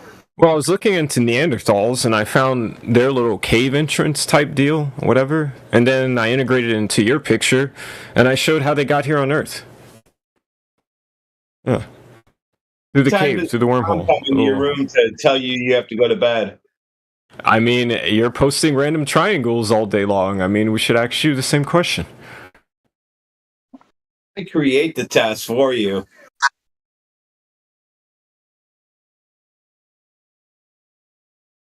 You can't answer that. Is that yes or no? Is that a triangle? There's something wrong with you. It's a projection from some goofy like star onto a sphere. I mean, it's a triangle, but then it curves onto the surface of the sphere. So, like, what do you want me to say about that? A triangle with an elliptical base that curves into the horizon at a vanishing point. That's a good description, right? Oh yeah, I posted another one.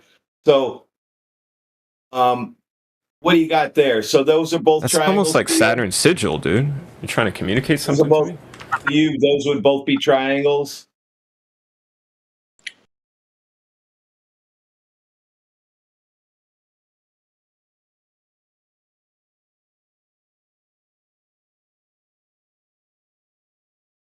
One, it shouldn't take you that long. Are they both triangles, or is just one of them a triangle? Depends on what type of transform you use. See what I'm saying? So, what do you want to do here? Are you speaking your own language now? What are you saying? That's a matrix. That's a 3x3 grid where you see the number. Yeah, you can use that in math to do a transform. Did I lose you somewhere? That's an F. Hey, the boss said you got an F. Oh, okay. Good. That's what I was aiming for.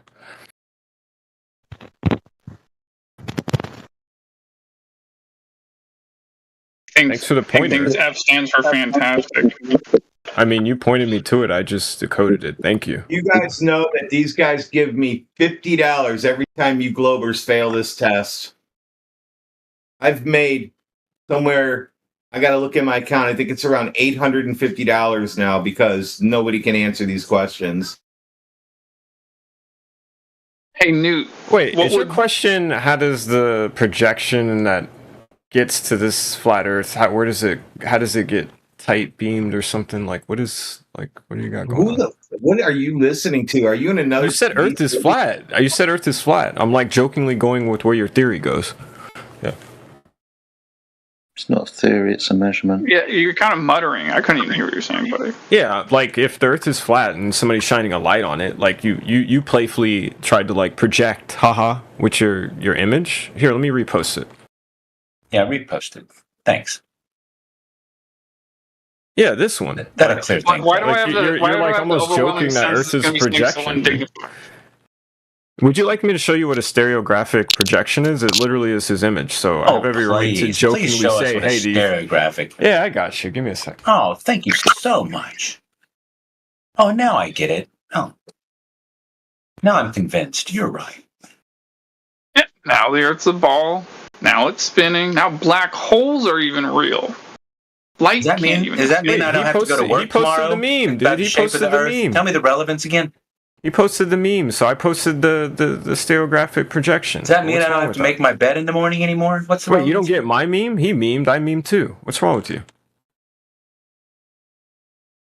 Does that mean I don't have to pay child support anymore? What's this Earth shape? Who are you talking to? Anybody? What is this random stuff that has nothing to do with what we're talking about? Stop talking. I'm talking. Yeah, well, that's what you're talking about. What's the relevance? The relevance of a stereographic projection. He posted a meme that looks like it. That's what the relevance is, What sir. is the relevance of the shape of the Earth to everyday life? You would want to know the causal reason it is the shape that people claim. One So would what's the want to, a relevance? thinking man. The relevance would be to a Oh. thinking man who cares. If you're What's the practical relevance, though, really? Aside from satiating some autistic desire. Guy. Do you want to know why reality matters? Reality? Is it reality? No, not reality. I said the shape of the Earth. Why is he mocking accents, dude? You're a prick. Okay, these northern accents are so terrible. Let him get upset. It's okay. We understand. You're upset. London accents, or get the fuck out. Maybe you should ask yourself why that is. He's from Scotland. I know, it's northern. It sucks. It's not grating. London. It's grating. We get it. You've already spiraled. Horrible. You've already spiraled. So, what's the relevance, boy? Is this your quote? The relevance of reality. Oh, no, not the relevance of reality. Relevance of what I fucking asked. Can you pay attention? What's the relevance of the shape of the Earth? Hey, buddy, No, why are you not mocking, reality. his The shape accent? of the Earth. Okay, Why are you let's see if you mocking can. his accent? Because he can't follow along. He's being retarded. Okay, follow along. Yeah, you follow along. Mocking is the weakest form of cope. I hope you know that. Yeah, that's all right. He's just exposing it. Like, it's pathetic, dude. So when you're asking us why does it matter, are you already conceding then that you? Oh, he's already left, hasn't he? That bitch. Who was it? Dr. Prawn? No, some other guy. Microphone's a little bit muffled, Cyclone. Maybe we Yeah, I should. wasn't gonna keep talking, but I didn't want Newt speaking to the guy.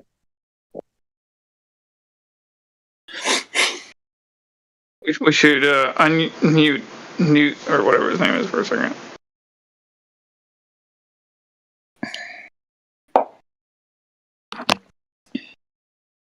Hey Newt. Your What would playboy to prove? come out again? Do you believe that the Earth is a globe, planet in the vacuum of space? I don't need to believe that. That's the thing. So like, I didn't. Well, hold on. I just asked you if you do. No, I don't think about it, bro. On a daily basis, I don't. Like a year can go by, and I don't even think about like the shape of the. Well, yeah, no, I agree with that. Like the same thing would apply to me in the past. I'm not contesting that, but you do nonetheless. You give an affirmative to that. And so my question is, I don't think about it. Out of sight, out of mind. Well, that doesn't make it. Now you're being incoherent. It's like you wanna hold me to something I don't even think about much. That's weird, right? So you're saying, yeah, but you believe it. Like, let's just be specific here. Like, you believe the Earth is a ball. Right? No. If I believe something, which means there isn't like 100% proof, that's why I have a belief, and there's some gap. If it concerns me, right, I work on closing it. I'm not a lazy, dumb man on this earth. Well, all right. So so you don't believe it 100%. Why would you ever? Yeah. No. I follow you. But all right. So let me just ask the question then. What would prove wrong the globe for you? The Earth being a globe. A very good model that demonstrates how the Earth can be flat using pulsars. Just reify it? Sorry? Yeah. You take a model and reify it. Okay, that's cool. Use a reciprocal lattice to do so, sir, don't you? Sorry, go ahead, Orion. Yeah. You're going on about a model and pulsars. It's not hard to do it. You could do it in a weekend. Yeah. Well, then why don't you? I did. During the Super Bowl, I even got like a little extra oomph. This doesn't really. So it seems to me like you could make a model involving the Earth and pulsars, and the model could show the Earth as being a ball or flat, right? I'm gonna console in and just dump when I get back. Yeah, I have a model. Give me a second. No. But I'm just asking you the question: could someone make a model of the Earth showing the Earth as a ball involving pulsars in the way that you're talking about, and showing the Earth as being a ball? And then could someone else somewhere else make a model of the Earth showing the Earth is flat with the pulsar stars doing whatever you're talking about? Could both these things happen in the same world simultaneously?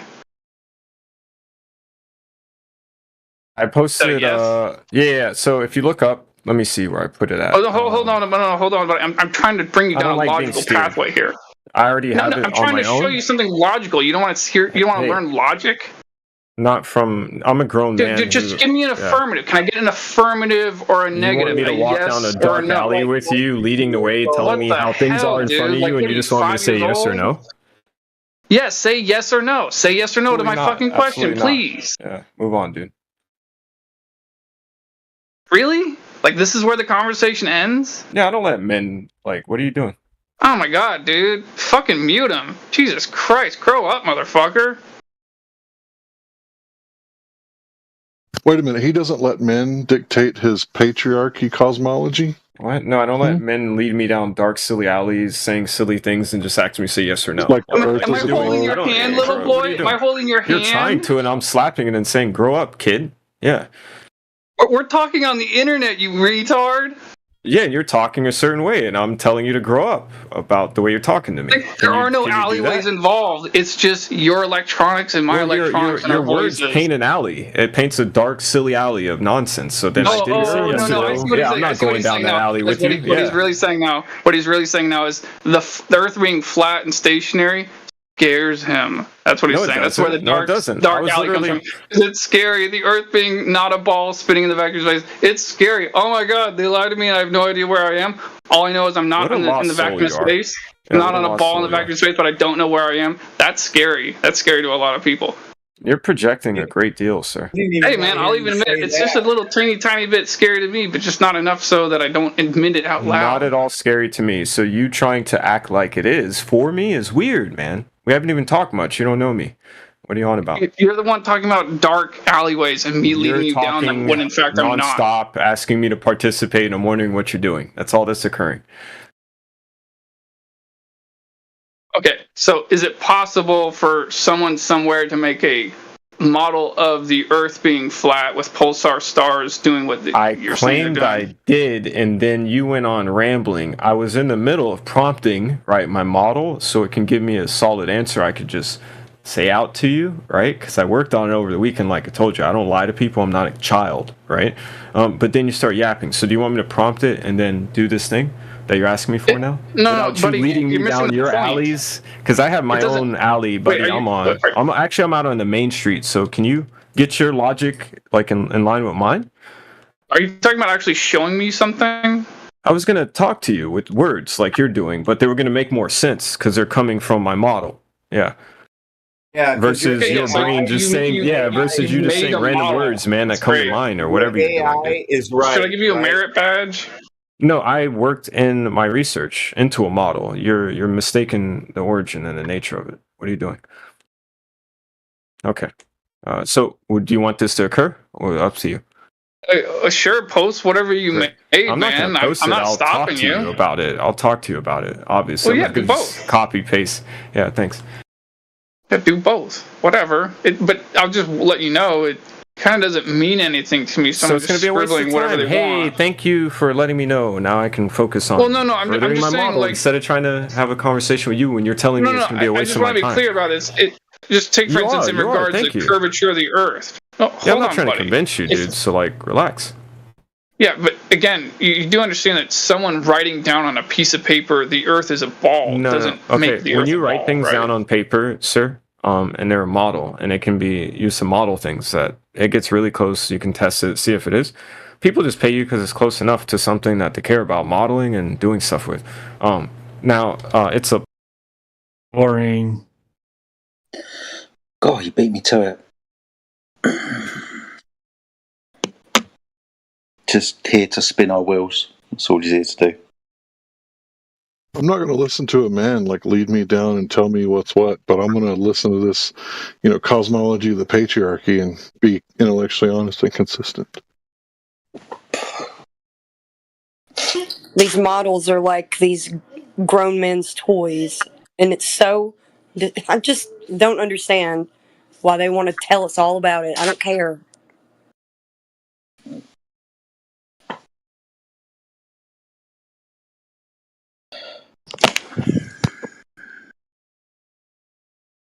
I think it's just kind of the daddy mentality. Like people in North Korea, like there are a few people that have escaped from North Korea that actually went back to North Korea. Not many, but a few that did. And the few that did, they were like kind of in the mindset like it's hard for them to adjust to the idea of running their own lives. Like those people, they needed someone to run their lives for them. That's why they went back to North Korea. The very few that ever did. And it's just kind of reflective with this kind of behavior. Like they're trained to not think for themselves, not run their own lives. And it's kind of hard to break from that way.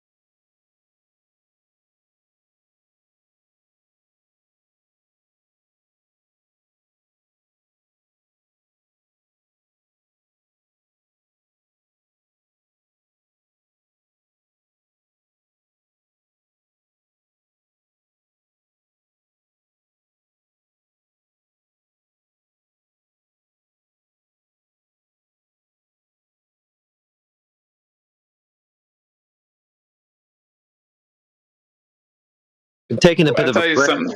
I'm just not used to how crazy these people are, or are they worse lately? Much worse lately. Definitely, man. Don't forget what I said before. Like as time goes by, as more people realize the Earth is flat, and less people know, like less people believe that nonsense. It's just by default. I think it would make it works like a funnel or something. or a filter in the sense of after a certain period of time, only the really most stupid people will believe that the Earth is a ball, and only the most stupid people will believe that we landed on the moon in 1969. Like imagine in the year 2069, in the future, many of us may still be alive. Imagine someone in the year 2069 believing that in the year 1969, man walked on the moon.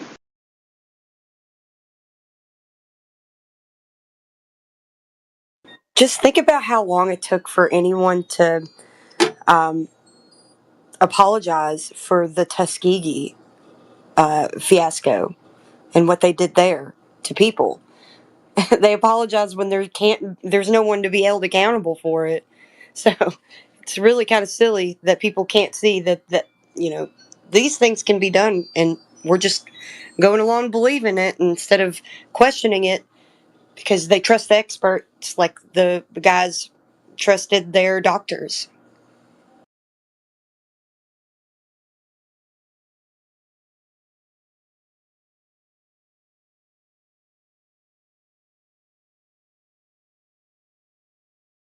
You say they're doctors. I say they're war criminals. Oh yeah, I'm not trying to, yes, go too deep into it. Just kind of giving an example.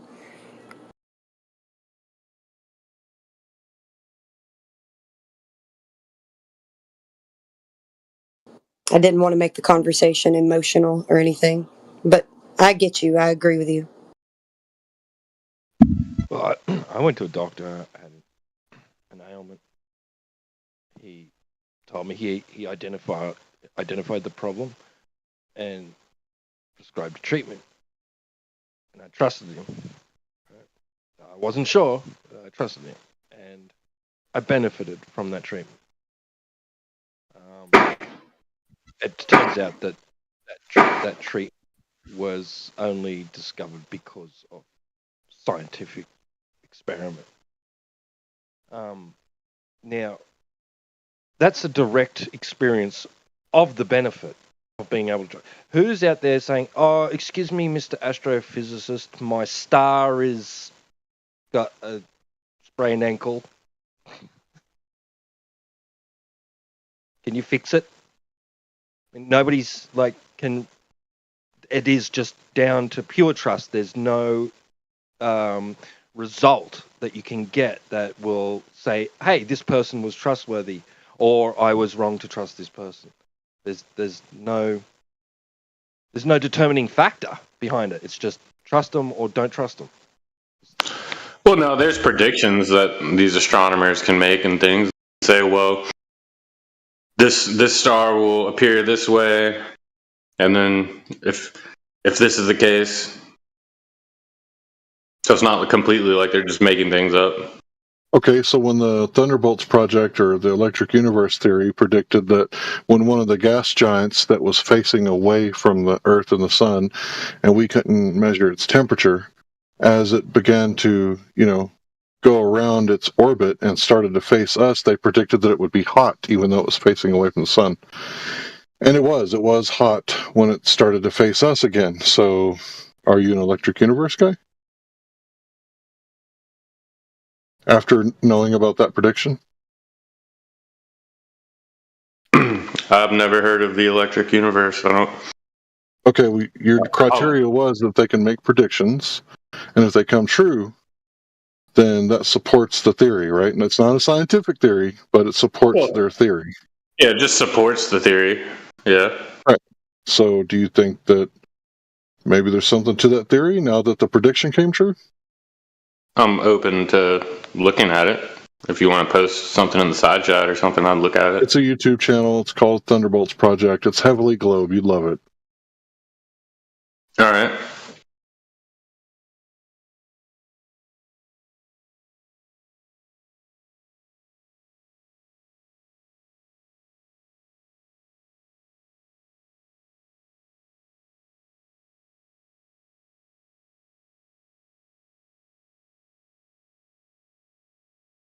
See, for me, that in and of itself has nothing to do with cause and effect. So you can't say that it's science. It's philosophy at best.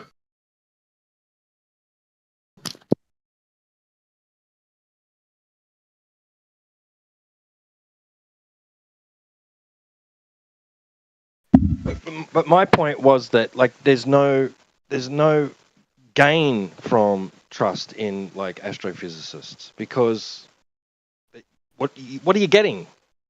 Like, yeah, okay, they made a prediction and they could have just guessed it right? They could have just took a wild guess and they got it right. Do they ever get things wrong? I think they do, right? But what benefit or what disadvantage is it to you?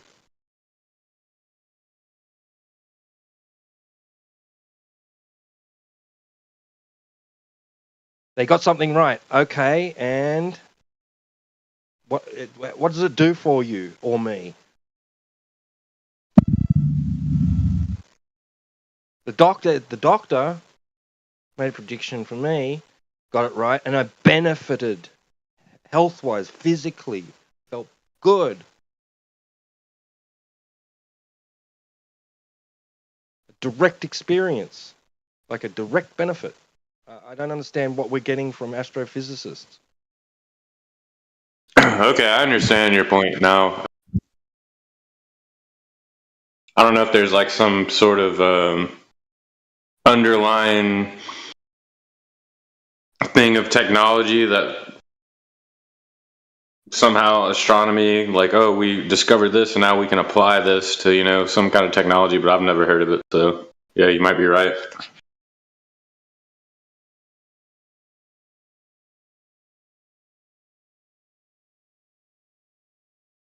It's totally useless and only there to provide like doctrine and tickle your ears.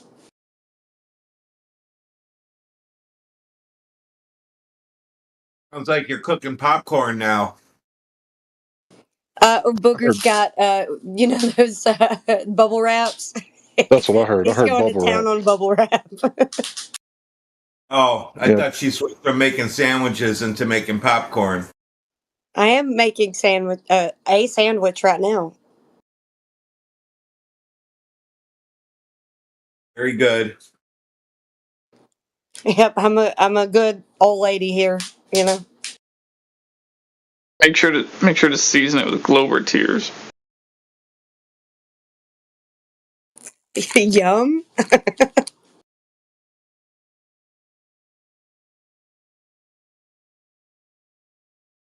Oh shit, let's not get into the food talk again.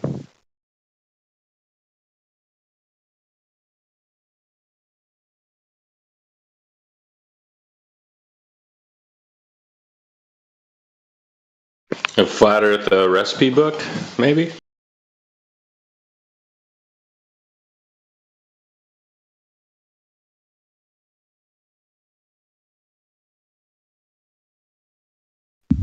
It would actually be really funny to have a crepe recipe book and like call it like the Flat Earth crepe recipe book or something like that.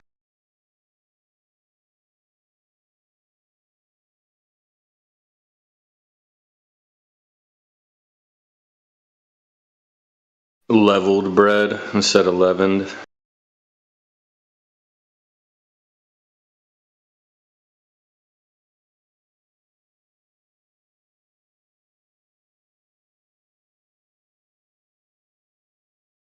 Keep in mind, I forget what state. I think it's Arizona.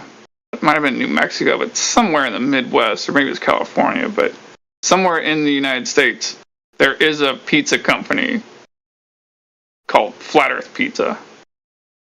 I called them. Frank called them before, my friend. I think it's in Tahoe or near Tahoe. I'd have to look it up, but I know it's south of me. I know that. South of Oregon.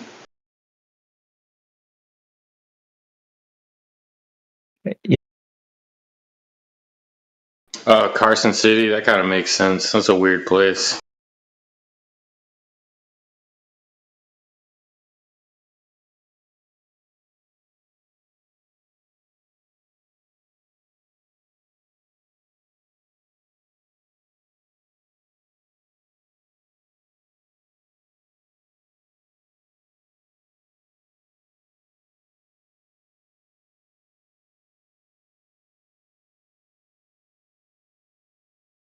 I only knew that offhand because I think Tunes had a whole video where he was trying to meet a flat earther there for some bet they had.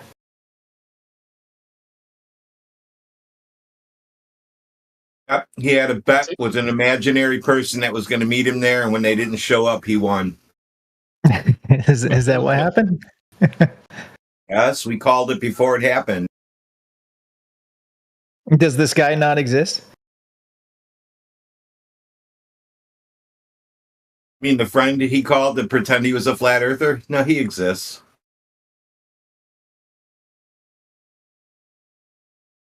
What kind of competition are they going to have? Like an all-you-can-eat competition? Who said anything about a competition? It was a bet to see like a bet over Lake Tahoe. Oh, I thought it was going to be like a bet to see who could eat the most pizza or something. That would have been more entertaining. Would have been better globe proof. Would it? Oh, as opposed to pointing at something and calling it a measurement when in fact it's not. Yeah. Whoever eats the most pizza starts to have a gravitational field. Is that the idea? Well, it's not like it's any less nonsensical.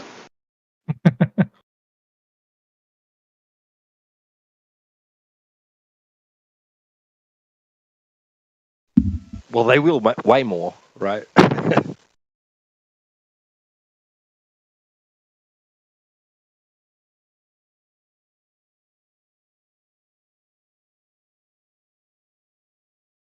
There you go. There's a competition. See who can weigh more from eating the most pizza.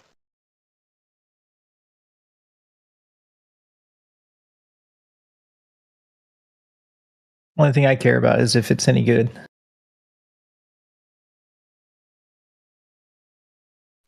I've given up on homemade pizza. I can't get it to taste like the store bought, and that's what I want it to taste like, and I just can't get it. Can't do it. So I give up. You go with a tomato and basil and garlic on the bread. You can't go wrong. And a stone to put in your oven. Pizza stone.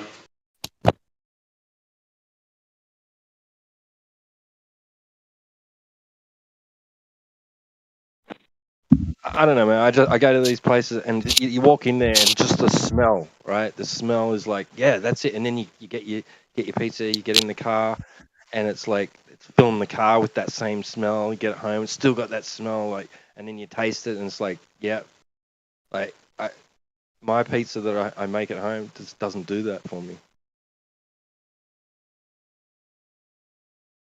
I hear that food tastes better when someone else makes it. Need to make a 3-day dough, not a instant. Make sourdough. That's too heavy for a pizza.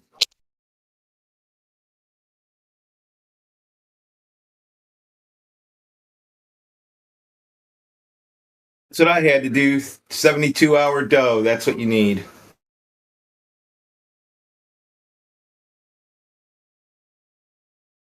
Do you like you say you proof your yeast? Like what sort of yeast do you what sort of yeast?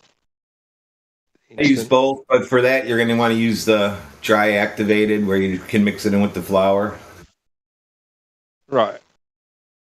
I use the other kind too where you get your yeast rising and then you mix that in wet with stuff, but not for that. For breads I do.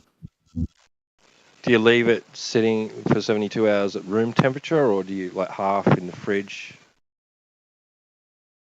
second half in the fridge? Leave it in the refrigerator. Yeah. Get it going and then put it away. And then 3 days, let that thing set out till it's nice and warm and punch it down and you're done. Don't do any kneading at you. Punch it down and make your pizza. Don't do anything else to it. Really? Yeah. Wait, that really works? Yeah. The more you play with it, the tougher your pizza crust is going to get. Okay. Yeah. Because like I thought the kneading, that's what gives it the gluten Like, Yeah, stop playing with it. Oh. Well, you're going to do that when you first make it. So, like, I use a KitchenAid mixer. I just put it in there, let that thing go for about 7 minutes, and then it all shaped into a ball, and goodbye, goes away. Okay, all right. Maybe I'll give it a try. Now, when you make you've made your base, right? Do you oil it and then chuck it in the oven for a few minutes and then top it, or do you just make your base, top it, throw it in the oven?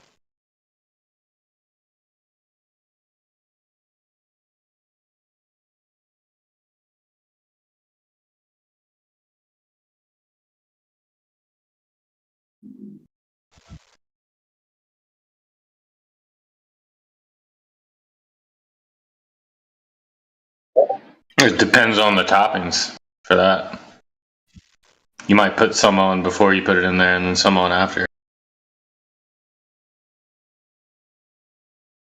Yeah, if you like red onion raw, put it on after. If you like red onion cooked, put it on before.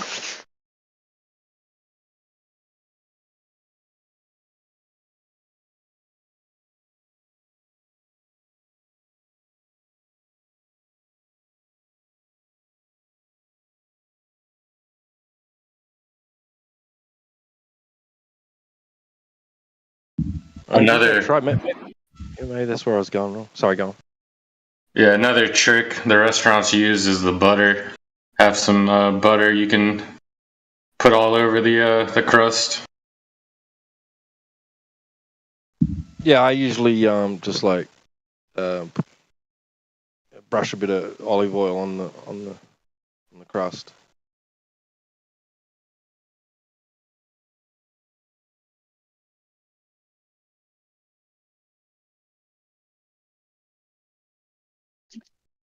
You know, you can sort of make pizza even without the flour.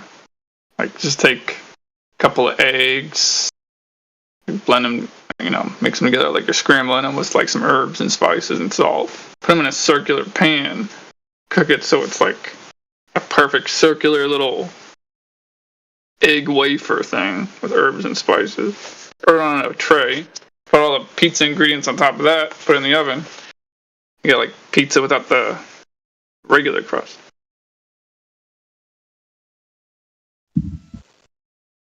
Like an omelet-based pizza. Yeah, effectively.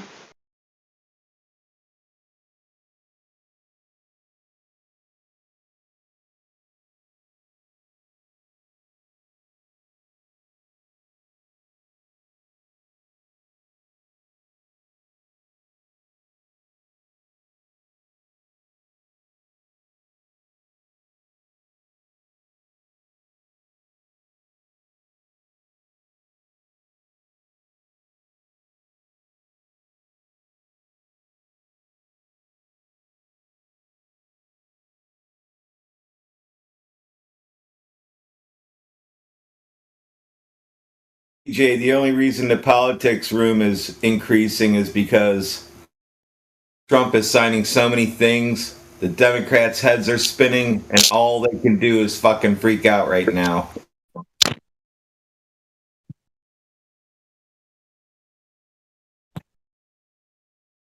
It's kind of trippy to me because like a lot of this stuff, if this is actually happening, it's not like fake news and not just like yanking our chain or whatever with a lot of these things. It's kind of interesting to me just because I campaigned in 2012 for Ron Paul, and like half of the things I had written down on my own homemade flyers were exactly what he's doing right now with cutting the budget.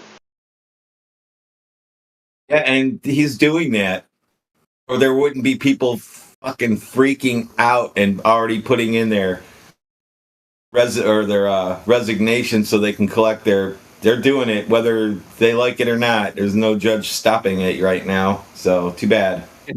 That's what frightens me. I was also a Ron Paul guy, a diehard Ron Paul guy. But it's more of the method in which it's happening that's more frightening to me. It's like, yeah, I'm getting what I want, but unconstitutionally, I don't know where that's heading. Well, the last 4 years was pretty unconstitutional too. I had to take so many fucking classes at work on how to be nice to people. Now we don't have to be nice again. We can just be our normal selves and not tiptoe around people. What the political correctness is like easing up a bit, is it?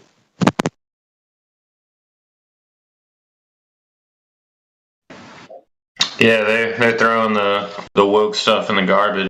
It's good.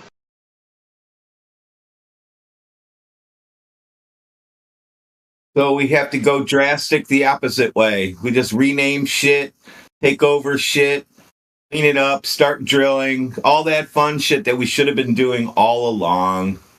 More drilling, better for me. We're gonna drill, baby, drill. We're gonna drill right through the horizon. And soon as they, yeah, that's right. As soon as Greenland votes to become a state or whatever we're going to call it, Trump wants to rename it to Red, White, and Blue Land. I'm wondering if he came up with that name, because it wasn't introduced by Trump, right? It's a bill by Congress or something, some Republican congressman. Yeah, HRs. I forget what the one. I forget.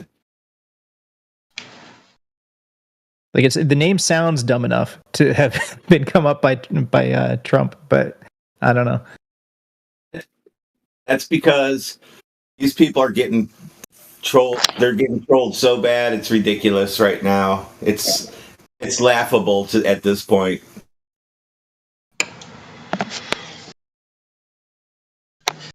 It is kind of suspicious, though. I've been a big wrong too. It's like doing all these things. Something's not right here. Oh yeah, there's a whole lot of trust me, bro.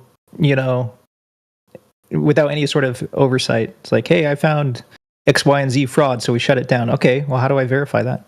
He's just there's a daily report put out by Doge now. You can just go there and look it up, and you can see everything they worked on today. No. I saw that they list the amounts on a website, but that's not the same as verifying, like publishing how they found the fraud. I got a perspective that you might like. So I'm not a Trump fan. Don't like Trump. Don't like John Trump.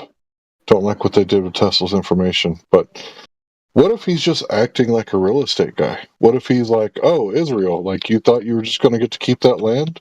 Well, since the land's in dispute, I'll just take that off your hands, and we'll work out a deal with Jordan or whoever to take the people so they'll stop being killed. And like everything he's doing is like, oh, well, I run a business, so I know that when you run a business, like you're supposed to look for like expenditures that are unnecessary and fraud and waste and stuff like that. So, he's kind of treating everything like,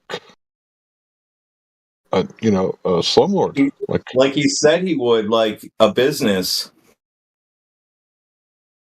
I think he said it explicitly that that's exactly his mentality with things like Greenland and stuff.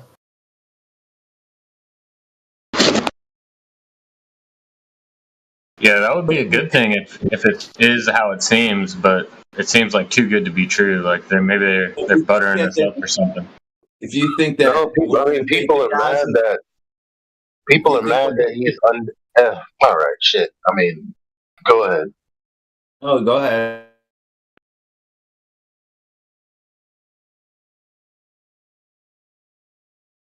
I want to hear it now, Elijah. Go on, man. Well, now I'm in an elevator, so. Oh, dang. Okay.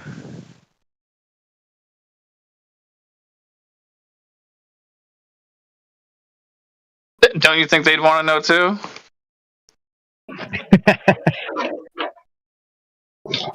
I just think that everything everyone is. It's hard, man, because honestly, I'm just like, why don't we just shut up and sit and wait and see what's going on? Because in my view, everything that people are complaining about, I'm thinking in my mind, why do we like this stuff? I mean, there are a lot of people complaining about stores like Target, like, I don't know, being able to I guess they call it discriminate. And I'm like, okay, why would you want to force people that don't want you to work with them to work with you? Why would you want that?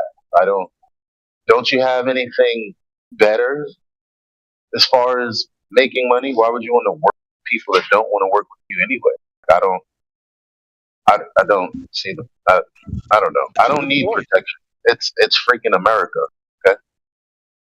I don't need protection. I don't need protection from a little slave baby job. Okay. I like to hustle. I like to make my own money, and I already know that a job isn't going to secure my future. The proper income is going to secure my future. The proper investments are going to secure my future. But you know what? America's not on that. I tried, and it wouldn't. Go ahead, my fault. That's the way I see it, anyway. And then everything else, everyone, like, man, if you guys were independent, why are you crying on the slave side of things anyway? Like, you guys are crying about, being on the W-2 side. I don't get it.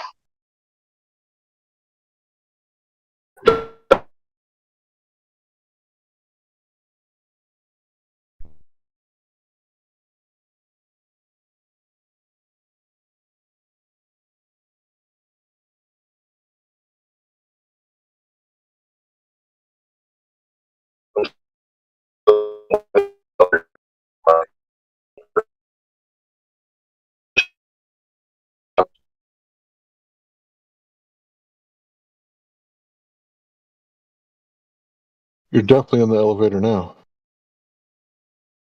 I think you might have gone to the basement level.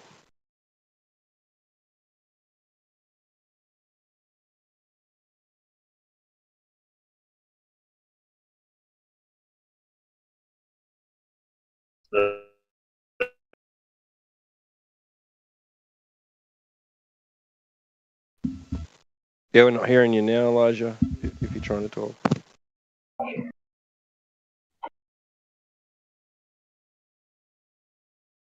Okay, mic check. Oh, yeah, that's good. Yep. Yeah, so my point to people, well, see, where I work, I teach people that you can't depend on your job and you can't depend on its benefits. So you should probably be making some money on the side until you build up your skills to, make your income on the 1099 side. And they go, no, that sounds hard. I'm good. The danger of people losing their jobs has always been real. People have always lost their jobs. You just don't worry about it until it's you. So now, people are losing their jobs and they're like, oh my God, how could they do this? Fam, they could have been, this is exactly the shit that I've been talking about. So this is why you should have been protecting yourself instead of being on the job plantation with all of the crayon colors. Because it's not just us, it's everyone now. It's like, yeah, you should have did better with your time. The last 10, 15, however many years. There are people who've been working for the government for I don't know how long. Afraid because their jobs aren't secure. Yeah, well, you're the first people that should have known how things worked in and out. You should have been the first to buy your independence. What the hell were you doing there for 20 years? Sucking on the government teat, man. I don't think they're scared. I think they're living high on doing nothing, shuffling papers around, getting paid crazy $200,000 a year for, signing off on some bullshit. Very sad stuff, man. Tried to tell them. So it's like, it's kind of hard to feel. I do feel bad. But, I did tell them. I don't. They got an 8-month severance pay? Like, that's generous. I don't.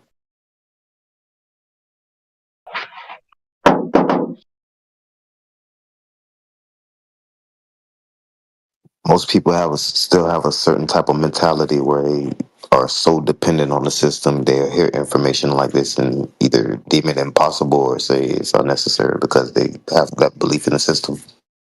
Like, I 1,000% agree with what Eli said.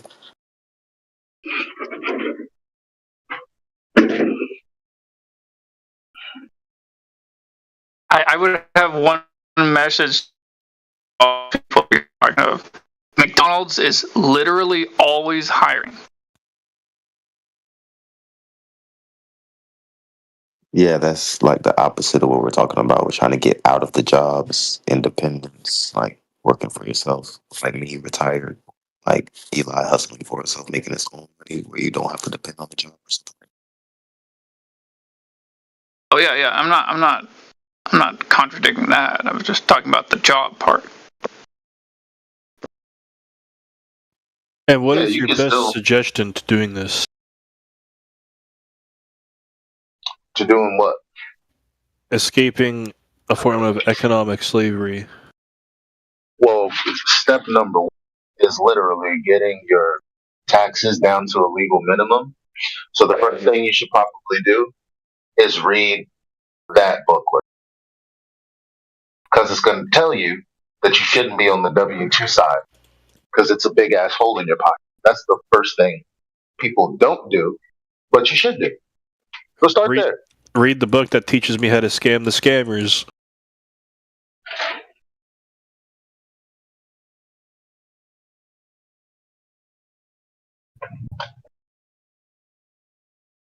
Just saying.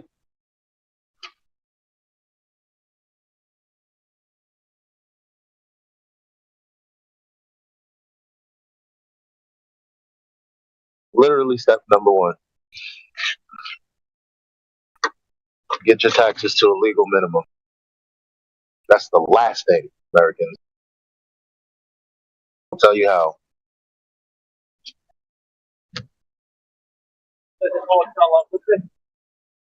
Step number two, get a gun and rob a bank. I'm just kidding.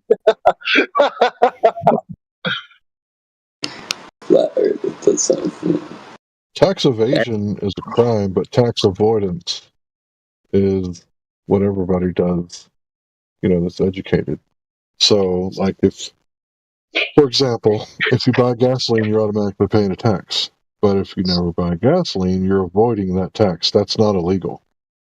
So don't do things that incur a tax. So don't buy stuff. That's not what I Which said. is not. Which is, I mean, but I didn't say anything about it. Well, I guess is that a separate point from my point, Nick?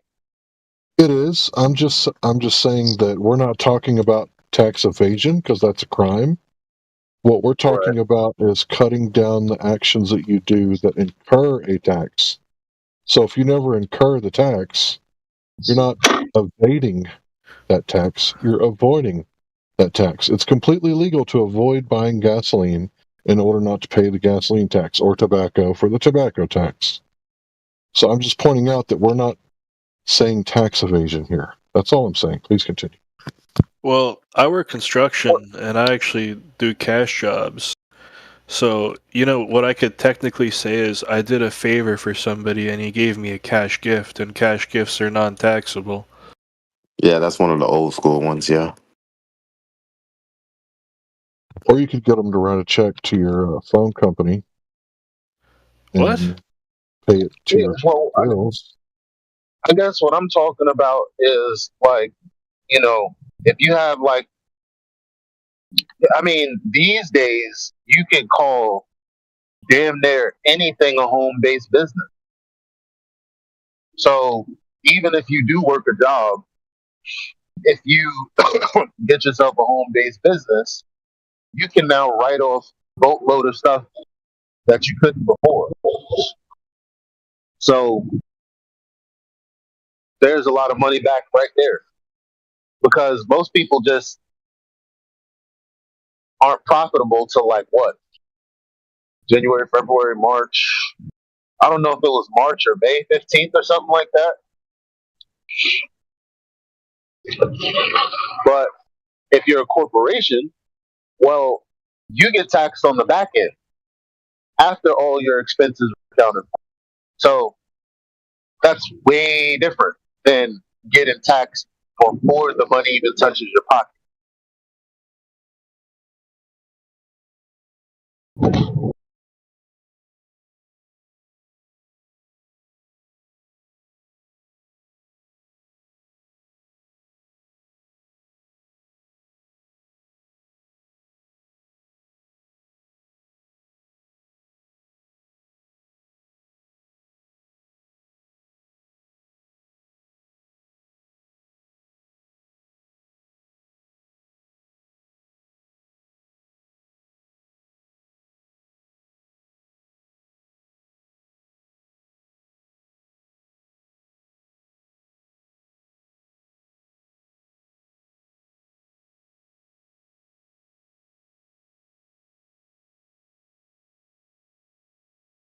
So while that's not as great as just not being on the W-2 side, if you must be on the W-2 side for a while, you may as well do a little better.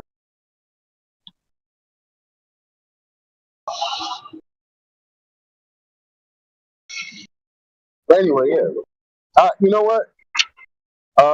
Anybody who's interested in this booklet I'm talking about, just message me. I'm pretty sure. I'm sort of sure if you type in how to get your taxes to a legal minimum, it'll pop up. But if not, I'll go find the book. Well, you already know I'm interested. No doubt. Oh, and get him into that Black Law. Get him into that Black's Law stuff too, Eli, if you can. No, that's him. Hank knows all that law stuff.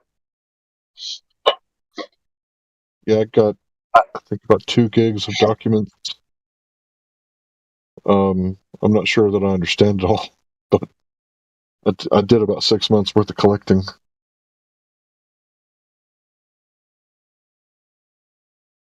Let's see if I got it. What would you say it was? I'm gonna look it up. I get your taxes to a legal minimum.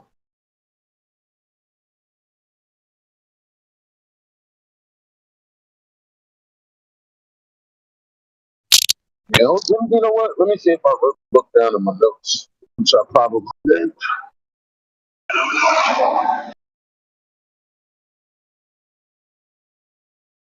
Hey, I sure did.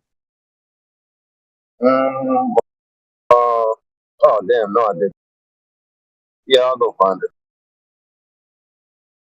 Working right.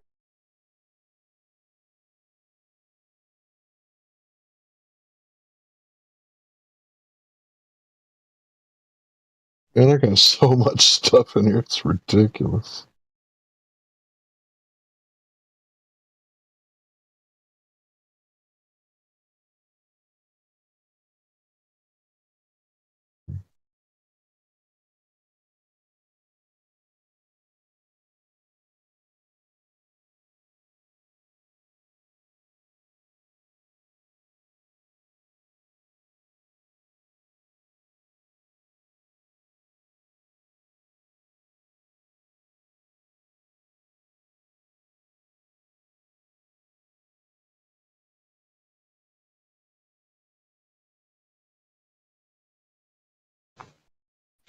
If anybody here knows who Bill Cooper is, I'm sure some of you do.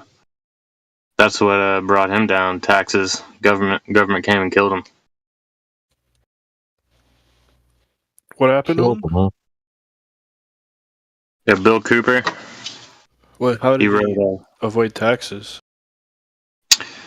He had a whole like seminar on that stuff. Like he was really big into working the system for taxes. I don't think he paid any taxes. And yeah, the government came and got him. They killed him. What did they say the reason was for killing them? That he threatened, and they thought he had a gun. Maybe I think he like came out of his door there, and they just shot him.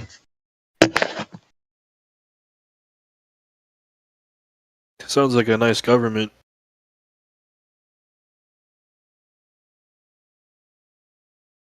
He wrote "Behold a Pale Horse," if you recognize that.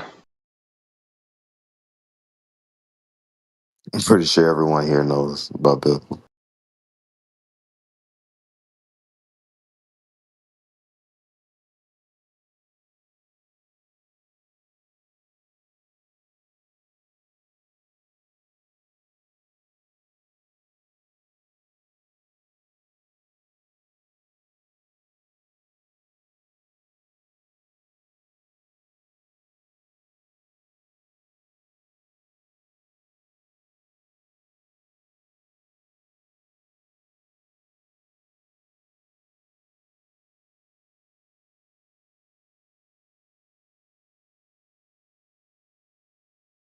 The government was like, no, you're not supposed to win our game.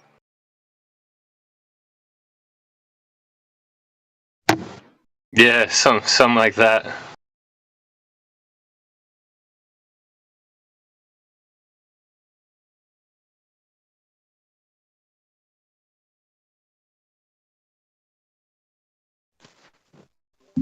The house always wins. The bank never loses.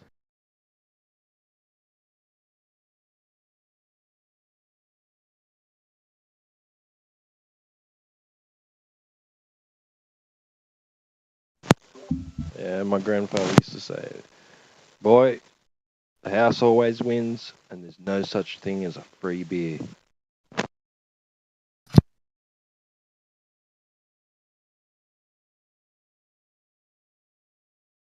I just want to say for the record, I heard the shout outs last night. I just had my hands full. Hey everybody, welcome back. Welcome me back. I'm back. Hey everybody.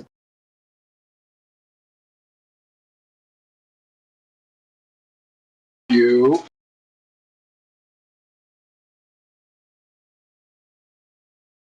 Good to see you, man. Welcome back.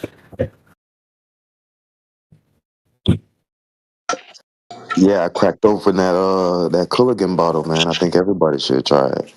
I did 50s this time. It came out to 44,000 a couple of months. So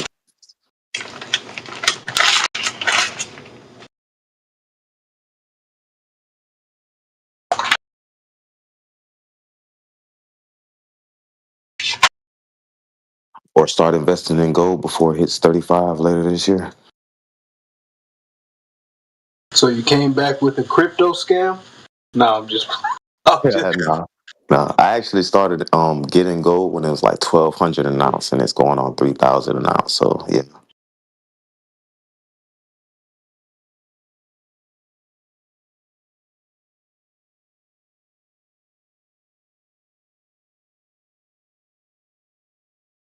Have y'all seen this stuff about Donald Trump being the Antichrist? Off topic.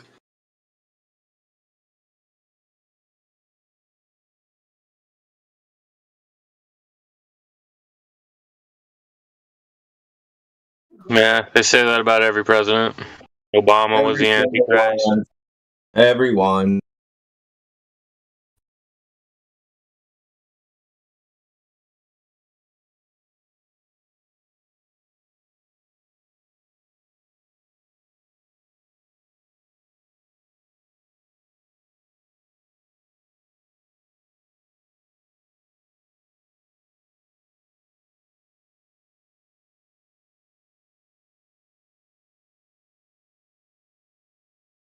Yeah, but I think with Obama it was true.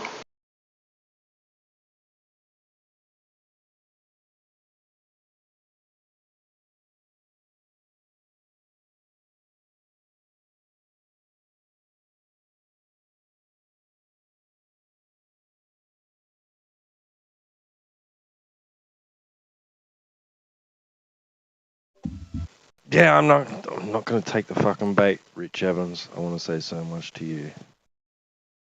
But yeah. Get in the fucking VC, by the way. Stop chat skanking. You're talking about Rich, he's muted, looks like.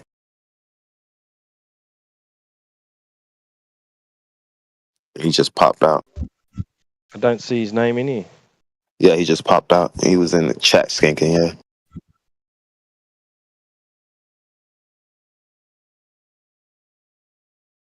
He was in here and just left? Okay, all right.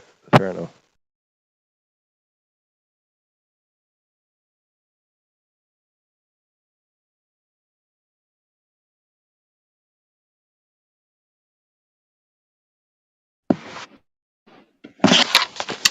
I was having a little bit of a debate in the lobby on the 24/7. Kind of wanted to get somebody's opinion of it on here.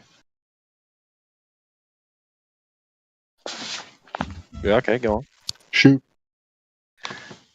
We were talking about the Earth spinning, like the rotational motion, the claimed rotational motion, and they put up a whole bunch of quotes of different scientists saying that there's no experiment that we can detect the Earth's motion. And then somebody brought up a good point, and they were saying that's not in reference to rotational motion. It's only referencing the linear velocity of orbits. And when, like, Albert Einstein and there's a couple other physicists, they said those quotes were in reference to the motion of Earth as in orbiting, not in the rotational. Like, we can measure rotational acceleration, but there's no way to verify.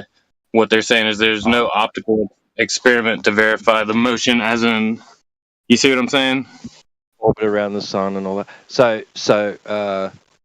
So we could be just spinning on the spot. Is that it?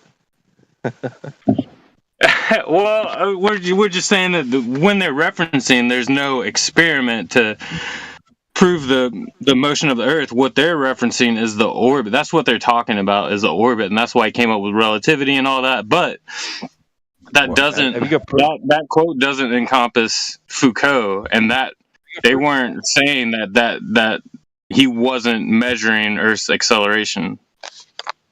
Yeah, have you got proof that that's what they were specifically referring to? Like, have you got more from the source material that quotes them specifically saying, "Oh, we're just talking about orbit, not actual rotation"?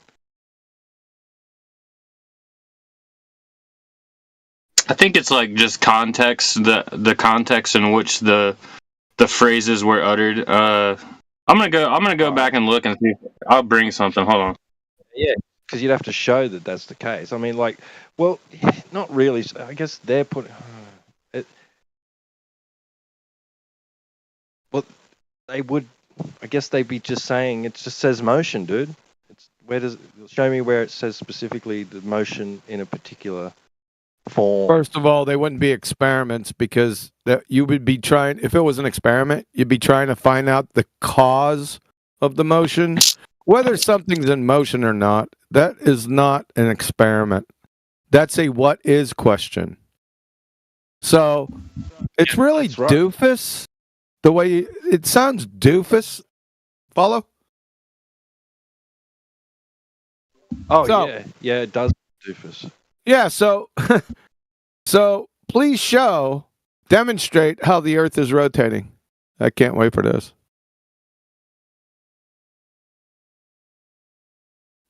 I'm sorry, I took over. I have that tendency to do that. No, that's fine. That's where it comes back to. Absolutely, that's where it should start. Exactly. If they're referring to a specific form of motion, or excluding a specific form of motion, then they've got to show in the first instance that that form of motion. Haven't I showed on here a number of times the inertial star rotation? Didn't you see that much, Jane? I don't agree that the drone is in the inertial reference frame. Oh, that's right. You're retarded. I forgot.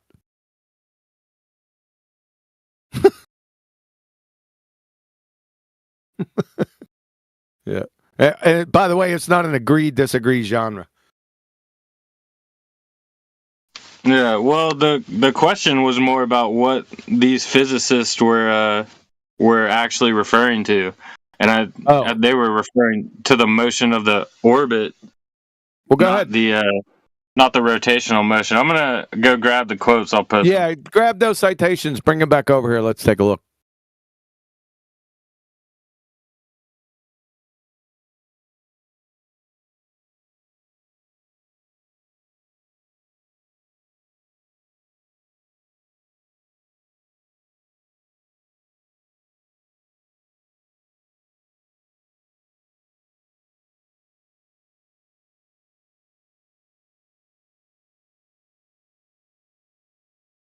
We're looking for that sweet rotation.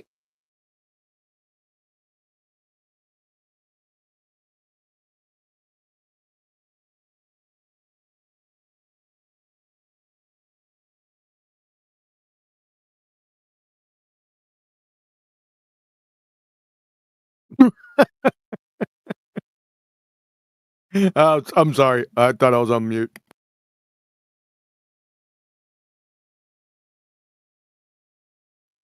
Hello, Quantum Eraser.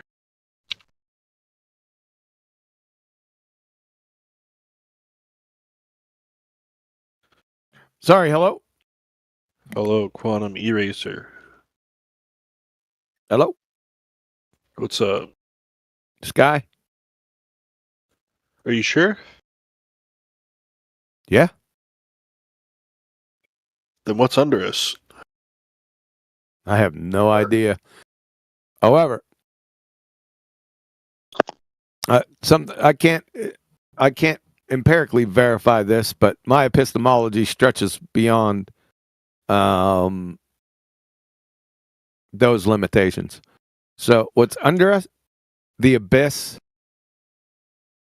What does epistemology mean? How do you know what you know? Okay. So scripture is part of my epistemology, so I'll take God's word. Follow? So Sheol is underneath us. It's down there. You know, that's where apparently in Judaism where the dead go to atone for their life sins. Man, I'm not into that. All I'm saying is Sheol's down there, and there's an abyss down there too. I don't want any part of that. I mean, neither. Do you think the abyss is nice? I don't think so.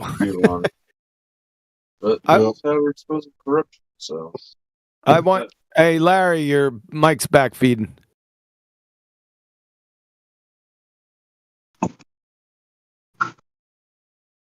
Larry. Yeah, I'm muted.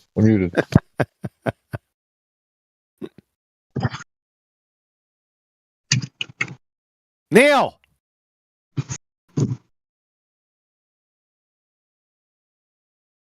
He was trolling me yesterday on my show with an open mic. I don't know. I've been bad lately. Hey, yes, very undisciplined of you. I got my eye on you. It's this new crisp, so I can keep my mic open, but it's not working right now. Anyways, I digress. Fair enough. All right.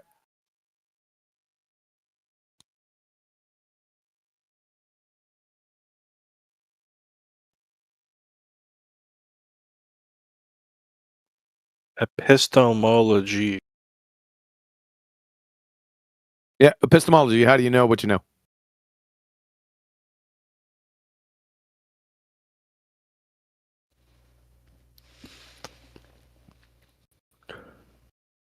Hey, Quantum Racer.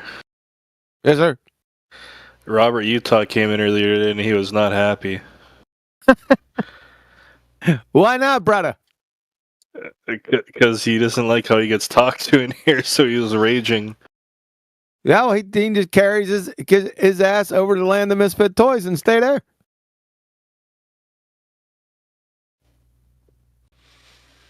Oh, it's an Albert Einstein quote in chat. Is there? Yeah, he was going to get him. Yeah. I have to read this when I have time.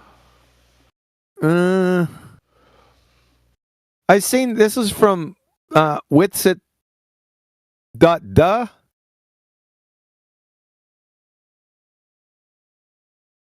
Okay, while I was thinking of this problem in my student years, I came to know the strange result of Michelson-Morley. Yeah, as soon as you see Michelson-Morley, it's not an experiment, by the way. They're talking about the transmission of the Earth rather than the rotation, so that's correct in this one.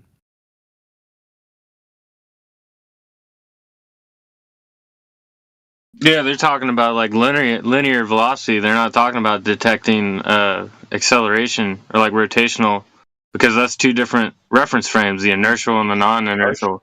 No, you're getting mixed up. You're getting mixed up. It's the transmission of the Earth or the fairy tale orbit versus the rotation. It's as simple as that. So I agree with what you said, because he's definitely talking about Mickelson Morley. So, and that's what they were concerned with, not the rotation. In this citation, you're correct.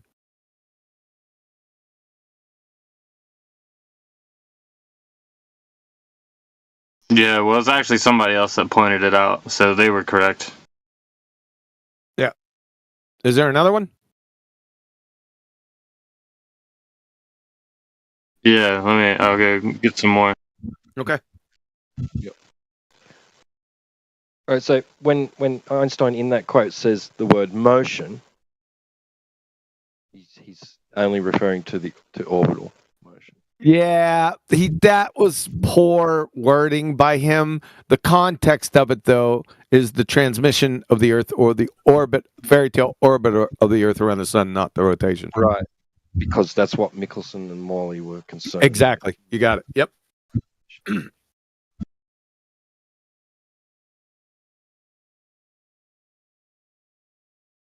Well, how did they, square and not worry about the rotation side of it? Like, how would that not have affected results? I think they did. It was another experiment, if I'm not mistaken. Another non-experiment, by the way. Was it Mickelson Gale? Was the one that was associated with the rotation of the Earth? I don't know. I never concerned myself with non-experiments. Right.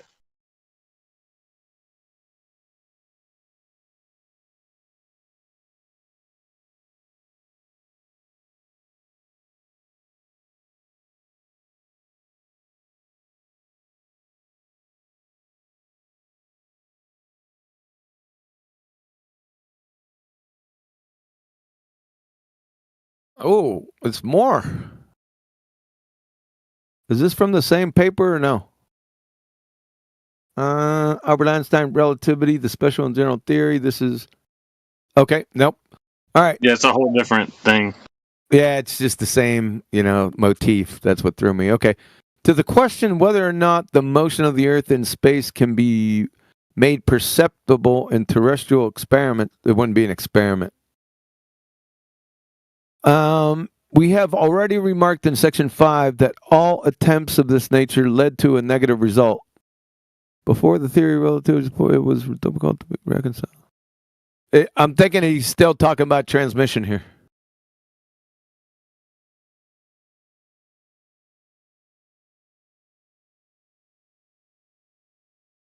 Do they call it transmission or translating? Hold on.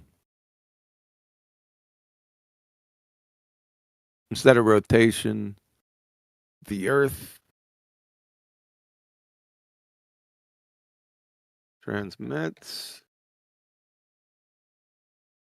Yeah, it transmits around the sun. We'll try that, see if that works. Sun and rotates on its axis. How about that? What are that? Rotation? Earth rotates. Well, they're using revolution. Even Einstein said you can't measure the rotation.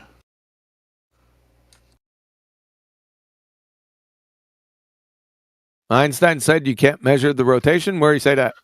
The second quote, to the question whether or not the motion of the Earth in space can be made... Never mind. I think I'm reading that wrong. Yeah, he's not referring to the rotation, though. No, he's not referring to... I just said that I'm reading it wrong. Yep. Both of these have to deal with the fairy tale orbit around the sun. Oh, so he just negated Eratosthenes.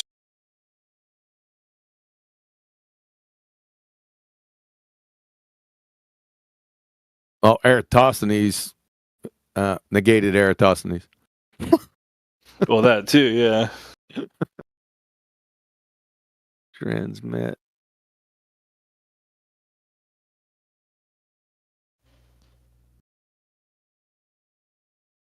I thought I was using that term correctly, but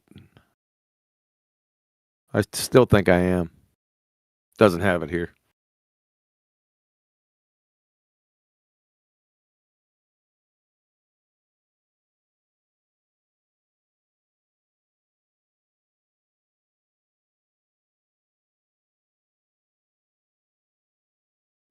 Transmission.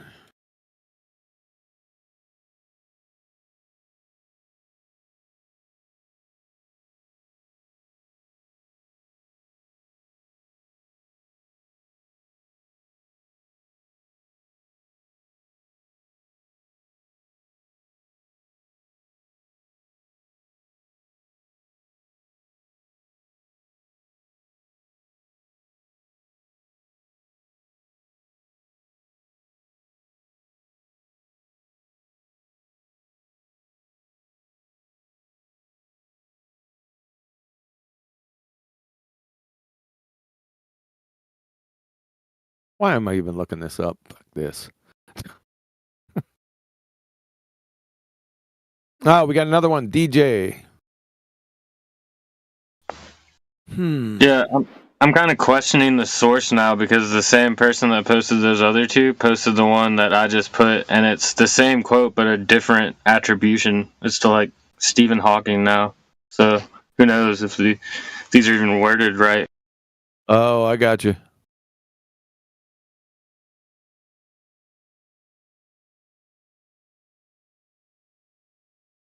Yeah, you're going to have to check these citations. But when I was a student, I saw that experiment.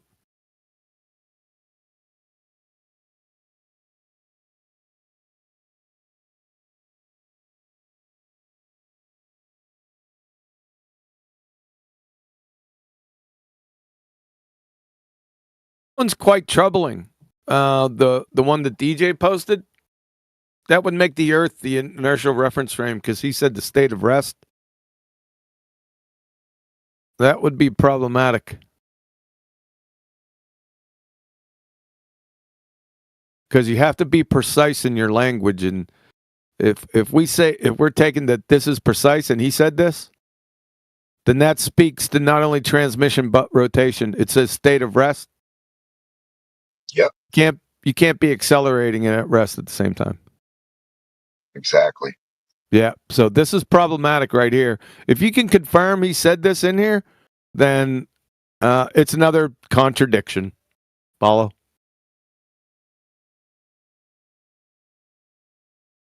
Just like the parallel light rays, it's another inbuilt contradiction. Do you guys like that? I had that on the show yesterday. Do you guys see that or no? You don't watch my stuff, do you? I even shouted you guys out over here.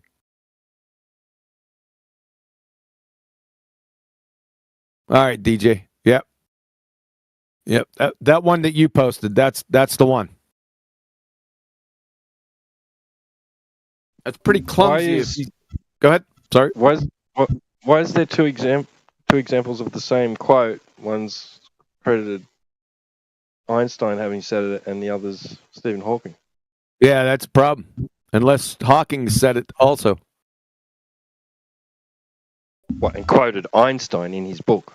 He might have done that. That's where the confusion might have been.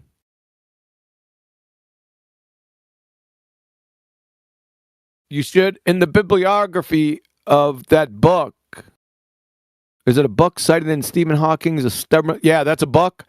And in that book, in the bibliography, it will say, as quoted in. Follow? And he'll give Einstein where he got it from. So you have to go to the reference. So this could be just some confusion because of the citation reference situation.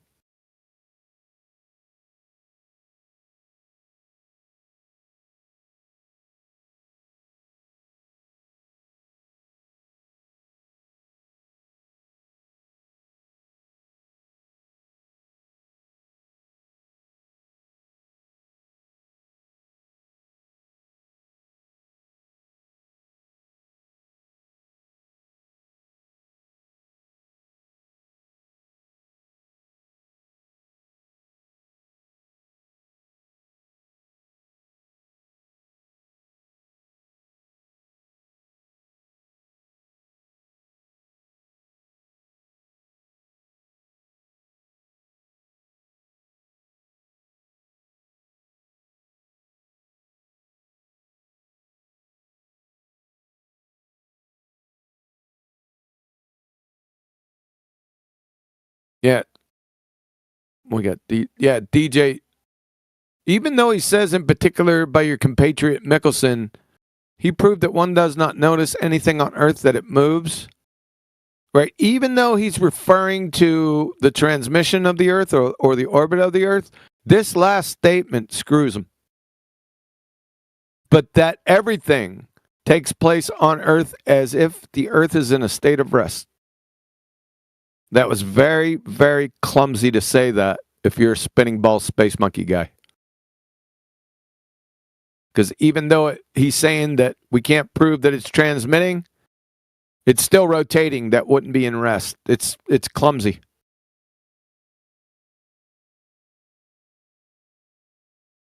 Arvix, page 4. All right. Where's page 4?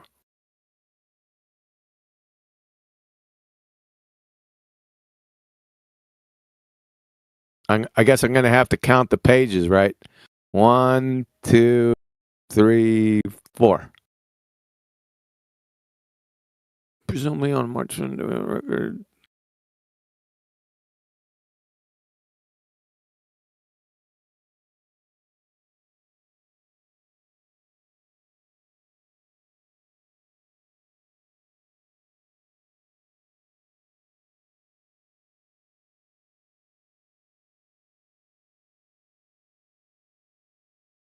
There's not anything here, man.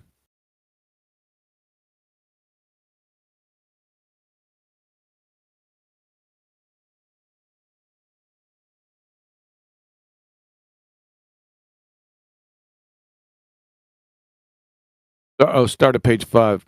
So you got to come back.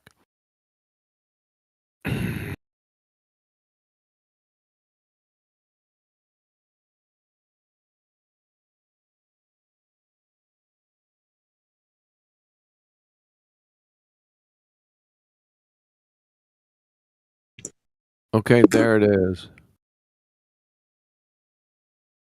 Place on Earth, is it in a state of rest? That's 24. 20. It's in fucking German.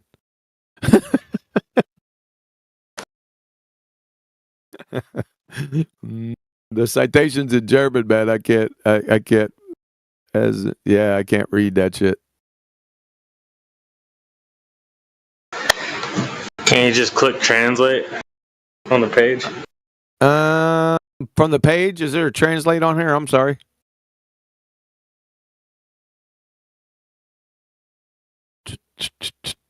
Is there a Sometimes you can translate? right click. Sometimes you can right click translate. Really? Yeah. Translate. All right, maybe. Here, hold on a second.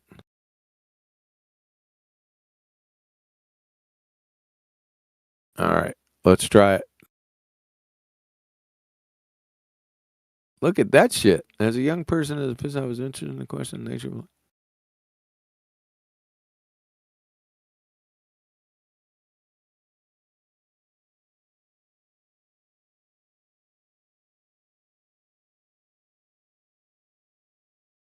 It says 24, but that's not talking about that one. Hold on.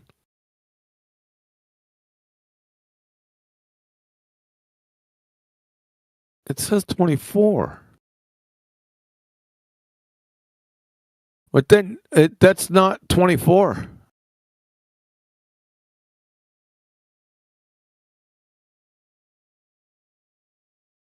It's already translated up above.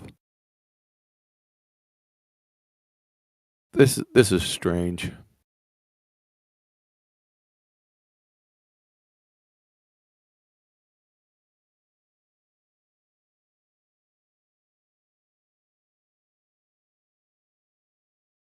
Yeah, I'm not getting anything out of this, man.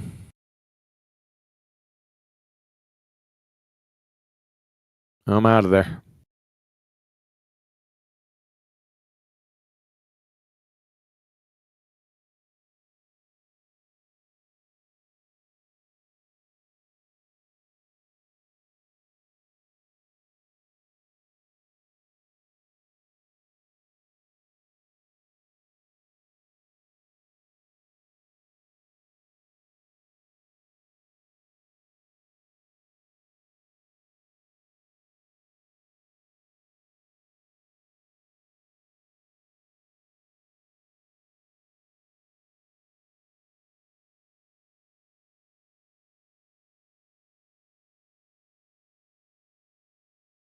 Hmm. Rich Evans, just of a word of advice to you guys, you should try to understand what science truly is and address that instead of straw manning. Why don't you come in and teach us? Get your popcorn ready.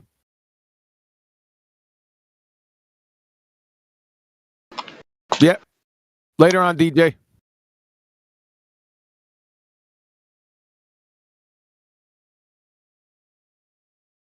Yeah, so I agree. Those quotes aren't referencing rotational motion, and it wouldn't make sense that they would be because they're saying it's not detectable, and so then they would be at odds with Coriolis. Yep. Right.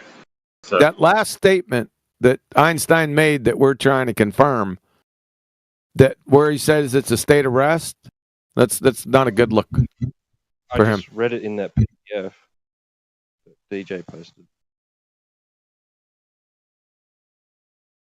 Crosses over page 4 and page 5, doesn't it?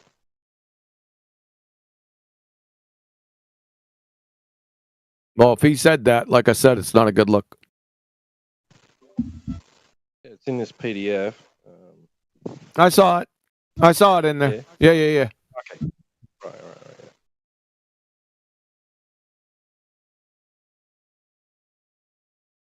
But I don't know. Like I said, it may have been clumsy on him. It's just not a good. That's why it has to be precise, and he wasn't precise here.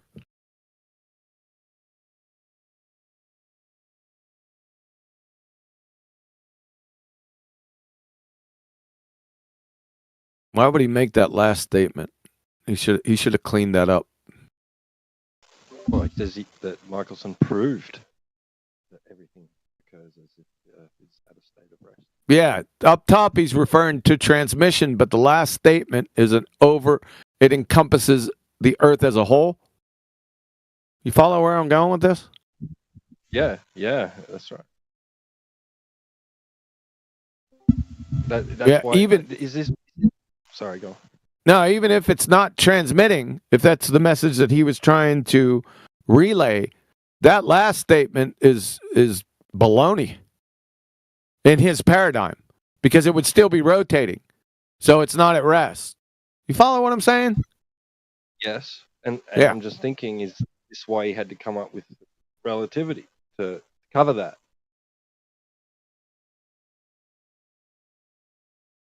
That relativity, both of them are mytho-mathematical fairy tales. Right. No science But in there whatsoever. He's because obviously he's at a point and his peers are at a point thinking like this thought that Michelson proved things are occurring as if the Earth isn't in motion at all in any form. So That's what maybe yep.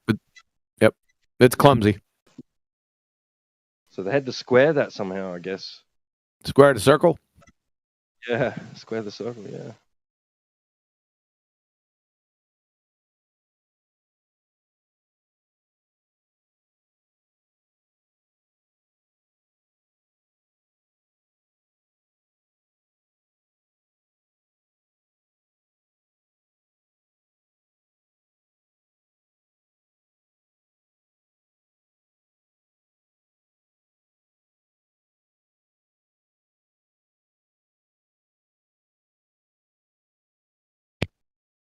But I mean, why wouldn't Michelson's results, not have been affected by the rotation?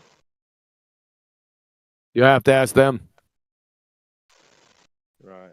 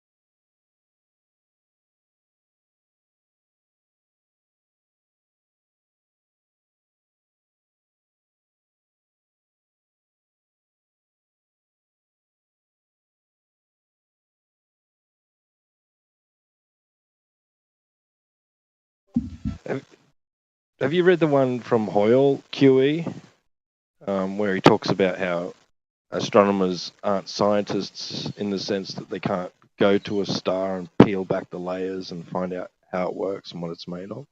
I don't think I've seen that one from Hoyle. I've seen a lot from Hoyle, but not that one. You got it? Yeah, I'll go grab it. It's purportedly his.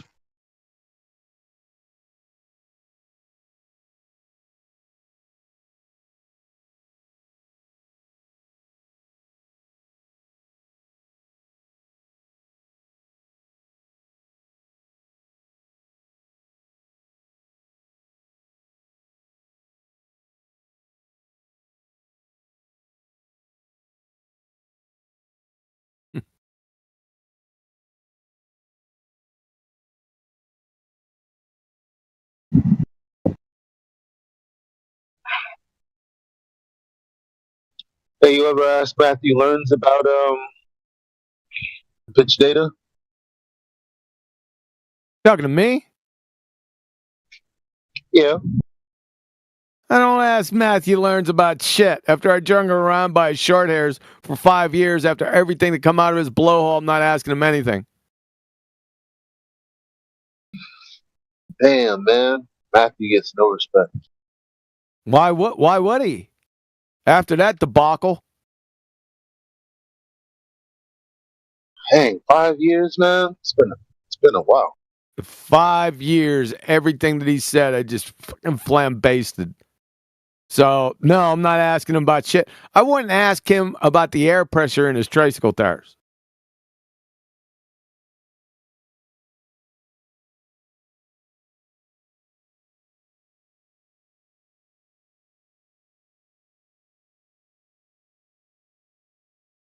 Find relevance yet?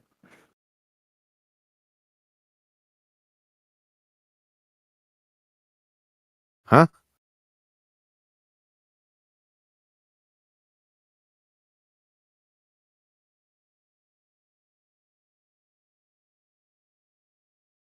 Don't be scared.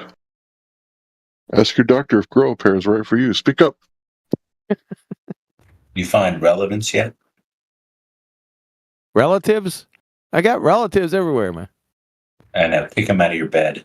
I mean, did you find relevance? Come out of your bed. Is that what you said? Touche, man. That's pretty fucking good. All the while, you're from West Virginia, right? Mountain Mama. Yeah, I knew it. Take me home. Country roads. That was my favorite song when I was a kid. Hell yeah, brother. Let's get on this motorbike.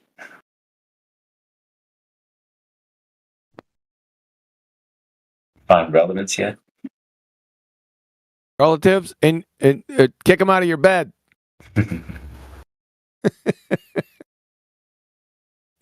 You trying some feeble like grade school ad hom? Glue sniffer. Feeble grade school ad hom. Yeah. Yeah. That's what I did to Susie behind the jungle gym. I bet you did. Feeble ad hom. Only it was a boy. It was a boy named Sue.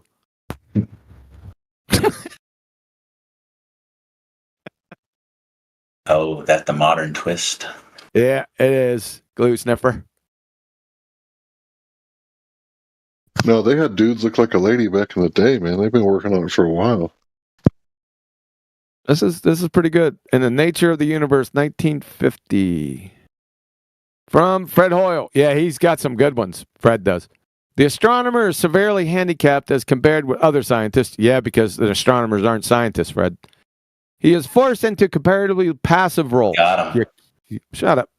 He cannot invent his own experiments as the physicist, the chemist, or the biologist can. He cannot travel about the universe examining the items that interest him. He cannot, for example, skin a star like an onion and see how it works inside. Yeah, because he's not a scientist. Thanks a lot, Fred. That's a pretty good one, T-Dub. Well, he could be a unfulfilled scientist. Nah, he's a pseudoscientist. If astronomy is recognized secularly as science, Oh, So astronomy. I thought you said, yeah, okay. Yeah, astronomy is. Cosmology and astrophysics are. Yep. So they're pseudoscience by definition. Astrophysics. Yep. You know, I think it's probably, you could say they're wannabe scientists. Like you said, you can't carve up a star on a petri dish. But you could say they're frustrated scientists, right? Wannabes. Frustrated wannabe scientists, which are pseudoscientists. Oh, okay. That's what I would say. Like I said, they go by, they call them, if you walk into an astronomy department or astrophysics or cosmology department at university, you're definitely going to pass the gates that says science. Definitely. Labels. Yeah. You'll pass underneath that arch. That arch is a mirage, though, because they're not. Golden lovely titles. I mean, a scientist is such a great thing anyway. Well, isn't theology? Really. Isn't a theologist the highest form of knowledge? Highest form of knowledge. Some would probably be on your side with that. Yes.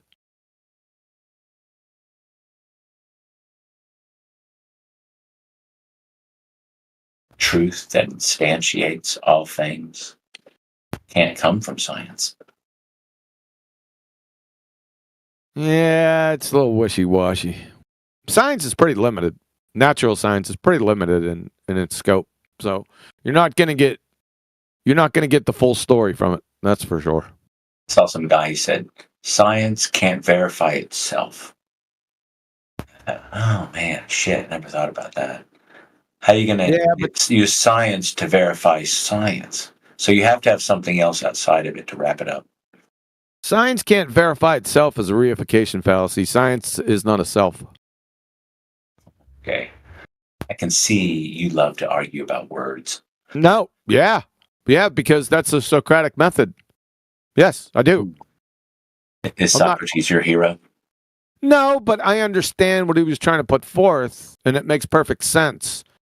That you have to be very precise in your language, and for any communication, effective communication to exist, then all words, not all words, but most of the phrases that you use must be defined and understood by both parties. Makes perfect sense. Are you saying what you just said makes perfect sense? Yeah, because if I'm talking, patting yourself on the back. Well, no, it makes perfect. Well, it's duh. If you're talking about an apple, but I'm defining an apple myself as a banana, we're not going to effectively communicate. Follow? That's the duh part of it.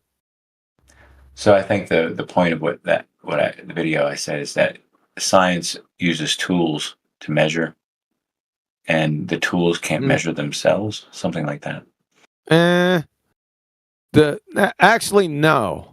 Science is like what do you say? It's like actually no. Elaborated slide rule. I said actually no. Science doesn't measure shit. Okay. To be more specific, natural science. I wasn't done yet. To be more specific, natural science as a scientific method is purely qualitative, not quantitative. Qualitative. Now, really, yeah, it's all about cause and effect. It either your supposed cause causes the effect, the independent variable causes the dependent variable, or it doesn't. It's black and white. Now, if you want to go beyond that, I brought this up, I think, yesterday. If you want to go beyond that, and in certain contexts, there are thresholds to be reached, then you can do that. That's fine. But that's outside the scientific method. And I think that's pretty narrow view of it is narrow. What science does. I think science attempts to, I wasn't done yet. I think science attempt. It's not you think. I wasn't done It's yet. not you think. I wasn't done. It's not yet. you think. So I think it's not you think. I wasn't. No. I wasn't done yet. No. Oh, it's not you think. I wasn't done yet, my friend. You are done when you said I wasn't done yet. The fuck I tell you, stop fucking doing that. You glue sniffer. Fuck you. Go back to your cake decorating forums. You think? We don't give a shit what you think. Bye. No one else does either. Only what you can support and validate, not what you think. I think science. Get the hell out of here.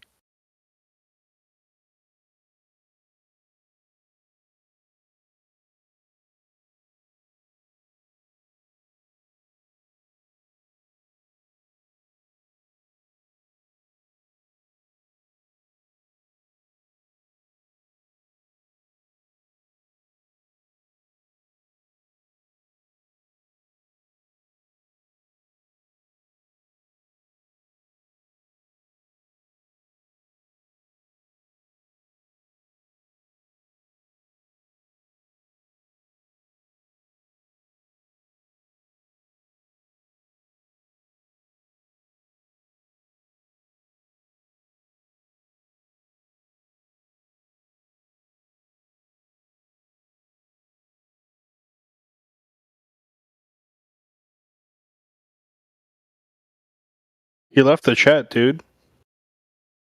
I think you scared him.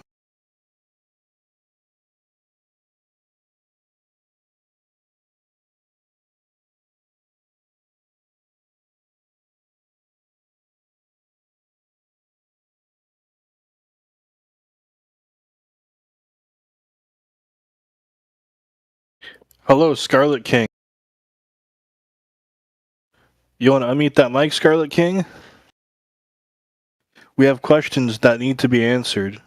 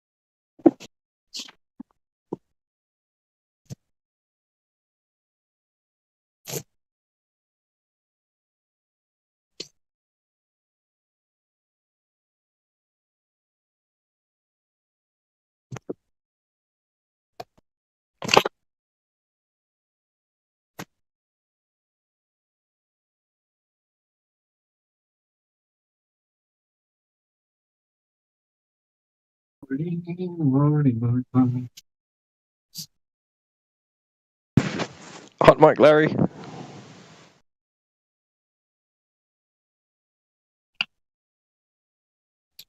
Somebody call me? Yeah, just saying hot mic, mate. Oh.